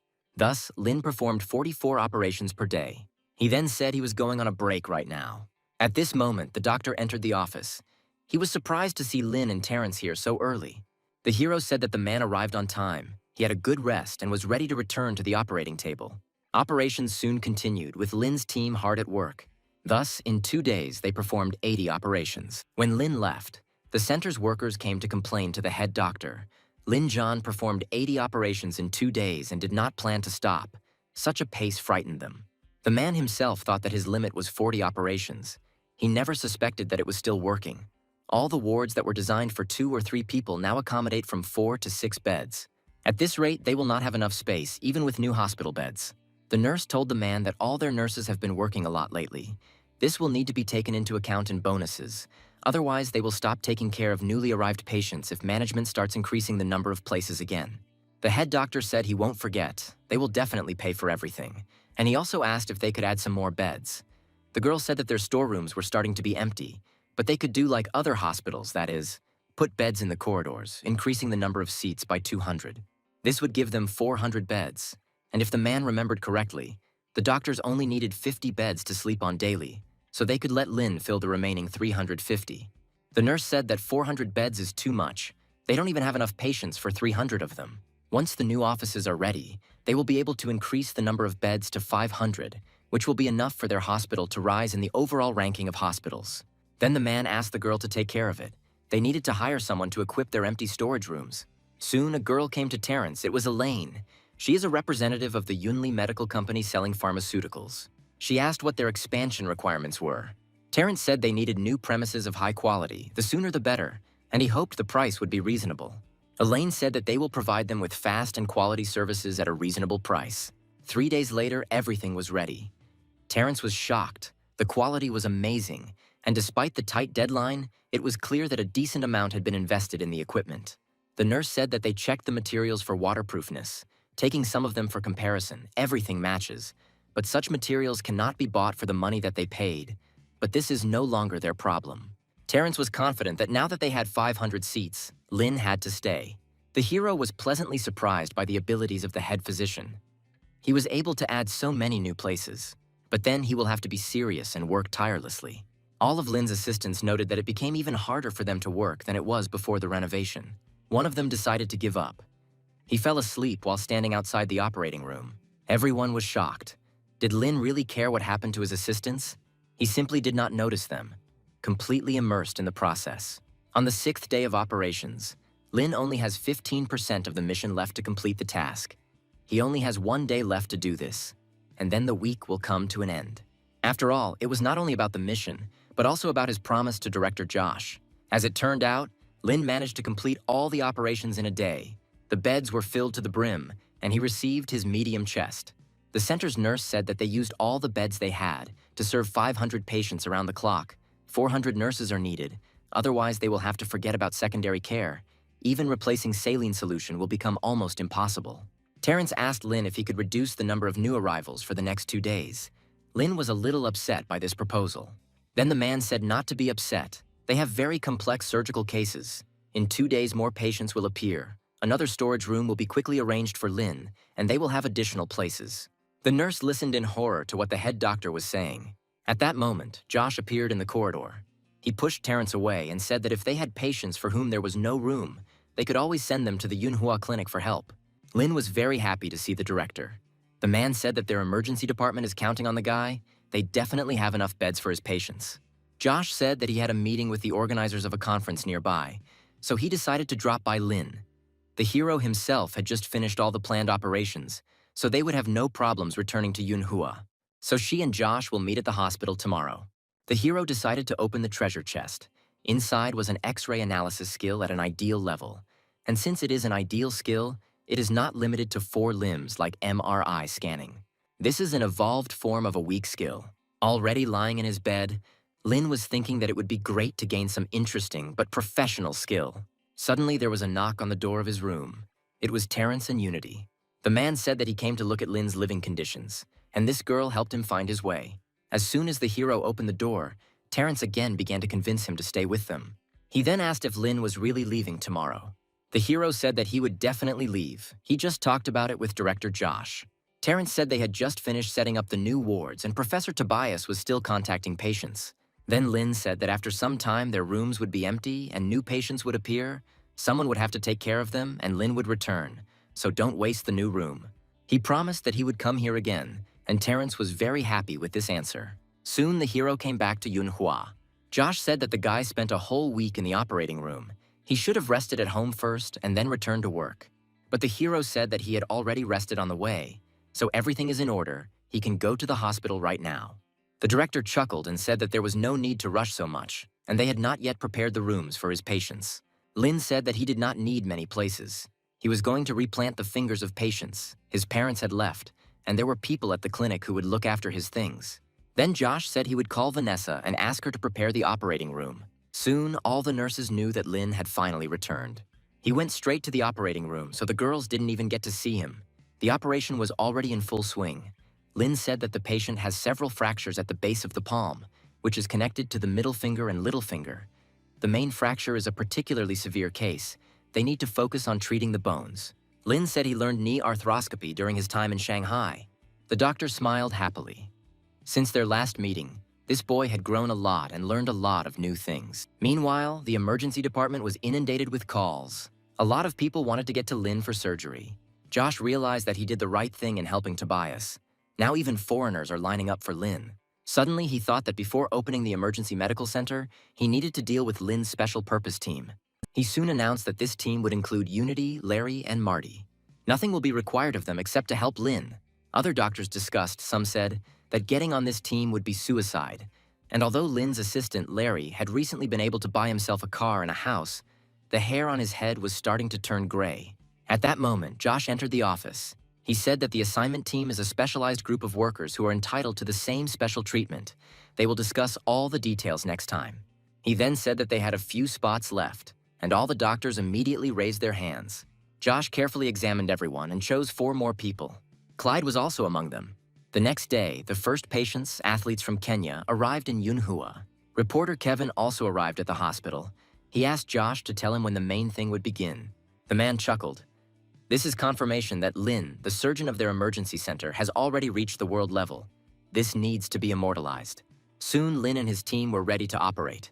Kevin filmed everything, and Lin was truly wonderful at his work. The newbies on the heroes team wondered why the doctor liked such huge incisions. Vanessa and Larry explained that this is Tobias and Lin's method of operating on the Achilles tendon. Thanks to such incisions, blood loss can be avoided.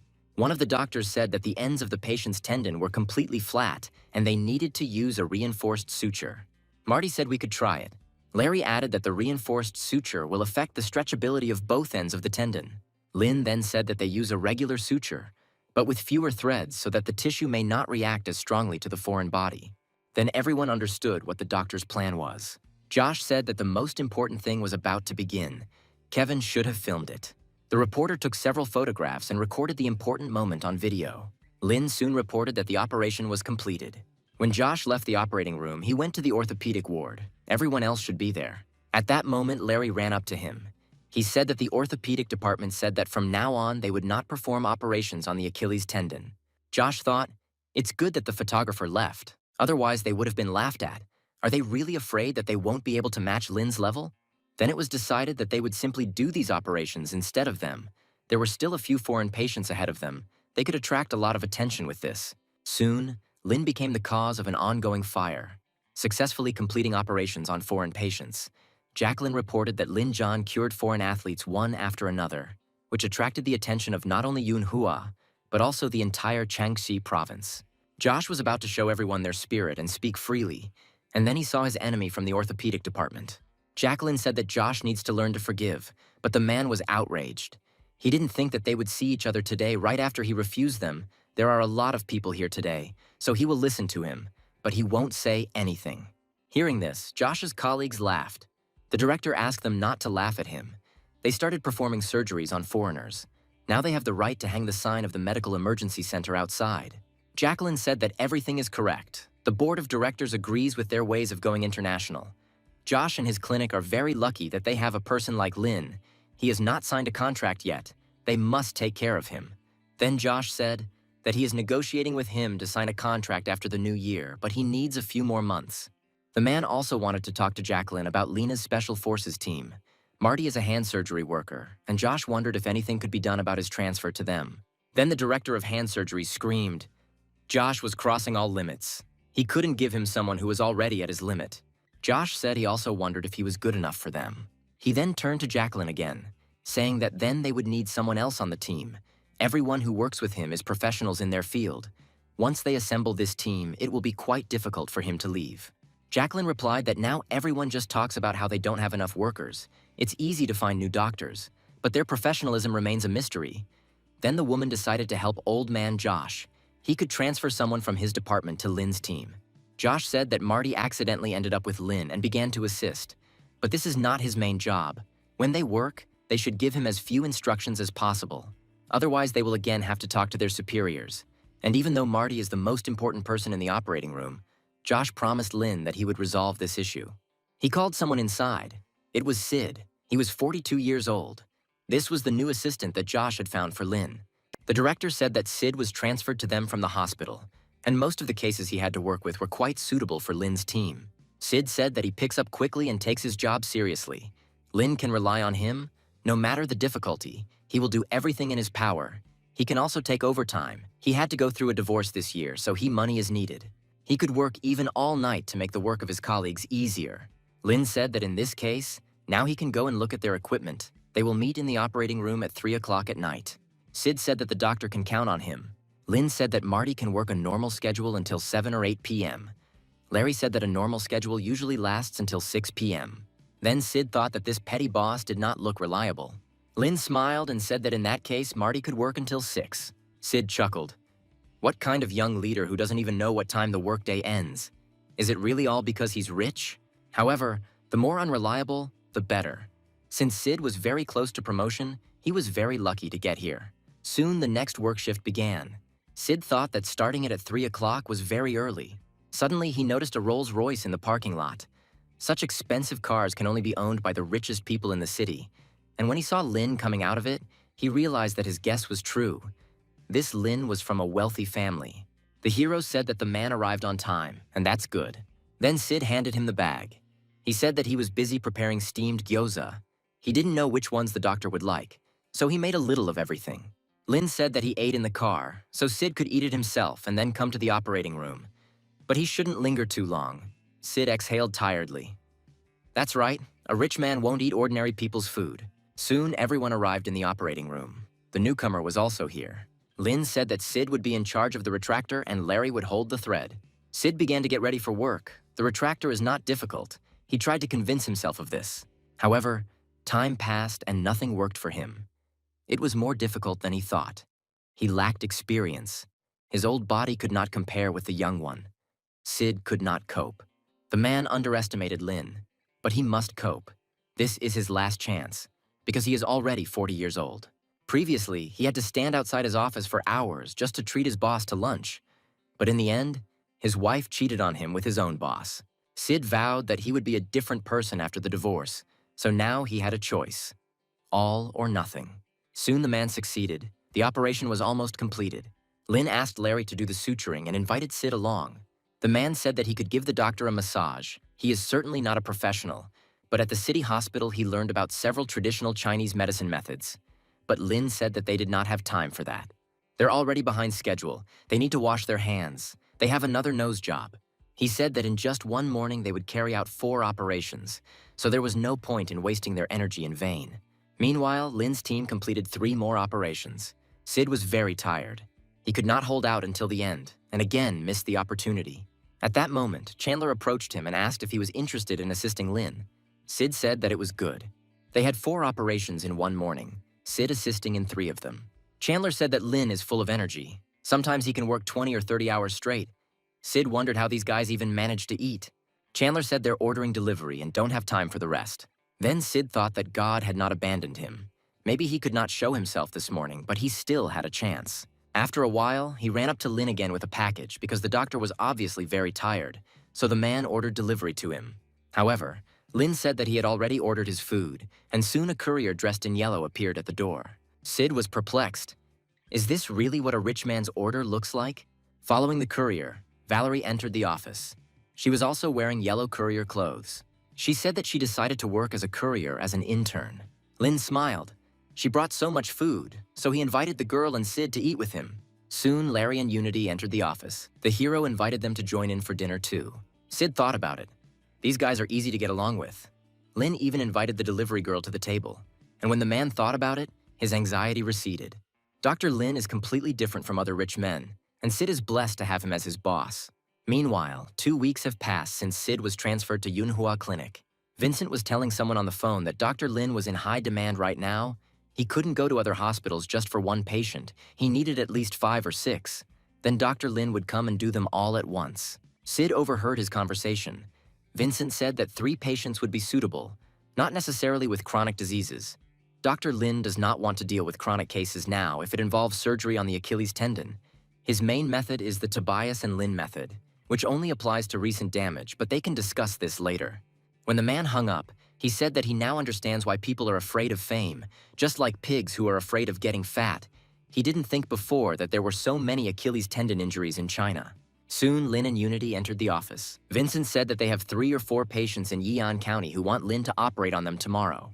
The hero said that in that case, they will be done for today. They need to rest, and Unity can go with him tomorrow.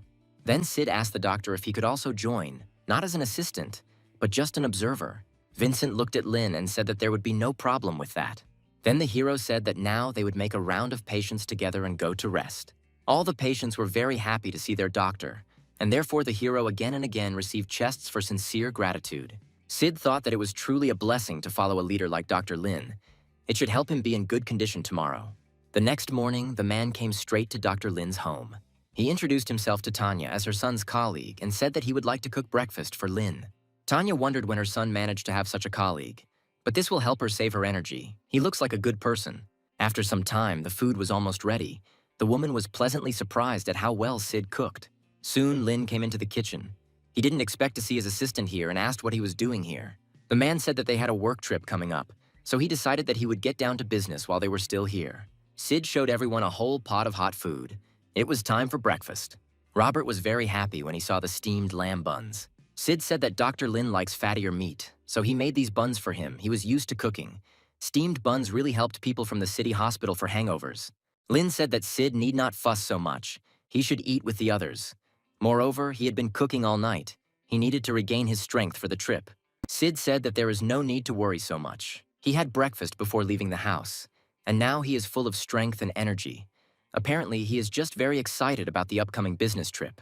Lin said that when they finished breakfast, they would go to the airport, where they would meet Doctors Unity and Vincent. Soon, all the doctors met in one place. Unity noted that Dr. Sid seemed very kind, so she asked him to help with Dr. Lin's tracheotomy kit, which the director gave him. Sid thought about it. He didn't even think they had such a close-knit group. When everything was ready, the doctors went to Shuchen. After some time, they arrived at their destination. They were met at the airport by Wilbur, director of the orthopedic department of the Shuchen People's Clinic. Vincent said that his presence was not as important as Dr. Lin's. Then Wilbur hurried to apologize and walked over to shake Lin's hand. However, he didn't understand how he could even communicate with someone who was 30 years younger than him. Sid thought about it. Dr. Wilbur is so polite to the elders, but he can't find what to talk about with Dr. Lin. Then he decided that they should head to the operating room, because the patients were already waiting for Lin. The operation soon began, and the staff at Shucheng Hospital were surprised at how large the incisions were made by Dr. Lin. They didn't understand how he would sew it up. Meanwhile, 5 hours had passed, the operations were completed. Wilbur said that he didn't believe it until he saw it with his own eyes. Lin's skill was truly impressive. Everyone watching was shocked. Lin carefully monitored his every action. If he performs an operation of this level on the Achilles tendon, then it is not difficult to believe that he is one of the best surgeons in the world. After everyone left the operating room, Wilbur invited Lin to have dinner together. Then the hero asked if they were doing knee arthroscopy here. The director said that it would really start soon. Lin asked if he could watch her, a question that stunned Wilbur. Sid said that this was not in accordance with the regulations. Even if he wanted to practice, he could do so after returning to Yunhua. Lin said in a whisper that there were no places in Yunhua, but in Sid's opinion, this was still no reason to interrupt the progress of other people's operations. Then Wilbur said if Dr. Lin wanted to look at it, they could do it after dinner. Soon, it was time for the operation. Everyone was assembled. The surgeon asked Lin to secure the tourniquet on the patient's leg. While the hero was working, the man asked him how he was feeling. Lin said that it will work if you work through the anterior medial area of the thigh. The surgeon said that the patient had problems with the anterior horn of the lateral meniscus. Lin thought, it doesn't matter what area the doctor works through, he will still be able to come up with a plan that will work. Meanwhile, the operation continued. The surgeon was shocked. Dr. Lin predicted his every move. Working with him was simply amazing. Then he said that thanks to Dr. Lin, the operation ended much earlier. Wilbur added that Lin's arthroscopy skills were amazing. If he had known he was capable, he could have booked 2 or 3 more surgeries for him. Lin then said that he could still do this. They could finish what they had left together. Soon, a new patient was brought into the operating room, and Lin's entire team also arrived for the operation. Lin asked Wilbur to tighten the tourniquet and check the patient's condition. The doctors thought, even if it is just a piercer, it requires a lot of experience and a complete understanding of the anatomy of the knee. During the operation, it is necessary to precisely control the pressure force and understand how deep the piercer goes. If the force is more or less than necessary, then you will have to try again, which usually leads to a bad outcome. But Dr. Lin's methods are better than they suspected. The surgeon soon reported that the patient was unstable. Hero said they could save about 0.7 centimeters of his native meniscus. 15 minutes later, the forecast was still not looking good. However, Lin announced that the operation was completed, which shocked everyone. When everyone left the operating room, Wilbur began to reason. Dr. Lin works very quickly. They will focus on such operations and contact him to perform them. And the man was also wondering how much a doctor makes for arthroscopy. Sid thought that this is a control question for him. Maybe Dr. Lin doesn't care about the price for his work. But as his subordinate, he couldn't so easily decide how much his work costs. The price for an operation speaks about the status and professionalism of the surgeon. I can name the price too low. A higher price tag would be more suitable for him, but what if he made it so that Dr. Lin would then be unable to earn anything at all? Who would then face the consequences? Then Sid decided that he would let Lin answer this question himself. He asked Wilbur if he wanted the doctor to continue performing arthroscopic surgeries with them. The man said that they would like to cooperate. Sid decided to tell them that Dr. Lin would be free for a couple more days because there were no vacancies in Yunhua. He said that someone else recently invited Dr. Lin to do some surgeries, but the doctor refused, all because they can offer more patients. Perhaps Wilbur thought that Dr. Lin was still so young, and it was true, he wanted to gain experience. The number of patients worries him most. Then the director understood everything. Apparently the quantity matters. He promised to contact the patients and then they would personally discuss the price with Dr. Lin. Sid exhaled. He managed to get out of this situation, but he hoped that next time the man would not put him in such a predicament. After Sid followed Dr. Lin, he not only received money for his work, but also gifts, along with good treatment from other clinics. He felt like he had been promoted. It was a blessing to be alive, to be a doctor. Cannot be compared with working at the city hospital. Sid's life became more and more interesting. After Lin finished with the patients at the Shuchen clinic, he returned to Yunhua. Sid managed to show up for his shift on time. Dr. Lin is a paid employee, so he is constantly on the move. His workday starts in the middle of the night. He is so hardworking. He definitely had no appetite when he returned. He was also forced to work in the clinic, so he is definitely hungry. It seems he will need nutritional breakfast. When Larry arrived at the hospital, Sid was already in full swing preparing Lena for tomorrow. The man chuckled. He knew Larry went to stores in the middle of the night. He must have become a regular customer by now. But why wouldn't he send a messenger for those pig hooves? Why do everything himself? Larry said that the hooves had to be carefully selected. If he left it to someone else, even in a very good batch, there might be a couple of bad ones. In any case, he didn't feel much stress doing it. At this moment, Lin entered the office. The men hurried to greet the doctor. Sid said that he had prepared an omelet for him. Since Lin didn't have breakfast, he happily tasted the man's dish. The omelet turned out great, and he immediately wanted more. Larry asked the doctor not to overeat. He needed to leave room in his stomach for the pig's trotters. Several days have passed since then. Something strange was happening at Shuchen Hospital. One of the patients who had recently undergone surgery decided to walk along the corridor himself. The doctor immediately ran up to him to stop him. He asked who allowed him to get out of bed. The patient was surprised that he needed permission. He didn't just get out of bed, but he had already been to the restroom. The doctor was shocked because the man had undergone arthroscopy a few days ago. But it seemed to the patient that this was an operation with minimal intervention. Could he really not be cured in a couple of days? The doctor asked the man to sit down. He needed to check his condition. There seemed to be no problem, but it would be better to do an X-ray to make sure. An hour later, the doctor came into Director Wilbur's office to look at the X-ray results. The patient was expected to return to normal in 3 or 4 days. It was the meniscus that Dr. Lin treated, and it turned out that there was almost no pressure and the border was smoothed out. The doctor also brought along the patient's previous X-rays. Wilbur said it looked like the meniscus was completely deformed. Then the director became interested in what happened to Lin's other patients. The doctor said that he had already collected the information in one folder. Wilbur looked at the information. It was amazing. Lin is truly a professional. It was such a great job. His operations are like art. Then the director wondered, is it possible to cure the meniscus of the previous head physician with the skills of Dr. Lin? After some time, the man was sent to the pond where the previous head doctor was fishing. He said that he did not want to be treated by foreigners, so Wilbur looked for a suitable doctor in China, and now he is here to say that he has found someone. The old man said that he only fell once. There was nothing serious about it. Wilbur insisted. The head doctor, William, needs to take his health seriously.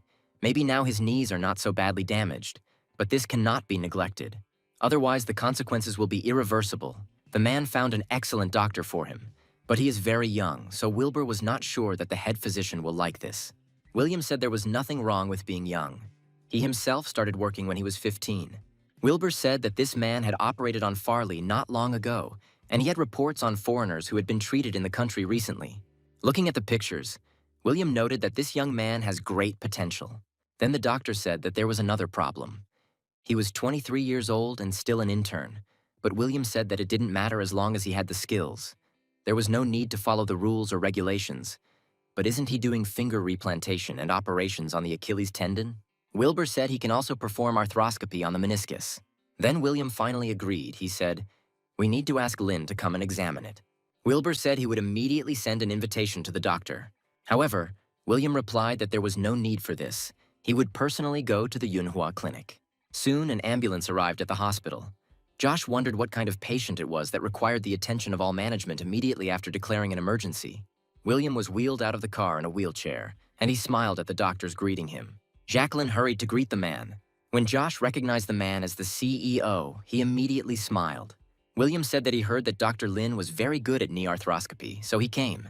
Josh shook the man's hand, telling him that Lin had performed over 100 knee arthroscopy surgeries and had a very high success rate. Jacqueline suggested doing an examination first. As far as she knew Lin, he was very good at reading MRI scans. William smiled and agreed to follow this plan. Josh decided to tell Lin about everything while the CEO was conducting an examination. At this time, the hero was busy with the operation. He asked the man what was the matter. Josh said that there is a patient in the VIP clinic. He asks the guy to do an arthroscopy of his knee joint. The hero immediately got ready to go to the right place. However, Josh stopped him. First, he must pay special attention to this patient. For example, he can make the process longer so that the patient feels valued. He cannot simply say that he will perform the operation immediately after meeting the patient. When everything was ready, Lin went to the patient. Many doctors had already gathered in his room. William noted that Dr. Lin was very young and then said that he could stand up, but his knees hurt when he stood up. He felt even more uncomfortable after the flight, so he would have to use Lin's skills. The hero smiled and said that he first needed to examine the man. William said that he suddenly remembered a storyteller he listened to in his youth. The characters always liked to say, "Please forgive me for not greeting you properly because of the armor I was wearing." And now William understood why they were like that talked. The hero touched the man, and information about his condition immediately appeared before his eyes. The result of some indicators was quite high. Then Lin said that he wanted to see the patient's result. When the pictures were brought to the hero, he examined them silently for 10 minutes. All the doctors who were in the room looked at the guy in bewilderment. William asked the doctor why he didn't say anything. Lin replied that he was paying attention to the patient. All the doctors were at a loss, and then Josh intervened in the conversation. He chuckled in confusion and asked Lin to show his professional side. William laughed. He asked Lin not to worry about everyone present and to do his best. The hero said that the man's meniscus had worn out from old age. There were several displaced fragments and cracks along the edge. He suspected that there were cracks in the meniscus. If the man underwent arthroscopy, he would get better results in terms of treatment. The doctors looked at each other in bewilderment. The hero asked if it was worth carrying out the operation right now. There would be just enough time to pay attention to complete the operation. Everyone present was surprised. Could they really do this right now? Lin was surprised because the man came here for the operation. Then Josh said that Dr. Lin's previous patients had used the Lysholm knee composition score to evaluate recovery.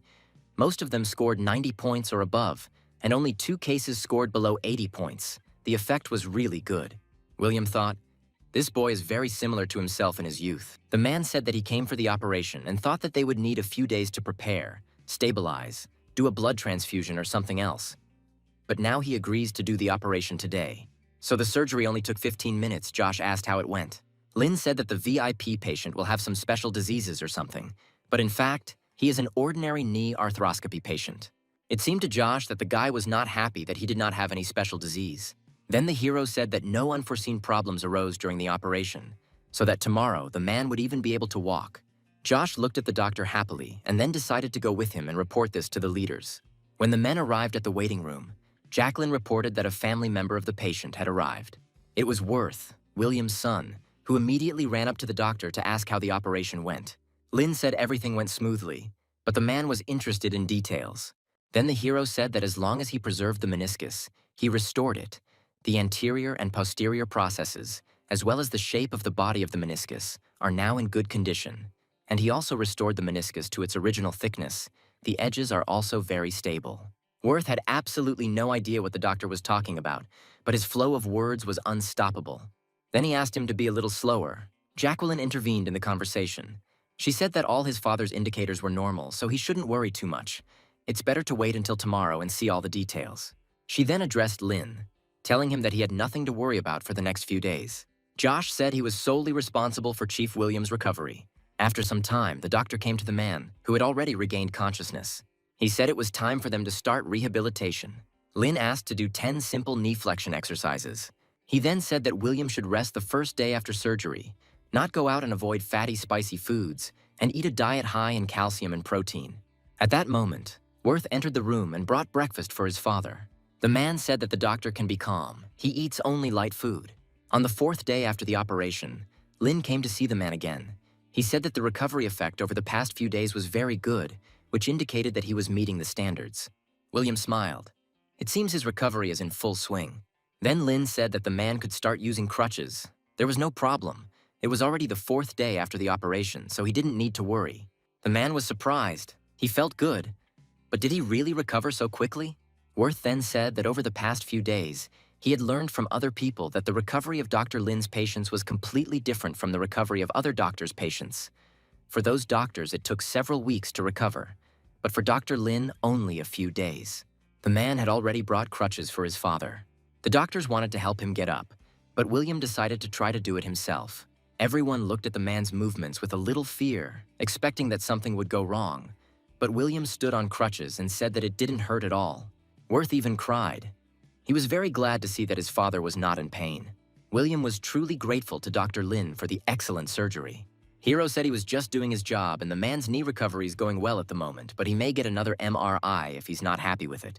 Then Worth asked if there were any side effects from having another MRI. Was there any radiation? Lin replied that MRI does not contain radiation. The only side effect is the cost. Then Worth said that they could come to terms with this side effect. It would be better to do another MRI to be completely calm. Soon after, news of Chief William's successful treatment spread throughout Changsha province and reached the leaders. The director arrived at Yunhua Hospital. He saw that everyone was going to see Dr. Lin, and then Josh decided to say that they really needed an emergency medical center. The other doctors were not very happy that so many resources were being devoted to this department. However, the director said that this issue could indeed be included on the agenda. The directors of other departments were shocked. They now have limited funds, and their departments even have occupied rehabilitation wards. Josh said that he doesn't want to take over their recovery room, but Lin John spends days looking for an operating room. If he doesn't give him that room, he will make a fuss. The man asked not to use Lin as an excuse, and Josh said he doesn't. Let's look at it this way. Lin has been in the VIP building for a week and hasn't had any surgery. Isn't there recovery room now? Free? Another doctor said he couldn't use Chief William as a shield. It was nothing more than a knee arthroscopy. They could just find someone in the department who could do the surgery. They were just lucky. Josh chuckled. William walked to the door and specifically looked for Lin.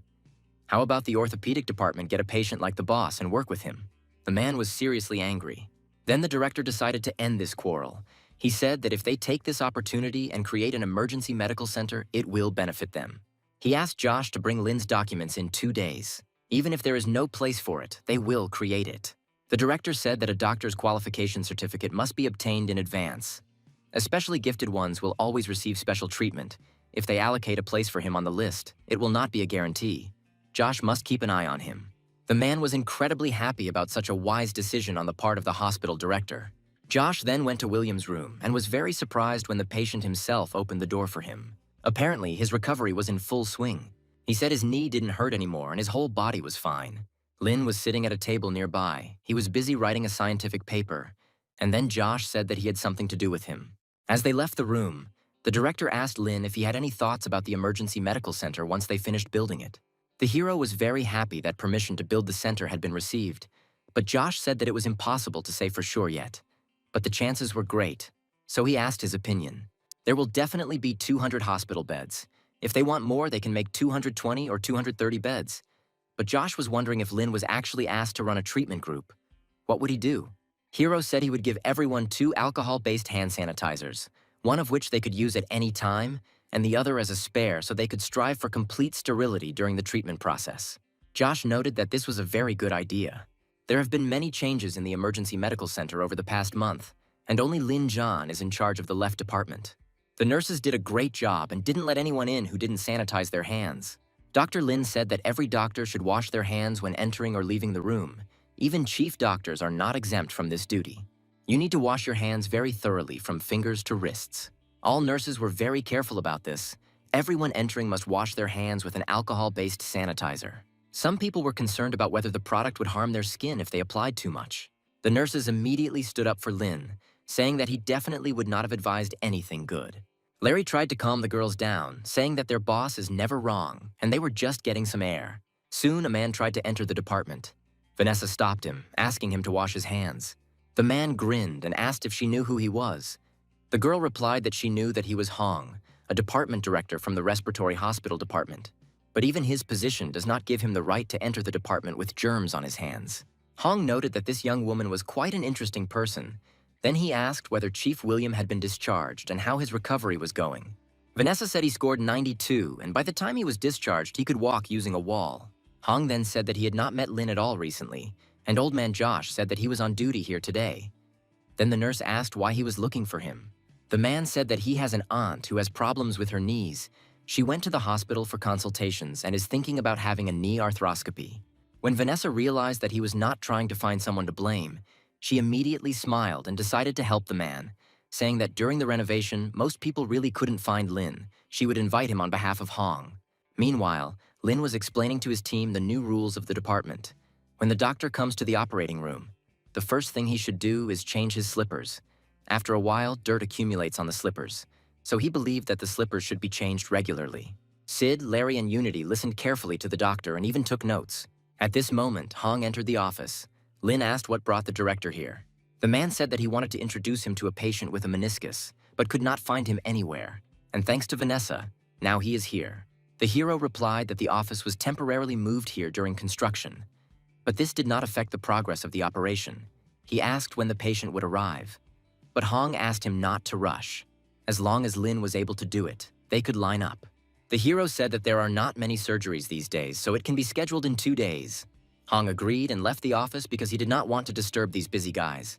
Lin then returned to his team and asked if they had any ideas about secession policy. Unity and Larry said their goals are bacteria-free and constant inspection of medical equipment. Sid also said that they need an infectious diseases department. In other words, they need to tighten the policy. Lin then said that they should implement these rules and see how they perform. A few days later, Dr. Tian Ren visited the department. He noted that the policy of Lin's treatment group had been implemented quite strongly. The man also noted that the nurse washed her hands with alcohol disinfectant before entering the room. At this moment, Lin came out into the corridor. He said that everyone was cooperative, even the family members of the patients. They also followed all the rules. Tian noted that it is rare to hear about cooperation in their department these days. At that moment, Olivia approached Lin and said that she had bought a package of alcohol-based hand sanitizer with wolfberry flavor. The hero noted that wolfberries smelled very nice. Tian noted that the doctor was really good at managing interpersonal relationships. Unity chuckled. This was the first time she had ever heard someone praise Lin for his interpersonal relationships. Tian was surprised. He wondered since when was this girl standing here. Unity replied that she had been here all this time, with such observation skills as a man. It is not surprising that infections break out in their hospital every now and then. The last time I had an infection was in March in the gynecology department. Tian then said that nosocomial infections occurred from time to time. It is almost impossible to completely get rid of them. Most often they are airborne diseases, such as those caused by lung bacteria in large high-end hospitals. It was a constant problem, and regardless of the hospital's rating, they could not completely prevent the spread of bacteria. He then asked Dr. Lin if he knew that a pneumonia infection rate of less than 10% was considered normal, and the hero answered in the affirmative. Then Tian invited him to work together. He said his team could participate in fighting the infection in Lin's group. The hero remembered Sid's words that they needed an infectious diseases department. Tian continued. He said that Dr. Lin's criteria for infection control are clearly higher than those of ordinary departments, and they can help the emergency department improve the standards of infection control. Let it be an experiment, and both parties can benefit from it. Since the criteria in the field of infection control differ, the medical consumables used by them also differ. Then Sid ran up to the men. He asked Dr. Lin to give him a minute and asked Tian if they really wanted to work in Lin's treatment group. In that case, they should listen to what Dr. Lin says. Sid approached the boss, said that their infection control measures are being implemented very well, and they do not need the infection control department. Letting them take responsibility is not possible. The most appropriate method of cooperation would be to ask the infection control department to listen to what they tell them. Tian then shouted. He said that nosocomial infections fall under the purview of the infection control department. How is it possible for them to listen to the treatment team? Sid said that the infection control department had been listening to the treatment teams this whole time. What they were doing was procedural work at most, and when the policy was put in place, none of the doctors and nurses listened. He told Tian not to try to control them. Dr. Lin is just an intern who doesn't understand such things. Tian asked who the man himself was. Sid gave his name and said that he was a member of Lin's treatment group. At this moment, Tian's colleague whispered to him to talk about cooperation, and everyone said in unison that they would listen to Dr. Lin. Sid chuckled and asked what Lin himself thought about it. The hero thought, there are only a few people in their treatment group, which means they cannot spend money on fighting nosocomial infections in the long term, in addition to hand washing and disinfection. Infection control also includes closed-loop management of the use of medicines, problems associated with storage, logistics, transportation, and others. There are people who can help the hospital, but they cannot ask for it. Then Lin said that everything was decided. Sid said he thought they should write a document similar to a joint statement and it would be evidence in the future. After the implementation of the policies of Dr. Lin and others, the construction of the emergency medical center was completed. Soon there was a real crowd of interns standing outside the hospital. Josh asked everyone to come up one by one. There were 5 treatment groups in their emergency center, but after the expansion of the center, their number increased to 7. The students of the 7th row will follow Josh, and the students of the 6th row will follow the junior rector of the department Do. One of the interns asked the other in a whisper if it was possible to change the group. He was feeling unwell and would not want to be in the tiredest group. Then Josh shouted that changing the group is not allowed. No matter if their group is good or bad, no one is allowed to change it on their own after the distribution is over. Changing the group is only allowed if the group leader wants it. The man then continued. He said that the 2nd row would follow Chief Physician Leo, and the rest would follow Dr. Lin. One of the interns, Gwen, couldn't believe she was assigned to Lin's group.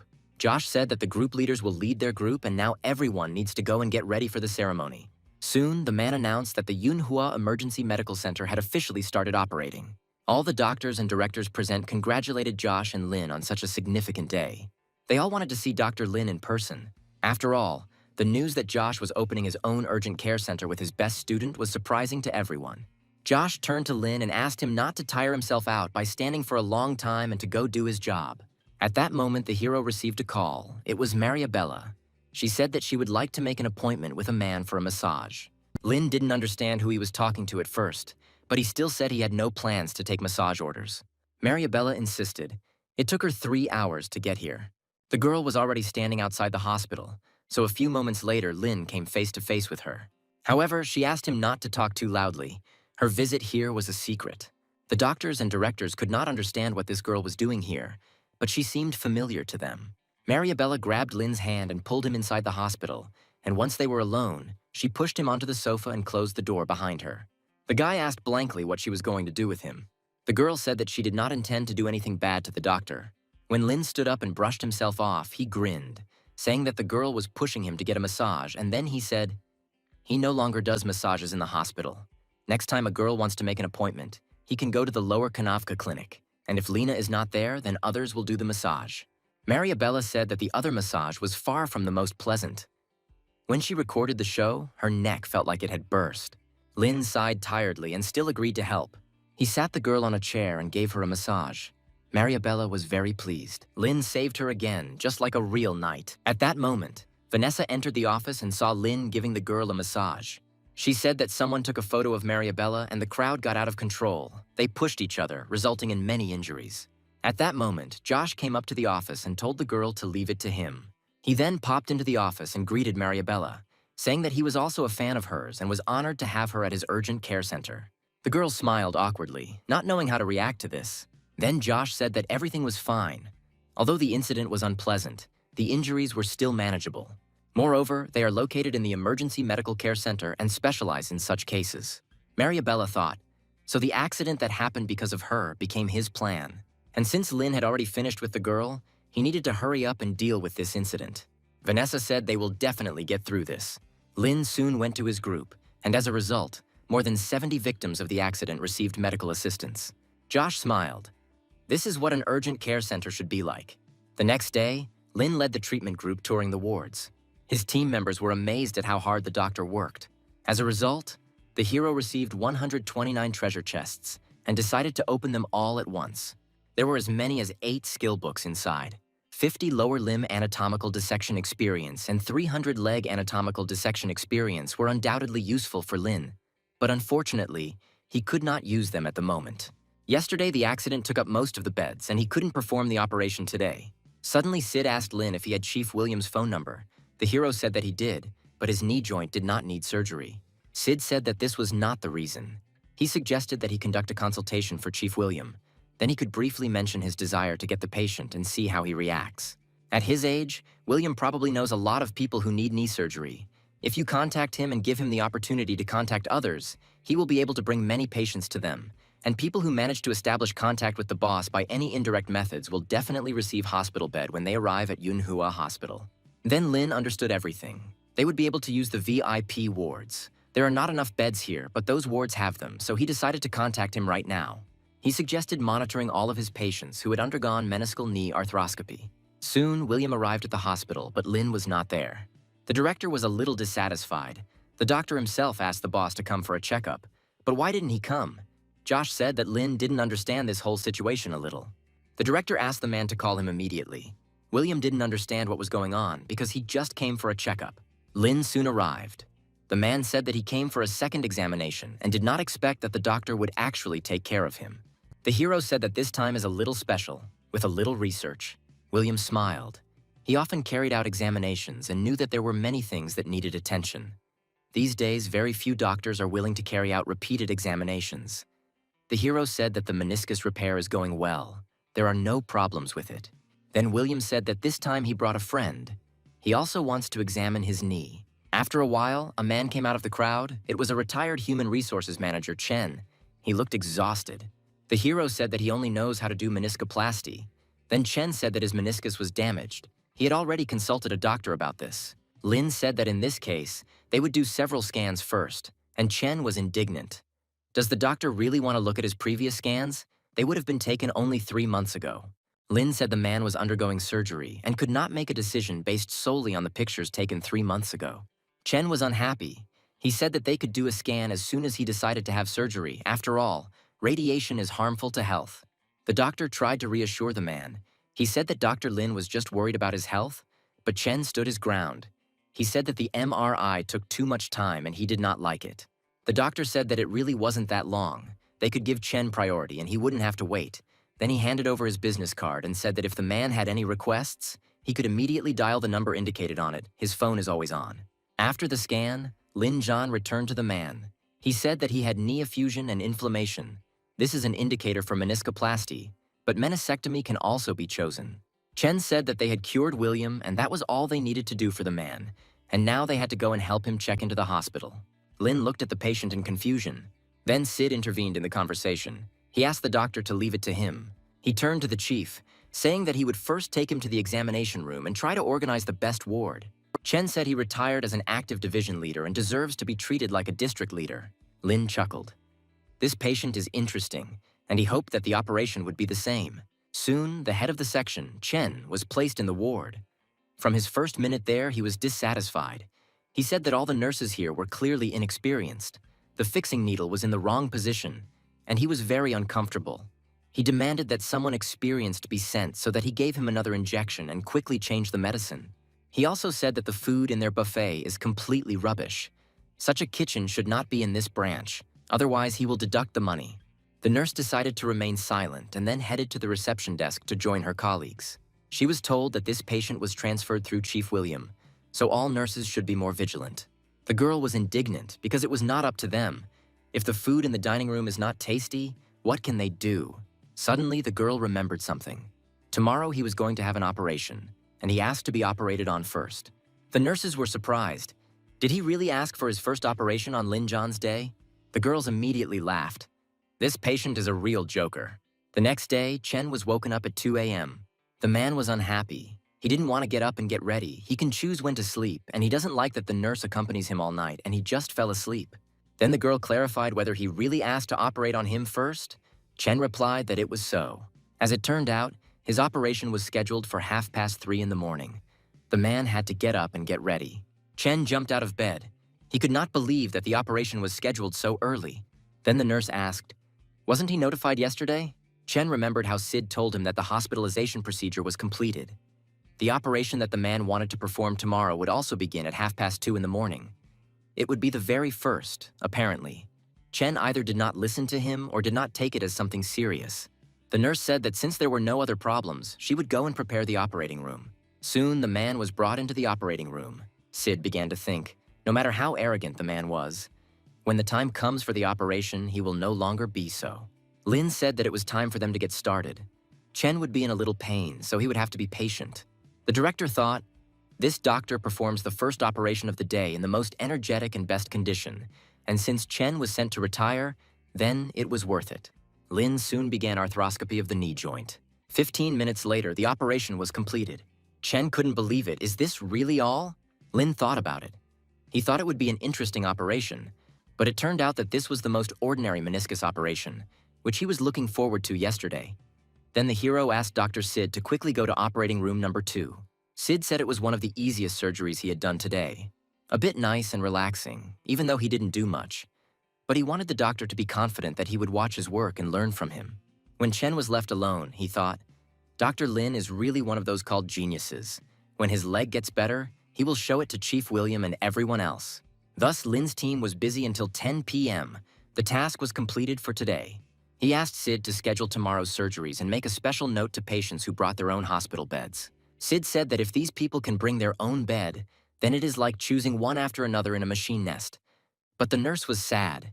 She thought that she would not last even a few days. The problem is whether it can be solved. A few days after the surgery, a nurse told Dr. Lin that they were running out of space. The emergency care center is only half completed, and most patients are hospitalized for long periods, so the turnover rate of available hospital beds is slow. Unity sighed. Everything was as she expected. Larry suggested taking temporary leave and waiting for hospital beds. However, Lynn said that there will be no rest. The current solution is to shorten the patient's recovery time. Sid was surprised. Isn't shortening the hospital stay against policy?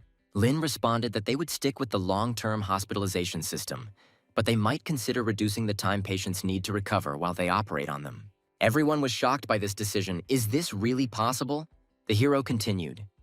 He said that they could reduce blood loss, shorten operating time, perform simpler and more accurate operations. With these 3 factors, they could reduce the average hospitalization time by 1 day and save many beds for every 100 patients. Lynn's team was surprised to hear this decision. They were glad that Dr. Lin always found a solution in his own way, so they were filled with determination. Then Lin said that it was time for them to stop chatting. They needed to check on the patient. Unity came to bed 42 and told the man that his operation was scheduled for tomorrow evening. But the patient said that yesterday the nurse said that they needed to draw blood, and today the operation would take place. How could everything have changed so much? At this point, Sid intervened in the conversation. He said that the blood was taken at noon, and they had received the report only recently, so the operation could only be postponed until tomorrow. The man was dissatisfied. He shouted that he was Dr. Lin's patient. He enjoys the best conditions of the hospital, which means the operation can be scheduled for any day he wants, and he wants the operation today. Lin looked at the patient in bewilderment. He was talking nonsense, but the man did not let up. They say that he works this way with all patients. Old man Chen from the neighboring building wanted to be the first, and he was provided with the operation upon request. The hero was surprised at how this information spread, but Sid tried to calm him down, telling him not to pay attention to people who like to let wind out of their mouths. Then Lin said that Senior Chief Chen was waiting his turn so the man could look in. The patients here are all the same. There is no one special. The patient began to calm down. He said that it was very difficult for him to get sick leave. He did not want to put it off any longer. The pain in his knee was killing him. Lin sighed wearily and said that in this case, he would take action as soon as possible. Unity and Sid realized that the doctors had been deceived. Lin asked his team to go to the medical laboratory department and ask them to expedite the results. Soon, the man was brought in for surgery and asked to prepare. At that moment, Sid ran into the operating room. He said that everyone needs to stop immediately. The fact is that he received the results of Mr. Selby's morning blood draw. They show that the man is HIV positive. The entire team was shocked. Lin paused for a moment to study the results. He then asked Selby if he understood that the risk of surgery would be significantly increased due to his HIV infection. The man understood everything. Hiro explained that HIV-positive patients have a much weaker ability to recover than ordinary patients. So after arthroscopic knee surgery, the recovery of a man's nervous system may also occur very slowly, and it may not even be able to recover. The heart, lungs, liver, kidneys, and other internal organs may be in a state of perioperative organ failure. The likelihood of spontaneous diseases of the cardiovascular and cerebrovascular systems is much higher than in ordinary people. The possibility of developing cardiac and respiratory failure cannot be ruled out. Then Lin asked again if the man really wanted to continue the operation. Selby burst into tears and said other doctors at other hospitals had refused to operate on him, but Dr. Lin was still willing to do it for him. The hero said that the man has his own difficulties, but the doctor must maintain professional morals. They will wear a full set of protective clothing for the operation. He will also schedule a consultation with surgical infectious disease specialists.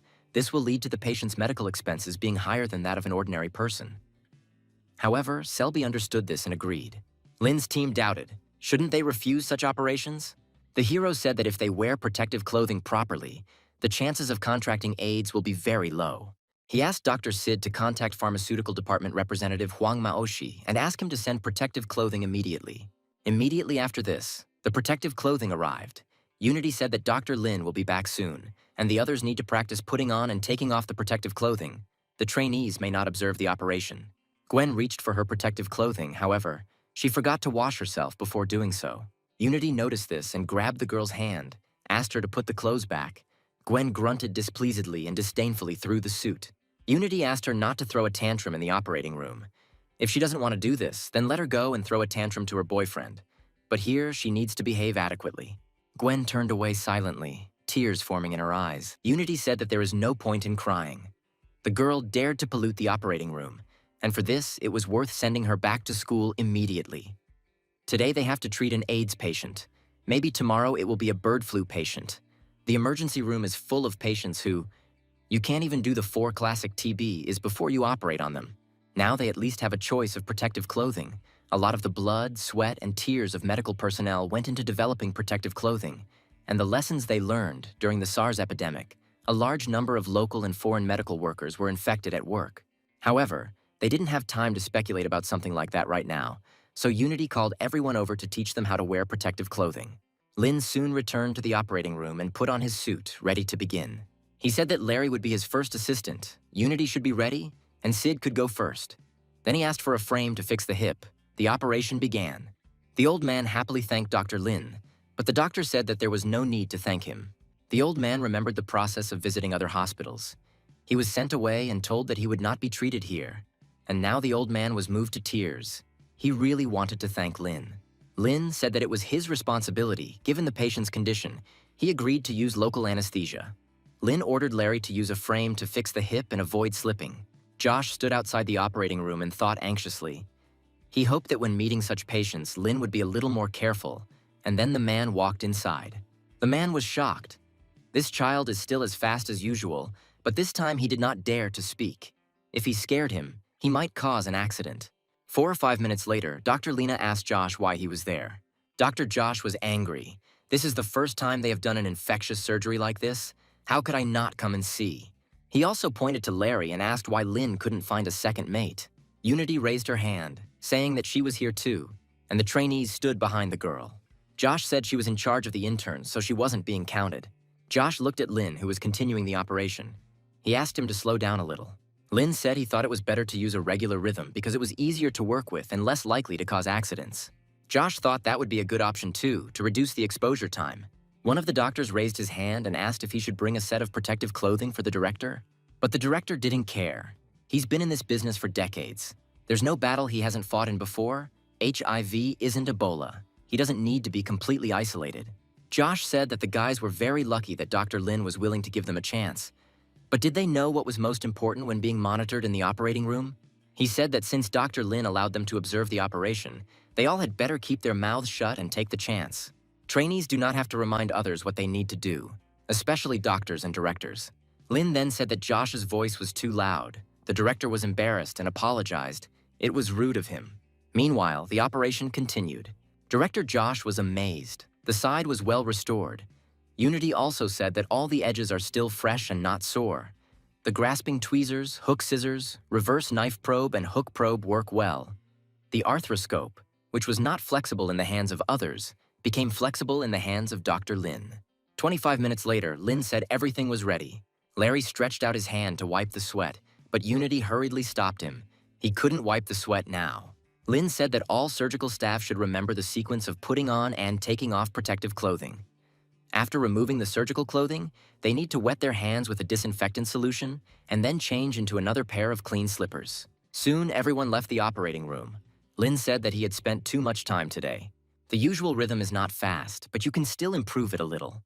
Dr. Josh asked how Lin felt after the surgery was completed. Lin expressed helplessness, saying that the efficiency of the operating room was too low. Dr. Josh chuckled and remarked that he had not even thought about buying a new operating room for people with infectious diseases, but the fact that he dared to operate on a person with an infectious disease exceeded all his expectations. He said that Unity is also great. He saw how hard she tried before the operation, and after a comprehensive review at the hospital, from today she is now a senior resident in the department. The girl was incredibly surprised by this decision, but at the same time very happy.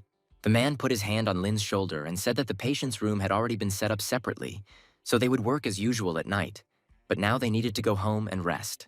He said that there would be no need for surgery tomorrow morning. Lin wanted to argue. However, Josh insisted they needed to rest after a major operation. Soon, Lin went to the parking lot. Suddenly, a man flew into him. Lin looked displeasedly at the stranger and asked who he was. It was Juan. He said he heard that a doctor had just performed surgery on an AIDS patient and wanted to know if it was true. He said that he would like to recommend their cleaning product because disinfectants are a necessary consumable in the operating room, and their company is also currently acting as an agent for some brands. The guy understood that getting an order from Dr. Lin was the biggest victory.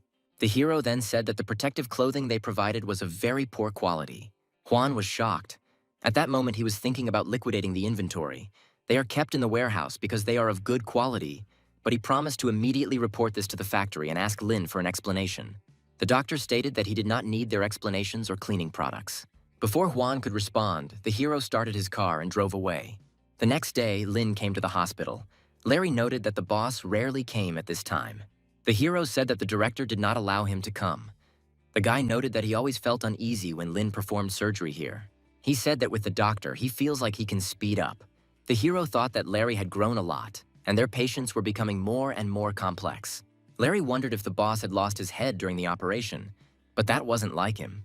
When the operation was completed, Lin thought, even though modern medical technology has advanced to the point that AIDS patients can live a long time, their immunodeficiency caused by HIV is always a ticking time bomb. There is nothing a surgeon can do to defuse this bomb. At that moment, Valerie entered the office. She asked if the operation went well. The hero answered in the affirmative. The girl said that she had just returned to Yunhua and invited Lin to have dinner together. The hero agreed, but sounded completely emotionless. Valerie noted that the doctor did not look well today. Then she took his hand and decided to take him to eat. She said they could eat in her car. They would go somewhere with beautiful scenery. Lin noted that the girl had a very advanced vehicle. Soon the car set off. Valerie noted that the scenery of Goosefeather Mountain was beautiful. Then she asked Lin what he wanted to eat, but the hero did not have any special preferences. The girl smiled and headed towards the refrigerator. However, when she opened it, she found that there was only pizza. Valerie was in a hurry to meet with the doctor after getting off the plane and completely forgot to buy elite ingredients. However, to her surprise, Lin smiled and said that they could eat that too. When the food was ready, Valerie decided to ask what happened to Lin, why he was in such a bad mood. The guy said that he worked hard to treat and save lives. But just 2 days ago, he discovered that some patients could not be cured. The girl said that he shouldn't think like that. She invited him to listen to a story from her childhood. When Valerie was little, she always wanted to have a deer like Bambi, but her father said deer were too dangerous and gave her a horse, which she named Bambi. When the girl was 16 years old, Bambi had an accident. Her father helped bury her in a mountain stream on their family ranch. It was very difficult and sad. And then one day, Valerie ran out into the street and began to play. Then she went up to a mountain stream and saw a deer in front of the horse's grave. She made friends with him. Valerie didn't know if it was the reincarnation of Bambi, but at that moment she felt very calm. Now the girl wanted to say that life goes on in different ways. Lin should not take too much responsibility on her shoulders. Even the best veterinarians and zoologists could not save Bambi. Her father said that there is always a limit to human capabilities. At this moment, Lin thought about her words. Because it's true that a person has opportunities, but they are limited. Then he patted the girl on the head and thanked her for her support. Valerie looked at Lin lovingly. Had he finally touched her?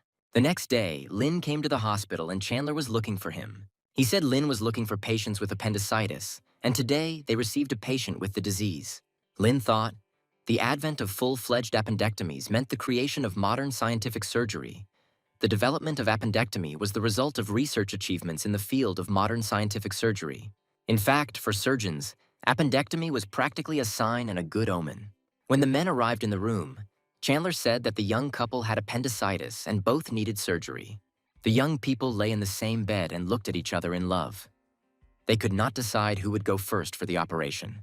After all, the pain of someone's body is pain for another's heart. The doctors and nurses looked at the couple in confusion. They were acting too dramatic. Lin asked which of them was more seriously ill. Chandler said that the girl was sicker. She could bear the pain and her appendix would need to be removed, and the boy could theoretically receive a conservative solution. The hero asked if he wanted to take on another operation, since each of them had to operate himself. Chandler said the couple believed that the incision and stitches performed by the same doctor would be the same, so they wanted the same doctor to perform the appendectomy so they could have a paired incision. Then Lin said that he would perform the operations and promised to make the same incision for both of them. Soon, the hero arrived at the operating room. He decided to start with the girl. He needed to give her anesthesia. The hero took a scalpel and made a cut. Chandler noted that this guy had always been famous for his fast hands. But why was he so slow today? Lin thought that abdominal surgery cannot be performed with a sharp scalpel. It is more convenient to close it later, because the abdominal cavity will have to be sewn together in parts. Lin's movements were very coordinated and polished, but the speed was relatively slow, so overall the operation did not have any advantage. Now came the difficult moment. An appendectomy. The search for the appendix was like a game of hide and seek. If the incision was small, there could be a possibility that the doctor would not be able to find it. It was completely normal for an unlucky and inexperienced doctor to spend half an hour searching for the appendix. Many small doctors spent 2 to 3 hours to find him on their first operation. However, Lin found him in a split second. Chandler just thought that he had no advantages for this kind of operation, but the guy proved him wrong. Soon Lin said that the wound was stitched up with a bursa stitch. The rest was closed. He and Dr. Chandler should have done it again. When both the girl and the boy underwent surgery, they noted that their stitches were absolutely identical. Lin removed both of their appendixes. The couple noted that this is proof of their love. Lin confirmed the examination of the surgical scars and delegated the rest to Dr. Chandler. And the hero had a plan to perform the operation using a transverse suture technique and arthroscopic joint repair in the operating room. The nurse immediately informed Director Josh about Dr. Lin's overnight visit and the lack of beds, prompting Director Josh to speed up the completion of the hospital's renovations. The nurse was surprised to note that this time the hospital had a new ward and a new bed. Lin happily added that the entire floor belonged to their team. He discussed the possibility of getting another floor if the number of patients increased. At this point, Sid informed Lin that someone had brought a silk banner to express gratitude. Selby was being discharged, and he decided to give the doctor a farewell gift. The old man expressed his deep gratitude. He praised Lin for his excellent medical skills and noble medical ethics. The photographer filmed this moment. Lin's treatment of AIDS patients received recognition in major hospitals in Changsha, and his admirers declared that Dr. Lin could do what others could not, and emphasized the need to learn from him. As a result, these doctors visited the emergency department of Yunhua Hospital, familiarized themselves with the procedures, and praised Dr. Lin's skills and reputation. Larry warned them not to talk loudly in the operating room. Tien soon joined them. He expressed his intention to discuss treatment of infectious diseases with Dr. Lin. Larry questioned the need for change, suggesting using a sodium hypochlorite generator for disinfection. Tien, emphasizing that this requires a lot of expense, mentioned a change in priorities after the SARS epidemic. He also spoke about the delicate position of the Department of Infectious Disease Management. Larry insisted on maintaining the same standards, emphasizing the boss's concern for infectious disease management. Tien said that Dr. Lin is the only doctor who carries 2 bottles of antiseptic with him at all times. During their discussion, they noticed a patient in a hospital bed. Tien expressed surprise that there was an American in Yunhua Hospital. Larry explained that Americans come to Yunhua Hospital for treatment, especially if they want to be treated by Dr. Lin. In the operating room, Lin handed over the remaining tasks to the team, announcing his transfer to Operating Room 2. After the operation, observers praised Lin for bypassing all the blood vessels and wondered if he used that famous tendon suturing technique. Tien asked how many surgeries Dr. Lin regularly performed, and Larry proudly stated the number of people waiting for the boss to perform the operation. Tien expressed concern and suggested that they wait until Dr. Lin finished his work. Larry repeated the idea of waiting until Dr. Lin finished his work, but he also asked how late it was and whether they were confident that they would wait. He mentioned that Dr. Lin was assisting in operations at Hospital Number 3. Tien noticed that Dr. Lin was the busiest doctor he had ever seen. The next morning, Principal Josh handed Lin the medicine. It was called Lamivudin. Josh said that Hospital Number 3 was an infectious disease hospital, so he advised Lin to take his medicine if he felt unwell and downplayed any possible side effects. After this, a group photo was taken. The purpose was to show Yunhua Emergency Center's support for the Number 3 hospital. Then everyone got into the car to go to the Number 3 People's Hospital. Lin got out of the car first, and an elderly man, Donald, expressed joy at his arrival, mentioning patients suffering from osteoarthritis of the knee for many years. Lin directly stated that he was capable of performing surgery to repair the meniscus. The man said that his mere presence here is already a blessing. Soon, all the doctors were inside the hospital. An elderly woman approached them, arousing suspicion among strangers. The old man hurriedly asked for protection for Dr. Lin, but the hero remained calm and reassured them. The old woman quietly left, and Donald, doubting her motives, shouted to call the chief doctor. Lin thought that some infectious diseases could cause mental disorders. Donald apologized and asked if he had scared Dr. Lin. Hero suggested prioritizing patient visits over operating room tours. He instructed the rest to check the equipment. Unity assigned Juan to check the instruments and equipment in the operating room. The old man considered it unnecessary for a stranger to check the hospital equipment. He expressed concerns about cross-contamination. Lin didn't know what to answer. Donald looked strange, as if he was mocking the guy for not answering. Sid was watching all this. He noticed that this old man was driving Lin crazy, and this was bad since Lin was leading the team for the first time, and if he was guided by Donald's impulse, he would easily make a mistake. He approached the two and stated that they had their own standards, and Yunhua had his own. He questioned the invitation, wondering why they would be invited to a hospital that boasted of its perfection. In response, Donald mentioned the glory of his standards in Yunhua. Sid disputed this by comparing the surgical standards of their freelance surgeon and Dr. Lin, and found no basis for the old man's claim. He pointed out that other hospitals invited Dr. Lin, and each operation cost between 5,000 and 10,000 yuan, with additional airfare costs. Lin, expressing his disinterest in the dispute, asked Dr. Sid about the purpose of such discussions. The man emphasized the importance of following the rules before starting work. Donald echoed his sentiments, noting the rarity of Dr. Lin. Sid said that even Director Josh was hesitant to seek treatment at their hospital, emphasizing the exclusivity of Dr. Lin's presence. Uninterested in the verbal exchange, Lin prepared to head to the clinic. The hero, having seriously reviewed the images together with Dr. Sid, activated the master-level magnetic resonance imaging technique. He suggested sending these two people for an MRI first. He stated that their symptoms were not suitable for arthroscopic meniscus repair surgery. Donald agreed that the specialist quickly determined a treatment plan and expressed hope for the upcoming surgery. Meanwhile, at the Yunhua Emergency Center, Director Josh reported that Lin could not return due to the support of the No. 3 hospital, so he suggested that Larry perform surgery for a patient with a flexor tendon injury. At first, Larry was extremely surprised. Could he really perform the M-Tang technique on his own? Director Josh then encouraged him, citing his experience overseeing 300 cases of flexor tendon repair. At that moment, Larry's determination was ignited. Meanwhile, in another operating room, Dr. Lin was aiming to keep each case to 30 minutes, focusing on clearing out the old patients that had accumulated in hospital number. Sid acknowledged that the pace of work was challenging, but stressed the need to overcome challenges, especially since this was Dr. Lin's first time leading a team at another hospital. Larry was nervous, worried that he would have to do a good job without his boss present, but a colleague assured him that the processing was ready. This boosted Larry's confidence, and he said he had to do even better in the boss's absence. Lin soon began the operation. Sid observed him and noted Dr. Lin's excellent condition during the procedure. The first surgery took less than 30 minutes, but Unity felt some difficulty in collaborating with Dr. Lin that day. The hero thought about the numerous patients of Hospital No. 3 and calculated that about 11 operations needed to be performed daily. He believed that the speed of work should be increased in the coming days. During surgery, Larry mentioned using a skin retractor, a surgical loop, and forceps. The assistant next to him noticed that all of Larry's instructions were similar to Dr. Lin's. Larry thought about it. At the very beginning, his boss only taught him to do the hook snatch, and in the end, Lin turned from a teacher and boss into a support and the backbone of the treatment team.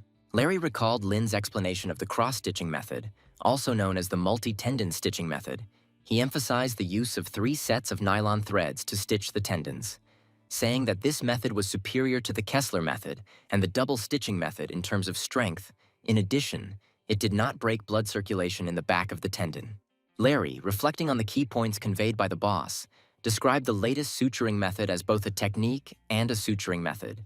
It was used specifically for the Zone 2 flexor tendons of the hand, had a narrow area of application, affecting only 15% of the hand area, but showed remarkable results. Hence, the complexity was considerable. All these thoughts arose in Larry's head even before he picked up the needle.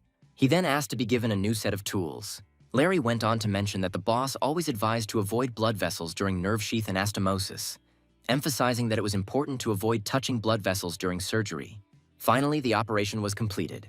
Larry himself was amazed that he was able to independently perform the operation with M-Tang technicians. The intern chuckled, expressing surprise at Larry performing the operation on his own. Suddenly, a new achievement table appeared in front of Lin. The hero noted that these were Larry's achievements. He successfully completed the last stitching method. Then Lin asked the system to open the treasure chest. CPR, considered a critical technique in modern emergency medicine, was now among Lin's skills. In the past, if a doctor saved patients in respiratory or cardiac arrest using artificial respiration, he was considered divine, demonstrating true life-saving skill. Lin expressed his desire to return to the emergency center as soon as possible. Suddenly, the speed of the operation suddenly increased. Sid was surprised and tried to keep up with the doctor. After 4 days, Dr. Lin had treated 45 patients. Donald expressed gratitude on behalf of patients and their families, recognizing the challenges of emergency medicine. The director noted that no problems had arisen in 40 operations, and added that if he had not known that Dr. Lin was an emergency physician in Yunhua, he would have assumed that he was a professional infectious disease specialist. The three of them laughed loudly, after which Lin got into the car and drove away. Following the doctor, men ran out with gifts for Lin, but the hero had already left. The man offered to find a courier company to send the gift to Dr. Lin. Soon the courier arrived at the place. The man expressed his dissatisfaction, asking why the courier came alone, despite the fact that he was informed about the many things that needed to be sent. The courier confidently replied that he could handle any number of items. He did not agree, emphasizing that he would not be able to carry all the gifts with a total weight of 2 tons. The courier got scared and quickly offered to call a car. Soon the courier van was filled with luggage. The employee expressed disbelief at the 2 tons of gifts, suggesting that the doctor only wanted money. Soon all the gifts were delivered to Yunhua Hospital. Larry and Vanessa praised the boss, saying that he becomes famous wherever he goes. Principal Josh, impressed by Lin, remarked that he could no longer be an intern. He advised him to take the qualifying exam to become a doctor during the current period when there would be fewer operations. Soon, everyone started talking about how Lin was also preparing to take the medical qualification exam, and everyone was wondering if he would fail that day. The hero had been conducting operations since early morning, and his tired mind raised concerns about possible failure in the exam. Another doctor said that a person like Lin did not need their concern. He continued by saying that Lin had already completed 4 scheduled surgeries, and Director John, worried about his punctuality, had sent a private car to pick him up. As it turned out, the hero was actually sitting in a separate car. The doctors sighed. A person who can do almost anything deserves such treatment. Soon, Lin arrived at the provincial hospital. At the reception desk, a nurse called out to him. She directed him to the examination room. Soon, Lin found himself at the right office. 3 examiners were sitting inside. Department Director Kong expressed disbelief at Dr. Lin's presence. The hero, not at all embarrassed, greeted Director Kong and suggested starting the exam. Kong noted that the doctor seemed to be just playing games with them, but did not say anything. The man explained that the practical exam consists of 3 parts: a medical history, a physical examination, and a multimedia test that includes reading scans. Taking a medical history is a written exam that Lin either fills out or Kong could fill it out for him. The other 2 examiners were surprised. Lin suggested that Director Kong take the exams as normal. Director Kong grinned. Apparently Lin wants to play seriously. Then he began to describe the medical history. She was a 54-year-old woman, severe pain in her right knee. She had been working for 3 years. Lin wrote down the answer without hesitation. Having finished, the 3 examiners examined the written answer and came to the conclusion that it was flawless and did not raise any questions. Director Kong then moved on to the second point, technical operations, explaining how to choose a tracheotomy technique. Lin got started very quickly. Director Kong and the rest of the examiners were incredibly surprised by the speed of his work. It seemed like it was a science fiction movie. Soon, the hero announced that he was finished. The final subject involved reading the scans, during which Lin gave a transcript of the scan while 3 examiners listened and took notes. One examiner awkwardly commented on Lin's exceptional reading ability, suggesting that taking notes was a waste of time. Director Kong completed the practical exam, assuring Dr. Lin that he did not need to strain himself. He said he would visit him in 2 days.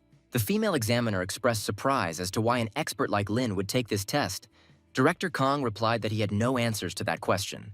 Lin successfully passed the exam, receiving everyone's congratulations. Principal Josh congratulated him on passing the qualifying exam. As a gift, he provided a list of patients in need of arthroscopic surgery in the districts of the city. The list was transferred to the emergency center, and the hero happily studied it. A nurse commented on the efficiency of Dr. Lin's appointment system, and people lined up, vying for attention and presenting their medical records. A group of people asked where Dr. Lin's office was, and the nurse cautiously advised them to take the stairs on the other side and turn left. The girls sighed with relief that in the end there were no troubles. They were glad that Lin chose them to work with. They saw some hints in this. Meanwhile, Lin began performing 2 to 3 surgeries and then returned to his office to check on patients who had made appointments. This made the job quite stressful. However, people felt better about it. Time passed quickly, and Valerie realized that she had not seen Dr. Lin for a long time. She was excitedly making plans for the day. Soon, the door opened and the hero greeted the girl. She said with a smile that she wasn't sick, didn't deliver food or drive a car. She just came to wait for the guy from work. Valerie pointed out a popular restaurant nearby, but Lin's attention was drawn to a sudden scream in the hallway. He looked over and noticed an elderly man and woman. They were asking for help. Lin noted that the patient was breathing too quickly. The woman was seated on a gurney. The hero closely watched her. Valerie continued to speak to the restaurant. But Lin, busy thinking about the patient showing weakness and lack of strength, did not pay attention to her question. Instead, he ran to the woman. He had to examine her. The nurse, concerned about the patient's condition, told Lin that the patient complained of pain and discomfort in the abdomen after lunch, experienced constant dull pain and once vomited, raising gastric juice, and had a history of chronic gastritis. The hero asked when the patient last experienced abdominal pain and placed a stethoscope on the patient's chest. The elderly woman answered awkwardly, mentioning that she had not taken any stomach medicine for several years, suspecting that the disease had returned. Lin urgently ordered an ECG to be done on her and a call to the cardiology department for consultation. Soon, the woman was brought into the office and ECG electrodes were applied along with a blood pressure cuff. The nurse, in a panic, told the hero that the patient had atrial fibrillation and shock and asked for recommendations. Lin prescribed asynchronous defibrillation at 150 joules and applied conductive gel. He ordered everyone to stand back before beginning chest compressions and intubation. He soon began the process of CPR. The hero thought about the importance of high-quality cardiopulmonary resuscitation. Chest compression is to keep the heart pumping and artificial respiration is to maintain oxygen supply. Theoretically, artificial respiration can provide 30% of the required normal supply, but this is a very low limit. Since the patient was still unresponsive, Lin called for preparation for defibrillation. The man used his perfect resuscitation skills. Valerie observed Lin's focused and calm demeanor. She felt his dedication was worth it. The extra-long cardiopulmonary resuscitation still did not end. The nurse noted that a lot of time had passed. The doctor suggested that it was an acute myocardial infarction or acute posterior myocardial infarction. Valerie understood that the situation was not good. The physician advised that they should consider transferring the patient for interventional cardiology. Lin ran, without losing his persistence, asked for more time and continued external cardiac compressions. The doctor doubted the effectiveness of such persistence. But suddenly there was movement on the electrocardiogram, and the nurse cried out excitedly that the heartbeat and breathing had resumed. Valerie rushed towards the hero, recognizing his amazing abilities, but Lin, looking exhausted, began to fall to the floor. The girl barely managed to catch him. She was concerned about his condition, but the hero said that he was simply exhausted. However, he stressed that the feeling of saving a life can overcome any fatigue. Lin found himself lying on the bed in the emergency room in the middle of the night and asked where he was. The doctor told him that after completing extra-long CPR, he fell asleep. The doctor, after talking with Valerie, carried him to the bed. The girl watched him for a while and left dinner. The hero expressed surprise at the fatigue caused by the excessively long cardiopulmonary resuscitation and suggested that he might miss moments due to physical exhaustion. He decided to take energy medicines earlier in case of unforeseen circumstances. Suddenly, an emergency was announced over the loudspeaker. All staff on duty were ordered to immediately go to the emergency room lobby, at which point Chandler approached Link and informed him of the collapse of a building with over 50 people inside. The hero immediately jumped out of bed and ran out of the office. Chandler told everyone he doesn't know exactly how many people will arrive, but they say the collapsed building affected mobile homes on the construction site, and the total number of casualties varies greatly. In the first group of wounded sent to the hospital, there are 12 people. 4 of them are seriously injured, and 8 are seriously injured. Everyone urgently needs to put on surgical gowns, gloves, and protective clothing. They do not have time to wait for the results of the 4 classic tests for transfusion-transmitted infections. They couldn't wait for the others to arrive. Time depended on them. The hero understood that this was the largest public appearance since the founding of the emergency center. Then he decided to open all his treasure chests at once. As a result, he received 5 new skills. In the emergency room, a nurse hurried to report a patient with a head injury caused by a falling brick. Chandler said he would give him first aid. There was also a patient who fell from a crane with multiple injuries and shock. Lin thought about it. The wounded one brought here first is very serious, and in the main area, it will probably only get worse. Another nurse referred a patient with a broken arm, a crushed finger, and multiple injuries to Dr. Lin for treatment. The hero grabbed the handles of the gurney and quickly moved to the treatment room and assessed the patient's condition. Finding the injury not very serious, he ordered to carefully monitor the patient and, if there were no problems, transfer him to the plaster ward. Soon, Dr. Chandler announced a patient with a ruptured spleen. Lin volunteered to take care of it. Dr. Chandler agreed, asking him to stop the bleeding manually and assuring him that someone would be available to perform the splenectomy. The hero expressed the seriousness of his intentions and stated that he could perform a splenectomy. After this, the patient was transferred to the emergency department. Lin, while observing the patient's condition, felt panicked due to continued bleeding. Chandler sharply demanded to slow down. He explained that the situation was different from the usual. He suggested that Lin manually stop the bleeding first and act as an assistant in the operating room if the operation was performed later. The hero quickly followed the doctor's instructions, stopping the bleeding manually and demonstrating effective techniques. Chandler noted Lin's skill and ordered him to prepare in the operating room, and he himself soon joined him. The hero, preparing to assist, asked if Dr. Chandler would be the chief surgeon, to which the doctor explained that there was no one else. Turns out it was a level 3 injury. They have to do a splenectomy. Upon examining the wound, Lin noted a partial rupture, rendering the splenic blood vessels unusable. Chandler praised the guy's anatomical skills and encouraged him to proceed with the operation. Lin, even as an assistant, decided to go all out by activating the total splenectomy technique. Chandler instructed him on the procedure, noting that the assistant's role was to completely expose the tissue and ligate the blood vessels. During the operation, the man noticed that his technique became very smooth. Then he wondered whether this was a result of the accumulated years or the pressure caused by an important incident that day. After the operation, Lin inquired about the doctor's condition. Chandler said that everything was fine and that they could work faster. The hero appreciated the doctor's experience and recognized his talent. They could speed up the process, and that was exactly what Lin wanted. 30 minutes later, Dr. Chandler confirmed the success of the operation. He went to the emergency room and asked Lin to come see him when he was done here. He soon completed the last procedure and ordered the nurse to take the patient to the recovery room, while he returned to seeing patients in the clinic. The emergency department continued to fill with patients with complex injuries. Ambulances arrived at the hospital every now and then, and the cases became more and more complex. Soon, a patient was brought in with an intestinal rupture. Unity and Gwen immediately ran to help. The girl instructed the intern about the anatomical positions. She emphasized the need to clear feces from the patient's abdomen in the operating room. Unity told Gwen to hurry up. She had to rush the patient to the operating room. The girl immediately ran forward along the corridor. Meanwhile, one patient reported pain, describing chest discomfort and tightness. Larry asked about chest pain. He then reassured the old man, saying that the pulse was stable, and decided to conduct an electrocardiogram.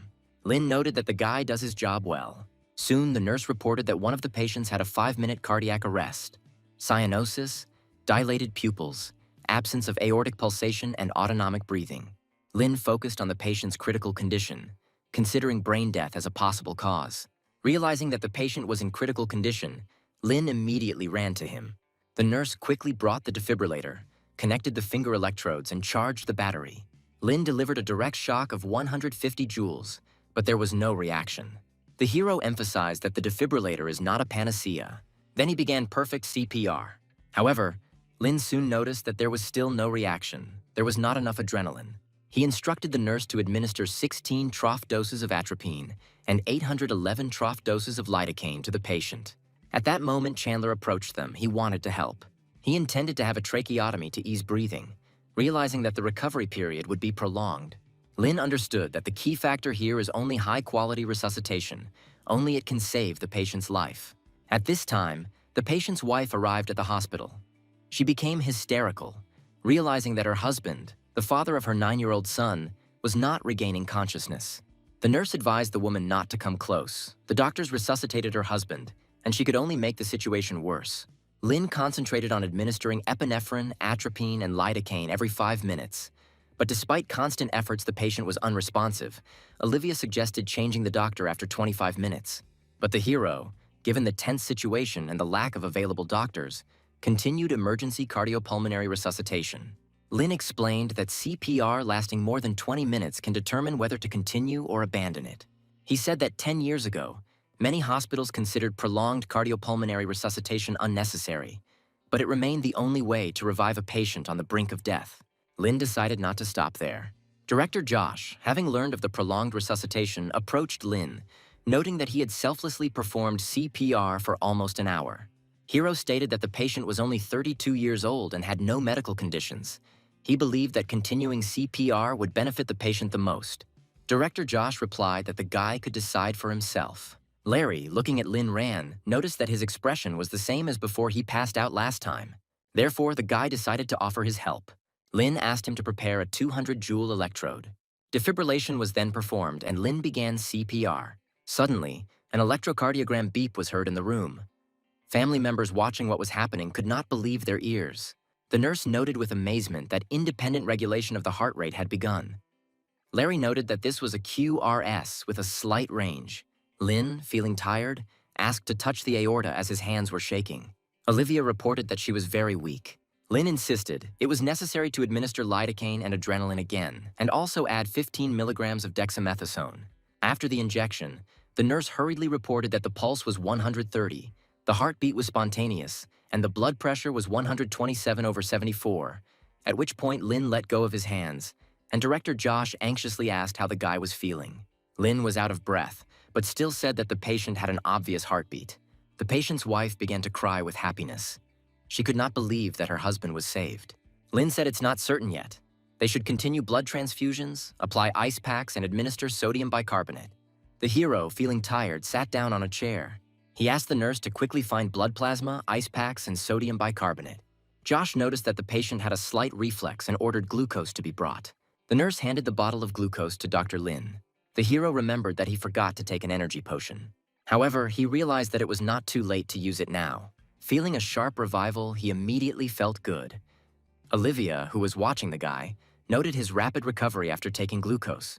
The director told Lin to go and rest, adding that the neurology department had sent the patient to the intensive care unit. Director Josh was surprised. He noted that a critical condition was declared, and Lin again performed a miracle. At 3 o'clock in the morning, after a midnight break, the hero noted that he felt much better after rest. He suggested that Dr. Chandler go and rest, and he would take care of everything. At that moment, the phone rang again, and the nurse announced that 3 more ambulances were on the way. 4 victims, seriously injured, 1 patient unconscious. The men decided to take 2 people each. Josh ordered the patients to be sent here, assigning each of the doctors to be responsible for 1 case. Lin, who had been performing CPR for a long time, was told that now he was no longer up for operations. He would do resuscitation. The hero said that his group could take on the patients, but Josh knew that they needed to rest first. Lin's group was sent to a separate room. Larry complained that he couldn't sleep. Unity also noted that usually their team is the busiest, but today they are treated somehow specially, and it doesn't even seem right. In this case, Lin decided to suggest that they practice CPR. He said they could practice in a group rather than doing chest compressions alone. Cardiopulmonary resuscitation can be performed by 1 person, but is more effective when performed by 2 people, which increases the patient's chances of survival and requires a well-trained and highly skilled team. Lin held the model, and Larry tried it first. He suggested that the others also not stand still, and in the end, the 3 of them trained.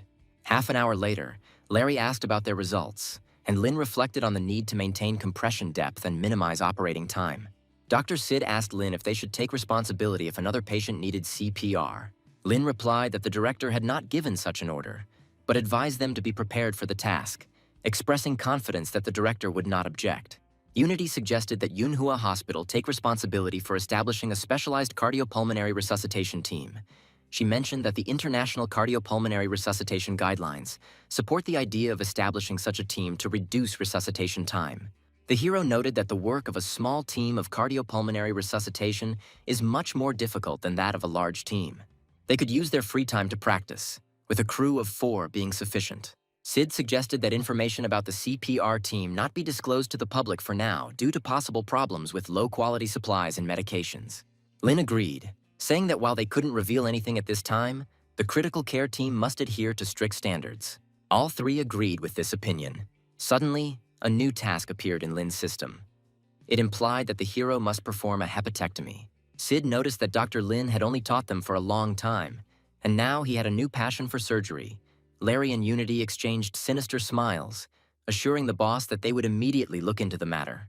The 3 of them giggled and made an excuse to sneak out of the break room, citing that they needed to go to the bathroom. Larry and Unity asked the doctors about the patients with liver damage, and Dr. Sid went to see the nurses.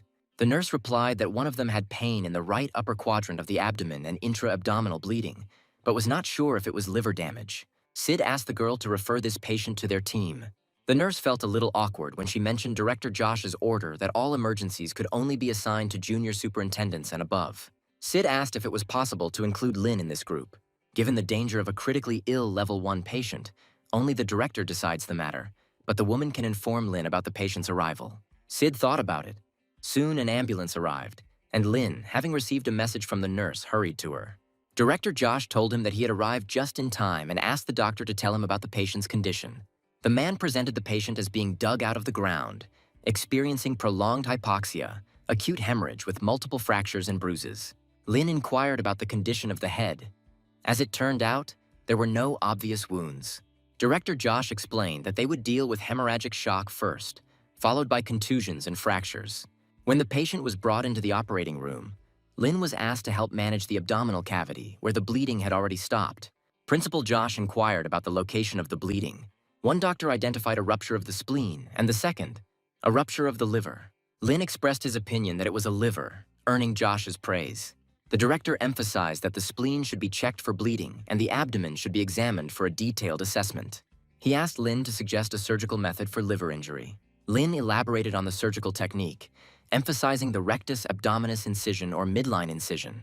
Director Josh praised Dr. Lin for his skill in both surgery and theoretical knowledge. The dissatisfied doctor asked why he had not been consulted, so the director asked him a hypothetical question about the estimated location, length, and depth of liver damage, which left her confused. But the director demanded an answer from him. The man suggested that it might be the middle lobe. Director Josh shouted, saying that this was nonsense and they couldn't say anything based on the information they had. Soon, one of their doctors confirmed a liver injury with an uneven rupture and damage to the inferior vena cava. Director Josh was still unhappy with the doctor's behavior and responses. He noted ruptures of the duodenum and gallbladder, suggesting their removal and emphasizing the severe damage to the right lobe. One of the doctors suggested clamping the hepatic notch, using a clamp to separate the liver, and cutting the blood vessels and bile ducts. Josh asked what Lin thought about this. Hiro said laparoscopic surgery to remove the hepatic duct would be more appropriate. Another doctor criticized Lin, saying that his plan was contrary to the director's intentions. Director Josh challenged him to explain the advantages and disadvantages of conventional liver resection and debridement liver resection. The man looked at Lin defiantly. He was confident that he would defeat him. He said that in standard hepatectomy, parts of the liver are removed depending on the region. In general, the area to be removed is larger. If the patient does not endure, post-operative complications and even death will occur. Laparoscopic debridement of the hepatic region is performed unevenly. Debridement is not carried out in accordance with the liver segments or distribution of the lobes. The operation requires continuous ligation of the blood vessels and bile ducts. This can provide significant preservation of liver tissue, but is difficult because different areas of the liver will be affected differently. Josh said that there is another point. A standard hepatectomy requires more skill.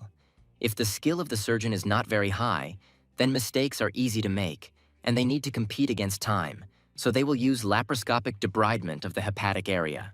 As a result, Lin was declared the winner. He will be the second assistant director. Josh said to pay close attention to the acidity level and remember to add sodium bicarbonate. They needed to hurry up and do an emergency hepatectomy. He said he would remove the liver tissue where there was no more blood flow. Lin said he would need to tie off the blood vessels and the torn liver ligament. The director reminded him of the urgency of emergency liver resection and noted that Lin completed everything quickly enough. Lin soon reported to the director that the resection and suturing were complete. Asking about ligating all the small blood vessels, Josh received confirmation from the hero. He explained that this was done to prevent relapses. The director expressed surprise at the successful washing of the liver wound. The man left the rest to Lin's discretion, instructing another doctor to take Lin's former place. With the director's approval, Lin began the operation. He quickly placed sutures on the last hepatic portal vein. The director nodded in satisfaction. Meanwhile, the phone rang in the operating room and Josh asked the nurse to answer the phone. The caller, an elderly man, reported a 26-year-old patient with a ruptured liver who had already lost 10,000 milliliters of blood. Josh said that was too much. The blood bank definitely didn't have enough supplies, but Lin showed interest in the conversation. Director Josh decided to accept the patient and they would coordinate. One of the doctors was dissatisfied. These low-level hospitals are simply reckless and disregard human lives. They sent the patient when they can no longer handle him on their own. Josh asked Lin to come pick up the patient later and they would try to finish everything within 30 minutes. The hero began to hurry due to the critical condition of the patient. Josh praised him for his efficiency. He asked the others to go after the patient, and he would contact them later. Lin noted that with a director-level assistant, the operation became even easier. 20 minutes later, Lin completed the operation, saving the patient's liver thanks to his stitching technique. Then Josh asked Lin to pick up a patient sent from another hospital.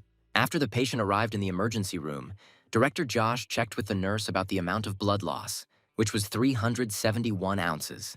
To avoid delaying the patient, Lin took him to the operating room while Director Josh stayed behind to wait for the patient's relatives to obtain the necessary signatures. On the way to the operating room, Lin called everyone in his team for help. After receiving the call, everyone came to the operating room, but instead of immediately preparing for the operation, Lin continued to wash his hands, which confused Larry. Unity said they couldn't do anything until the patient's family signed a consent form. Soon, Lin came over and inquired about the patient's condition. The patient's condition was critical, but the bleeding in the abdominal cavity continued.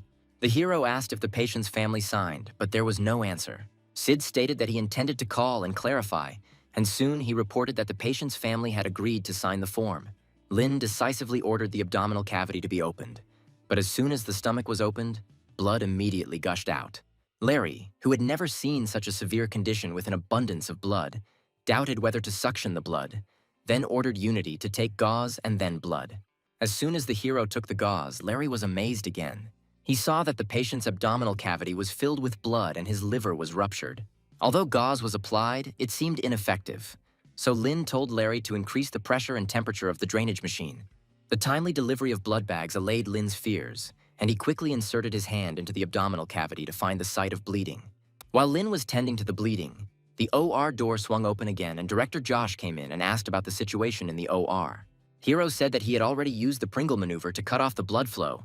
The blood loss was decreasing, but the condition of the liver is now very bad. They will not have time for a conventional right hemihepatectomy. Josh wondered if he should not have considered the option of a right hemihepatectomy. The patient could not wait even 15 minutes. The director decided to evaluate possible damage to the hepatic vein, but before he could finish his statement, Lin said that he would begin to separate the right half of the liver. He soon reported that the round and falciform ligaments of the liver were divided. Josh began to discuss the further course of action, but Lin again did not wait for him to finish, forestalling his words. Lin soon reported that he had removed necrotic tissue from the patient's liver. Lin demonstrated a deep understanding of proper surgical procedures, causing Director Josh to marvel at the level of knowledge gained at the university. Upon reaching the patient, Director Josh realized that the liver resection was completed in less than 5 minutes. Lin called Unity to help stitch up the wound. He emphasized the need to bandage all exposed internal structures to stop bleeding. Josh, standing nearby, offered to help, and Lin asked him to prepare hemostatic gauze spikes. The director agreed with a smile. He wondered if this was the urgent care center he had dreamed of. Together, the remaining procedures were quickly completed, with Larry monitoring the patient's condition, confirming stabilization. Lin instructed the director to stitch up the wound.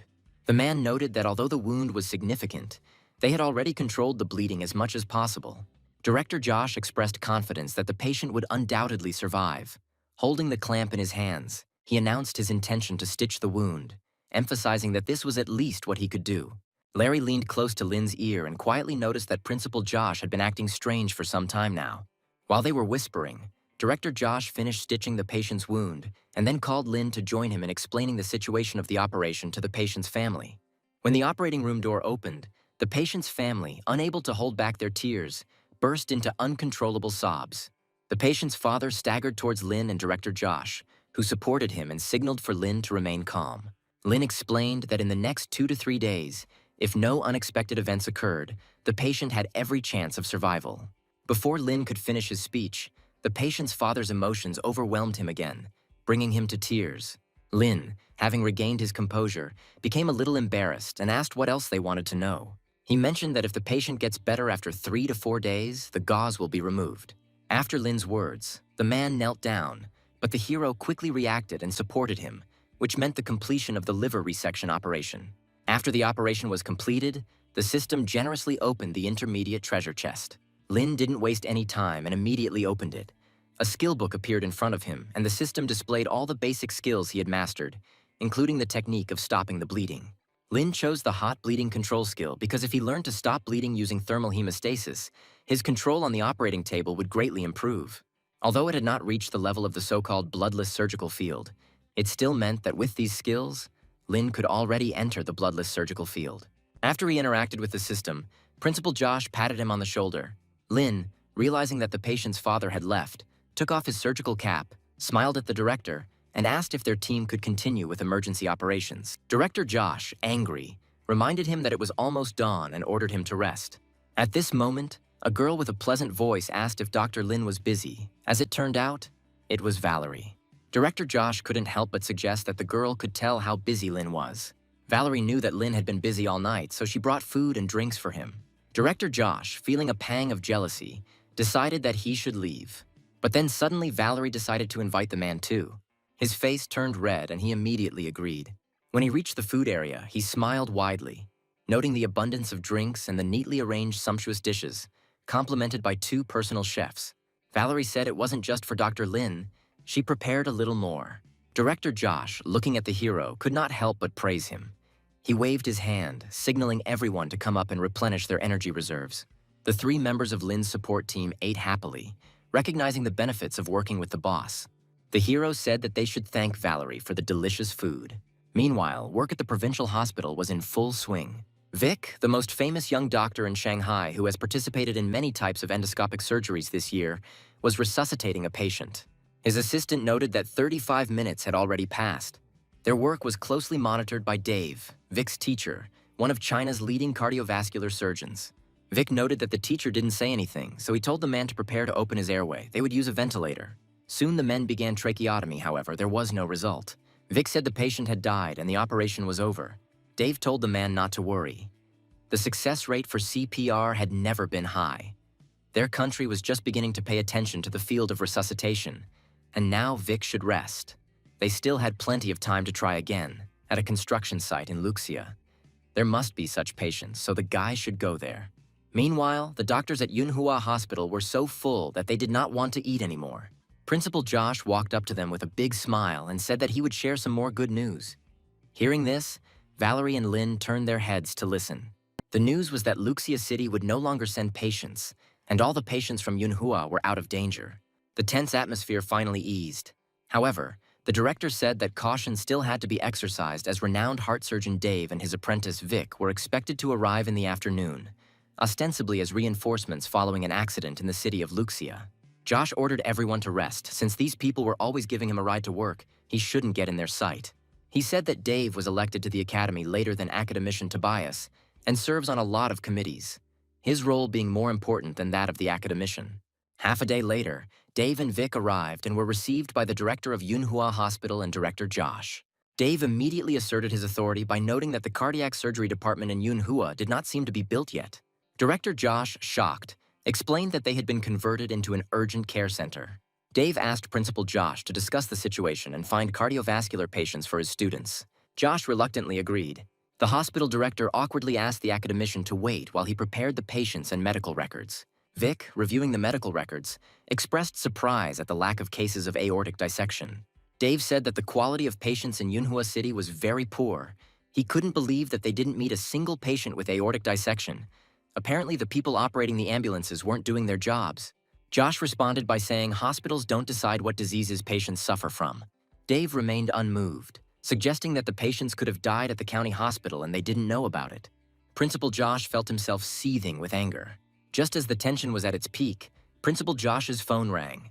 Vic finished looking through all the medical records and noted that there was almost nothing of value in them. The director loudly said that a myocardial infarction was suspected.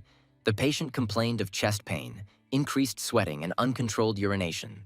An agitated Vic stood up upon hearing this and insisted on seeing the patient. After Director Josh finished the call, the EMS center transported the patient to the EMS center. Vic informed the family that the patient needed surgery and they would need to pay sick leave and sign a consent form once the patient's son arrived. Since the patient was accompanied only by a relative, the signature will have to wait until the son arrives. Vic said the current diagnosis is acute myocardial infarction and the patient must first be taken to the operating room. The hospital agreed that Director Josh would accompany the family to complete paperwork and they would go to the cardiac emergency department. The patient's heart stopped beating as soon as he was placed on the operating table. Vic, shocked, completely focused on the situation, urgently he requested a defibrillator. Ripping off the patient's shirt, Vic began performing artificial respiration. Unity offered to replace him, but despite his fatigue, Vic refused. In an unfamiliar hospital, he could only trust his teacher. Soon the nurse brought a charged defibrillator. Vic used it on the patient. After defibrillation, he resumed resuscitation and the heart rhythm returned. bringing relief. However, the electrocardiogram machine again signaled a heart attack. Suddenly, the man stopped, apparently about to give up. Dave, watching Vic in a daze, urged continued resuscitation. Vic immediately performed another round of CPR. After one round, he defibrillated again. Vic repeated this process for 3 rounds, but the electrocardiogram showed no improvement. Realizing the need for extensive airway management, he decided to perform endotracheal intubation, which marked the transition from rapid cardiopulmonary resuscitation to a long-term struggle. Dave was relieved to see the prolonged CPR they were aiming for. Vic performed another defibrillation, but after 15 minutes of continuous CPR and defibrillation, fatigue overtook him. Unity offered to take over, put on gloves, and began resuscitation. Prolonged artificial respiration required considerable strength, and Unity quickly felt tired. Vic took over again. After 40 minutes had passed, he was about to announce the time of death when suddenly someone raised his voice. Lin suggested continuing CPR. He emphasized that repeated external compressions of the heart create interference. He believed that the patient, who is over 50, still has a chance of salvation. Vic, skeptical, suggested that Lin take over as a show of skill. He said that this is now his patient. The hero activated the perfect artificial respiration skill. Vic was surprised that he did this without assessing the patient's condition, but the hero immediately repeated the artificial respiration procedure. This turned out to be similar to Vic's efforts. Lin told the nurse to administer epinephrine, atropine, and lidocaine. Vic disdained the frequent use of epinephrine, doubting its magical properties. Larry decided to offer his help to the boss. However, Lin told him to check the ECG. The guy noted that, judging by the current readings, the patient would have been considered dead by the criteria 20 years ago. Realizing that the boss was not giving up, Larry accepted the challenge. Lin ordered the nurse to administer 1 dose of epinephrine per minute. After an hour of CPR, he asked the support team to get ready. Doctors doubted that this made any sense. Even though Vic considered this approach pointless, Lin remained resolute. As he tried to leave, Dave intervened, urging patience and suggesting that a miracle might happen. Vic felt helpless in the face of his teacher's optimism. Dave said that believing in the ability to perform a miracle was more important than actually performing it. The doctor said that last time Lin performed CPR for more than an hour, he is quite experienced at this. The nurse added that the people in the ward were amazed, because it is rare to see a patient with a good prognosis after resuscitation. Family members outside the operating room expressed concern about the patient's prolonged instability. Finally, the patient's son sank to his knees, unable to contain his emotions. Lin continued to organize defibrillation and administer epinephrine. During this process, a sound was heard indicating successful defibrillation. The team, including the nurse, smiled with delight when they saw sinus rhythm on the ECG. Lin breathed a sigh of relief, and Dave and Vic looked at each other in disbelief, trying to believe that a miracle had really happened. The next step involves continuous monitoring of carbon dioxide levels, which highlights the importance of effectively protecting the brain at low temperatures. From a practical point of view, the critical moment of waiting for the patient to awaken does not involve the use of strong drugs to immediately solve the problem, but rather careful, long-term drug treatment. In addition, luck plays an important role. The operating room door opened slowly, which made the patient's son, upon seeing it, anxiously inquire about his father's condition. Other relatives, including the patient's wife, rushed to her side, but Larry stopped them, warning them not to touch the patient because of the potential danger. Sid warned them of the consequences if anyone touched the patient with even a finger. Despite the family's wishes to see the patient, the man reiterated that the patient had suffered a myocardial infarction, and they needed to wait until he regained consciousness before proceeding with rehabilitation treatment. The patient's worried son asked what would happen if his father did not wake up. Sid said that they all finally saved the patient, but it remains unclear what the consequences will be. Just as they were about to continue their conversation, Dave assured them that the endoscopy was no longer needed and that everything was going well. The patient's son finally understood the situation and thanked Lin and his team. Vic just looked at the doctor with displeasure. Dave also praised Lin, noting that every generation has its own talents. Early the next morning, Dave and Vic checked on a patient who had undergone prolonged CPR. The patient was breathing smoothly and the urine was clear. His chance of survival was 80%. After the examination, they inquired about Lin's whereabouts and learned that he had most likely completed the operation and returned to his office. And although the man was surprised by such strange working hours, he was assured that there were no problems with the standards of patient care in the ward. Dave decided to return to his office, and the male doctor realized that his examination was complete. Returning to his office, Vic, thinking that his teacher should be attending a remote meeting, decided to look at Yunhua's internal journal. Opening his computer, he came across Lin's thesis, noting that as a graduate of the university, Lin had far exceeded the expected standard. Remembering how Lin stopped the bleeding, Vic felt something was wrong. According to the information received from the nurse the day before, Lin was experienced in performing long-term cardiopulmonary resuscitation. The patient was in the intensive care unit, and his recovery was in full swing. From this, Vic concluded that Lin would undoubtedly write a dissertation. If this was a dissertation on prolonged cardiopulmonary resuscitation, then Vic would have had a hard time if he had not published his first work. Determined, he decided to visit Lin's patient in the emergency room. Hastily, Vic asked the medical worker to provide the patient's complete medical record. After a moment's hesitation, the man handed him the records. Vic carefully studied the records and discovered that he needed bed number 7. After reaching the bed and making sure that the man's vital signs were relatively stable, he quietly asked the patient an easy arithmetic question. The man, looking at the doctor, asked if he was checking to see if my brain was working normally. He expressed his disinterest in calculations and complex mathematical problems. The provider warned the patient not to talk in this manner, but Vic stated that he did not mind talking as long as the patient could communicate. Next, Vic again turned to the patient whom he had examined the day before. Having examined him now, he noticed that the patient's pupils had narrowed and the electrocardiogram was normal.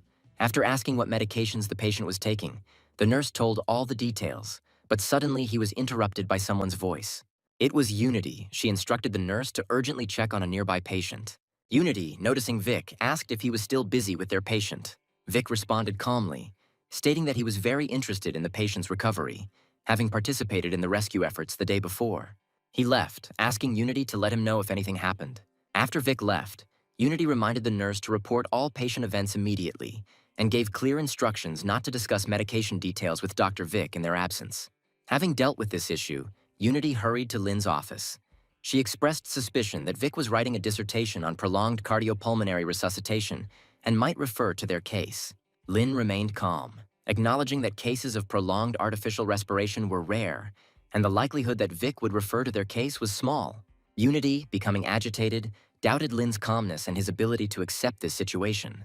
Lin suggested that Unity contact the administrative department and ask that Vic's hospital internet account be blocked so that he would not be able to go to the intensive care unit in the future. The hero also mentioned that his dissertation is almost ready. This delighted Unity, who at first thought it was arthroscopic surgery. Lin had already prepared a dissertation on prolonged mechanical ventilation, but recognized the need for further development and preliminary publication. Unity said that although the dissertation was rich in content, it lacked detail and the writing style was somewhat rough. After listening to Unity's analysis, Lin agreed to include more references in the work. Unity offered her help, expressing her intention to review and improve the thesis in order to foil Dr. Vic's plans. To perfect the dissertation, Unity and Lin spent the entire night finalizing the initially disorganized dissertation on artificial respiration. Returning to the office, Vic discovered that his attempt to log into Yuna's internet account had been stopped. He received an error message and it made him very angry. He accused Lin of blocking his account and password, which Lin freely admitted to. Vic spoke about his plan to write a thesis on Lin's resuscitation, emphasizing its positive impact. He said that he planned to give the hero the opportunity to read and correct the scientific paper after completion. Vic said that Lin was only wary because he had not seen the research paper yet, and after reading it, he would not be worried. Despite receiving a draft full of praise, Lin showed no interest. Vic insisted, believing that this was an opportunity for Lin to become famous, but Lin remained indifferent. Vic eventually withdrew the project, claiming that his own dissertation would not be affected. Lin wondered if the work was only for fame and applause, then why would he need it? Vic was furious that the doctor was not showing any interest. He said that even if Lin wanted to write his own scientific paper, his paper would not affect it. He expressed confidence that the dissertation could open up new perspectives. However, at that moment, Unity entered the office and rejected the idea. Vic, still reluctant, stressed the importance of considering different points of view. But Unity said they had already finished their thesis the night before. Vic left, suggesting that Lin read the dissertation before making a decision. The girl took the dissertation, asking if it was Vic's work. Lin confirmed this, and when asked if it was well written, replied that it was quite good. Unity, hesitant, carefully read the dissertation and, having finished, gave an objective assessment, recognizing the quality of the data. However, the hero said that his research is still considered someone else's opinion. Soon, the doctors decided to head to the treatment room. On the way there, Unity reminded Lin to publish the abstract he had written as soon as possible. Lin expressed concern that Vic would discover their thesis if it were posted immediately. Suddenly, they heard a child crying, and Lin hurried to find out what was the matter. As it turned out, a 3-year-old child accidentally scratched the skin on his leg while playing. Lin noticed that the child's blood was running down his legs, although such a small wound should not have bled so much. He took off the child's shoe and asked the father how long ago he had cut himself. The father, worried, replied that 2 or 3 hours had passed. Sensing something was wrong, Lin immediately began applying alcohol to disinfect. While checking the physical condition of the child, he noticed that during the examination the child was crying louder. The child's father, noticing this, reminded the doctor that he needed to be more careful. The hero said that the child may have intussusception, a telescopic distension of the intestine. Lin instructed Unity to report this to the pediatric department and install an air enema machine. The doctor bandaging the child hesitated for a moment. Then Lin turned, urging him to quickly take action. The bespectacled doctor, dismissing the need for an ultrasound, decided that Lin was talking nonsense when he said that modern medicine is not metaphysics. The nurse brought in the ultrasound film, expressing disdain for such comments towards Lin. As it turned out, the ultrasound confirmed the intussusception. After seeing the picture, the doctor wearing glasses felt awkward. Lin examined the ultrasound image, noting that the severity was not too serious. He told Unity to begin the enema. After the enema, Unity informed the child's father that the child should not eat anything for 8 hours. The father, grateful, continued to praise and thank Lin, who replied that he was glad the child was okay. Suddenly, Chandler informed the hero that a patient had arrived with liver damage resulting from a traffic accident. Lin then decided to prepare for liver resection surgery. An assistant helped him put on a surgical gown and provided information about the patient. Dr. Chandler appointed Lin as the chief surgeon in case of liver rupture. Lin examined the patient's condition and instructed the doctor to temporarily stop the bleeding. The doctor opened the vein and heated the blood, emphasizing that it was urgent to stop the bleeding. Lin then asked him if he could give blood to the patient, and the doctor agreed. Choosing a hands-free blood transfusion method, Lin cut the patient's wound with a scalpel, causing the accumulated water to splash out. He ordered a tourniquet to be tied, which initially caused Chandler concern. However, Lin assured him that it was possible to operate without a surgical field. During the operation, Professor Harvey from the University of Traditional Chinese Medicine arrived to observe the patient, as he was an acquaintance of his. After greeting each other, Dave and Professor Harvey headed towards the operating room where Lin was performing the operation. The professor was amazed by Lin's operation, watching as he separated the liver with his hands and directly cut it off. Expressing his surprise, Professor Harvey questioned the doctor's reckless approach, noting that even liver resection has a high mortality rate. He hurriedly asked Dave if they could change the chief surgeon, but Dave explained that Dr. Lin's liver resection operations were famous in Yunhua and no one could do it better. Hearing this, Professor Harvey refrained from further words and decided to observe. During the operation, Lin discovered that the patient's liver was fragile, making suturing difficult. Chandler noted that it was a large variant of fatty liver. Lin said that the main operation was completed and all that remained was stitches. Dave and Professor Harvey found it hard to believe how quickly the operation was completed. Lin continued by stating that the liver was resected, the abdominal wounds were stopped, and the suture on the liver was also completed. He instructed Chandler to close the abdominal cavity if there were no problems with the spots. The man smiled and got to work. Professor Harvey recognized Chandler and thought that if he checked everything, then everything was in order. Then the man decided to find out more about Dr. Lin. After finishing work in the operating room, a man called Lin over. He handed him a business card and introduced himself, and also expressed a desire to observe other operations, ensuring that it would not affect anything. Lin accepted the card and emphasized that he was following hospital rules. Professor Harvey assured him that this would not be a problem since he, Dr. Chandler, and Principal Josh knew each other. Lin then took him to the operating room for the appendectomy. He quickly gave instructions to the man and went to the operating room. Soon, the hero performed perfect hemostasis and appendectomy at the same time. Harvey was amazed that the laparoscopic operation was carried out in a hurry. He would have scolded the doctor if he had been his student. The man saw that Lin had reached the bloodless operating field. The probability of this happening was less than 1%.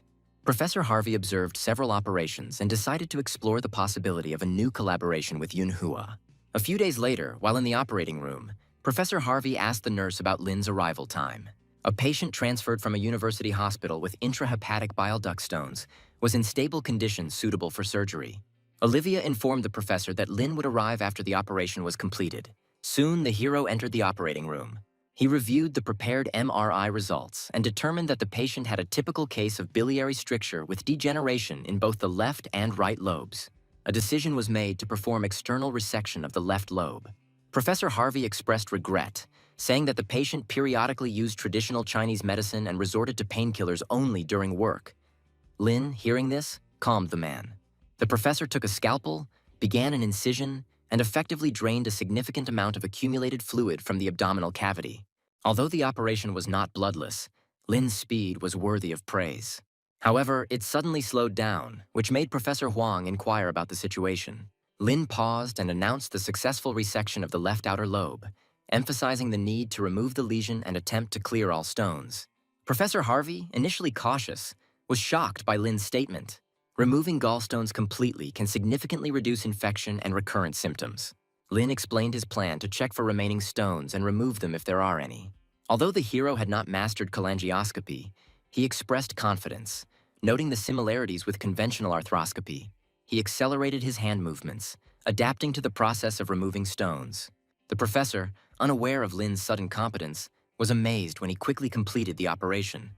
This guy had only tried this procedure a few times and was already acting like it was his. Expressing his surprise, Professor Huang concluded that the decision to cooperate with Lin was correct. He called him a star in the field of liver surgery.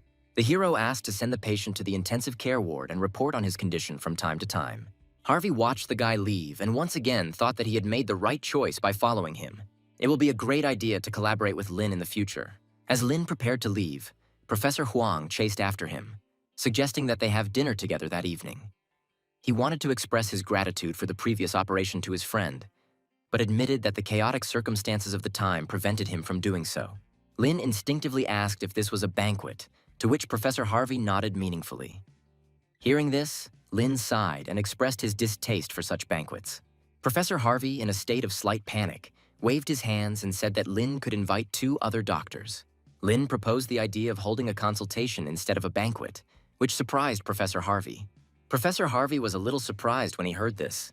The nurse explained that Lin's idea was to skip the banquet and have a consultation. Then the professor understood the meaning and agreed to organize a consultation on a difficult case. When Lin was about to leave, his parents called him. They spoke with delight about meeting an interesting girl on the way home. Lin felt uneasy, suspecting that it might be a religious organization. To clarify the situation, he decided to go home immediately. At the door of the Nizhnyaya Kanavka clinic, Lena met his mother. She took him by the arm and led him inside. Then the hero felt something was wrong. Tanya said that the girl wanted to give her and Robert a business class ride. The hero thought this was a strange dating scheme. Suddenly, he received a message from Valerie on his phone, and Lin finally understood what was happening. He wondered if his mother really liked to choose girls like this. Valerie, meanwhile, was very happy that she was able to communicate with Lin.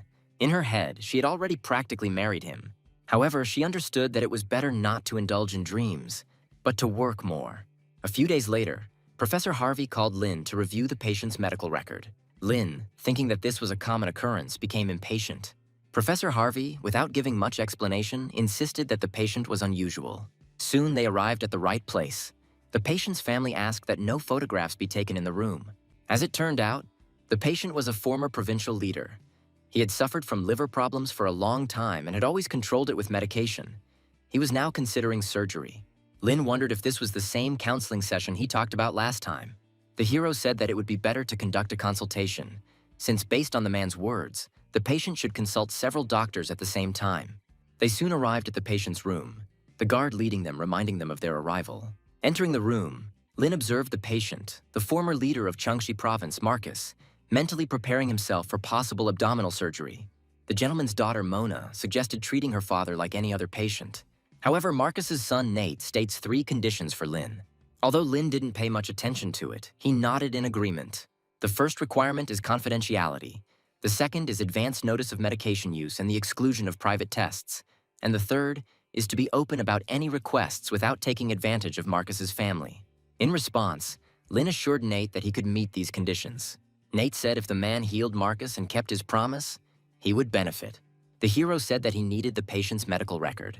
Nate, finding Lin interesting, quickly instructed the guard to fetch it. Taking the medical card in his hands, Lin activated 3 skills simultaneously.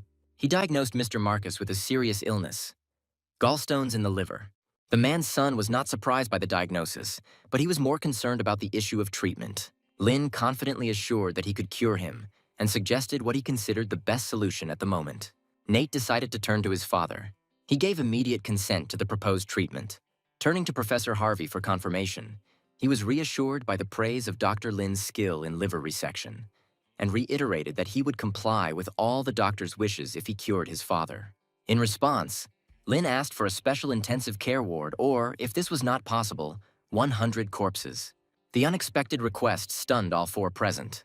Nate said no one gives corpses to other people. It would be impossible. Lin then added a request for more beds at the Yunhua Emergency Center. Professor Harvey explained the logistical challenges associated with such requests, highlighting the need to increase staffing levels. The master's daughter, Mona, taken aback, suggested that Lin make a personal request. He explained that the requests mentioned were indeed of a personal nature. The woman was speechless, not knowing what to answer. Marcus then said that this was truly an exceptional case, and we will rely on Dr. Lin in the future.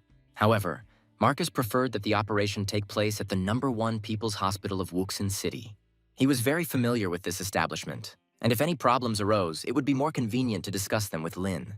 Lin had no particular preference regarding the location of the surgery, but she insisted on seeing the operating room and equipment at another hospital before the procedure. Marcus immediately decided to ask Professor Harvey to accompany Lin for the initial examination. Wuxin City was a large city, smaller in size than Yunhua City in Jiangxi Province. The director of the hospital asked Lin to give his opinion on the necessary additions or changes. Since this was the newest and most equipped operating room, Lin had no problem confirming its suitability. The director of the First People's Hospital, Ralph, said that the doctor could ask for their help at any time. Lin paused for a moment before saying that Marcus's condition was quite complex and the equipment available was a bit lacking. Despite the hospital director's willingness to purchase the equipment, Lin advised against purchasing new equipment due to possible optimization and calibration problems. While recognizing the limitations of the new equipment, the hospital director understood the urgency of Marcus's condition.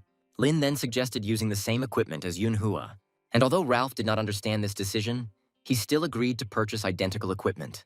Lin also asked Yunhua's staff for help, emphasizing that having a support group helps him work more successfully. However, logistics and Marcus's physical condition made the trip to Yunhua difficult.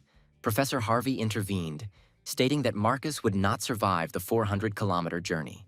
The hospital director was reluctant to compromise, but expressed hope that Dr. Lin would perform more surgeries at their hospital when he brought the team here. Lin agreed to perform several more operations.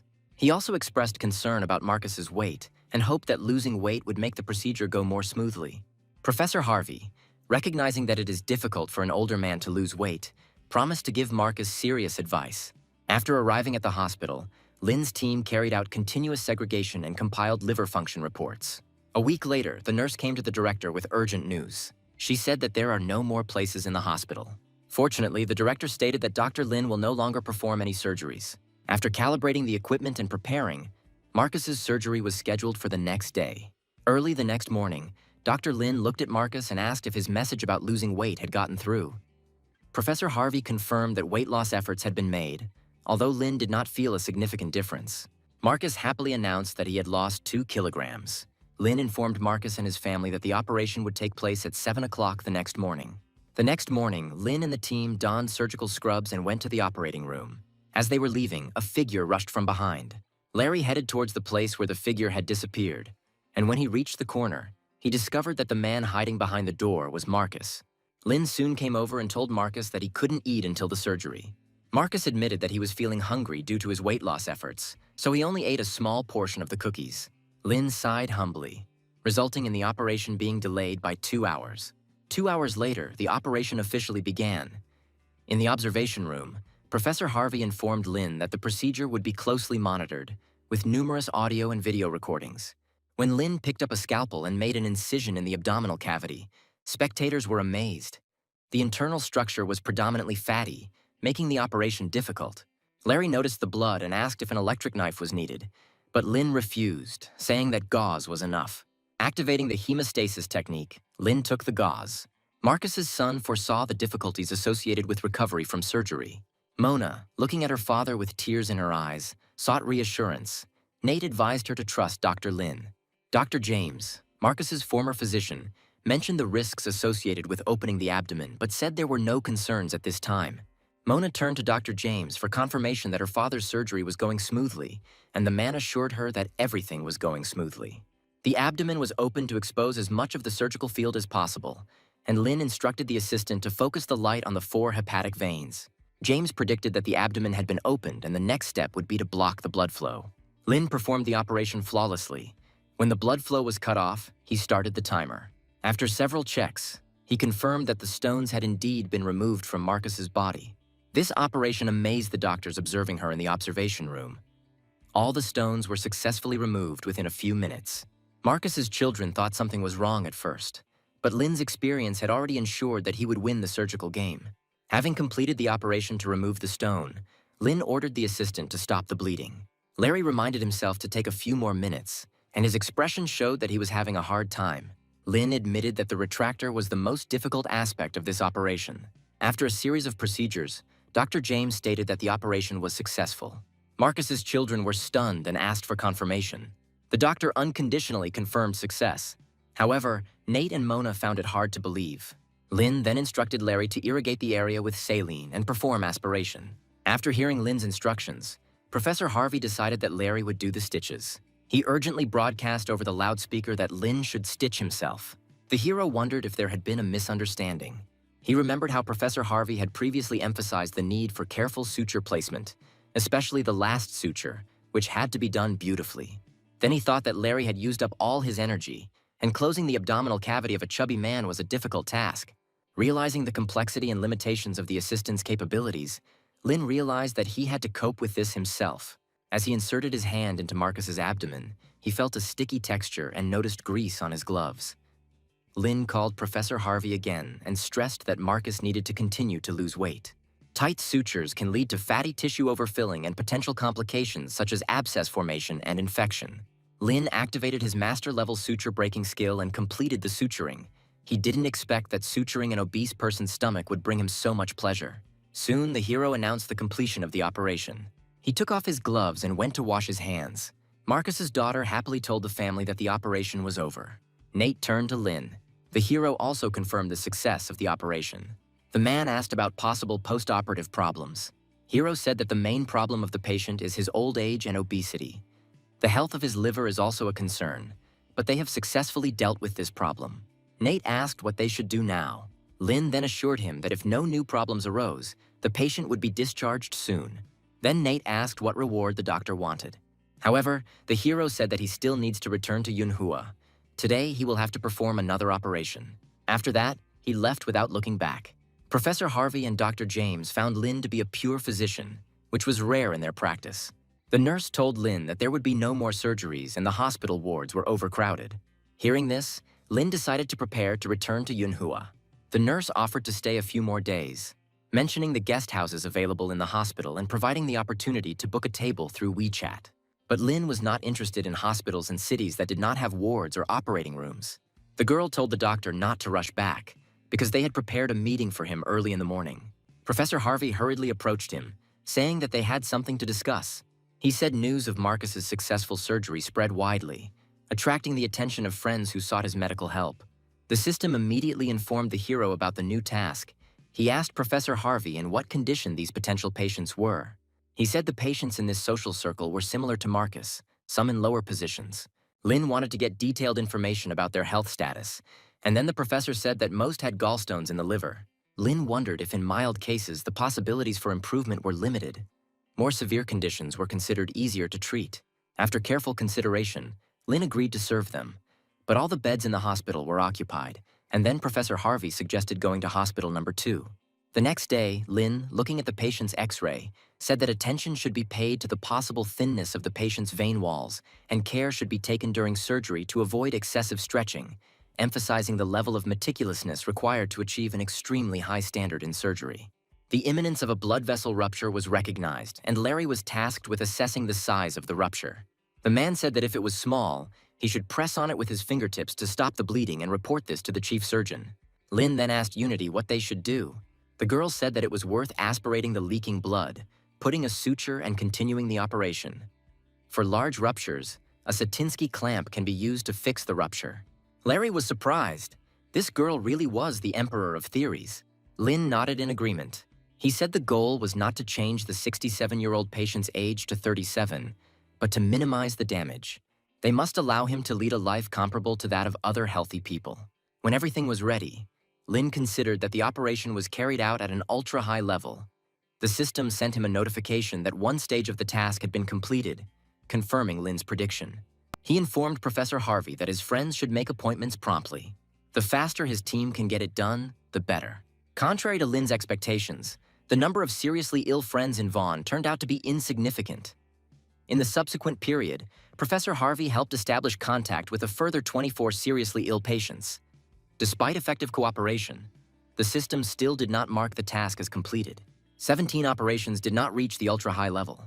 Puzzled, Lin decided to visit the department, collect feedback from patients, and analyze the situation. He meticulously recorded the post-operative condition of each patient. Lin spent the night comparing and studying the materials collected in the ward during the day. After visiting hospital number 2, 24 patients were found to have various conditions, which were classified into 2 types of prognosis. The first type included patients with a stable condition who were soon to be discharged from the intensive care unit. The results of their operation could be considered a master-level liver resection, close to ideal. The second type requires further observation, extended over several more days. There was a possibility that the liver resection operation had reached a stable level. If Lin's guess turns out to be correct, he will be able to use medicine to improve the level of skill and bring the technique of liver resection to perfection. Lin intended to call Larry and check on his ward. However, he realized that he was not in the office and immediately asked Dr. Sid to check on the patients. Watching Lin deep in thought, the doctor hesitated whether to bother him, but finally decided to ask if he could leave today. Lin, with some suspicion, asked why the man decided to leave now. Then Sid explained that his ex-wife had come to Yunhua and he needed to return. Lin advised him to take payment for the operation from Professor Harvey before leaving, if it came to finances. Sid knocked on the door of Professor Harvey's temporary office. Assuming that Lin wanted to discuss something new, Professor Harvey welcomed him. But then Sid explained his personal situation, stating that he wanted to receive a fee for the operation. Acknowledging that payment was late, Professor Harvey agreed to the man's request and offered him cash. Since it was a special situation, Sid said cash would be fine. Harvey said that for such a large amount of money, the man would need security. Meanwhile, Dr. Sid's ex-wife, Cheryl, waited anxiously for him. Soon, the man arrived at the meeting place. Cheryl was surprised to see her ex-husband. The doctor ordered the guards not to follow him. He then placed the suitcase containing the money on the ground and intended to give all the money to Cheryl for their son's education. Sid opened the suitcase and took out several wads of money and then handed them to Cheryl. The woman looked at the stacks of money in shock, not knowing what to say. Sid said that despite their past romance and divorce, the issue of their son remained a topic of discussion. Reflecting on Sid's transformation, Cheryl wondered if she had made the wrong choice. In the following days, the hospital's operating room remained constantly active. Unity reminded everyone to be careful and expressed her intention to remove the obstruction. Larry remained vigilant, observing changes in the wound and making sure there was no bleeding. He checked it again, making sure that the stitches were very strong, and Lin soon reported to everyone that the blood vessels were fine and there were no other problems. After several days of analysis, Lin discovered that the ultra-high level of operations was due to the complexity of the system and was rewarded with a mid-level treasure chest. Without waiting for the system to respond, Lin quickly opened it, revealing a set of techniques for scanning lymph nodes. These skills meant that he had the basic requirements to perform surgery to remove liver cancer. Lin bid farewell to Professor Harvey, noting that all the patients in the hospital had been cured and they should return to Yunhua to continue operations. Larry and Unity also thought it was time to go back, since the intensive care level at hospital number 2 was not very good. When the hero returned to Yunhua, the hospital director, Josh, asked if he had returned prematurely. Lin said that all the patients were treated there and eagerly asked Director Josh if they could perform surgery to remove liver cancer. The emergency center sometimes received patients with liver rupture, but after treatment they were transferred to the hepatobiliary department, which disappointed Lin, and then Josh suggested that he go to study in the hepatobiliary department. Lin was surprised and could not believe it, but the director told him. That let him arrange everything. Hepatobiliary Unit Director Hugo, seeing that Director Josh had come to visit their hepatobiliary unit, immediately went into flattery mode. Josh waved his hand, making it clear that this was not a visit. They had a patient who needed the use of some equipment and instruments. Therefore, they might also need an operating room and a hepatobiliary ward. Hugo quickly replied that this was not a problem. Josh turned around and happily said that if that was the case, he would call Lynn. Soon, Lynn sat in a wheelchair and Larry wheeled him to the hepatobiliary ward. Josh's eyes widened when he saw the guy in this state, not understanding what happened. He mentioned that he accidentally fell, assuring him that he had already taken care of it and that it would not affect the operation. Director Josh crossed his arms and said that the minor injuries shouldn't deter him and praised him. Then he checked his watch and said that the patient should be arriving soon. Lynn instructed Larry to drive him to the examination room and Director Josh followed. Patient Ian, who had been referred by Mr. Marcus, lay on the hospital bed. Director Josh motioned to Lynn and introduced him, saying that he was the man's attending doctor. Ian's wife turned her head and asked if this was the same Dr. Lynn who performed the operation on Marcus. Lynn quickly assured her that it would not affect the operation and asked if Yang knew about his condition. The woman confirmed that her husband knew, noting that he was in a good mood and confident. Lynn thought about the situation with a serious expression on his face. Despite the early stage of cancer, he was fluent in the technique of scanning lymph nodes and the technique of liver resection at the master level. But operations to eliminate cancer were never simple. At best, they could only prolong the life of the patient for a few more years. Observing Lin's serious behavior, Yang decided to test him a little. He asked the doctor if he was afraid to perform an operation on him, as a result of which he injured his leg. Lin explained that it was just an accident and that the splint and bandage were either applied to speed up healing. The patient's wife was touched to hear this and thought that this was indeed the real doctor that Mr. Marcus had recognized. Lin requested all the MRI scans, assuring him that the number did not matter, but that he wanted them all. Yang's wife was stunned. There were more than 1,000 documents here. Did Dr. Lin really have to read them all? The hero explained that he would take them to his office to study. Returning to the office, Larry asked what the percentage of reliability of the results of the operation was. Lin calmly noted that this is difficult to determine, emphasizing that everything possible should be done to reduce the likelihood of relapse. Director Josh agreed, saying this was Lin's first surgery to remove liver cancer. They should find a reporter to record the level of doctors at the urgent care center. On the day of the operation, the reporter called by Josh arrived on time. The director immediately brought the reporter to Lin's surgery. Many doctors had already gathered in the examination room. Lin effectively managed the operation in the operating room. The chief surgeon couldn't help but admire Dr. Lin's skill in liver resection. Watching the tense reporter, Director Josh began to get annoyed. He urged him not to just watch, but rather to take pictures. The reporter took a photo of Lin's injured leg, causing Josh to sigh tiredly. Meanwhile, Lin entered the patient's abdomen and personally squeezed the liver. Notably, the patient's liver cirrhosis in this area was severe and required division. Director Josh, overcome with excitement, gestured towards Lin, urging the reporter to capture the moment. He declared it a show of professionalism, and the reporter hurriedly began photographing the surgical team. Lin carefully placed the severed liver segment on the tray provided by the nurse. Hugo, while acknowledging Lin's skillful resection technique, noted some clumsiness in controlling the extent of resection and suggested using smaller forceps, but he refrained from suggesting it given Josh's apparent approval. The man then delicately broached the subject, asking Lin if he was going to reduce the incision area a little more. Lin explained that with the current extent of resection, the liver would be difficult to recover. Although part of the resected liver may regenerate, excessive removal may result in slow regeneration, making it difficult for the patient to adapt to the intensive care unit and possibly leading to death. Hugo, emphasizing the need to clear out cancer cells, advocated cutting off a little more. Although he admitted that this was his personal habit, Larry, stunned by the situation, watched the director's sudden transformation. The reporter was constantly photographing people in the operating room. Director Hugo criticized Lin, saying that he was completely unqualified as a chief surgeon. In response, Lin angrily stated that the director's experience was outdated and did not correspond to the new era. Nobody wanted to give in. This caused the nurse to intervene and emphasize the need to continue with the operation. Director Hugo and Lin Zhan turned away from each other, acknowledging that the operation could not continue in the current stalemate, both emphasizing the dangers of reckless surgery, equating it to murder. In the midst of this confrontation, the nurse suddenly screamed, announcing that the patient was not showing signs of life. The patient's son anxiously demanded help to bring his father back to life. Director Josh, looking at the reporter, doubted the need for photography.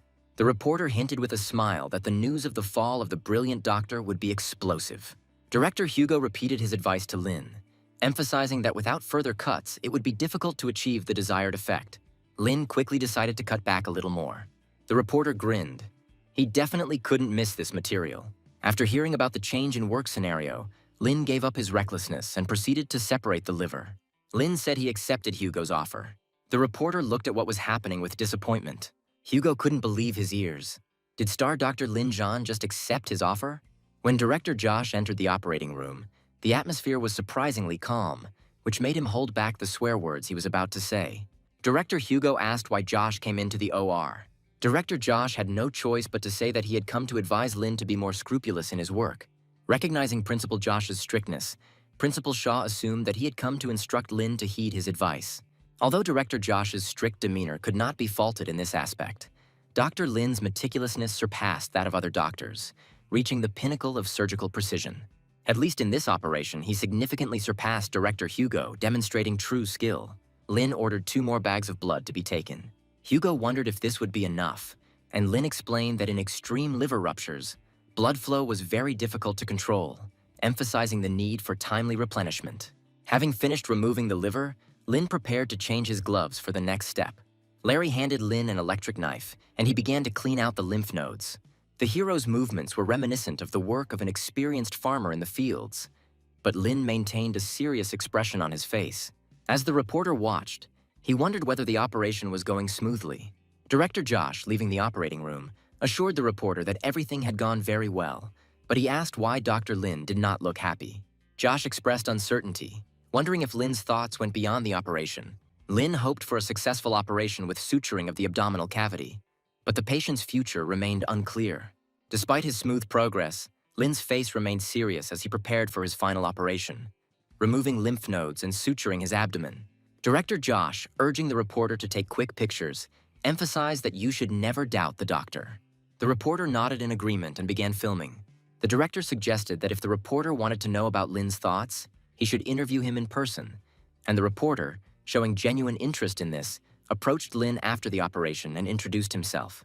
However, Lin, without looking back, announced that he would not accept any interviews that day. Despite the reporter's persistent questioning, Lin did not react and simply walked away. The reporter didn't understand why Dr. Lin was in such a bad mood. Was the operation a failure? The hero, with a serious expression on his face, replied that the operation went well, but the relapse rate for liver cancer is very high. Having hastily written down the information, the reporter asked if the doctor was really so worried about the patient. The hero, with his head down, thought that surgical resection was not a solution to the problem of liver cancer. The reporter asked what the solution was, but Lin admitted that he did not know, and when asked about his next steps, Lin said that he would take a break and then perform another operation, after which he left. The reporter, left speechless, later shared his impressions with director Josh, describing Dr. Lin as a very individual and interesting person. When asked about future plans, the reporter expressed his willingness to continue overseeing Dr. Lin's operations. Josh laughed and invited him to watch as much as he wanted. When the tired reporter sat down, he took solace in the fact that the interview had been invited and he could now publish a simple article on Weibo. Checking his phone, he noticed important news related to Mariabella and her boyfriend, who seemed familiar to him in the photo. As it turned out, someone took a photo of Mariabella and Lin together, and everyone decided that they were a couple. Encouraged by the news, Lin's colleagues suddenly became alarmed. Clyde reacted angrily to Lin's name as it was everywhere. Chandler showed the news to everyone on Weibo, causing a commotion in the hospital. The nurses tried to convince themselves that it was just a fake. The patients who considered Lin their personal doctor and felt sympathy for him also refused to believe it. In Shanghai, Mariabella's assistant heard about the news and told her about it. The girl, engrossed in her phone, waved him away. The man asked her who this guy was. Then Mariabella said that this was her personal doctor. When asked for more details, she said it wasn't her job. Confused, the assistant expressed his willingness to explain if authorized. Mariabella, however, made it clear that even he could not know everything. The man sighed tiredly and asked to at least tell the name of this doctor. Having received the consent of Lin himself, Mariabella said that he was Lin Zhan, a doctor from Yunhua Hospital. As soon as the girl thought about him, she thought that it would be nice if they really dated. The next day, a crowd gathered outside Yunhua Hospital demanding to see Dr. Lin. Chandler, looking at the crowd, suggested taking a photo and posting it on Weibo. One of the doctors said that all these people could not intercept him at home, so they came here. Chandler laughed. They would never be able to find Lin at his house since he spends all his time in the hospital. While the men were talking among themselves, a girl approached them, hearing the name Lena. The girl was not alone. Several more people in black clothes stood behind her. these were Mariabella's fans. They asked to tell them where the doctor was now. Chandler understood that if he told where Lin was now, it would be considered a betrayal. So he said that he did not understand which Lin he was talking about. However, the girl did not believe him. She pointed her finger at the doctor and stated that if she couldn't find Lin, they wouldn't leave. Suddenly, one of the team members interrupted her, announcing that Team 5 had found Lin, and it looked like he was in surgery. Fans enthusiastically suggested going to the operating room to find Lin. Dr. Chandler smiled wryly and let out a strange chuckle, saying that they couldn't even get into the operating room, so how were they going to take him? The crowd was left bewildered. If they couldn't enter the operating room, then what could they do? They decided to wait outside the operating room, shouting to each other as they went, intending to hold out until Lin came out. Meanwhile, Lin was working in the hepatobiliary surgery operating room. The doctor wondered what he was doing here, since the department had not scheduled any operations for him today. Lin, watching the display screen, noticed that the doctors were performing a cholecystectomy. The doctor felt a little awkward, fearing that Dr. Lin might come to criticize him. Lin, putting on a surgical gown, asked when they started. The doctor nervously said that they had just started. The chief surgeon, puzzled, inquired about Dr. Lin's intentions. Suddenly, the hero approached them and offered to hold the retractor for them. The doctor couldn't believe that Lin, who was admired by everyone in the hospital, would offer to hold the retractor for him. Lin smiled and said that she would help him. The doctor, sweating nervously, pondered the unexpected proposal, and since Lin insisted so much, the man invited him to lead the operation. Although the hero did not have the necessary skills, so he left some procedures to the man. The man then focused on the screen, giving Lin an introduction to the patient's condition. Lin observed the operation and was able to gain insight into the process of performing a cholecystectomy. It turned out that the incident with Mariabella had inadvertently taught him a valuable lesson. The hero carefully watched as Dr. Zhang performed the operation and reminded him not to rush. The doctor, muttering something to himself, acknowledged Dr. Lin's strategy of allowing him to be the chief surgeon while at the same time subtly controlling his work. The operation, steeped in their awkward collaboration, was eventually completed successfully. The hero realized that if the surgeon clearly understands the operation process, then cholecystectomy is not particularly difficult. The man then asked why Lin had not left yet since he had surgeries scheduled at the urgent care center. Lin replied that he did not intend to go to the emergency center since fans were blocking the exits outside. He intended to hide here for a few days and not go outside during this time. Dr. Lin admitted that he had recently observed operations and was willing to assist or even perform operations if allowed. Leaving the operating room, the doctor was intercepted by a girl. She mistook him for Dr. Lin. Realizing the mistake, she apologized, but was upset in her heart. Larry saw all this. He questioned her understanding of the hospital as a place to play. He used a metaphor, comparing locking a boss in an operating room to locking a mouse in a granary, and found the comparison funny. Unaware of Principal Josh's appearance, the doctor continued to laugh until Unity warned him that the principal was standing behind him. The man was furious and scolded the doctors for their jokes. The guys apologized and admitted their mistake. The director said that now they have urgent work, so if the doctors want to eat in the coming days, they will need to order food delivery. At the end of the shift, everyone will receive what they deserve. Larry had no objections. He assured the director that the task would be completed and he would take care of Lin's well-being. Soon, Larry and Unity came into the operating room. Larry said they came to see Lin and brought food and drinks that had been left in the duty room.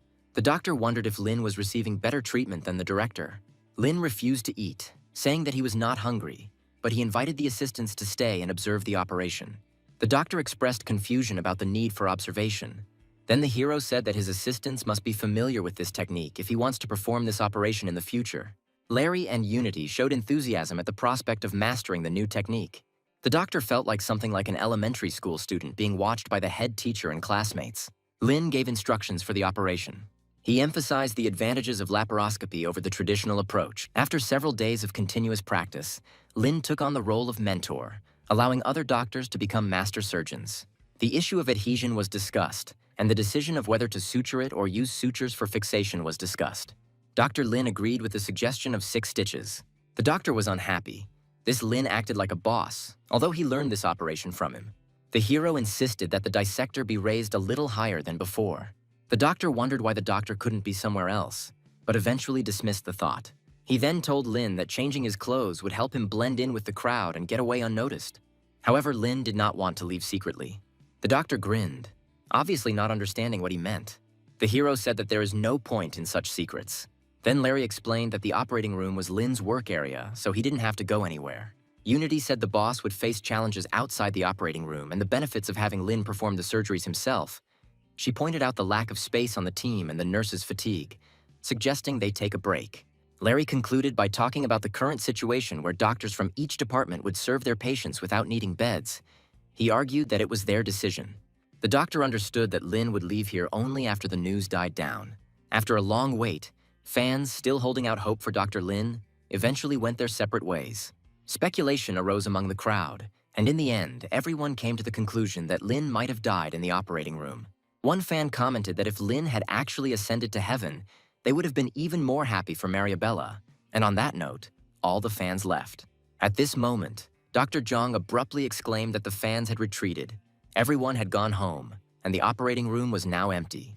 He mentioned that in the future, people will be able to come and go freely, and Dr. Lin will be much more relaxed, no longer having to be locked in the operating room. He thought that this time he no longer had any excuse to stay there. No longer would he feel like he was doing homework under the watchful gaze of his teacher. Lin then inquired about the patient's appointment time the next morning. Dr. Zhang, hearing this, immediately became wary and, stammering, asked about the doctor's intentions. The hero said that he just wanted to learn how to examine patients. Zhang couldn't believe he was really going to carry out these operations himself. Lin said he still needs more practice. Zhang then directly stated that he and Dr. Lin did not work in the same department and could not allow him to make rounds here.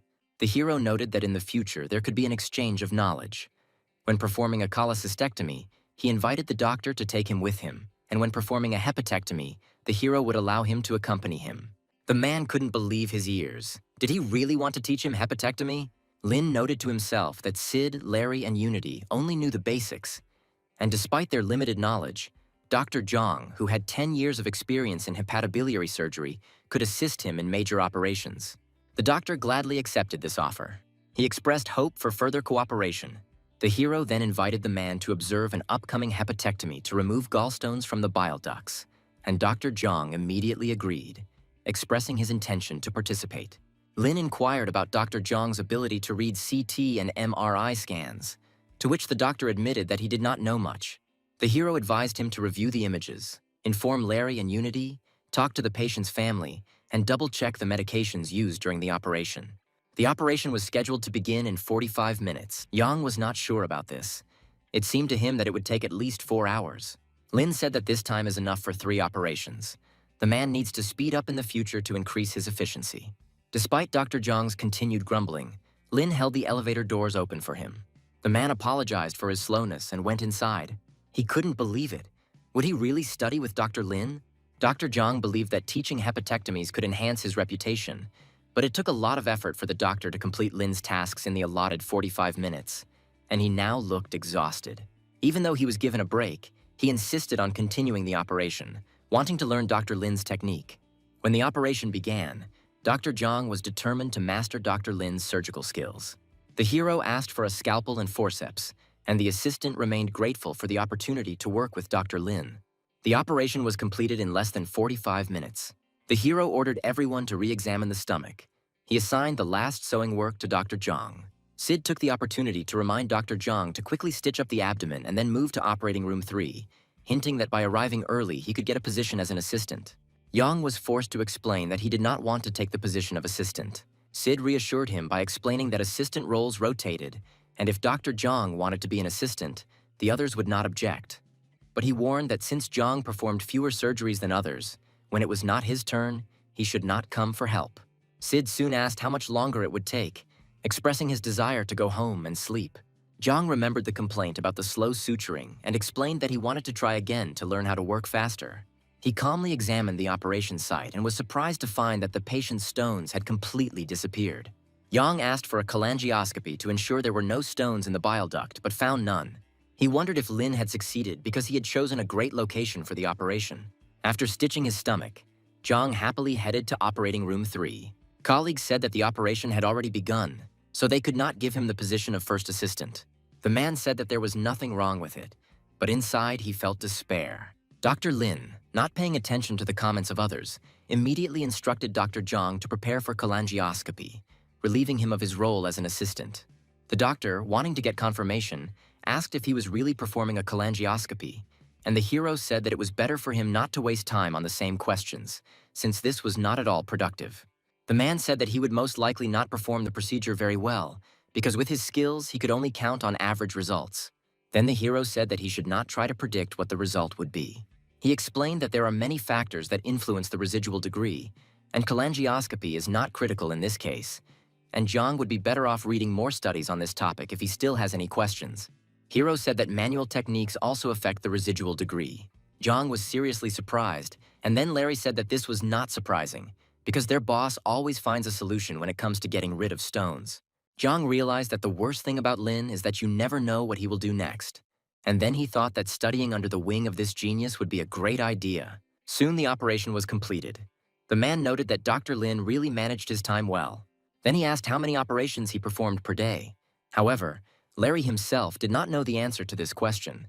But Jiang understood that there were a large number of them.